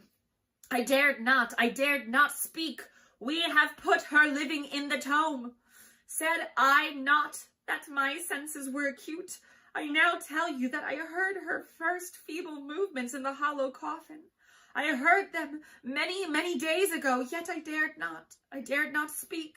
And now, tonight, Ethelred, the breaking of the hermit's door and the death cry of the dragon and the clangor of the shield, say rather the rending of her coffin and the grating of the iron hinges of her prison and her struggles within the coppered archway of the vault. Oh, whither shall I fly? Will she not be here anon? Is she not hurrying to upbraid me for my haste? Have I not heard her footstep on the stair? Do I not distinguish that heavy and horrible beating of her heart? Madman!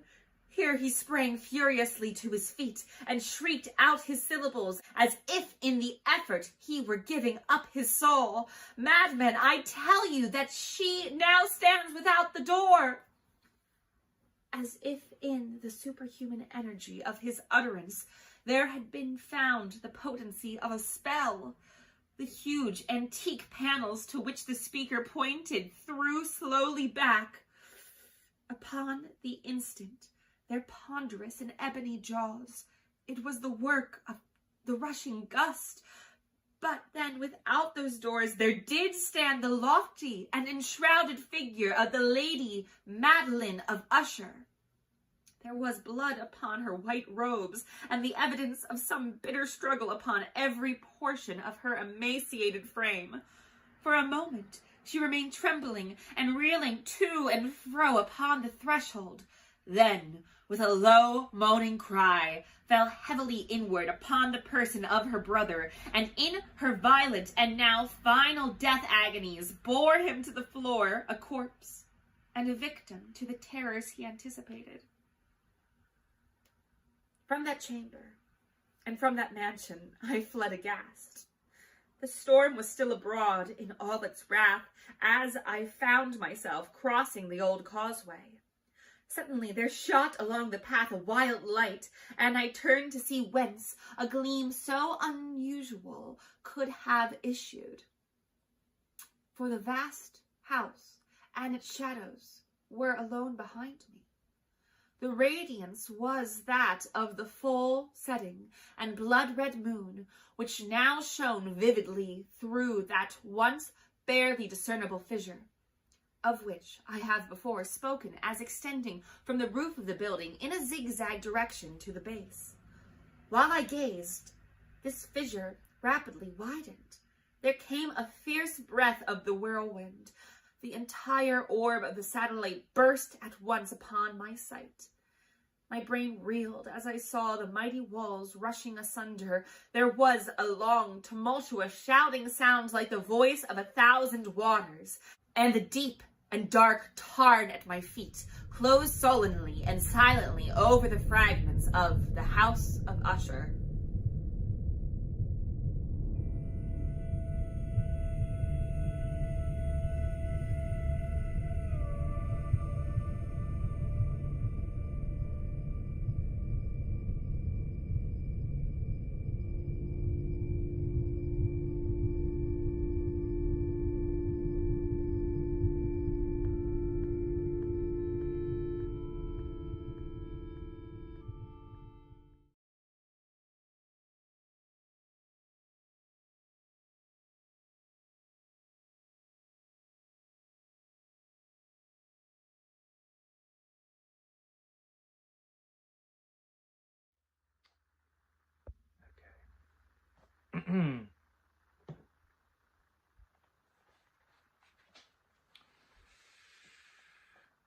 The Pit and the Pendulum by Edgar Allan Poe.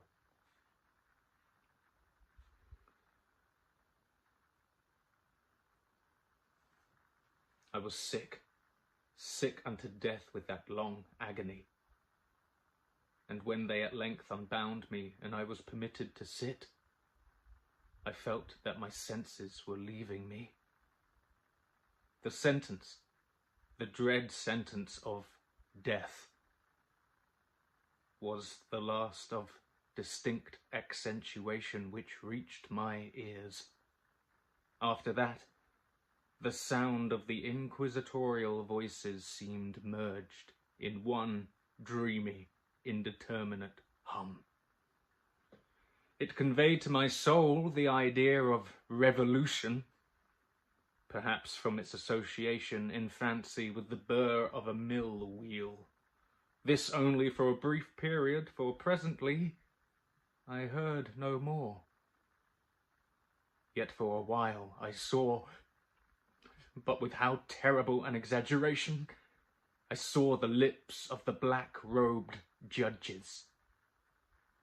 They appeared to me white, whiter than the sheet upon which I traced these words, and thin even to grotesqueness, thin with the intensity of their expression of firmness, of immovable resolution, of stern contempt of human torture. I saw that the decrees of what to me was fate were still issuing from those lips. I saw them writhe with a deadly locution. I saw them fashion the syllables of my name, and shuddered because no sound succeeded. I saw, too, for a few moments of delirious horror, the soft and nearly imperceptible waving of the sable draperies which enwrapped the walls of the apartment. And then my vision fell upon the 7 tall candles upon the table. At first, they wore the aspect of charity, and seemed white and slender angels who would save me. But then, all at once, there came a most deadly nausea over my spirit, and I felt every fibre in my frame thrill as if I had touched the wire of a galvanic battery, while the angel forms became meaningless spectres with heads of flame, and I saw that from them there would be no help. And then there stole into my fancy, like a rich musical note, the thought of what sweet rest there must be in the grave. The thought came gently and stealthily, and it seemed long before it attained full appreciation, but just as my spirit came at length properly to feel and entertain it, the figures of the judges vanished, as if magically from before me. The tall candles sank into nothingness. Their flames went out utterly. The blackness of darkness supervened. All sensations appeared swallowed up in a mad rushing descent, as of the soul into Hades. Then silence, and stillness, and night were the universe. I had swooned, but still will not say that all of consciousness was lost. What of it there remained I will not attempt to define, or even to describe, yet all was not lost. In the deepest slumber, no. In delirium, no. In a swoon, no. In death, no. Even in the grave, all is not lost. Else there is no immortality for man. Arousing from the most profound of slumbers, we break the gossamer web of some dream. Yet in a second afterward, so frail may that web have been, we remember not that we have dreamed. In the return to life from the swoon, there are 2 stages. First, that of the sense of mental or spiritual. Secondly, that of the sense of physical existence. It seems probable that if, upon reaching the second stage, we could recall the impressions of the first, we should find these impressions eloquent in memories of the gulf beyond. And that gulf is what? How at least shall we distinguish its shadows from those of the tomb? But if the impressions of what I have termed the first stage are not at will recalled, yet after long interval, do they not come unbidden, while we marvel whence they come? He who has never swooned is not he who finds strange palaces and wildly familiar faces in coals that glow, is not he who beholds floating in mid-air the sad visions that the many may not view, is not he who ponders over the perfume of some novel flower, is not he whose brain grows bewildered with the meaning of some musical cadence which has never before arrested his attention. Amid frequent and thoughtful endeavours to remember, amid earnest struggles to regather some token of the state of seeming nothingness into which my soul had lapsed, there have been moments where I have dreamed of success. There have been very brief periods where I have conjured up remembrances with which the lucid reason of a later epoch assures me could have had reference only to that condition of seeming unconsciousness. These shadows of memory tell indistinctly of tall figures that lifted and bore me in silence, down, still down, till a hideous dizziness oppressed me at the mere idea of the indeterminableness of the descent. They tell also of a vague horror at my heart, on account of that heart's unnatural stillness. Then comes a sense of sudden motionlessness throughout all things, as if those who bore me, a ghastly train, had outrun, in their descent, the limits of the limitless, and paused from the wearisomeness of their toil. After this, I call to mind flatness and dampness, and then all is madness. The madness of a memory which busies itself among forbidden things. Very suddenly there came back to my soul motion and sound, the tumultuous motion of the heart, and in my ears the sound of its beating. Then a pause in which all is blank. Then again sound and motion and touch, a tingling sensation pervading my frame. Then the mere consciousness of existence, without thought, a condition which lasted long. Then, very suddenly, thought, and shuddering terror, and earnest endeavour to comprehend my true state. Then a strong desire to lapse into insensibility. Then a rushing revival of soul, and a successful effort to move. And now a full memory of the trial, of the judges, of the sable draperies, of the sentence, of the sickness, of the swoon. Then, entire forgetfulness of all that followed, of all that a later day and much earnestness of endeavour have enabled me to vaguely recall. So far, I had not opened my eyes. I felt that I lay upon my back, unbound. I reached out my hand, and it fell heavily upon something damp and hard. There I suffered it to remain for many minutes while I strove to imagine where and what I could be.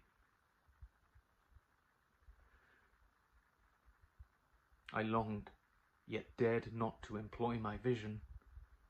I dreaded the first glance at objects around me. It was not that I feared to look upon things horrible, but that I grew aghast lest there should be nothing to see. At length, with a wild desperation at heart, I quickly unclosed my eyes. My worst thoughts then were confirmed. The blackness of eternal night encompassed me. I struggled for breath. The intensity of the darkness seemed to oppress and stifle me. The atmosphere was intolerably close. I still lay quietly and made effort to exercise my reason. I brought to mind the inquisitorial proceedings and attempted from that point to deduce my real condition. The sentence had passed, and it appeared to me that a very long interval of time had since elapsed. Yet not for a moment did I suppose myself actually dead. Such a supposition, notwithstanding what we read in fiction, is altogether inconsistent with real existence. But where and in what state was I? The condemned to death, I knew, perished usually at the auto da fe, and one of these had been held on the very night of the day of my trial. Had I been remanded to my dungeon to await the next sacrifice, which would not take place for many months? This I at once saw could not be. Victims had been in immediate demand. Moreover, my dungeon, as well as all the condemned cells at Toledo, had stone floors, and light was not altogether excluded. A fearful idea now suddenly drove the blood in torrents upon my heart, and for a brief period I once more relapsed into insensibility. Upon recovering, I at once started to my feet, trembling convulsively in every fibre. I thrust my arms wildly above and around me in all directions. I felt nothing, yet dreaded to move a step, lest I should be impeded by the walls of a tomb. Perspiration burst from every pore, and stood in cold big beads upon my forehead. The agony of suspense grew at length intolerable, and I cautiously moved forward, with my arms extended and my eyes straining from their sockets, in the hope of catching some faint ray of light. I proceeded for many paces, but still all was blackness and vacancy. I breathed more freely. It seemed evident that mine was not, at least, the most hideous of fates.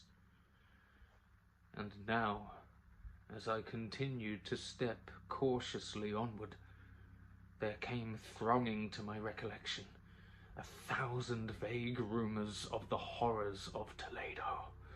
Of the dungeons there had been strange things narrated, fables I had always deemed them, but yet strange, and too ghastly to repeat, save in a whisper. Was I left to perish of starvation in this subterranean world of darkness? Or what fate, perhaps even more fearful, awaited me?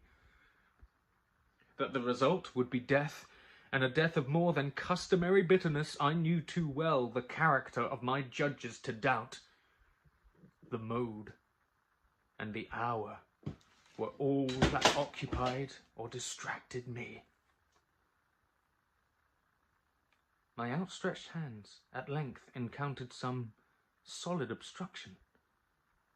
It was a wall, seemingly of stone masonry, very smooth, slimy, and cold.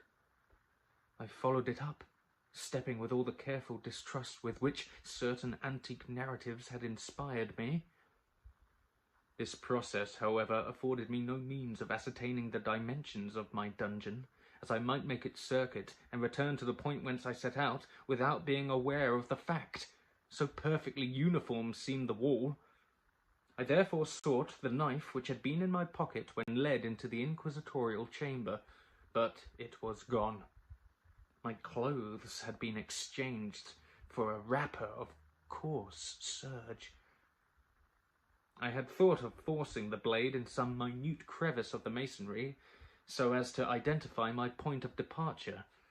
The difficulty, nevertheless, but was trivial, although, in my disorder of my fancy, it seemed at first insuperable.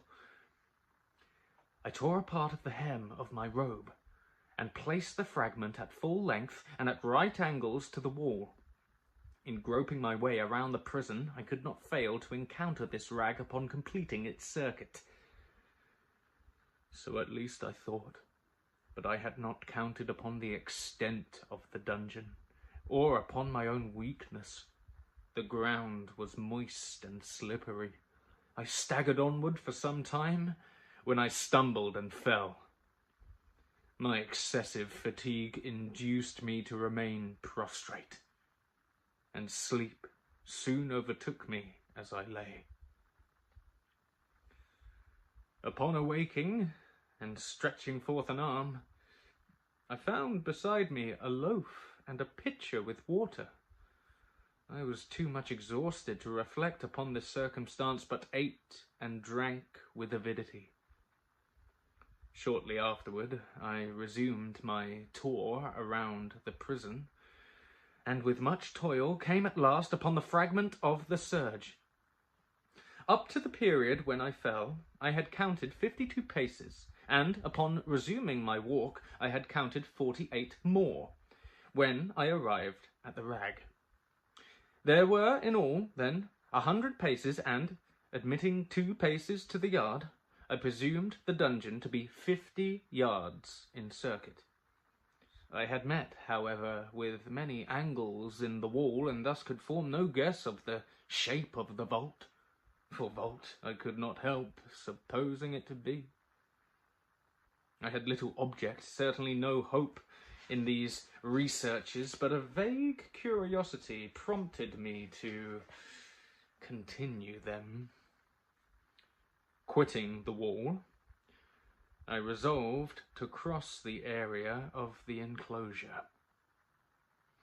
At first I proceeded with extreme caution, for the floor, although seemingly of solid material, was treacherous with slime. At length, however, I took courage, and did not hesitate to step firmly, endeavouring to cross in as direct a line as possible.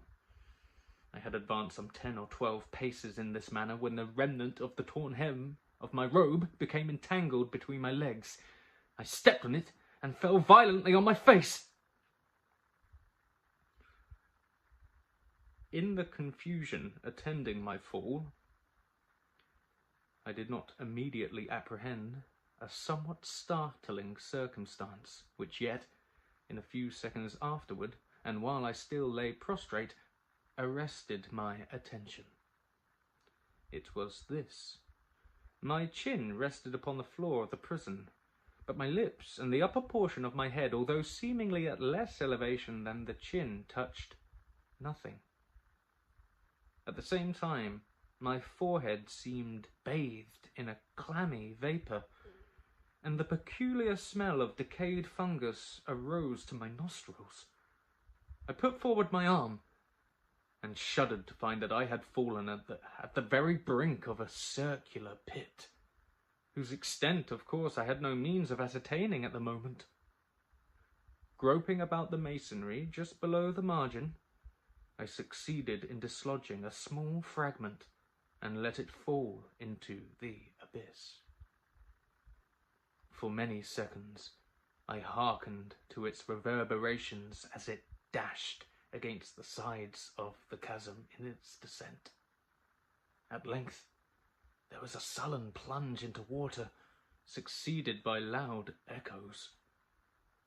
At the same moment there came a sound resembling the quick opening and as rapid closing of a door overhead, while a faint gleam of light flashed suddenly through the gloom and as suddenly faded away. I saw clearly the doom which had been prepared for me, and congratulated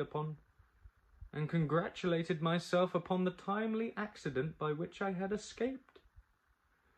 Another step before my fall, and the world had seen me no more. And the death just avoided was of that very character which I had regarded as fabulous and frivolous in the tales respecting the Inquisition. To the victims of its tyranny there was the choice of death with its direst physical agonies, or death with its most hideous moral horrors. I had been reserved for the latter. By long suffering, my nerves had been unstrung, until I trembled at the sound of my own voice, and had become in every respect a fitting subject for the species of torture which awaited me. Shaking in every limb, I groped my way back to the wall, resolving there to perish rather than risk the terrors of the wells, of which my imagination now pictured many in various positions about the dungeon. In other conditions of mind, I might have had the courage to end my misery at once by a plunge into one of these abysses, but now I was the veriest of cowards. Neither could I forget what I had read of these pits, that the sudden extinction of life formed no part of their most horrible plan. Agitation of spirit kept me awake for many long hours, but at length I again slumbered. Upon arousing, I found by my side, as before, a loaf and a pitcher with water. A burning thirst consumed me, and I emptied the vessel at a draught. It must have been drugged, for scarcely had I drunk before I became irresistibly drowsy. A deep sleep fell upon me, a sleep like that of death. How long it lasted, of course, I know not, but when once again I unclosed my eyes, the objects around me were visible. By a wild sulphurous lustre, the origin of which I could not at first determine, I was enabled to see the extent and aspect of the prison. In its size I had been greatly mistaken. The whole circuit of its walls did not exceed 25 yards. For some minutes this fact occasioned me a world of vain trouble. Vain indeed, for what could be of less importance under the terrible circumstance which environed me than the mere dimensions of my dungeon? But my soul took a wild interest in trifles, and I busied myself in endeavours to account for the error I had committed in my measurement. The truth at length flashed upon me. In my first attempt at exploration, I had counted 52 paces up to the period where I fell. I must have then been within a pace or two of the fragment of the surge. In fact, I had nearly performed the circuit of the vault. I then slept, and upon waking I must have returned upon my steps, thus supposing the circuit nearly double what it actually was. My confusion of mind prevented me from observing that I began my tour with the wall to the left, and ended it with the wall to the right. I had been deceived, too, in respect to the shape of the enclosure. In feeling my way, I had found many angles, and thus deduced an idea of great irregularity. So potent is the effect of total darkness upon one arousing from lethargy or sleep. The angles were simply those of a few slight depressions or niches at odd intervals. The general shape of the prison was square. What I had taken for masonry seemed now to be iron, or some other metal, in huge plates, whose sutures or joints occasioned the depression. The entire surface of this metallic enclosure was rudely daubed in all the hideous and repulsive devices to which the charnel superstition of the monks has given rise. The figures of fiends in aspects of menace, with skeleton forms and other more really fearful images, overspread and disfigured the walls. I observed that the outlines of these monstrosities were sufficiently distinct, but that the colours seemed faded and blurred, as if from the effects of a damp atmosphere. I now noticed the floor, too, which was of stone. In the centre yawned the circular pit, from whose jaws I had escaped. But it was the only one in the dungeon. All this I saw indistinctly and by much effort, for my personal condition had been greatly changed during slumber. I now lay upon my back, and at full length, on a species of low framework of wood. To this I was securely bound by a long strap resembling a surcingle. It passed in many convolutions about my limbs and body, leaving at liberty only my head and my left arm, to such extent that I could, by dint of much exertion, supply myself with food from an earthen dish which lay by my side. I saw, to my horror, that the pitcher had been removed. I say to my horror, for I was consumed with an intolerable thirst.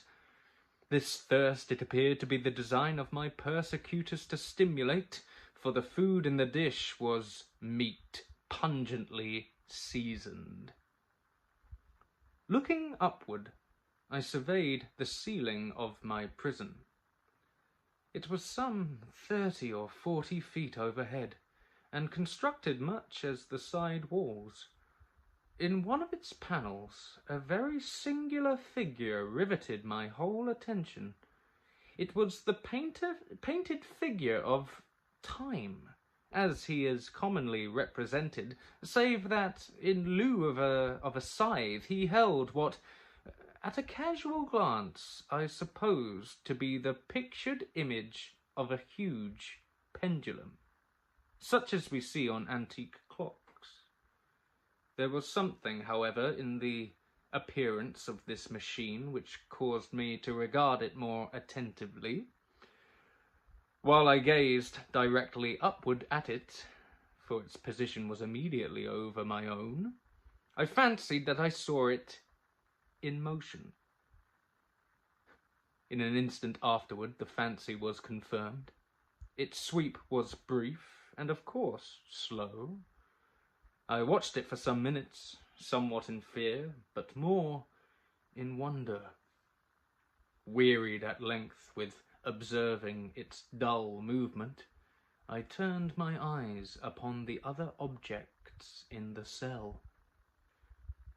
A slight noise attracted my notice, and, looking to the floor, I saw several enormous rats traversing it. They had issued from the well which lay just within view to my right. Even then, while I gazed, they came up in troops, hurriedly, with ravenous eyes, allured by the scent of the meat. From this it required much effort and attention to scare them away.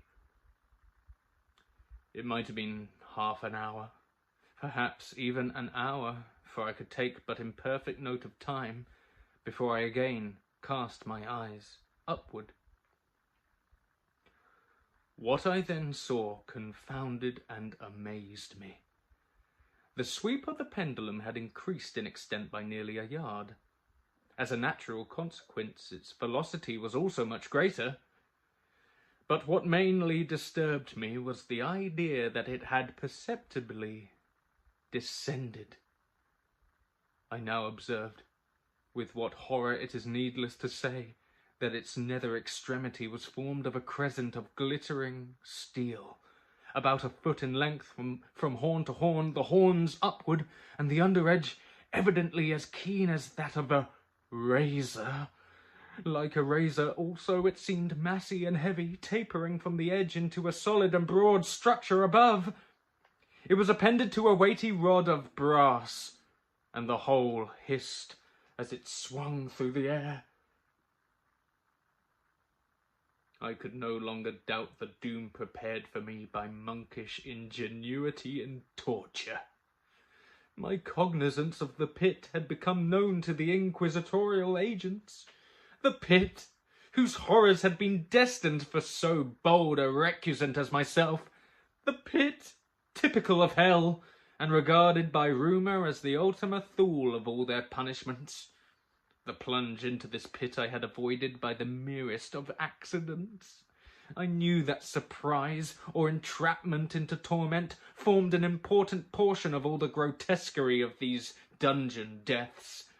Having failed to fall, it was no part of the demon plan to hurl me into the abyss, and thus, there being no alternative, a different and a milder destruction awaited me. Milder. I half smiled in my agony as I thought of such application of such a term. What boots it to tell of the long, long hours of horror more than mortal, during which I counted the rushing oscillations of the steel, inch by inch, line by line, with a descent only appreciable at intervals that seemed ages, down, and still down it came. Days passed. It might have been that many days passed, ere it swept so closely over me as to fan me with its acrid breath. The odour of the sharp steel forced itself into my nostrils. I prayed, I wearied heaven with my prayer for its more speedy descent. I grew frantically mad, and struggled to force myself upward against the sweep of the fearful scimitar. I then fell, suddenly calm, and lay there smiling at the glittering death, as a child at some rare bauble. There was another interval of utter insensibility. It was brief, for, upon again lapsing into life, there had been no perceptible descent in the pendulum. But it might have been long, for I knew there were demons who took note of my swoon, and who could have arrested the vibration at pleasure. Upon my recovery, too, I felt very inexpressibly sick and weak, as if through long inanition. Even amid the agonies of that period, the human nature craved food. With painful effort, I outstretched my left arm as far as my bonds permitted, all remnant which had been spared me by the rats. As I put a portion of it within my lips, there rushed to my mind a half-formed thought of joy, of hope. Yet what business had I with hope? It was, as I say, a half-formed thought. Man has many such, which are never completed. I felt that it was of joy, of hope, but I felt also that it had perished in its formation. In vain I struggled to perfect, to regain it. Long suffering had nearly annihilated all of my ordinary powers of mind. I was an imbecile, an idiot. The vibration of the pendulum was at right angles to my length. I saw that its crescent was designed to cross the region of the heart. It would fray the serge of my robe. It would return and repeat its operations again and again. Still, the fraying of my robe would be all that for several minutes it would accomplish. And at this thought I paused. I dared not go farther than this reflection.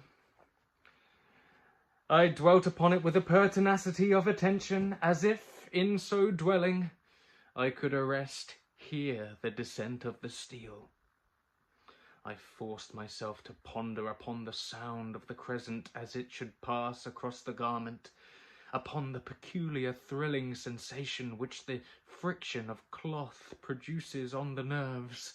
I pondered upon all this frivolity until my teeth were on edge. Down, steadily down it crept. I took a frenzied pleasure in contrasting its downward with its lateral velocity, to the right, to the left, far and wide, with the shriek of a damned spirit, to my heart with the stealthy pace of the tiger. I alternately laughed and howled as one or the other idea grew predominant. Down, certainly relentlessly down. It vibrated within 3 inches of my bosom. I struggled violently, furiously, to free my left arm. This was free only from the elbow to the hand. I could reach the latter from the platter beside me to my mouth with great effort, but no farther. Could I have broken the fastenings above the elbow, I would have seized and attempted to arrest the pendulum. I might as well have attempted to arrest an avalanche. Down! Still unceasingly, still inevitably down. I gasped and struggled at each vibration. I shrunk convulsively at its every sweep. My eyes followed its outward or upward whirls with the eagerness of the most unmeaning despair. They closed themselves spasmodically at the descent, although death would have been a relief. Oh, how unspeakable! Still, I quivered in every nerve to think how slight a sinking of the machinery would precipitate that keen, glistening axe upon my bosom. It was hope that prompted the nerve to quiver, the frame to shrink. It was hope, the hope that triumphs on the rack, that whispers to the death condemned, even in the dungeons of the Inquisition. I saw that some 10 or 12 vibrations would bring the steel in actual contact with my robe, and with this observation there suddenly came over my spirit all the keen collected calmness of despair. For the first time during many hours, or perhaps days, I thought. It now occurred to me that the bandage, or surcingle, which enveloped me was unique. I was tied by no separate cord. The first stroke of the razor-like crescent athwart any portion of the band would so detach it that it might be unwound from my person by the means of my left hand. But how fearful in that case the proximity of the steel, the result of the slightest struggle, how deadly!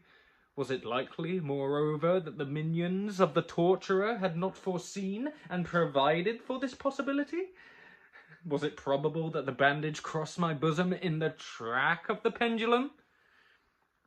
Dreading to find that my faint and, as it seemed, my last hope frustrated, I so far elevated my head as to obtain a distinct view of my breast. The surcingle enveloped my limbs and body close in all directions, save in the path of the destroying crescent. Scarcely had I dropped my head back into its original position when there flashed upon my mind what I cannot better describe than as the unformed half of that idea of deliverance to which I have previously alluded, and of which a moiety only floated indeterminately through my brain when I raised food to my burning lips. The whole thought was now present, feeble, scarcely sane, scarcely definite, but still entire. I proceeded at once with the nervous energy of despair to attempt its execution. For many hours, the immediate vicinity of the low framework upon which I lay had been literally swarming with rats. They were wild, bold, ravenous, their red eyes glaring upon me as if they waited but for motionlessness on my part to make me their prey. To what food, I thought, have they been accustomed in the well? They had devoured, in spite of all my efforts to prevent them, all but a small remnant of the contents of the dish. I had fallen into an habitual seesaw or wave of the hand about the platter, and, at length, the unconscious uniformity of the movement deprived it of effect. In their voracity, the vermin frequently fastened their sharp fangs in my fingers. With the particles of the oily and spicy viand which now remained, I thoroughly rubbed the bandage wherever I could reach it. Then, raising my hand from the floor, I lay breathlessly still. At first, the ravenous animals were startled and terrified at the change, at the sensation of movement. They shrank alarmedly back. Many sought the well. But this was only for a moment. I had not counted in vain upon their voracity. Observing that I remained without motion, one or two of the boldest leapt upon the framework and smelt at the surcingle. This seemed the signal for a general rush. Forth from the well they hurried in fresh troops. They clung to the wood, they overran it, and leapt in hundreds upon my person. The measured movement of the pendulum disturbed them not at all. Avoiding its strokes, they busied themselves with the anointed bandage. They pressed, they swarmed upon me. In ever-accumulating heaps, they writhed upon my throat. Their cold lips sought my own. I was half stifled by their thronging pressure. Disgust, for which the world has no name, swelled my bosom, and chilled with a heavy clamminess my heart. Yet 1 minute, and I felt that the struggle would be over. Plainly I perceived the loosening of the bandage. I knew that in more than one place it must be already severed. With a more than human resolution I lay still. Nor had I erred in my calculations, nor had I endured in vain. I at length felt that I was free. The surcingle hung in ribbons from my body. But the stroke of the pendulum had already pressed upon my bosom. It had divided the serge of the robe. It had cut through the linen. Twice again it swung, and a sharp sense of pain shot through every nerve.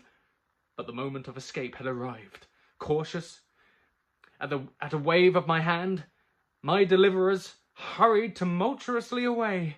With a steady movement, cautious, sidelong, shrinking and slow, I slid from the embrace of the bandage and beyond the reach of the scimitar.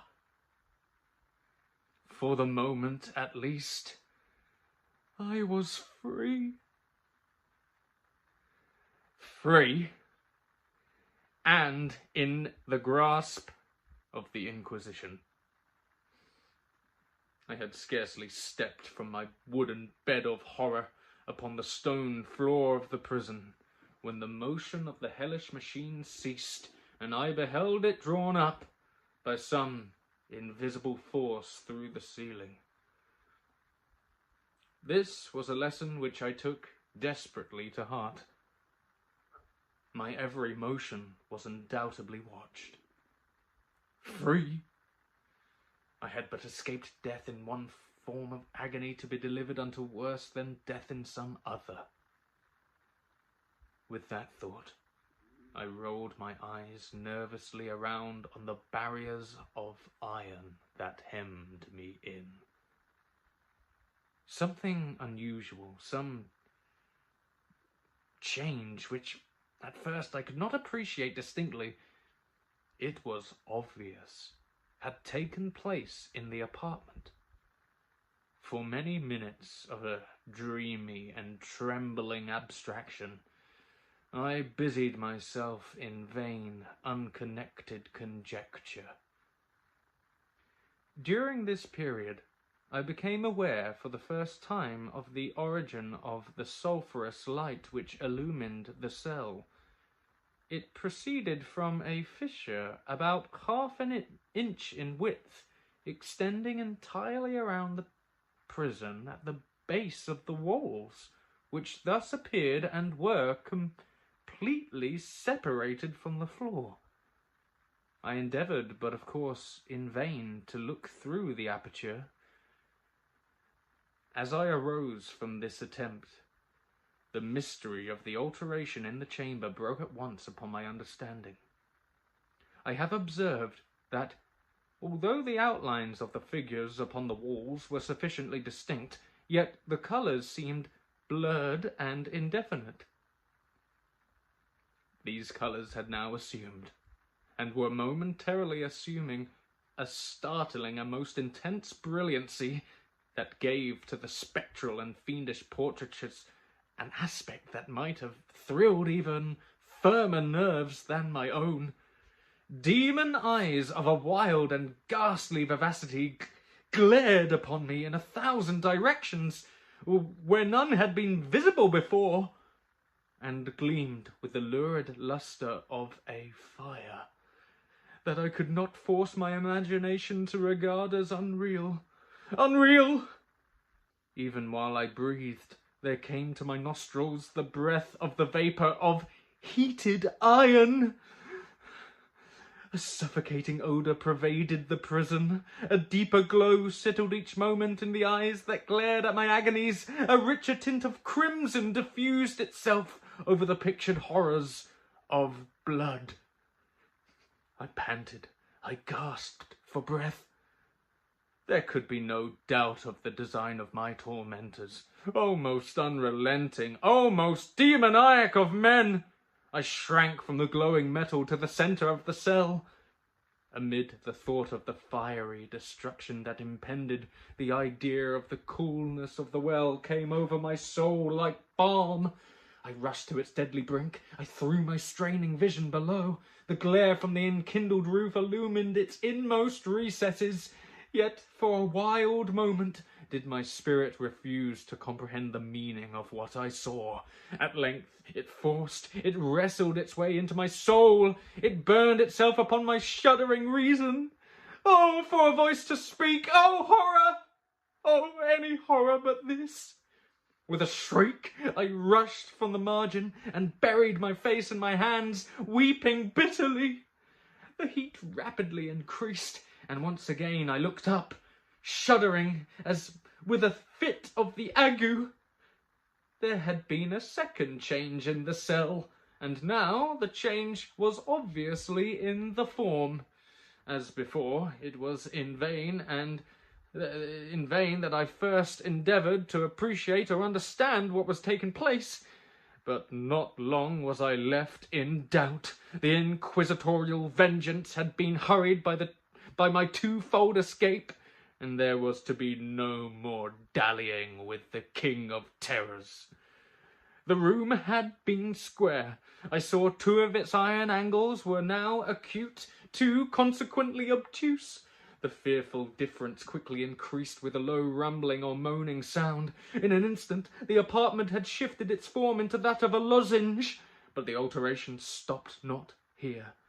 I neither hoped nor desired it to stop. I could have clasped the red walls to my bosom as a garment of eternal peace. Death, I said, any death but that of the pit. Fool! Might I not have known that it was into the pit that the object of the burning iron was to urge me? Could I resist its glow? Or even that, could I withstand its pressure?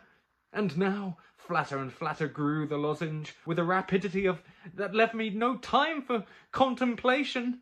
Its centre, and of course its greatest width, came just over the yawning gulf. I shrank back, but the closing walls pressed me resistlessly onward. At length, for my seared and writhing body, there was no longer an inch of foothold on the firm floor of the prison. I struggled no more, but the agony of my soul found vent in one long, loud, and final scream of despair. I felt that I tottered upon the brink. I averted my eyes. There was a discordant hum of human voices. There was a loud blast as of many trumpets. There was a harsh grating as of 1,000 thunders. The fiery walls rushed back. An outstretched arm caught my own as I fell, fainting, into the abyss. It was that of General Lasalle. The French army had entered Toledo. The Inquisition was in the hands of its enemies.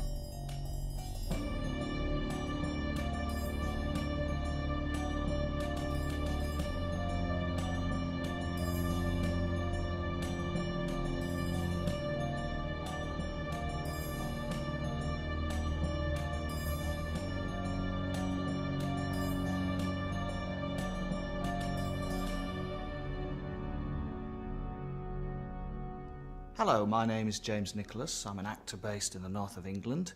This year I will be appearing in an adaptation of Murders in the Rue Morgue for stage at both Birmingham Fest and also the Edinburgh Festival. And today I'll be reading Murders in the Rue Morgue, which is prefaced by an extract from Sir Thomas Browne, Urn Burial.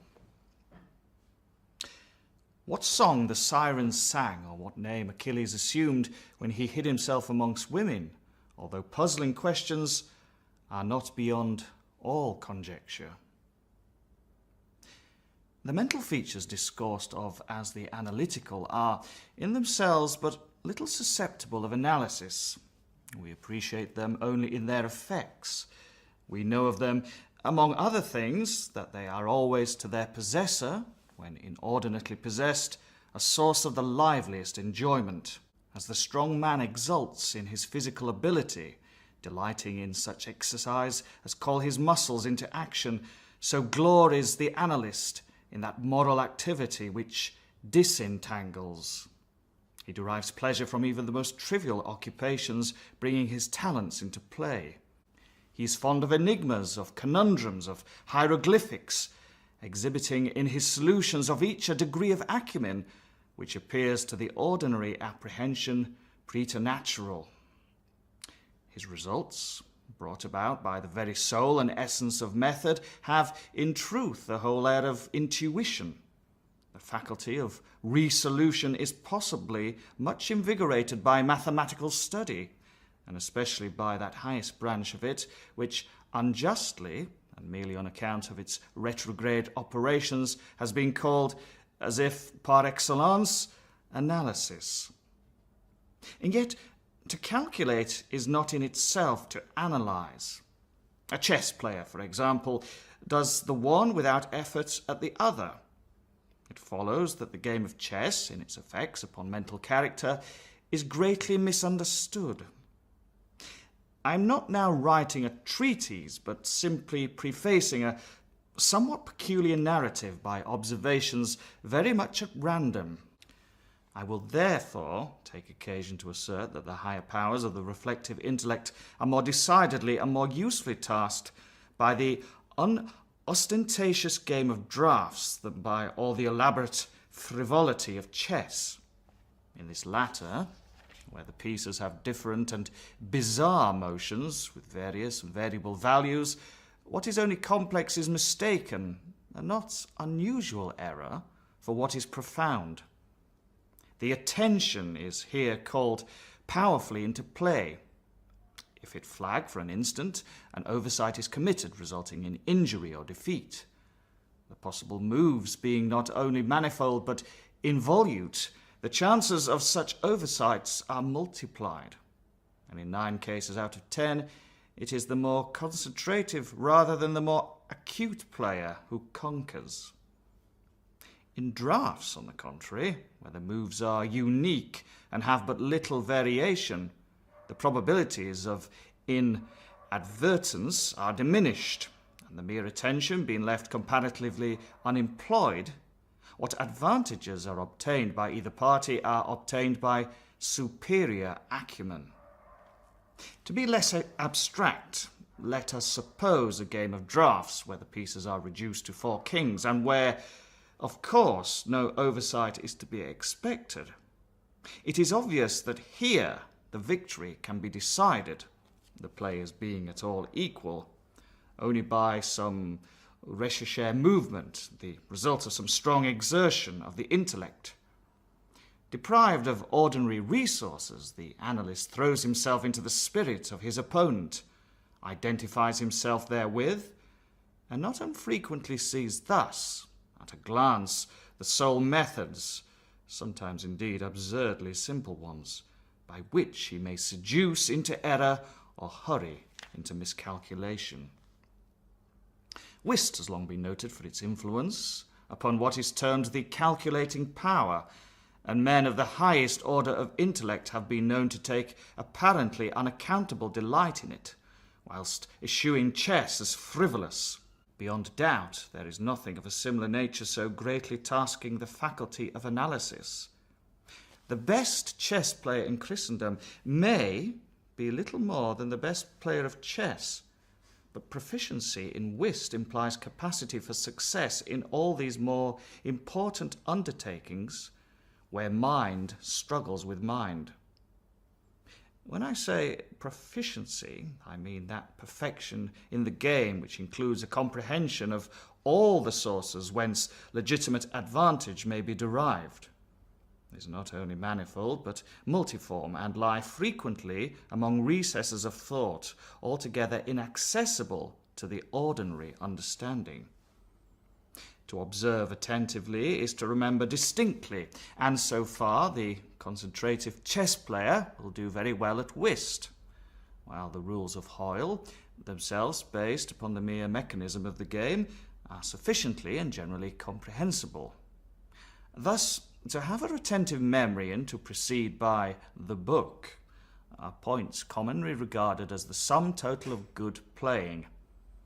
But it is in matters beyond the limit of mere rule that the skill of the analyst is evinced. He makes, in silence, a host of observations and inferences, so perhaps do his companions.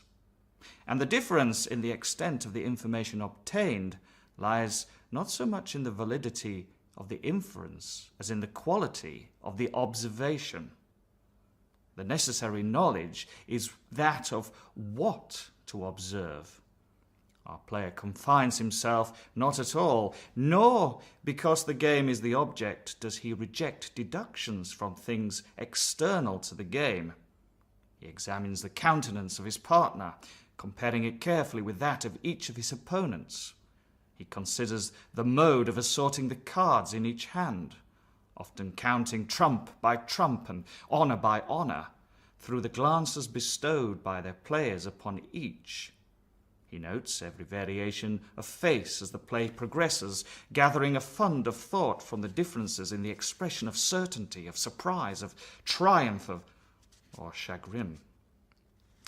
From the matter of gathering up a trick, he judges whether the person taking it can make another in the suit. He recognizes what is played through feint, by the air with which it is thrown upon the table, a casual or inadvertent word, the accidental dropping or turning of a card, with the accompanying anxiety or carelessness in regard to its concealment, the counting of the tricks with the order of their arrangement, embarrassment, hesitation, eagerness, or trepidation, all afford to his apparently intuitive perception indications of the true state of affairs. The first 2 or 3 rounds having been played, he is in full possession of the contents of each hand, and thenceforward puts down his cards with an absolute precision of purpose, as if the rest of the party had turned outward the faces of their own. The analytical power should not be confounded with simple ingenuity, for whilst the analyst is necessarily ingenious, the ingenious man is often remarkably incapable of analysis. The constructive or combining power by which ingenuity is usually manifested, and to which the phrenologists, I believe erroneously, have assigned a separate organ, supposing it a primitive faculty, has been so frequently seen in those whose intellect bordered otherwise upon idiocy as to have attracted general observation among writers on morals. Between ingenuity and the analytical ability there exists a difference far greater indeed than that between the fancy and the imagination, but of a character very strictly analogous. It will be found, in fact, that the ingenious are always fanciful, and the truly imaginative never otherwise than analytic. The narrative which follows will appear to the reader somewhat in the light of a commentary upon the propositions just advanced. Residing in Paris during the spring and part of the summer of 1841, I there became acquainted with a Monsieur Sir Auguste Dupin. This young gentleman was of an excellent, indeed, of an illustrious family, but, by a variety of untoward events, had been reduced to such poverty that the energy of his character succumbed beneath it, and he ceased to bestir himself in the world, or to care for the retrieval of his fortunes. By courtesy of his creditors, there still remained in his possession a small remnant of his patrimony, and upon the income arising from this, he managed, by means of a rigorous economy, to procure the necessities of life, without troubling himself about its superfluities. Books, indeed, were his sole luxuries, and in Paris these are easily obtained. Our first meeting was at an obscure library in the Rue Montmartre, where the accident of our both being in search of the same very rare and very remarkable volume brought us into closer communion. We saw each other again and again. I was deeply interested in the little family history which he detailed to me with all the candour which a Frenchman indulges whenever mere self is the theme. I was astonished, too, at the vast extent of his reading, and above all, I felt my soul enkindled within me by the wild fervour and the vivid freshness of his imagination. Seeking in Paris the objects I then sought, I felt that the society of such a man would be to me a treasure beyond price, and this feeling I frankly confided to him. It was at length arranged that we should live together during my stay in the city, and as my worldly circumstances were somewhat less embarrassed than his own, I was permitted to be at the expense of renting and furnishing in a style which suited the rather fantastic gloom of our common temper.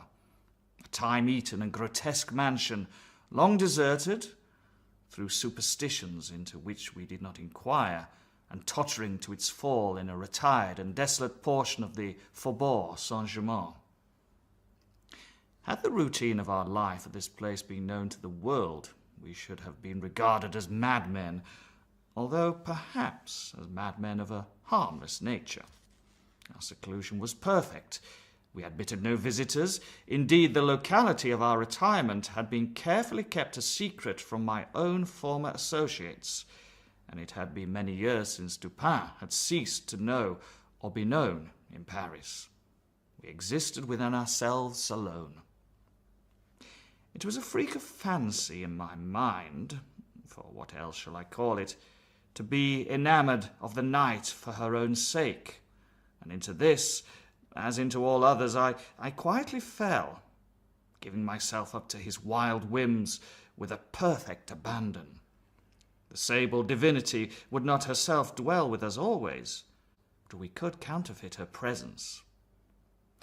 At the first dawn of the morning we closed all the massy shutters of our old building, lighted a couple of tapers which, strongly perfumed, threw out only the ghastliest and feeblest of rays. By the aid of these we then busied our souls in dreams, reading, writing, or conversing, until warned by the clock of the advent of the true darkness. Then we sallied forth into the streets, arm in arm, continuing the topics of the day, or roaming far and wide until a late hour, seeking, amid the wild lights and shadows of the populous city, that infinity of mental excitement which quiet observation can afford. At such times I could not help remarking and admiring, although from his rich idylity I had been prepared to expect it, a peculiar analytical ability in Dupin. He seemed too to take an eager delight in its exercise, if not exactly in its display, and did not hesitate to confess the pleasure thus derived. He boasted to me, with a low chuckling laugh, that most men, in respect to himself, wore windows in their bosoms, and was wont to follow up such assertions by direct and very startling proofs of his intimate knowledge of my own. His manner at these moments was frigid and abstract. His eyes were vacant in expression, while his voice, usually a rich tenor, rose into a treble which would have sounded petulantly but for the deliberateness and entire distinctiveness of the enunciation. Observing him in these moods, I often dwelt meditatively upon the old philosophy of the bipart soul, and amused myself with the fancy of a double Dupin, the creative and the resolvent. Let it not be supposed from what I have just said that I am detailing any mystery or penning any romance. What I have described in The Frenchman was merely the result of an excited or perhaps of a diseased intelligence, but of the character of his remarks at the periods in question, an example will best convey the idea. We were strolling one night down a long dirty street in the vicinity of the Palais Royal. Being both apparently occupied with thought, neither of us had spoken a syllable for 15 minutes at least. All at once Dupin broke forth with these words: "He is a very little fellow, that's true, and would do better for the Théâtre de Variété." "There can be no doubt about that," I replied unwittingly, and not at first observing, so much had I been absorbed in reflection, the extraordinary manner in which the speaker had chimed in with my meditations. In an instant afterward I recollected myself, and my astonishment was profound. "Dupin," I said gravely, "this is beyond my comprehension. I do not hesitate to say that I am amazed and can scarcely credit my senses. How is it possible you should know I was thinking of—" Here I paused to ascertain beyond a doubt whether he really knew of whom I thought. "Of Chantilly," said he. "Why do you pause? You were remarking to yourself that his diminutive figure unfitted him for tragedy." This was precisely what had formed the subject of my reflections. Chantilly was a cobbler of the Rue Saint-Denis who, becoming stage-mad, had attempted the role of Xerxes in Crebillion's tragedy, so called, and being notoriously pasquinaded for his pains. "Tell me, for heaven's sake," I exclaimed, "the method, if method there is, by which you have been enabled to fathom my soul in this matter." In fact, I was even more startled than I would have been willing to express. "It was the fruiterer," replied my friend, "who brought you to the conclusions that the meander of souls was not of sufficient height for Xerxes et id genus omni." "The fruiterer? You astonish me. I know no fruiterer whomsoever." "The man who ran against you as we entered the street. It may have been 15 minutes ago." I now remembered that, in fact, a fruiterer carrying upon his head a large basket of apples had nearly thrown me down by accident as we passed from a street into the thoroughfare where we now stood. But what this had to do with Chantilly I could not possibly understand. There was not a particle of charlatanerie about Dupin. "I will explain," he said, "and that you may comprehend all clearly, we will first retrace the course of your meditations from the moment in which I spoke to you until that of the meeting with the fruiterer in question. The larger links of the chain run thus: Chantilly, Orion, Dr. Nichols, Epicurus, stereotomy, the street stones, the fruiterer. There are few persons who have not, at some period of their lives, amused themselves in retracing the steps by which particular conclusions of their own minds have been attained.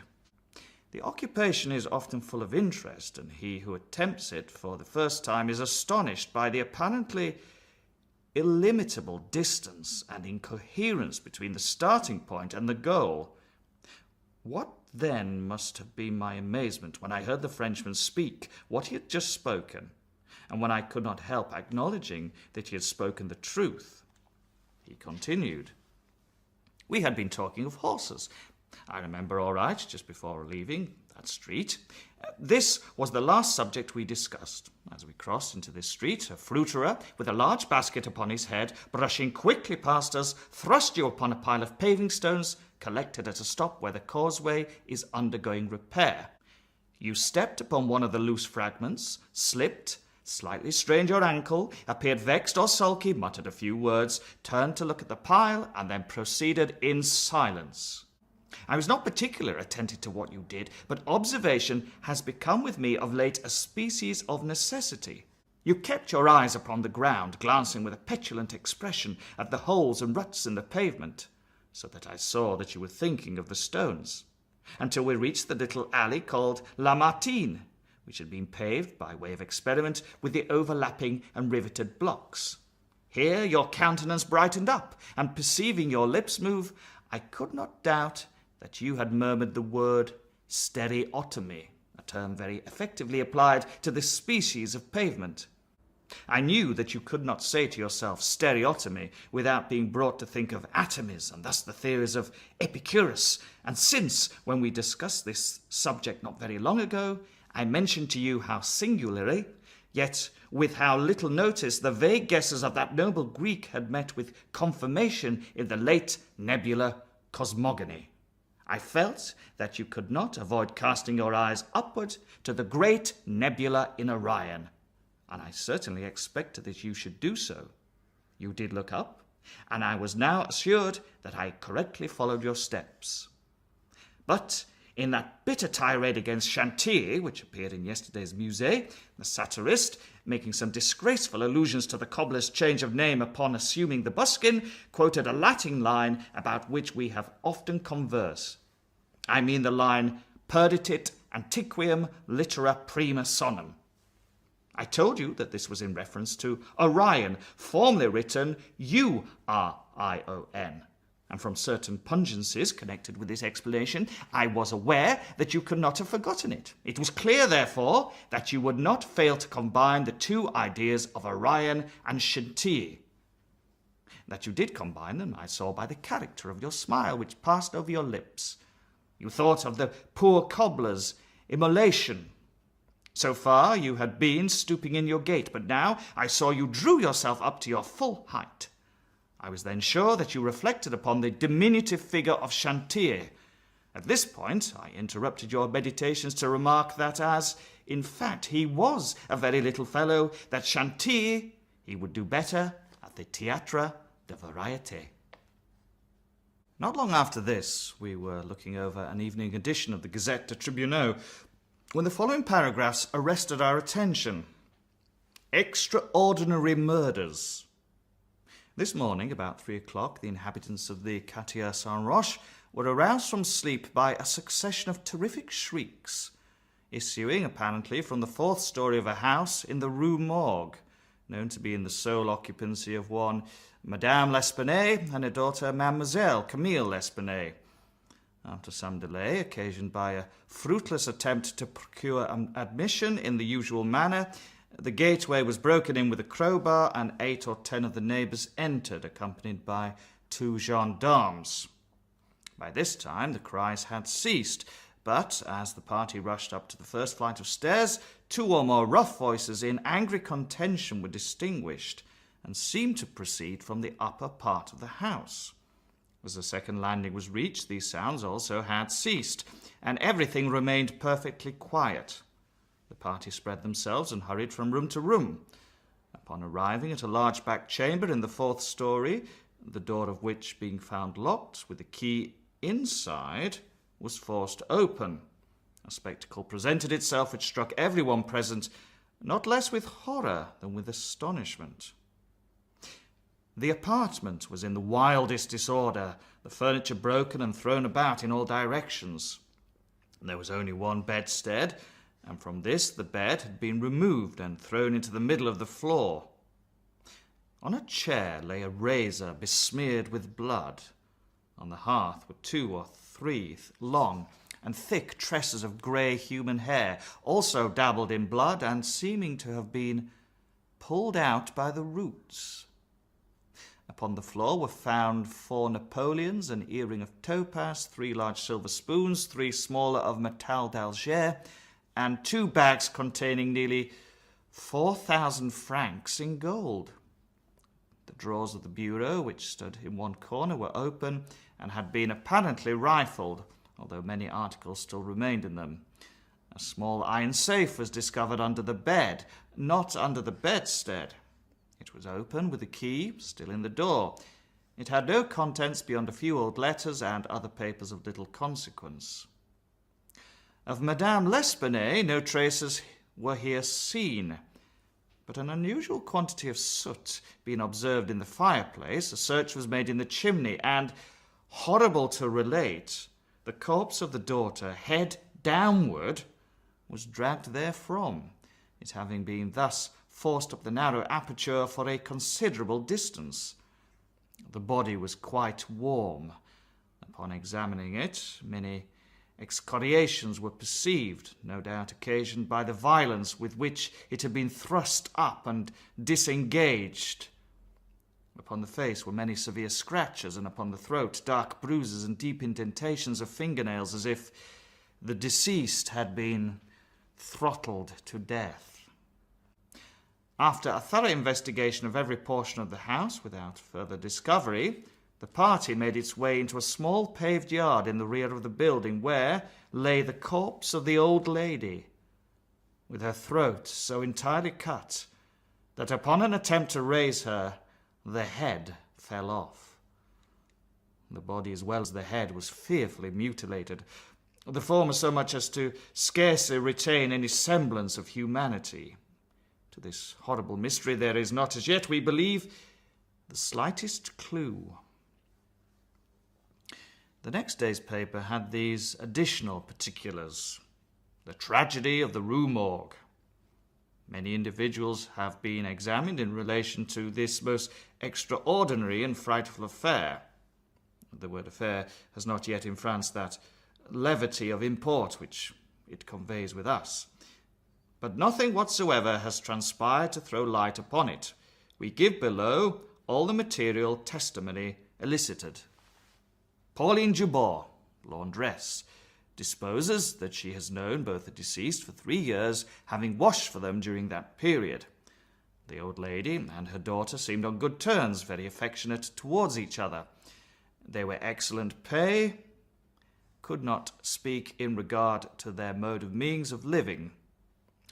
Believed that Madame L'Espanaye told fortunes for a living, was reputed to have put money by, never met any persons in the house when she called for the clothes or took them home, was sure that they had no servant in employ.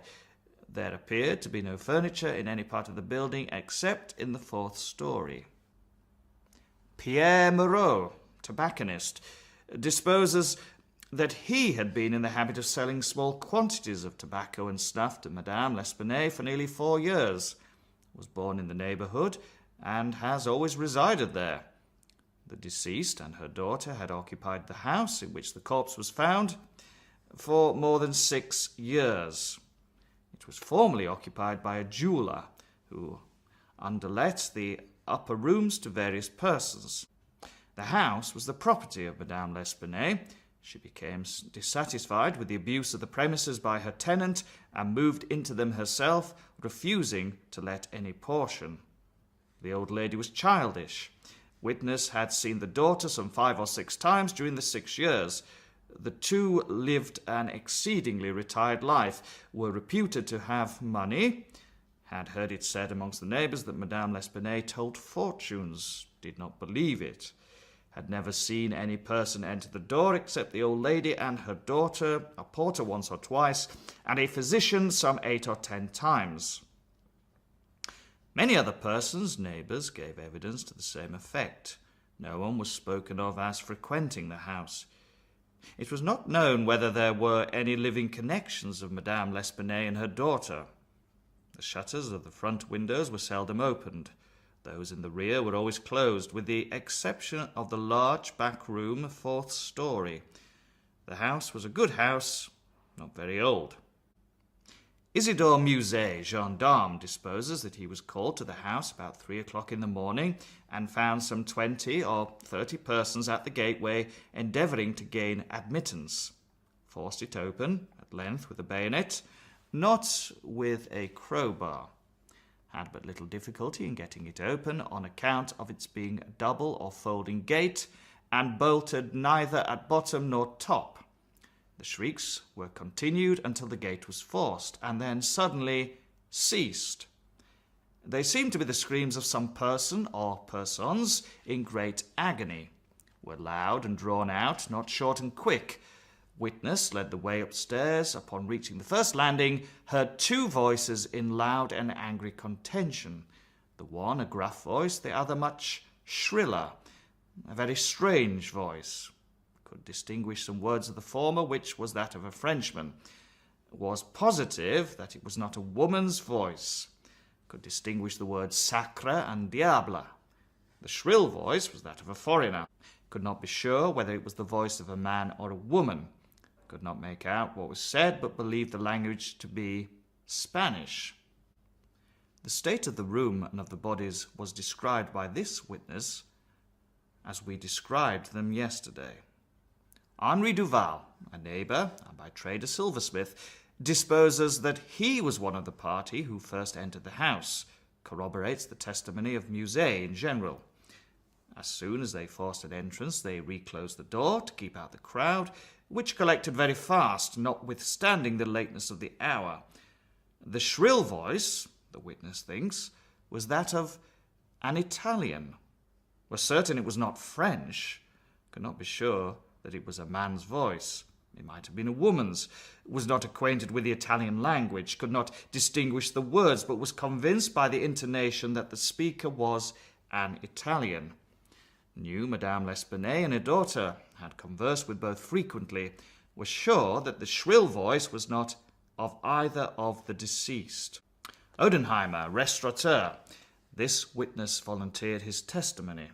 Not speaking French, was examined through an interpreter, is a native of Amsterdam, was passing the house at the time of the shrieks. They lasted for several minutes, probably 10. They were long and loud, very awful and distressing. Was one of those who entered the building, corroborated the previous evidence in every respect but one. Was sure that the shrill voice was that of a man, of a Frenchman. Could not distinguish the words uttered. They were loud and quick, unequal, spoken apparently in fear as well as in anger. The voice was harsh, not so much shrill as harsh. Could not call it a shrill voice. The gruff voice said repeatedly, sacre, diable, and once, mon Dieu. Jules Mignot, banker of the firm of Mignot et Fils, Rue Deloran. Is the elder Mignot. Madame L'Espanaye had some property, had opened an account with his banking house in the spring of the year, 8 years previously, made frequent deposits in small sums, had checked for nothing until the 3rd day before her death, when she took out in person the sum of 4,000 francs. The sum was paid in gold, and a clerk sent home with the money.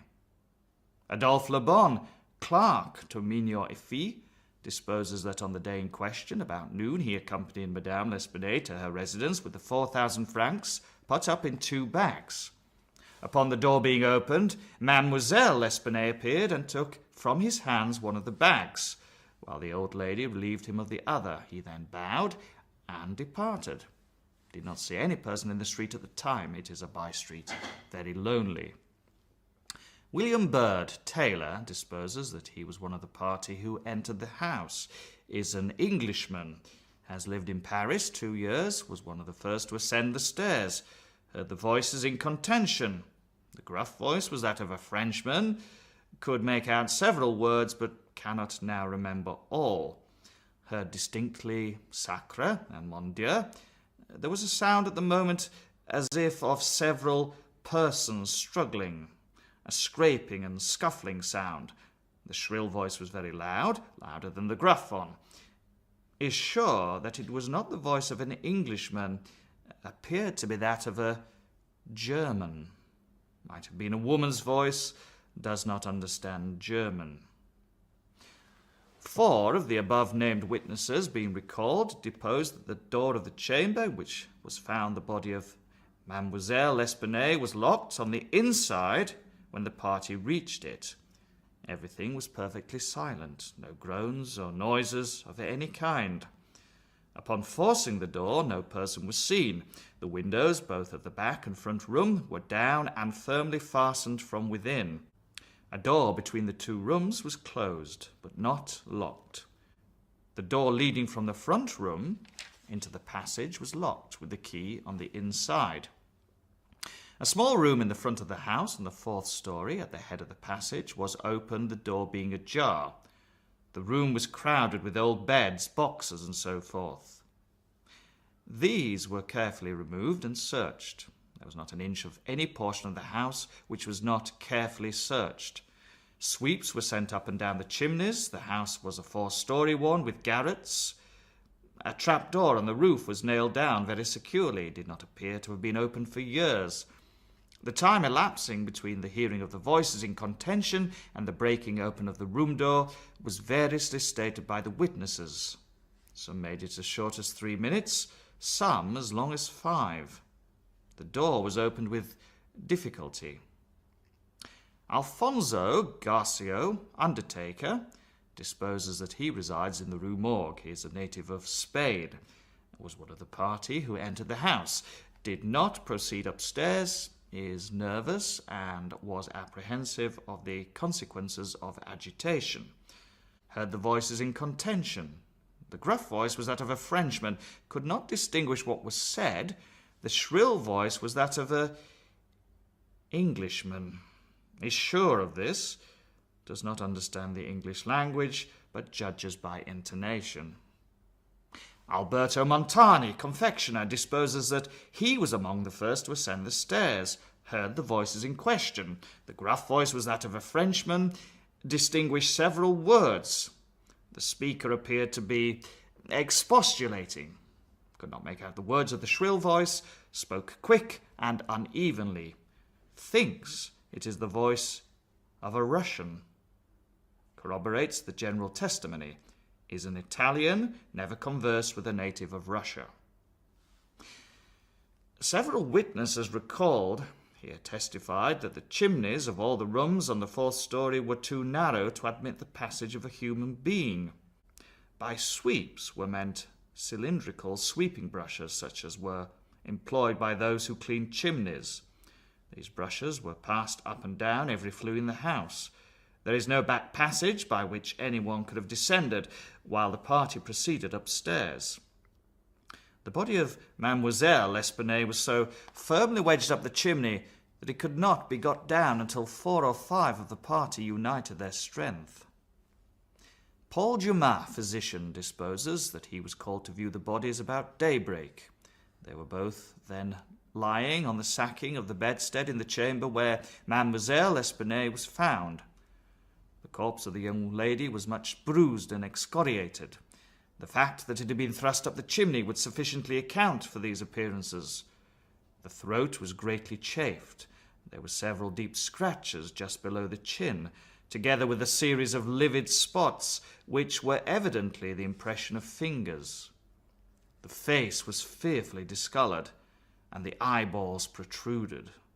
The tongue had been partially bitten through. A large bruise was discovered upon the pit of the stomach, produced apparently by the pressure of a knee.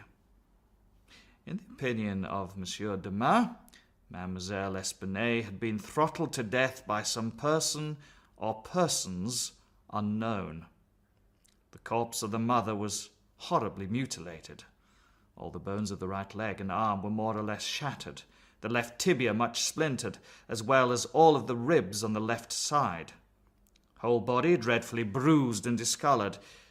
It was not possible to say how the injuries had been inflicted. A heavy club of wood, or a broad bar of iron, a chair, any large, heavy, and obtuse weapon would have produced such results, if wielded by the hands of a very powerful man. No woman could have inflicted the blows with any weapon.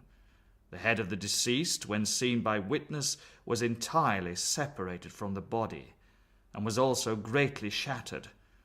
The throat had evidently been cut with some very sharp instrument, probably with a razor. Alexandre Etienne, surgeon, was called with Monsieur Dumas to view the bodies, corroborated the testimony and the opinions of Monsieur Dumas. Nothing further of importance was elicited, although several other persons were examined. A murder so mysterious and so perplexing in all its particulars was never before committed to Paris, if indeed a murder had been committed at all. The police are entirely at fault, an unusual occurrence in affairs of this nature. There is not, however, the shadow of a clue apparent. The evening edition of the paper stated that the greatest excitement still continued in the Quartier Saint-Roch, that the premises in question had been carefully researched and fresh examinations of witnesses instituted, but all to no purpose. A postscript, however, mentioned that Adolphe Le Bon had been arrested and imprisoned, although nothing appeared to criminate him beyond the facts already detailed. Dupin seemed incredibly interested in the progress of this affair, at least so I judged from his manner, for he made no comments. It was only after the announcement that Le Bon had been imprisoned that he asked me my opinion respecting the murders. I can merely agree with all Paris in considering them an insoluble mystery. I saw no means by which it would be possible to trace the murderer. We must not judge of the means, said Dupin, by the shell of an examination. The Parisian police, so much extolled for acumen, are cunning, but no more. There's no method in their proceedings beyond the method of the moment. They make a vast parade of measures, but not unfrequently these are so ill adapted to the objects proposed as to put us in mind of Monsieur Jourdan's calling for his robe de chambre pour mieux entendre la musique. The results attained by them are not unfrequently surprising, but for the most part are brought about by simple diligence and activity. When these qualities are unavailing, their schemes fail. Vidocq, for example, was a good guesser and a persevering man, but without educated thought he erred continually by the very intensity of his investigations. He impaired his vision by holding the object too close. He might see perhaps 1 or 2 points with the unusual clearness, but in so doing he necessarily lost sight of the matter as a whole. Thus, there is such a thing as being too profound. Truth is not always in a well. In fact, as regards the more important knowledge, I do believe that she is invariably superficial. The depths lies in the valleys where we seek her, and not upon the mountain tops where she is found. The modes and sources of this kind of error are well typified in the contemplation of the heavenly bodies. To look at a star by glances, to view it in a sidelong way by turning toward it the exterior portions of the retina, more susceptible of feeble impressions of light than the interior, is to behold the star distinctly. It is to have the best appreciation of its lustre, a lustre which grows dim just in proportion as we turn our vision fully upon it. A greater number of rays actually fall upon the eye in the latter case, but in the former there is the more refined capacity for comprehension. By undue profundity we perplex and enfeeble thought, and it is possible to make even Venus herself vanish from the firmament by a scrutiny too sustained, too concentrated, or too direct. As for these murders, let us enter into some examinations for ourselves before we make up an opinion respecting them. An inquiry will afford us amusement. I thought this an odd term, so applied, but said nothing. And besides, Le Bon once rendered me a service for which I am not ungrateful. We will go and see the premises with our own eyes. I know the prefect of police, and shall have no difficulty in obtaining the necessary permission. The permission was obtained, and we proceeded at once to the Rue Morgue. This is one of those miserable thoroughfares which intervene between the Rue Richelieu and the Rue Saint-Roch.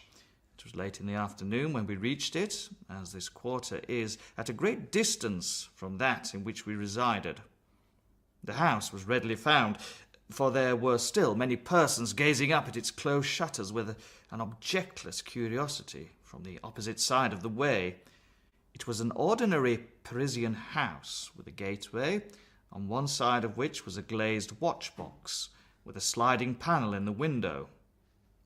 Before going in, we walked up the street, turned down an alley, and then, again turning, passed in the rear of the building. Dupin, meanwhile, examining the whole neighbourhood, as well as the house, with a minuteness of attention for which I could see no possible object.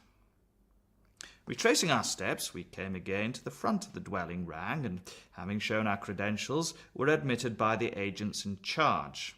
We went upstairs, and into the chamber where the body of Mademoiselle L'Espanaye had been found, and where both the deceased still lay. The disorders of the room had, as usual, been suffered to exist. I saw nothing beyond what had been stated in the Gazette des Tribunaux. Dupin scrutinized everything, not excepting the bodies of the victims. We then went into the other rooms and into the yard. A gendarme accompanied us throughout. The examination occupied us until dark, when we took our departure. On our way home, my companion stopped in for a moment at the office of one of the daily papers. I have said that the whims of my friend were manifold. It was his humour now to decline all conversation on the subject of the murder until about noon the next day. He then asked me suddenly if I had observed anything peculiar at the scene of the atrocity. There was something in his manner of emphasizing the word peculiar which caused me to shudder, without knowing why. No, nothing peculiar, I said. Nothing more, at least, than we both saw stated in the paper. The Gazette, he replied, has not entered, I fear, into the unusual horror of the thing. But dismiss the idle opinions of this print. It appears to me that this mystery is considered insoluble, for the very reason which should cause it to be regarded as an easy solution. I mean, for the utter character and its features. The police are confounded by the seemingly absence of motive, not for the murder itself, but for the atrocity of the murder. They are puzzled, too, by the seeming impossibility of reconciling the voices heard in contention with the facts that no one was discovered upstairs with the assassinated Mademoiselle L'Espanaye, and that there were no means of egress without the notice of the party ascending. The wild disorder of the room, the corpse thrust with the head downward up the chimney, the frightful mutilation of the body of the old lady. These considerations, with those just mentioned, and others which I need not mention, has sufficed to paralyze the powers by putting completely at fault the boasted acumen of the government agents. They have fallen into the gross but common error of confounding the unusual with the abstruse. But it is by these deviations from the plane of the ordinary that reason feels its way, if at all, in its search for the true. In investigations such as we are now pursuing, it should not be so much asked what has occurred as what has occurred that has never occurred before. In fact, the facility with which I shall arrive, or have arrived, at the solution of this mystery is in the direct ratio of its apparent insolubility in the eyes of the police. I stared at the speaker in mute astonishment. I am now waiting, continued he, looking towards the door of our apartment, I am now awaiting a person who, although perhaps not the perpetrator of these butcheries, must have been in some measure implicated in their perpetration. Of the worst portion of the crimes committed, it is probable that he is innocent. I hope that I am right in this supposition, for upon it I build my expectation of reading the entire riddle. I look for the man here in this room every moment. It is true that he may not arrive, but the probability is that he will. Should he come, it may be necessary to detain him. Here are pistols, and we both know how to use them when occasion demands their use. I took the pistols, scarcely knowing what I did or believing what I heard, while Dupin went on, very much as if in a soliloquy. I've already spoken of his abstract manner at such times. His discourse was addressed to myself, but his voice, although by no means loud, had the intonation which is commonly employed in speaking to someone at a great distance. His eyes, vacant in expression, regarded only the wall. That the voices heard in contention, he said, by the party upon the stairs were not the voices of the women themselves, was fully proved by the evidence. This relieves us of all doubt upon the question whether the old lady could have first destroyed the daughter and afterwards have committed suicide. I speak of this point chiefly for the sake of method, for the strength of Madame L'Espanaye would have been utterly unequal to the task of thrusting her daughter's corpse up the chimney as it was found, and the nature of the wounds upon her own person entirely preclude the idea of self-destruction. Murder, then, has been committed by some third party, and the voices of this third party were those heard in contention. Let me now advert, not to the whole testimony respecting these voices, but to what was peculiar in that testimony. Did you observe anything peculiar about it? I observed that, while all the witnesses agreed in supposing the gruff voice to be that of a Frenchman, there was much disagreement in regard to the shrill, or, as one individual termed it, the harsh voice. That was the evidence itself, said Dupin, but it was not the peculiarity of the evidence. You have observed nothing distinctive, yet there was something to be observed. The witnesses, as you remark, agreed about the gruff voice. They were here unanimous. But in regard to the shrill voice, the peculiarity is not that they disagreed, but that, while an Italian, an Englishman, a Spaniard, a Hollander, and a Frenchman attempted to describe it, each one spoke of it as that of a foreigner. Each is sure that it was not the voice of one of his own countrymen. Each likens it not to the voice of an individual of any nation with whose language he is conversant, but the converse. The Frenchman supposes it the voice of a Spaniard, and might have distinguished some words had he been acquainted with the Spanish. The Dutchman maintains it to have been that of a Frenchman, but we find it stated that, not understanding French, this witness was examined through an interpreter. The Englishman thinks it was the voice of a German, and does not understand German. The Spaniard is sure that it was that of an Englishman, but judges by the intonation altogether, as he has no knowledge of the English. The Italian believes it is the voice of a Russian, but has never conversed with a native of Russia. A second Frenchman differs, moreover, with the first, and is positive that the voice was that of an Italian, but not being cognizant of that tongue, is, like the Spaniard, convinced by the intonation. Now, how strangely unusual must that voice have really been, about which such testimony as this could have been elicited, in whose tones even denizens of the 5 great divisions of Europe could not recognize nothing familiar. You will say that it might have been the voice of an Asiatic, of an African. Neither Asiatics nor Africans abound in Paris, but without denying the inference, I will now merely call your attention to 3 points. The voice is termed by one witness harsh rather than shrill. It is represented by 2 others to have been quick and unequal. No words, no sounds resembling words were by any witness mentioned as distinguishable. I know not. continued Dupin, what impression I may have made so far upon your own understanding, but I do not hesitate to say that legitimate deductions, even from this portion of the testimony, the portion respecting the gruff and shrill voices, are in themselves sufficient to engender a suspicion which should give direction to all further progress in the investigation of the mystery. I said legitimate deductions, but my meaning is not fully expressed. I design to imply that the deductions are the sole proper ones, and that the suspicion arises inevitably from them as the single result. What the suspicion is, however, I will not say just yet. I merely wish you to bear in mind that, with myself, it was sufficiently forcible to give a definite form, a certain tendency, to my inquiries in the chamber. Let us now transport ourselves in fancy to this chamber. What shall we first seek here? The means of egress employed by the murderers. It is not too much to say that neither of us believe in preternatural events. Madame and Mademoiselle L'Espanaye were not destroyed by spirits. The doers of the deed were material and escaped materially. Then how?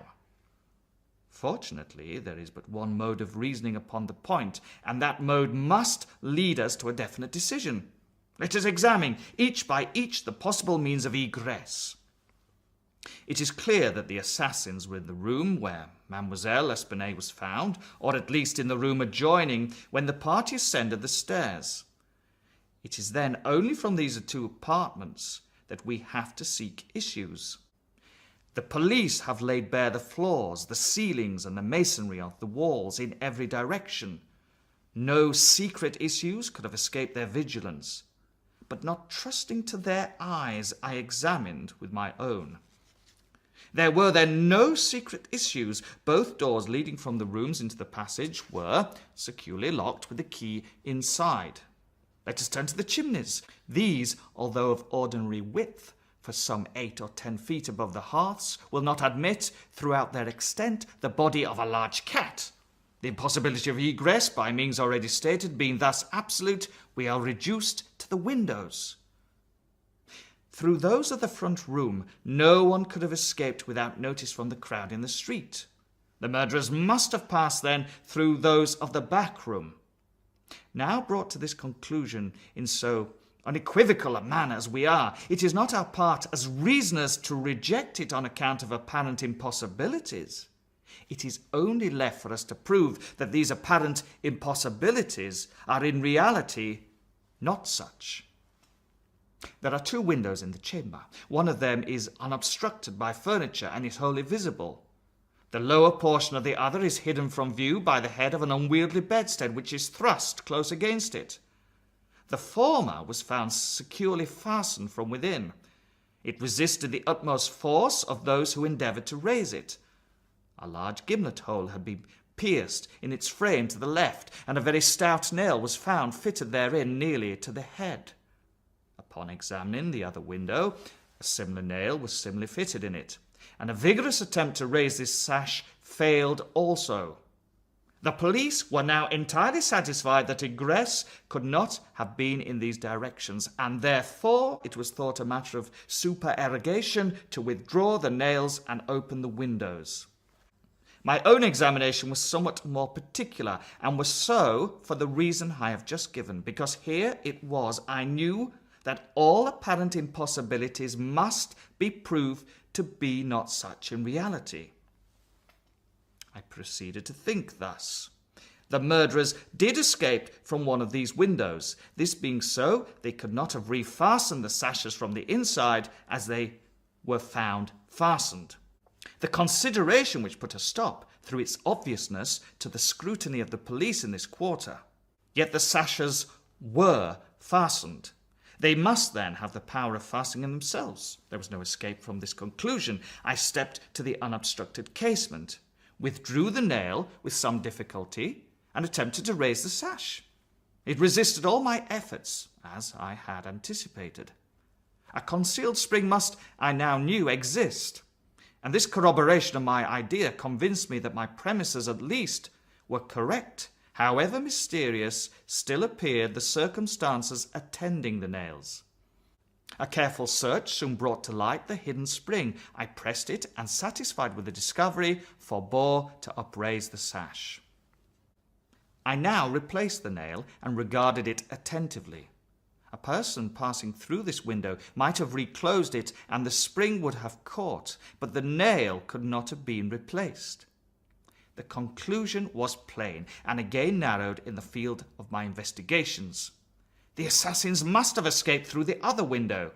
Supposing then the springs upon each sash to be the same, as was probable, there must be found a difference between the nails, or at least between the modes of their fixture. Getting upon the sacking of the bedstead, I looked over the headboard minutely at the second casement. Passing my hand down behind the board, I readily discovered and pressed the spring which was, as I had supposed, identical in character with its neighbour. I now looked at the nail. It was as stout as the other, and apparently fitted in the same manner, driven in nearly up to the head. You will say that I was puzzled, but if you think so, you must have misunderstood the nature of the indications. To use a sporting phrase, I had not been once at fault. The scent had never for an instant been lost. There was no flaw in any link of the chain. I had traced the secret to its ultimate result, and that result was the nail. It had, I say, in every respect, the appearance of its fellow in the other window, but this fact was an absolute nullity, conclusive as it might have seemed to be, when compared with the consideration that here, at this point, terminated the clue. There must be something wrong, I said, about the nail. I touched it, and the head, with about 1/4 of an inch of the shank, came off in my fingers. The rest of the shank was in the gimlet hole, where it had been broken off. The fracture was an old one, for its edges were encrusted with rust, and had apparently been accomplished by the blow of a hammer, which had partially embedded in the top of the bottom sash the head portion of the nail. I now carefully replaced this head portion in the indentation whence I had taken it, and the resemblance to a perfect nail was complete. The fissure was invisible. Pressing the spring, I gently raised the sash for a few inches. The head went up with it, remaining firm in its bed. I closed the window, and the semblance of the whole nail was again perfect. The riddle so far was now unriddled. The assassin had escaped through the window which looked upon the bed. Dropping of its own accord upon his exit, or perhaps purposely closed, it had become fastened by the spring, and it was the retention of this spring which had been mistaken by the police for that of the nail, further inquiry being thus considered unnecessary. The next question is that of the mode of descent. Upon this point, I had been satisfied in my walk with you around the building. About 5.5 feet from the casement in question there runs a lightning rod. From this rod it would have been impossible for anyone to reach the window itself, to say nothing of entering it. I observed, however, that the shutters on the 4th story were of the peculiar kind called by Parisian carpenters ferrades, a kind rarely employed at the present day, but frequently seen upon very old mansions at Lyon and Bordeaux. They are in the form of an ordinary door, a single, not a folding door, except that the upper part is latticed or worked in open trellis, thus affording an excellent hold for the hands.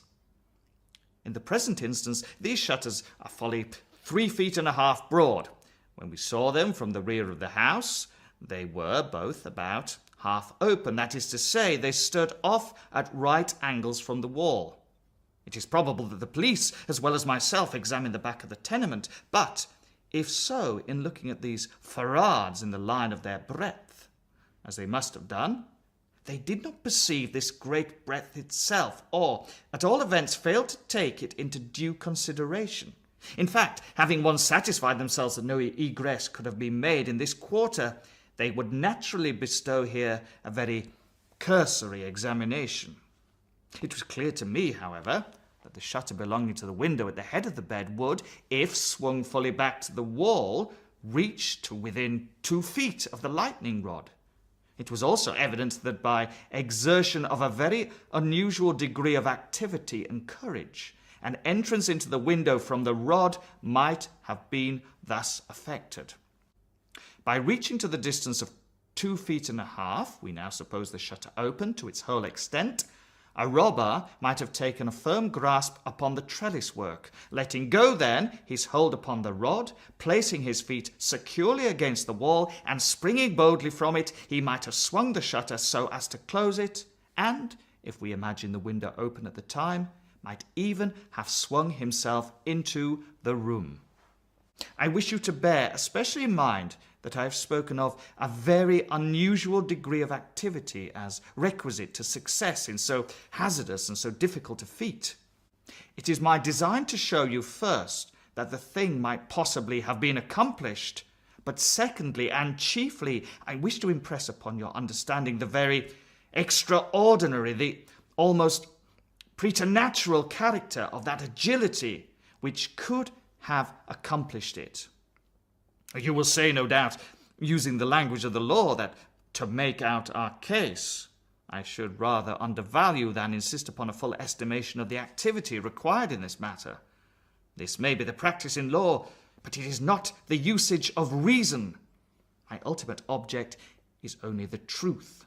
My immediate purpose is to lead you to place in juxtaposition the very unusual activity of which I have just spoken, with a very peculiar, shrill or harsh, and unequal voice, about whose nationality no two persons could be found to agree, and in whose utterance no syllabification could be detected.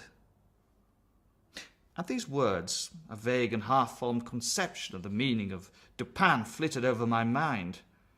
I seemed to be upon the verge of comprehension without power to comprehend, as men at times find themselves upon the brink of remembrance without being able, in the end, to remember. My friend went on with his discourse. "You will see," he said, "that I have shifted the question from the mode of egress to that of ingress. It was my design to show that both were effected in the same manner, at the same point. Let us now revert to the interior of the room. Let us survey the appearances here. The drawers of the bureau, it is said, had been rifled, although many articles of apparel still remained within them. The conclusion here is absurd. It is a mere guess, a very silly one, and no more. How are we to know that the articles found in the drawers were not all these drawers had originally contained? Madame L'Espinay and her daughter lived an exceedingly retired life, saw no company, seldom went out, had little use for numerous changes of habiliment. Those found were at least of as good a quality as any likely to be possessed by these ladies. If a thief had taken any, why did he not take the best? Why did he not take all? In a word, why did he abandon 4,000 francs in gold to encumber himself with a bundle of linen? The gold was abandoned. Nearly the whole sum mentioned by Monsieur Mignon, the banker, was discovered in bags upon the floor. I wish you, therefore, to discard from your thoughts the blundering idea of motive engendered in the brains of the police by that portion of the evidence which speaks of money delivered at the door of the house. Coincidences 10 times as remarkable as this, the delivery of the money and murder committed within 3 days upon the party receiving it, happen to all of us every hour of our lives without attracting even momentary notice. Coincidences, in general, are great stumbling blocks in the way of that class of thinkers who have been educated to know nothing of the theory of probabilities, that theory to which the most glorious objects of human research are indebted for the most glorious of illustration. In the present instance, had the gold been gone, the fact of its delivery 3 days before would have formed something more than that of a coincidence. It would have been corroborative of this idea of motive. But under the real circumstances of the case, if we are to suppose gold the motive of this outrage, we must also imagine the perpetrator so facilitating an idiot as to have abandoned his gold and the motive altogether. Keeping now steadily in mind the points to which I have drawn your attention, that peculiar voice, that unusual agility, and that startling absence of motive in a murder so singularly atrocious as this, let us glance at the butchery itself. Here is a woman strangled to death by manual strength and thrust up a chimney, head downward. Ordinary assassins employ no such modes of murder as this. Least of all do they thus dispose of the murdered.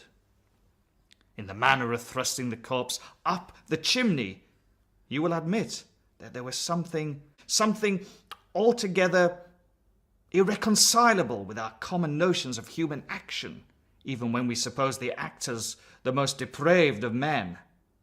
Think, too, how great must have been that strength which could have thrust the body up such an aperture so forcibly that the united vigour of several persons was barely sufficient to drag it down. Turn now to the other indications of the employment of a vigour most marvellous. On the hearth were thick tresses, very thick tresses of grey human hair. These had been torn out by the roots. You are aware of the great force necessary in tearing thus from the head even 20 or 30 hairs together. You saw the locks in question as well as myself. Their roots, a hideous sight, were clotted with fragments of the flesh of the scalp, sure token of the prodigious power which had been exerted in uprooting perhaps 500,000 of hairs at a time. The throat of the old lady was not merely cut, but the head absolutely severed from the body. The instrument was a mere razor. I wish you also to look at the brutal ferocity of these deeds. Of the bruises upon the body of Madame L'Espanaye I do not speak. Monsieur Dumas and Monsieur Etienne have pronounced that they were inflicted by some obtuse instrument. And so far these gentlemen are very correct. The obtuse instrument was clearly the stone pavement in the yard upon which the victim had fallen from the window which looked in upon the bed.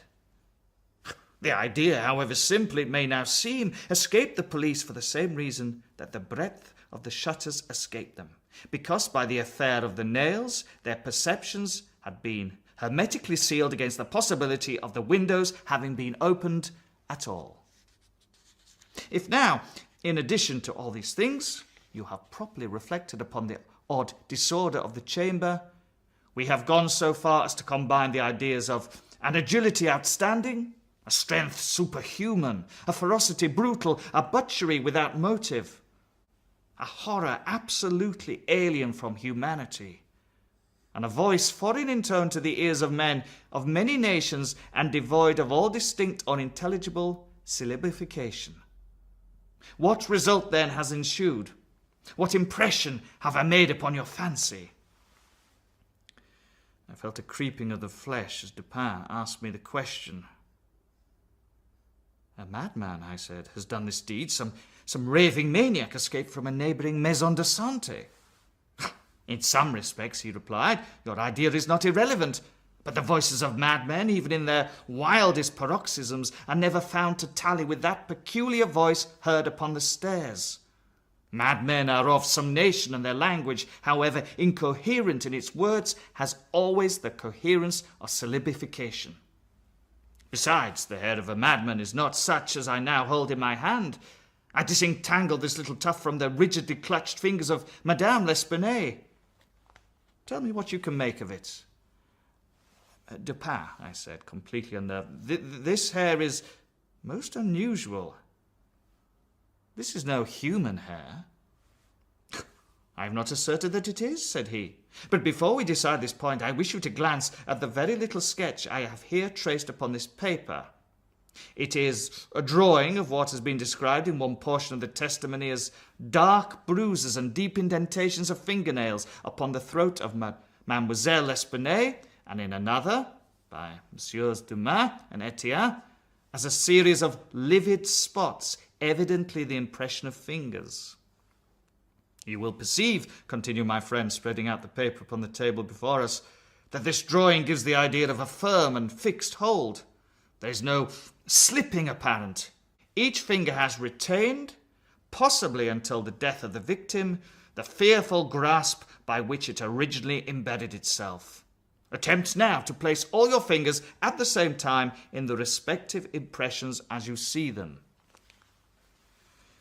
I made the attempt in vain. We are possibly not giving this matter a fair trial, he said. The paper is spread out upon a plain surface, but the human throat is cylindrical. Here's a billet of wood, the circumference of which is about that of the throat. Wrap the drawing around it and try the experiment again. I did so, but the difficulty was even more obvious than before. This is, I said, the mark of no human hand. Read now, replied Dupin, this passage from Cuvier. It was a minute, anatomical and generally descriptive account of the large fulvous orangutan of the East Indian Islands. The gigantic stature, the prodigious strength and activity, the wild ferocity, and the imitative propensities of these mammalia are sufficiently well known to all. I understood the full horrors of the murder at once.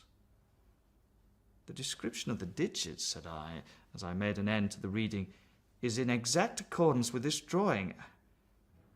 I see no animal, but an orangutan of the species he mentioned could have impressed the indentations as you've traced them. This tuft of tawny hair, too, is identical in character with that of the beast of Cuvier.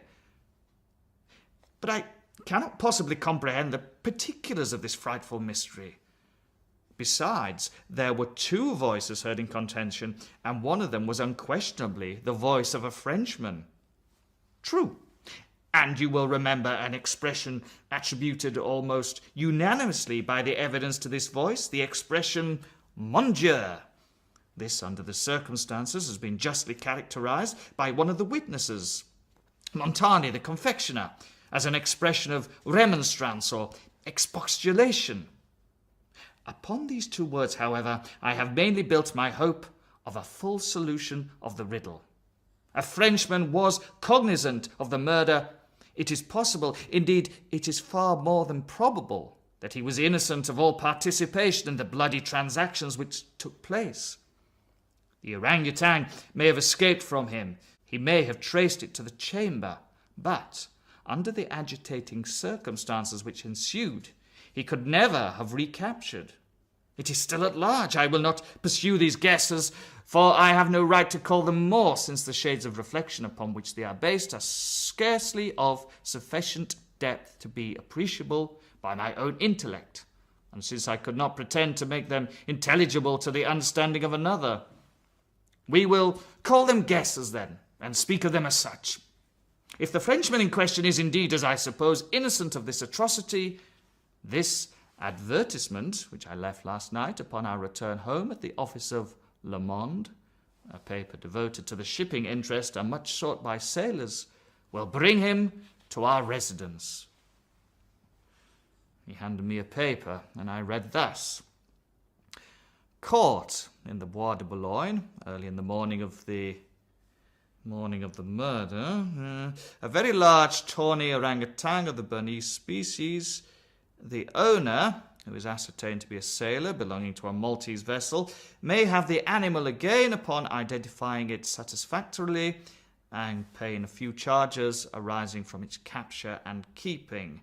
Call at our address. How is it possible, I asked, that you should know the man to be a sailor and belonging to a Maltese vessel? I do not know it, said Dupin. I am not sure of it. Here, however, is a small piece of ribbon, which from its form and from its greasy appearance has evidently been used in tying the hair in one of those long queues of which sailors are so fond. Moreover, this knot is one which few besides sailors can tie, and it is peculiar to the Maltese. I picked the ribbon up at the foot of the lightning rod. It could not have belonged to either of the deceased. Now, if, after all, I am wrong in my induction from this ribbon that the Frenchman was a sailor belonging to a Maltese vessel, still I can have done no harm in saying what I did in the advertisement. If I am in error, he will merely suppose that I have been misled by some circumstance into which he will not take the trouble to inquire. But if I am right, a great point is gained.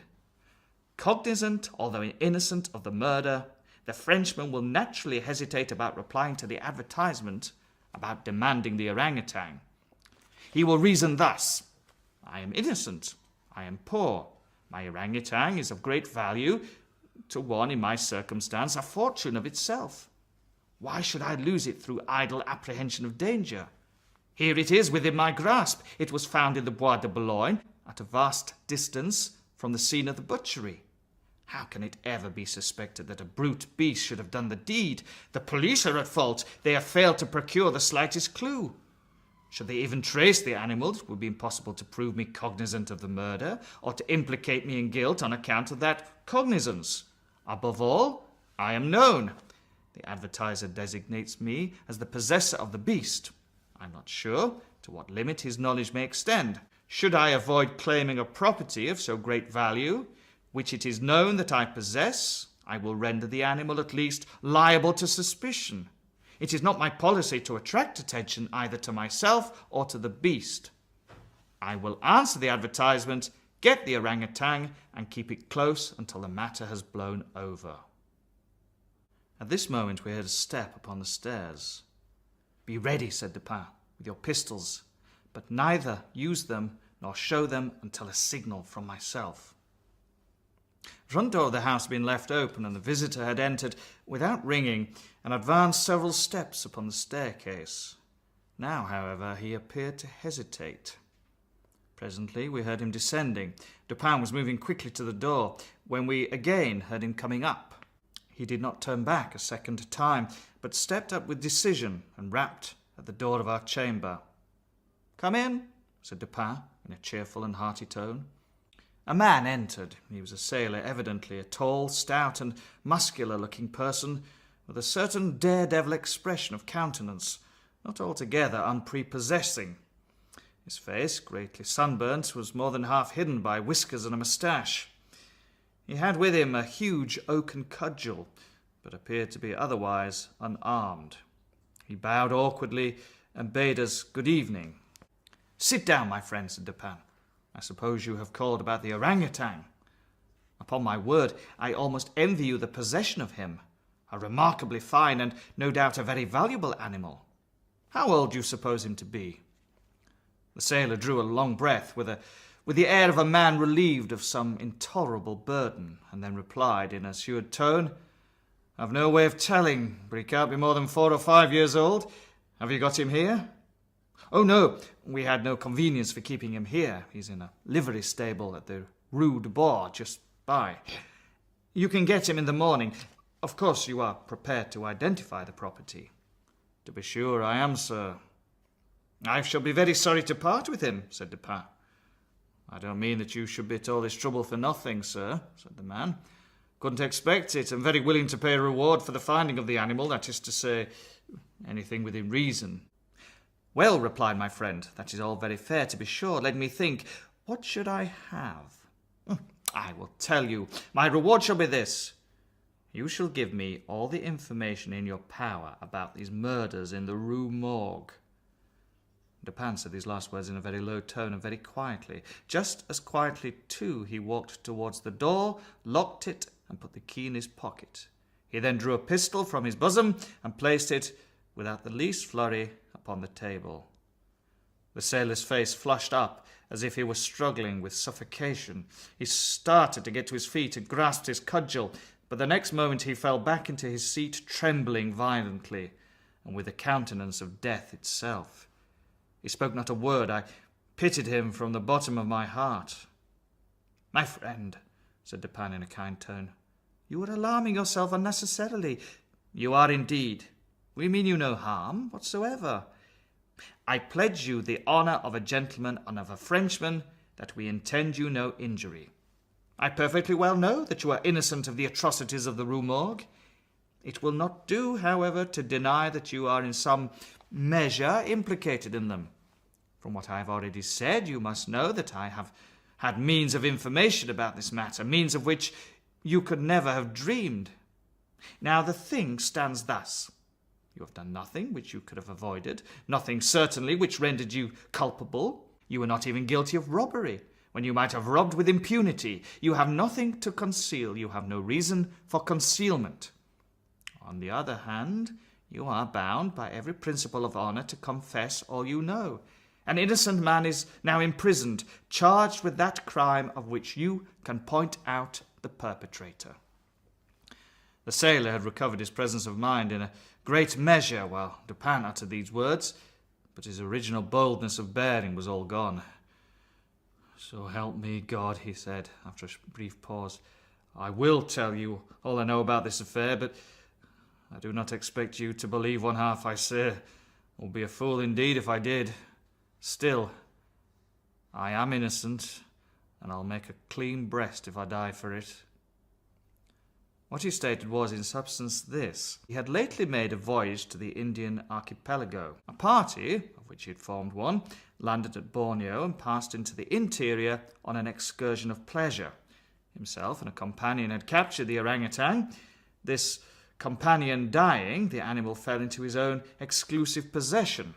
After great trouble occasioned by the intractable ferocity of his captive during the voyage home, he at length succeeded in lodging it safely at his own residence in Paris, where, not to attract toward himself the unpleasant curiosity of his neighbours, he kept it carefully secluded until such time as it should recover from a wound in the foot, received from a splinter on board ship. His ultimate design was to sell it. Returning home from some sailor's frolic on the night, or rather in the morning of the murder, he found the beast occupying his own bedroom, into which it had broken from a closet adjoining, where it had been, as was thought, securely confined. Razor in hand and fully lathered, it was sitting before a looking-glass, attempting the operation of shaving, in which it had, no doubt, previously watched its master through the keyhole of the closet. Terrified at the sight of so dangerous a weapon in the possession of an animal so ferocious and so well able to use it, the man, for some moments, was at a loss what to do. He had been accustomed, however, to quiet the creature, even in its fiercest moods, by the use of a whip, and to this he now resorted. Upon sight of it, the orangutan sprang at once through the door of the chamber, down the stairs, and thence through a window, unfortunately open, into the street. The Frenchman followed in despair. The ape, razor still in hand, occasionally stopping to look back and gesticulate at its pursuer, until the latter had nearly come up with it. It then again made off. In this manner the chase continued for a long time. The streets were profoundly quiet, as it was nearly 3 o'clock in the morning. In passing down an alley in the rear of the Rue Morgue, the fugitive's attention was arrested by a light gleaming from the open window of Madame L'Espanaye's chamber in the 4th story of her house. Rushing to the building, it perceived the lightning rod, clambered up with inconceivable agility, grasped the shutter, which was thrown fully back against the wall, and by its means swung itself directly upon the headboard of the bed. The whole feat did not occupy a minute. The shutter was kicked open again by the orangutan as it entered the room.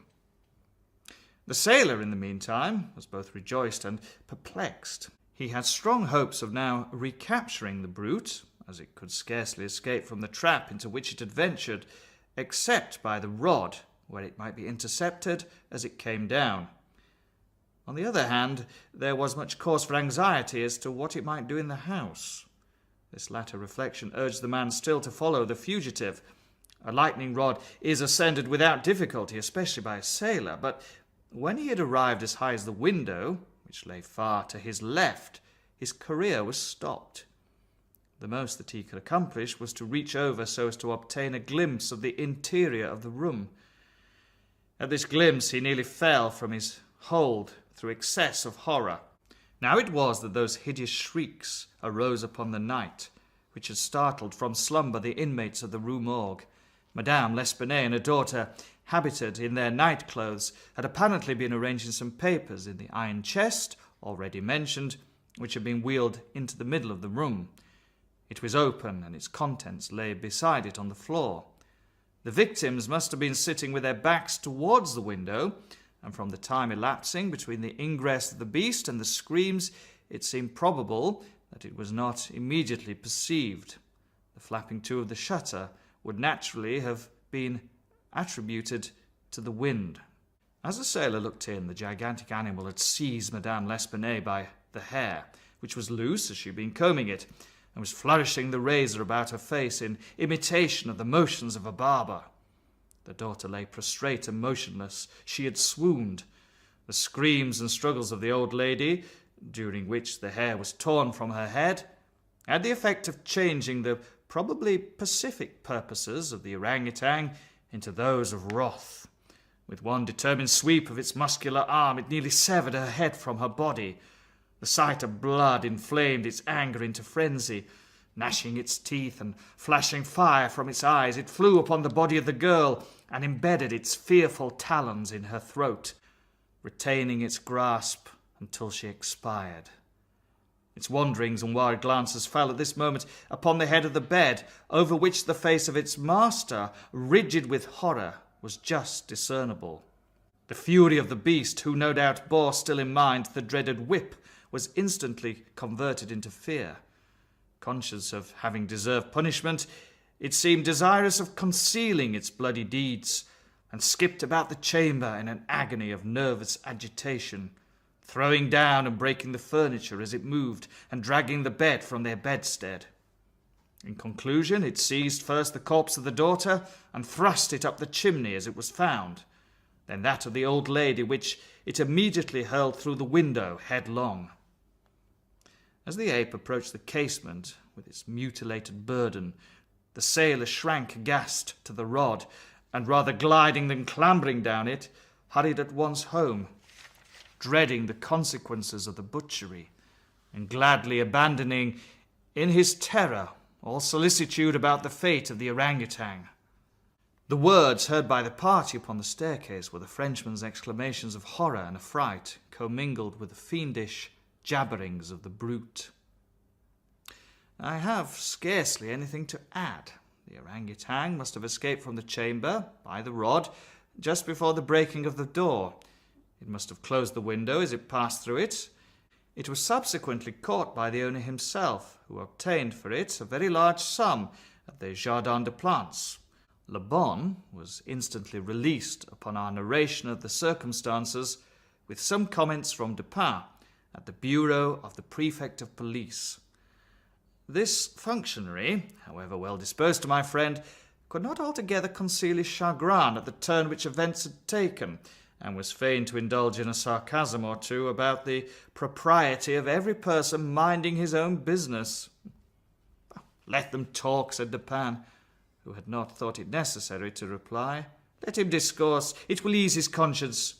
I am satisfied with having defeated him in his own castle. Nevertheless, that he failed in the solution of this mystery is by no means that matter for wonder which he supposes it. For in truth, our friend the prefect is somewhat too cunning to be profound. In his wisdom is no stamen. It is all head and no body, like the pictures of the goddess Laverna, or at best, all head and shoulders, like a codfish. But he is a good creature after all.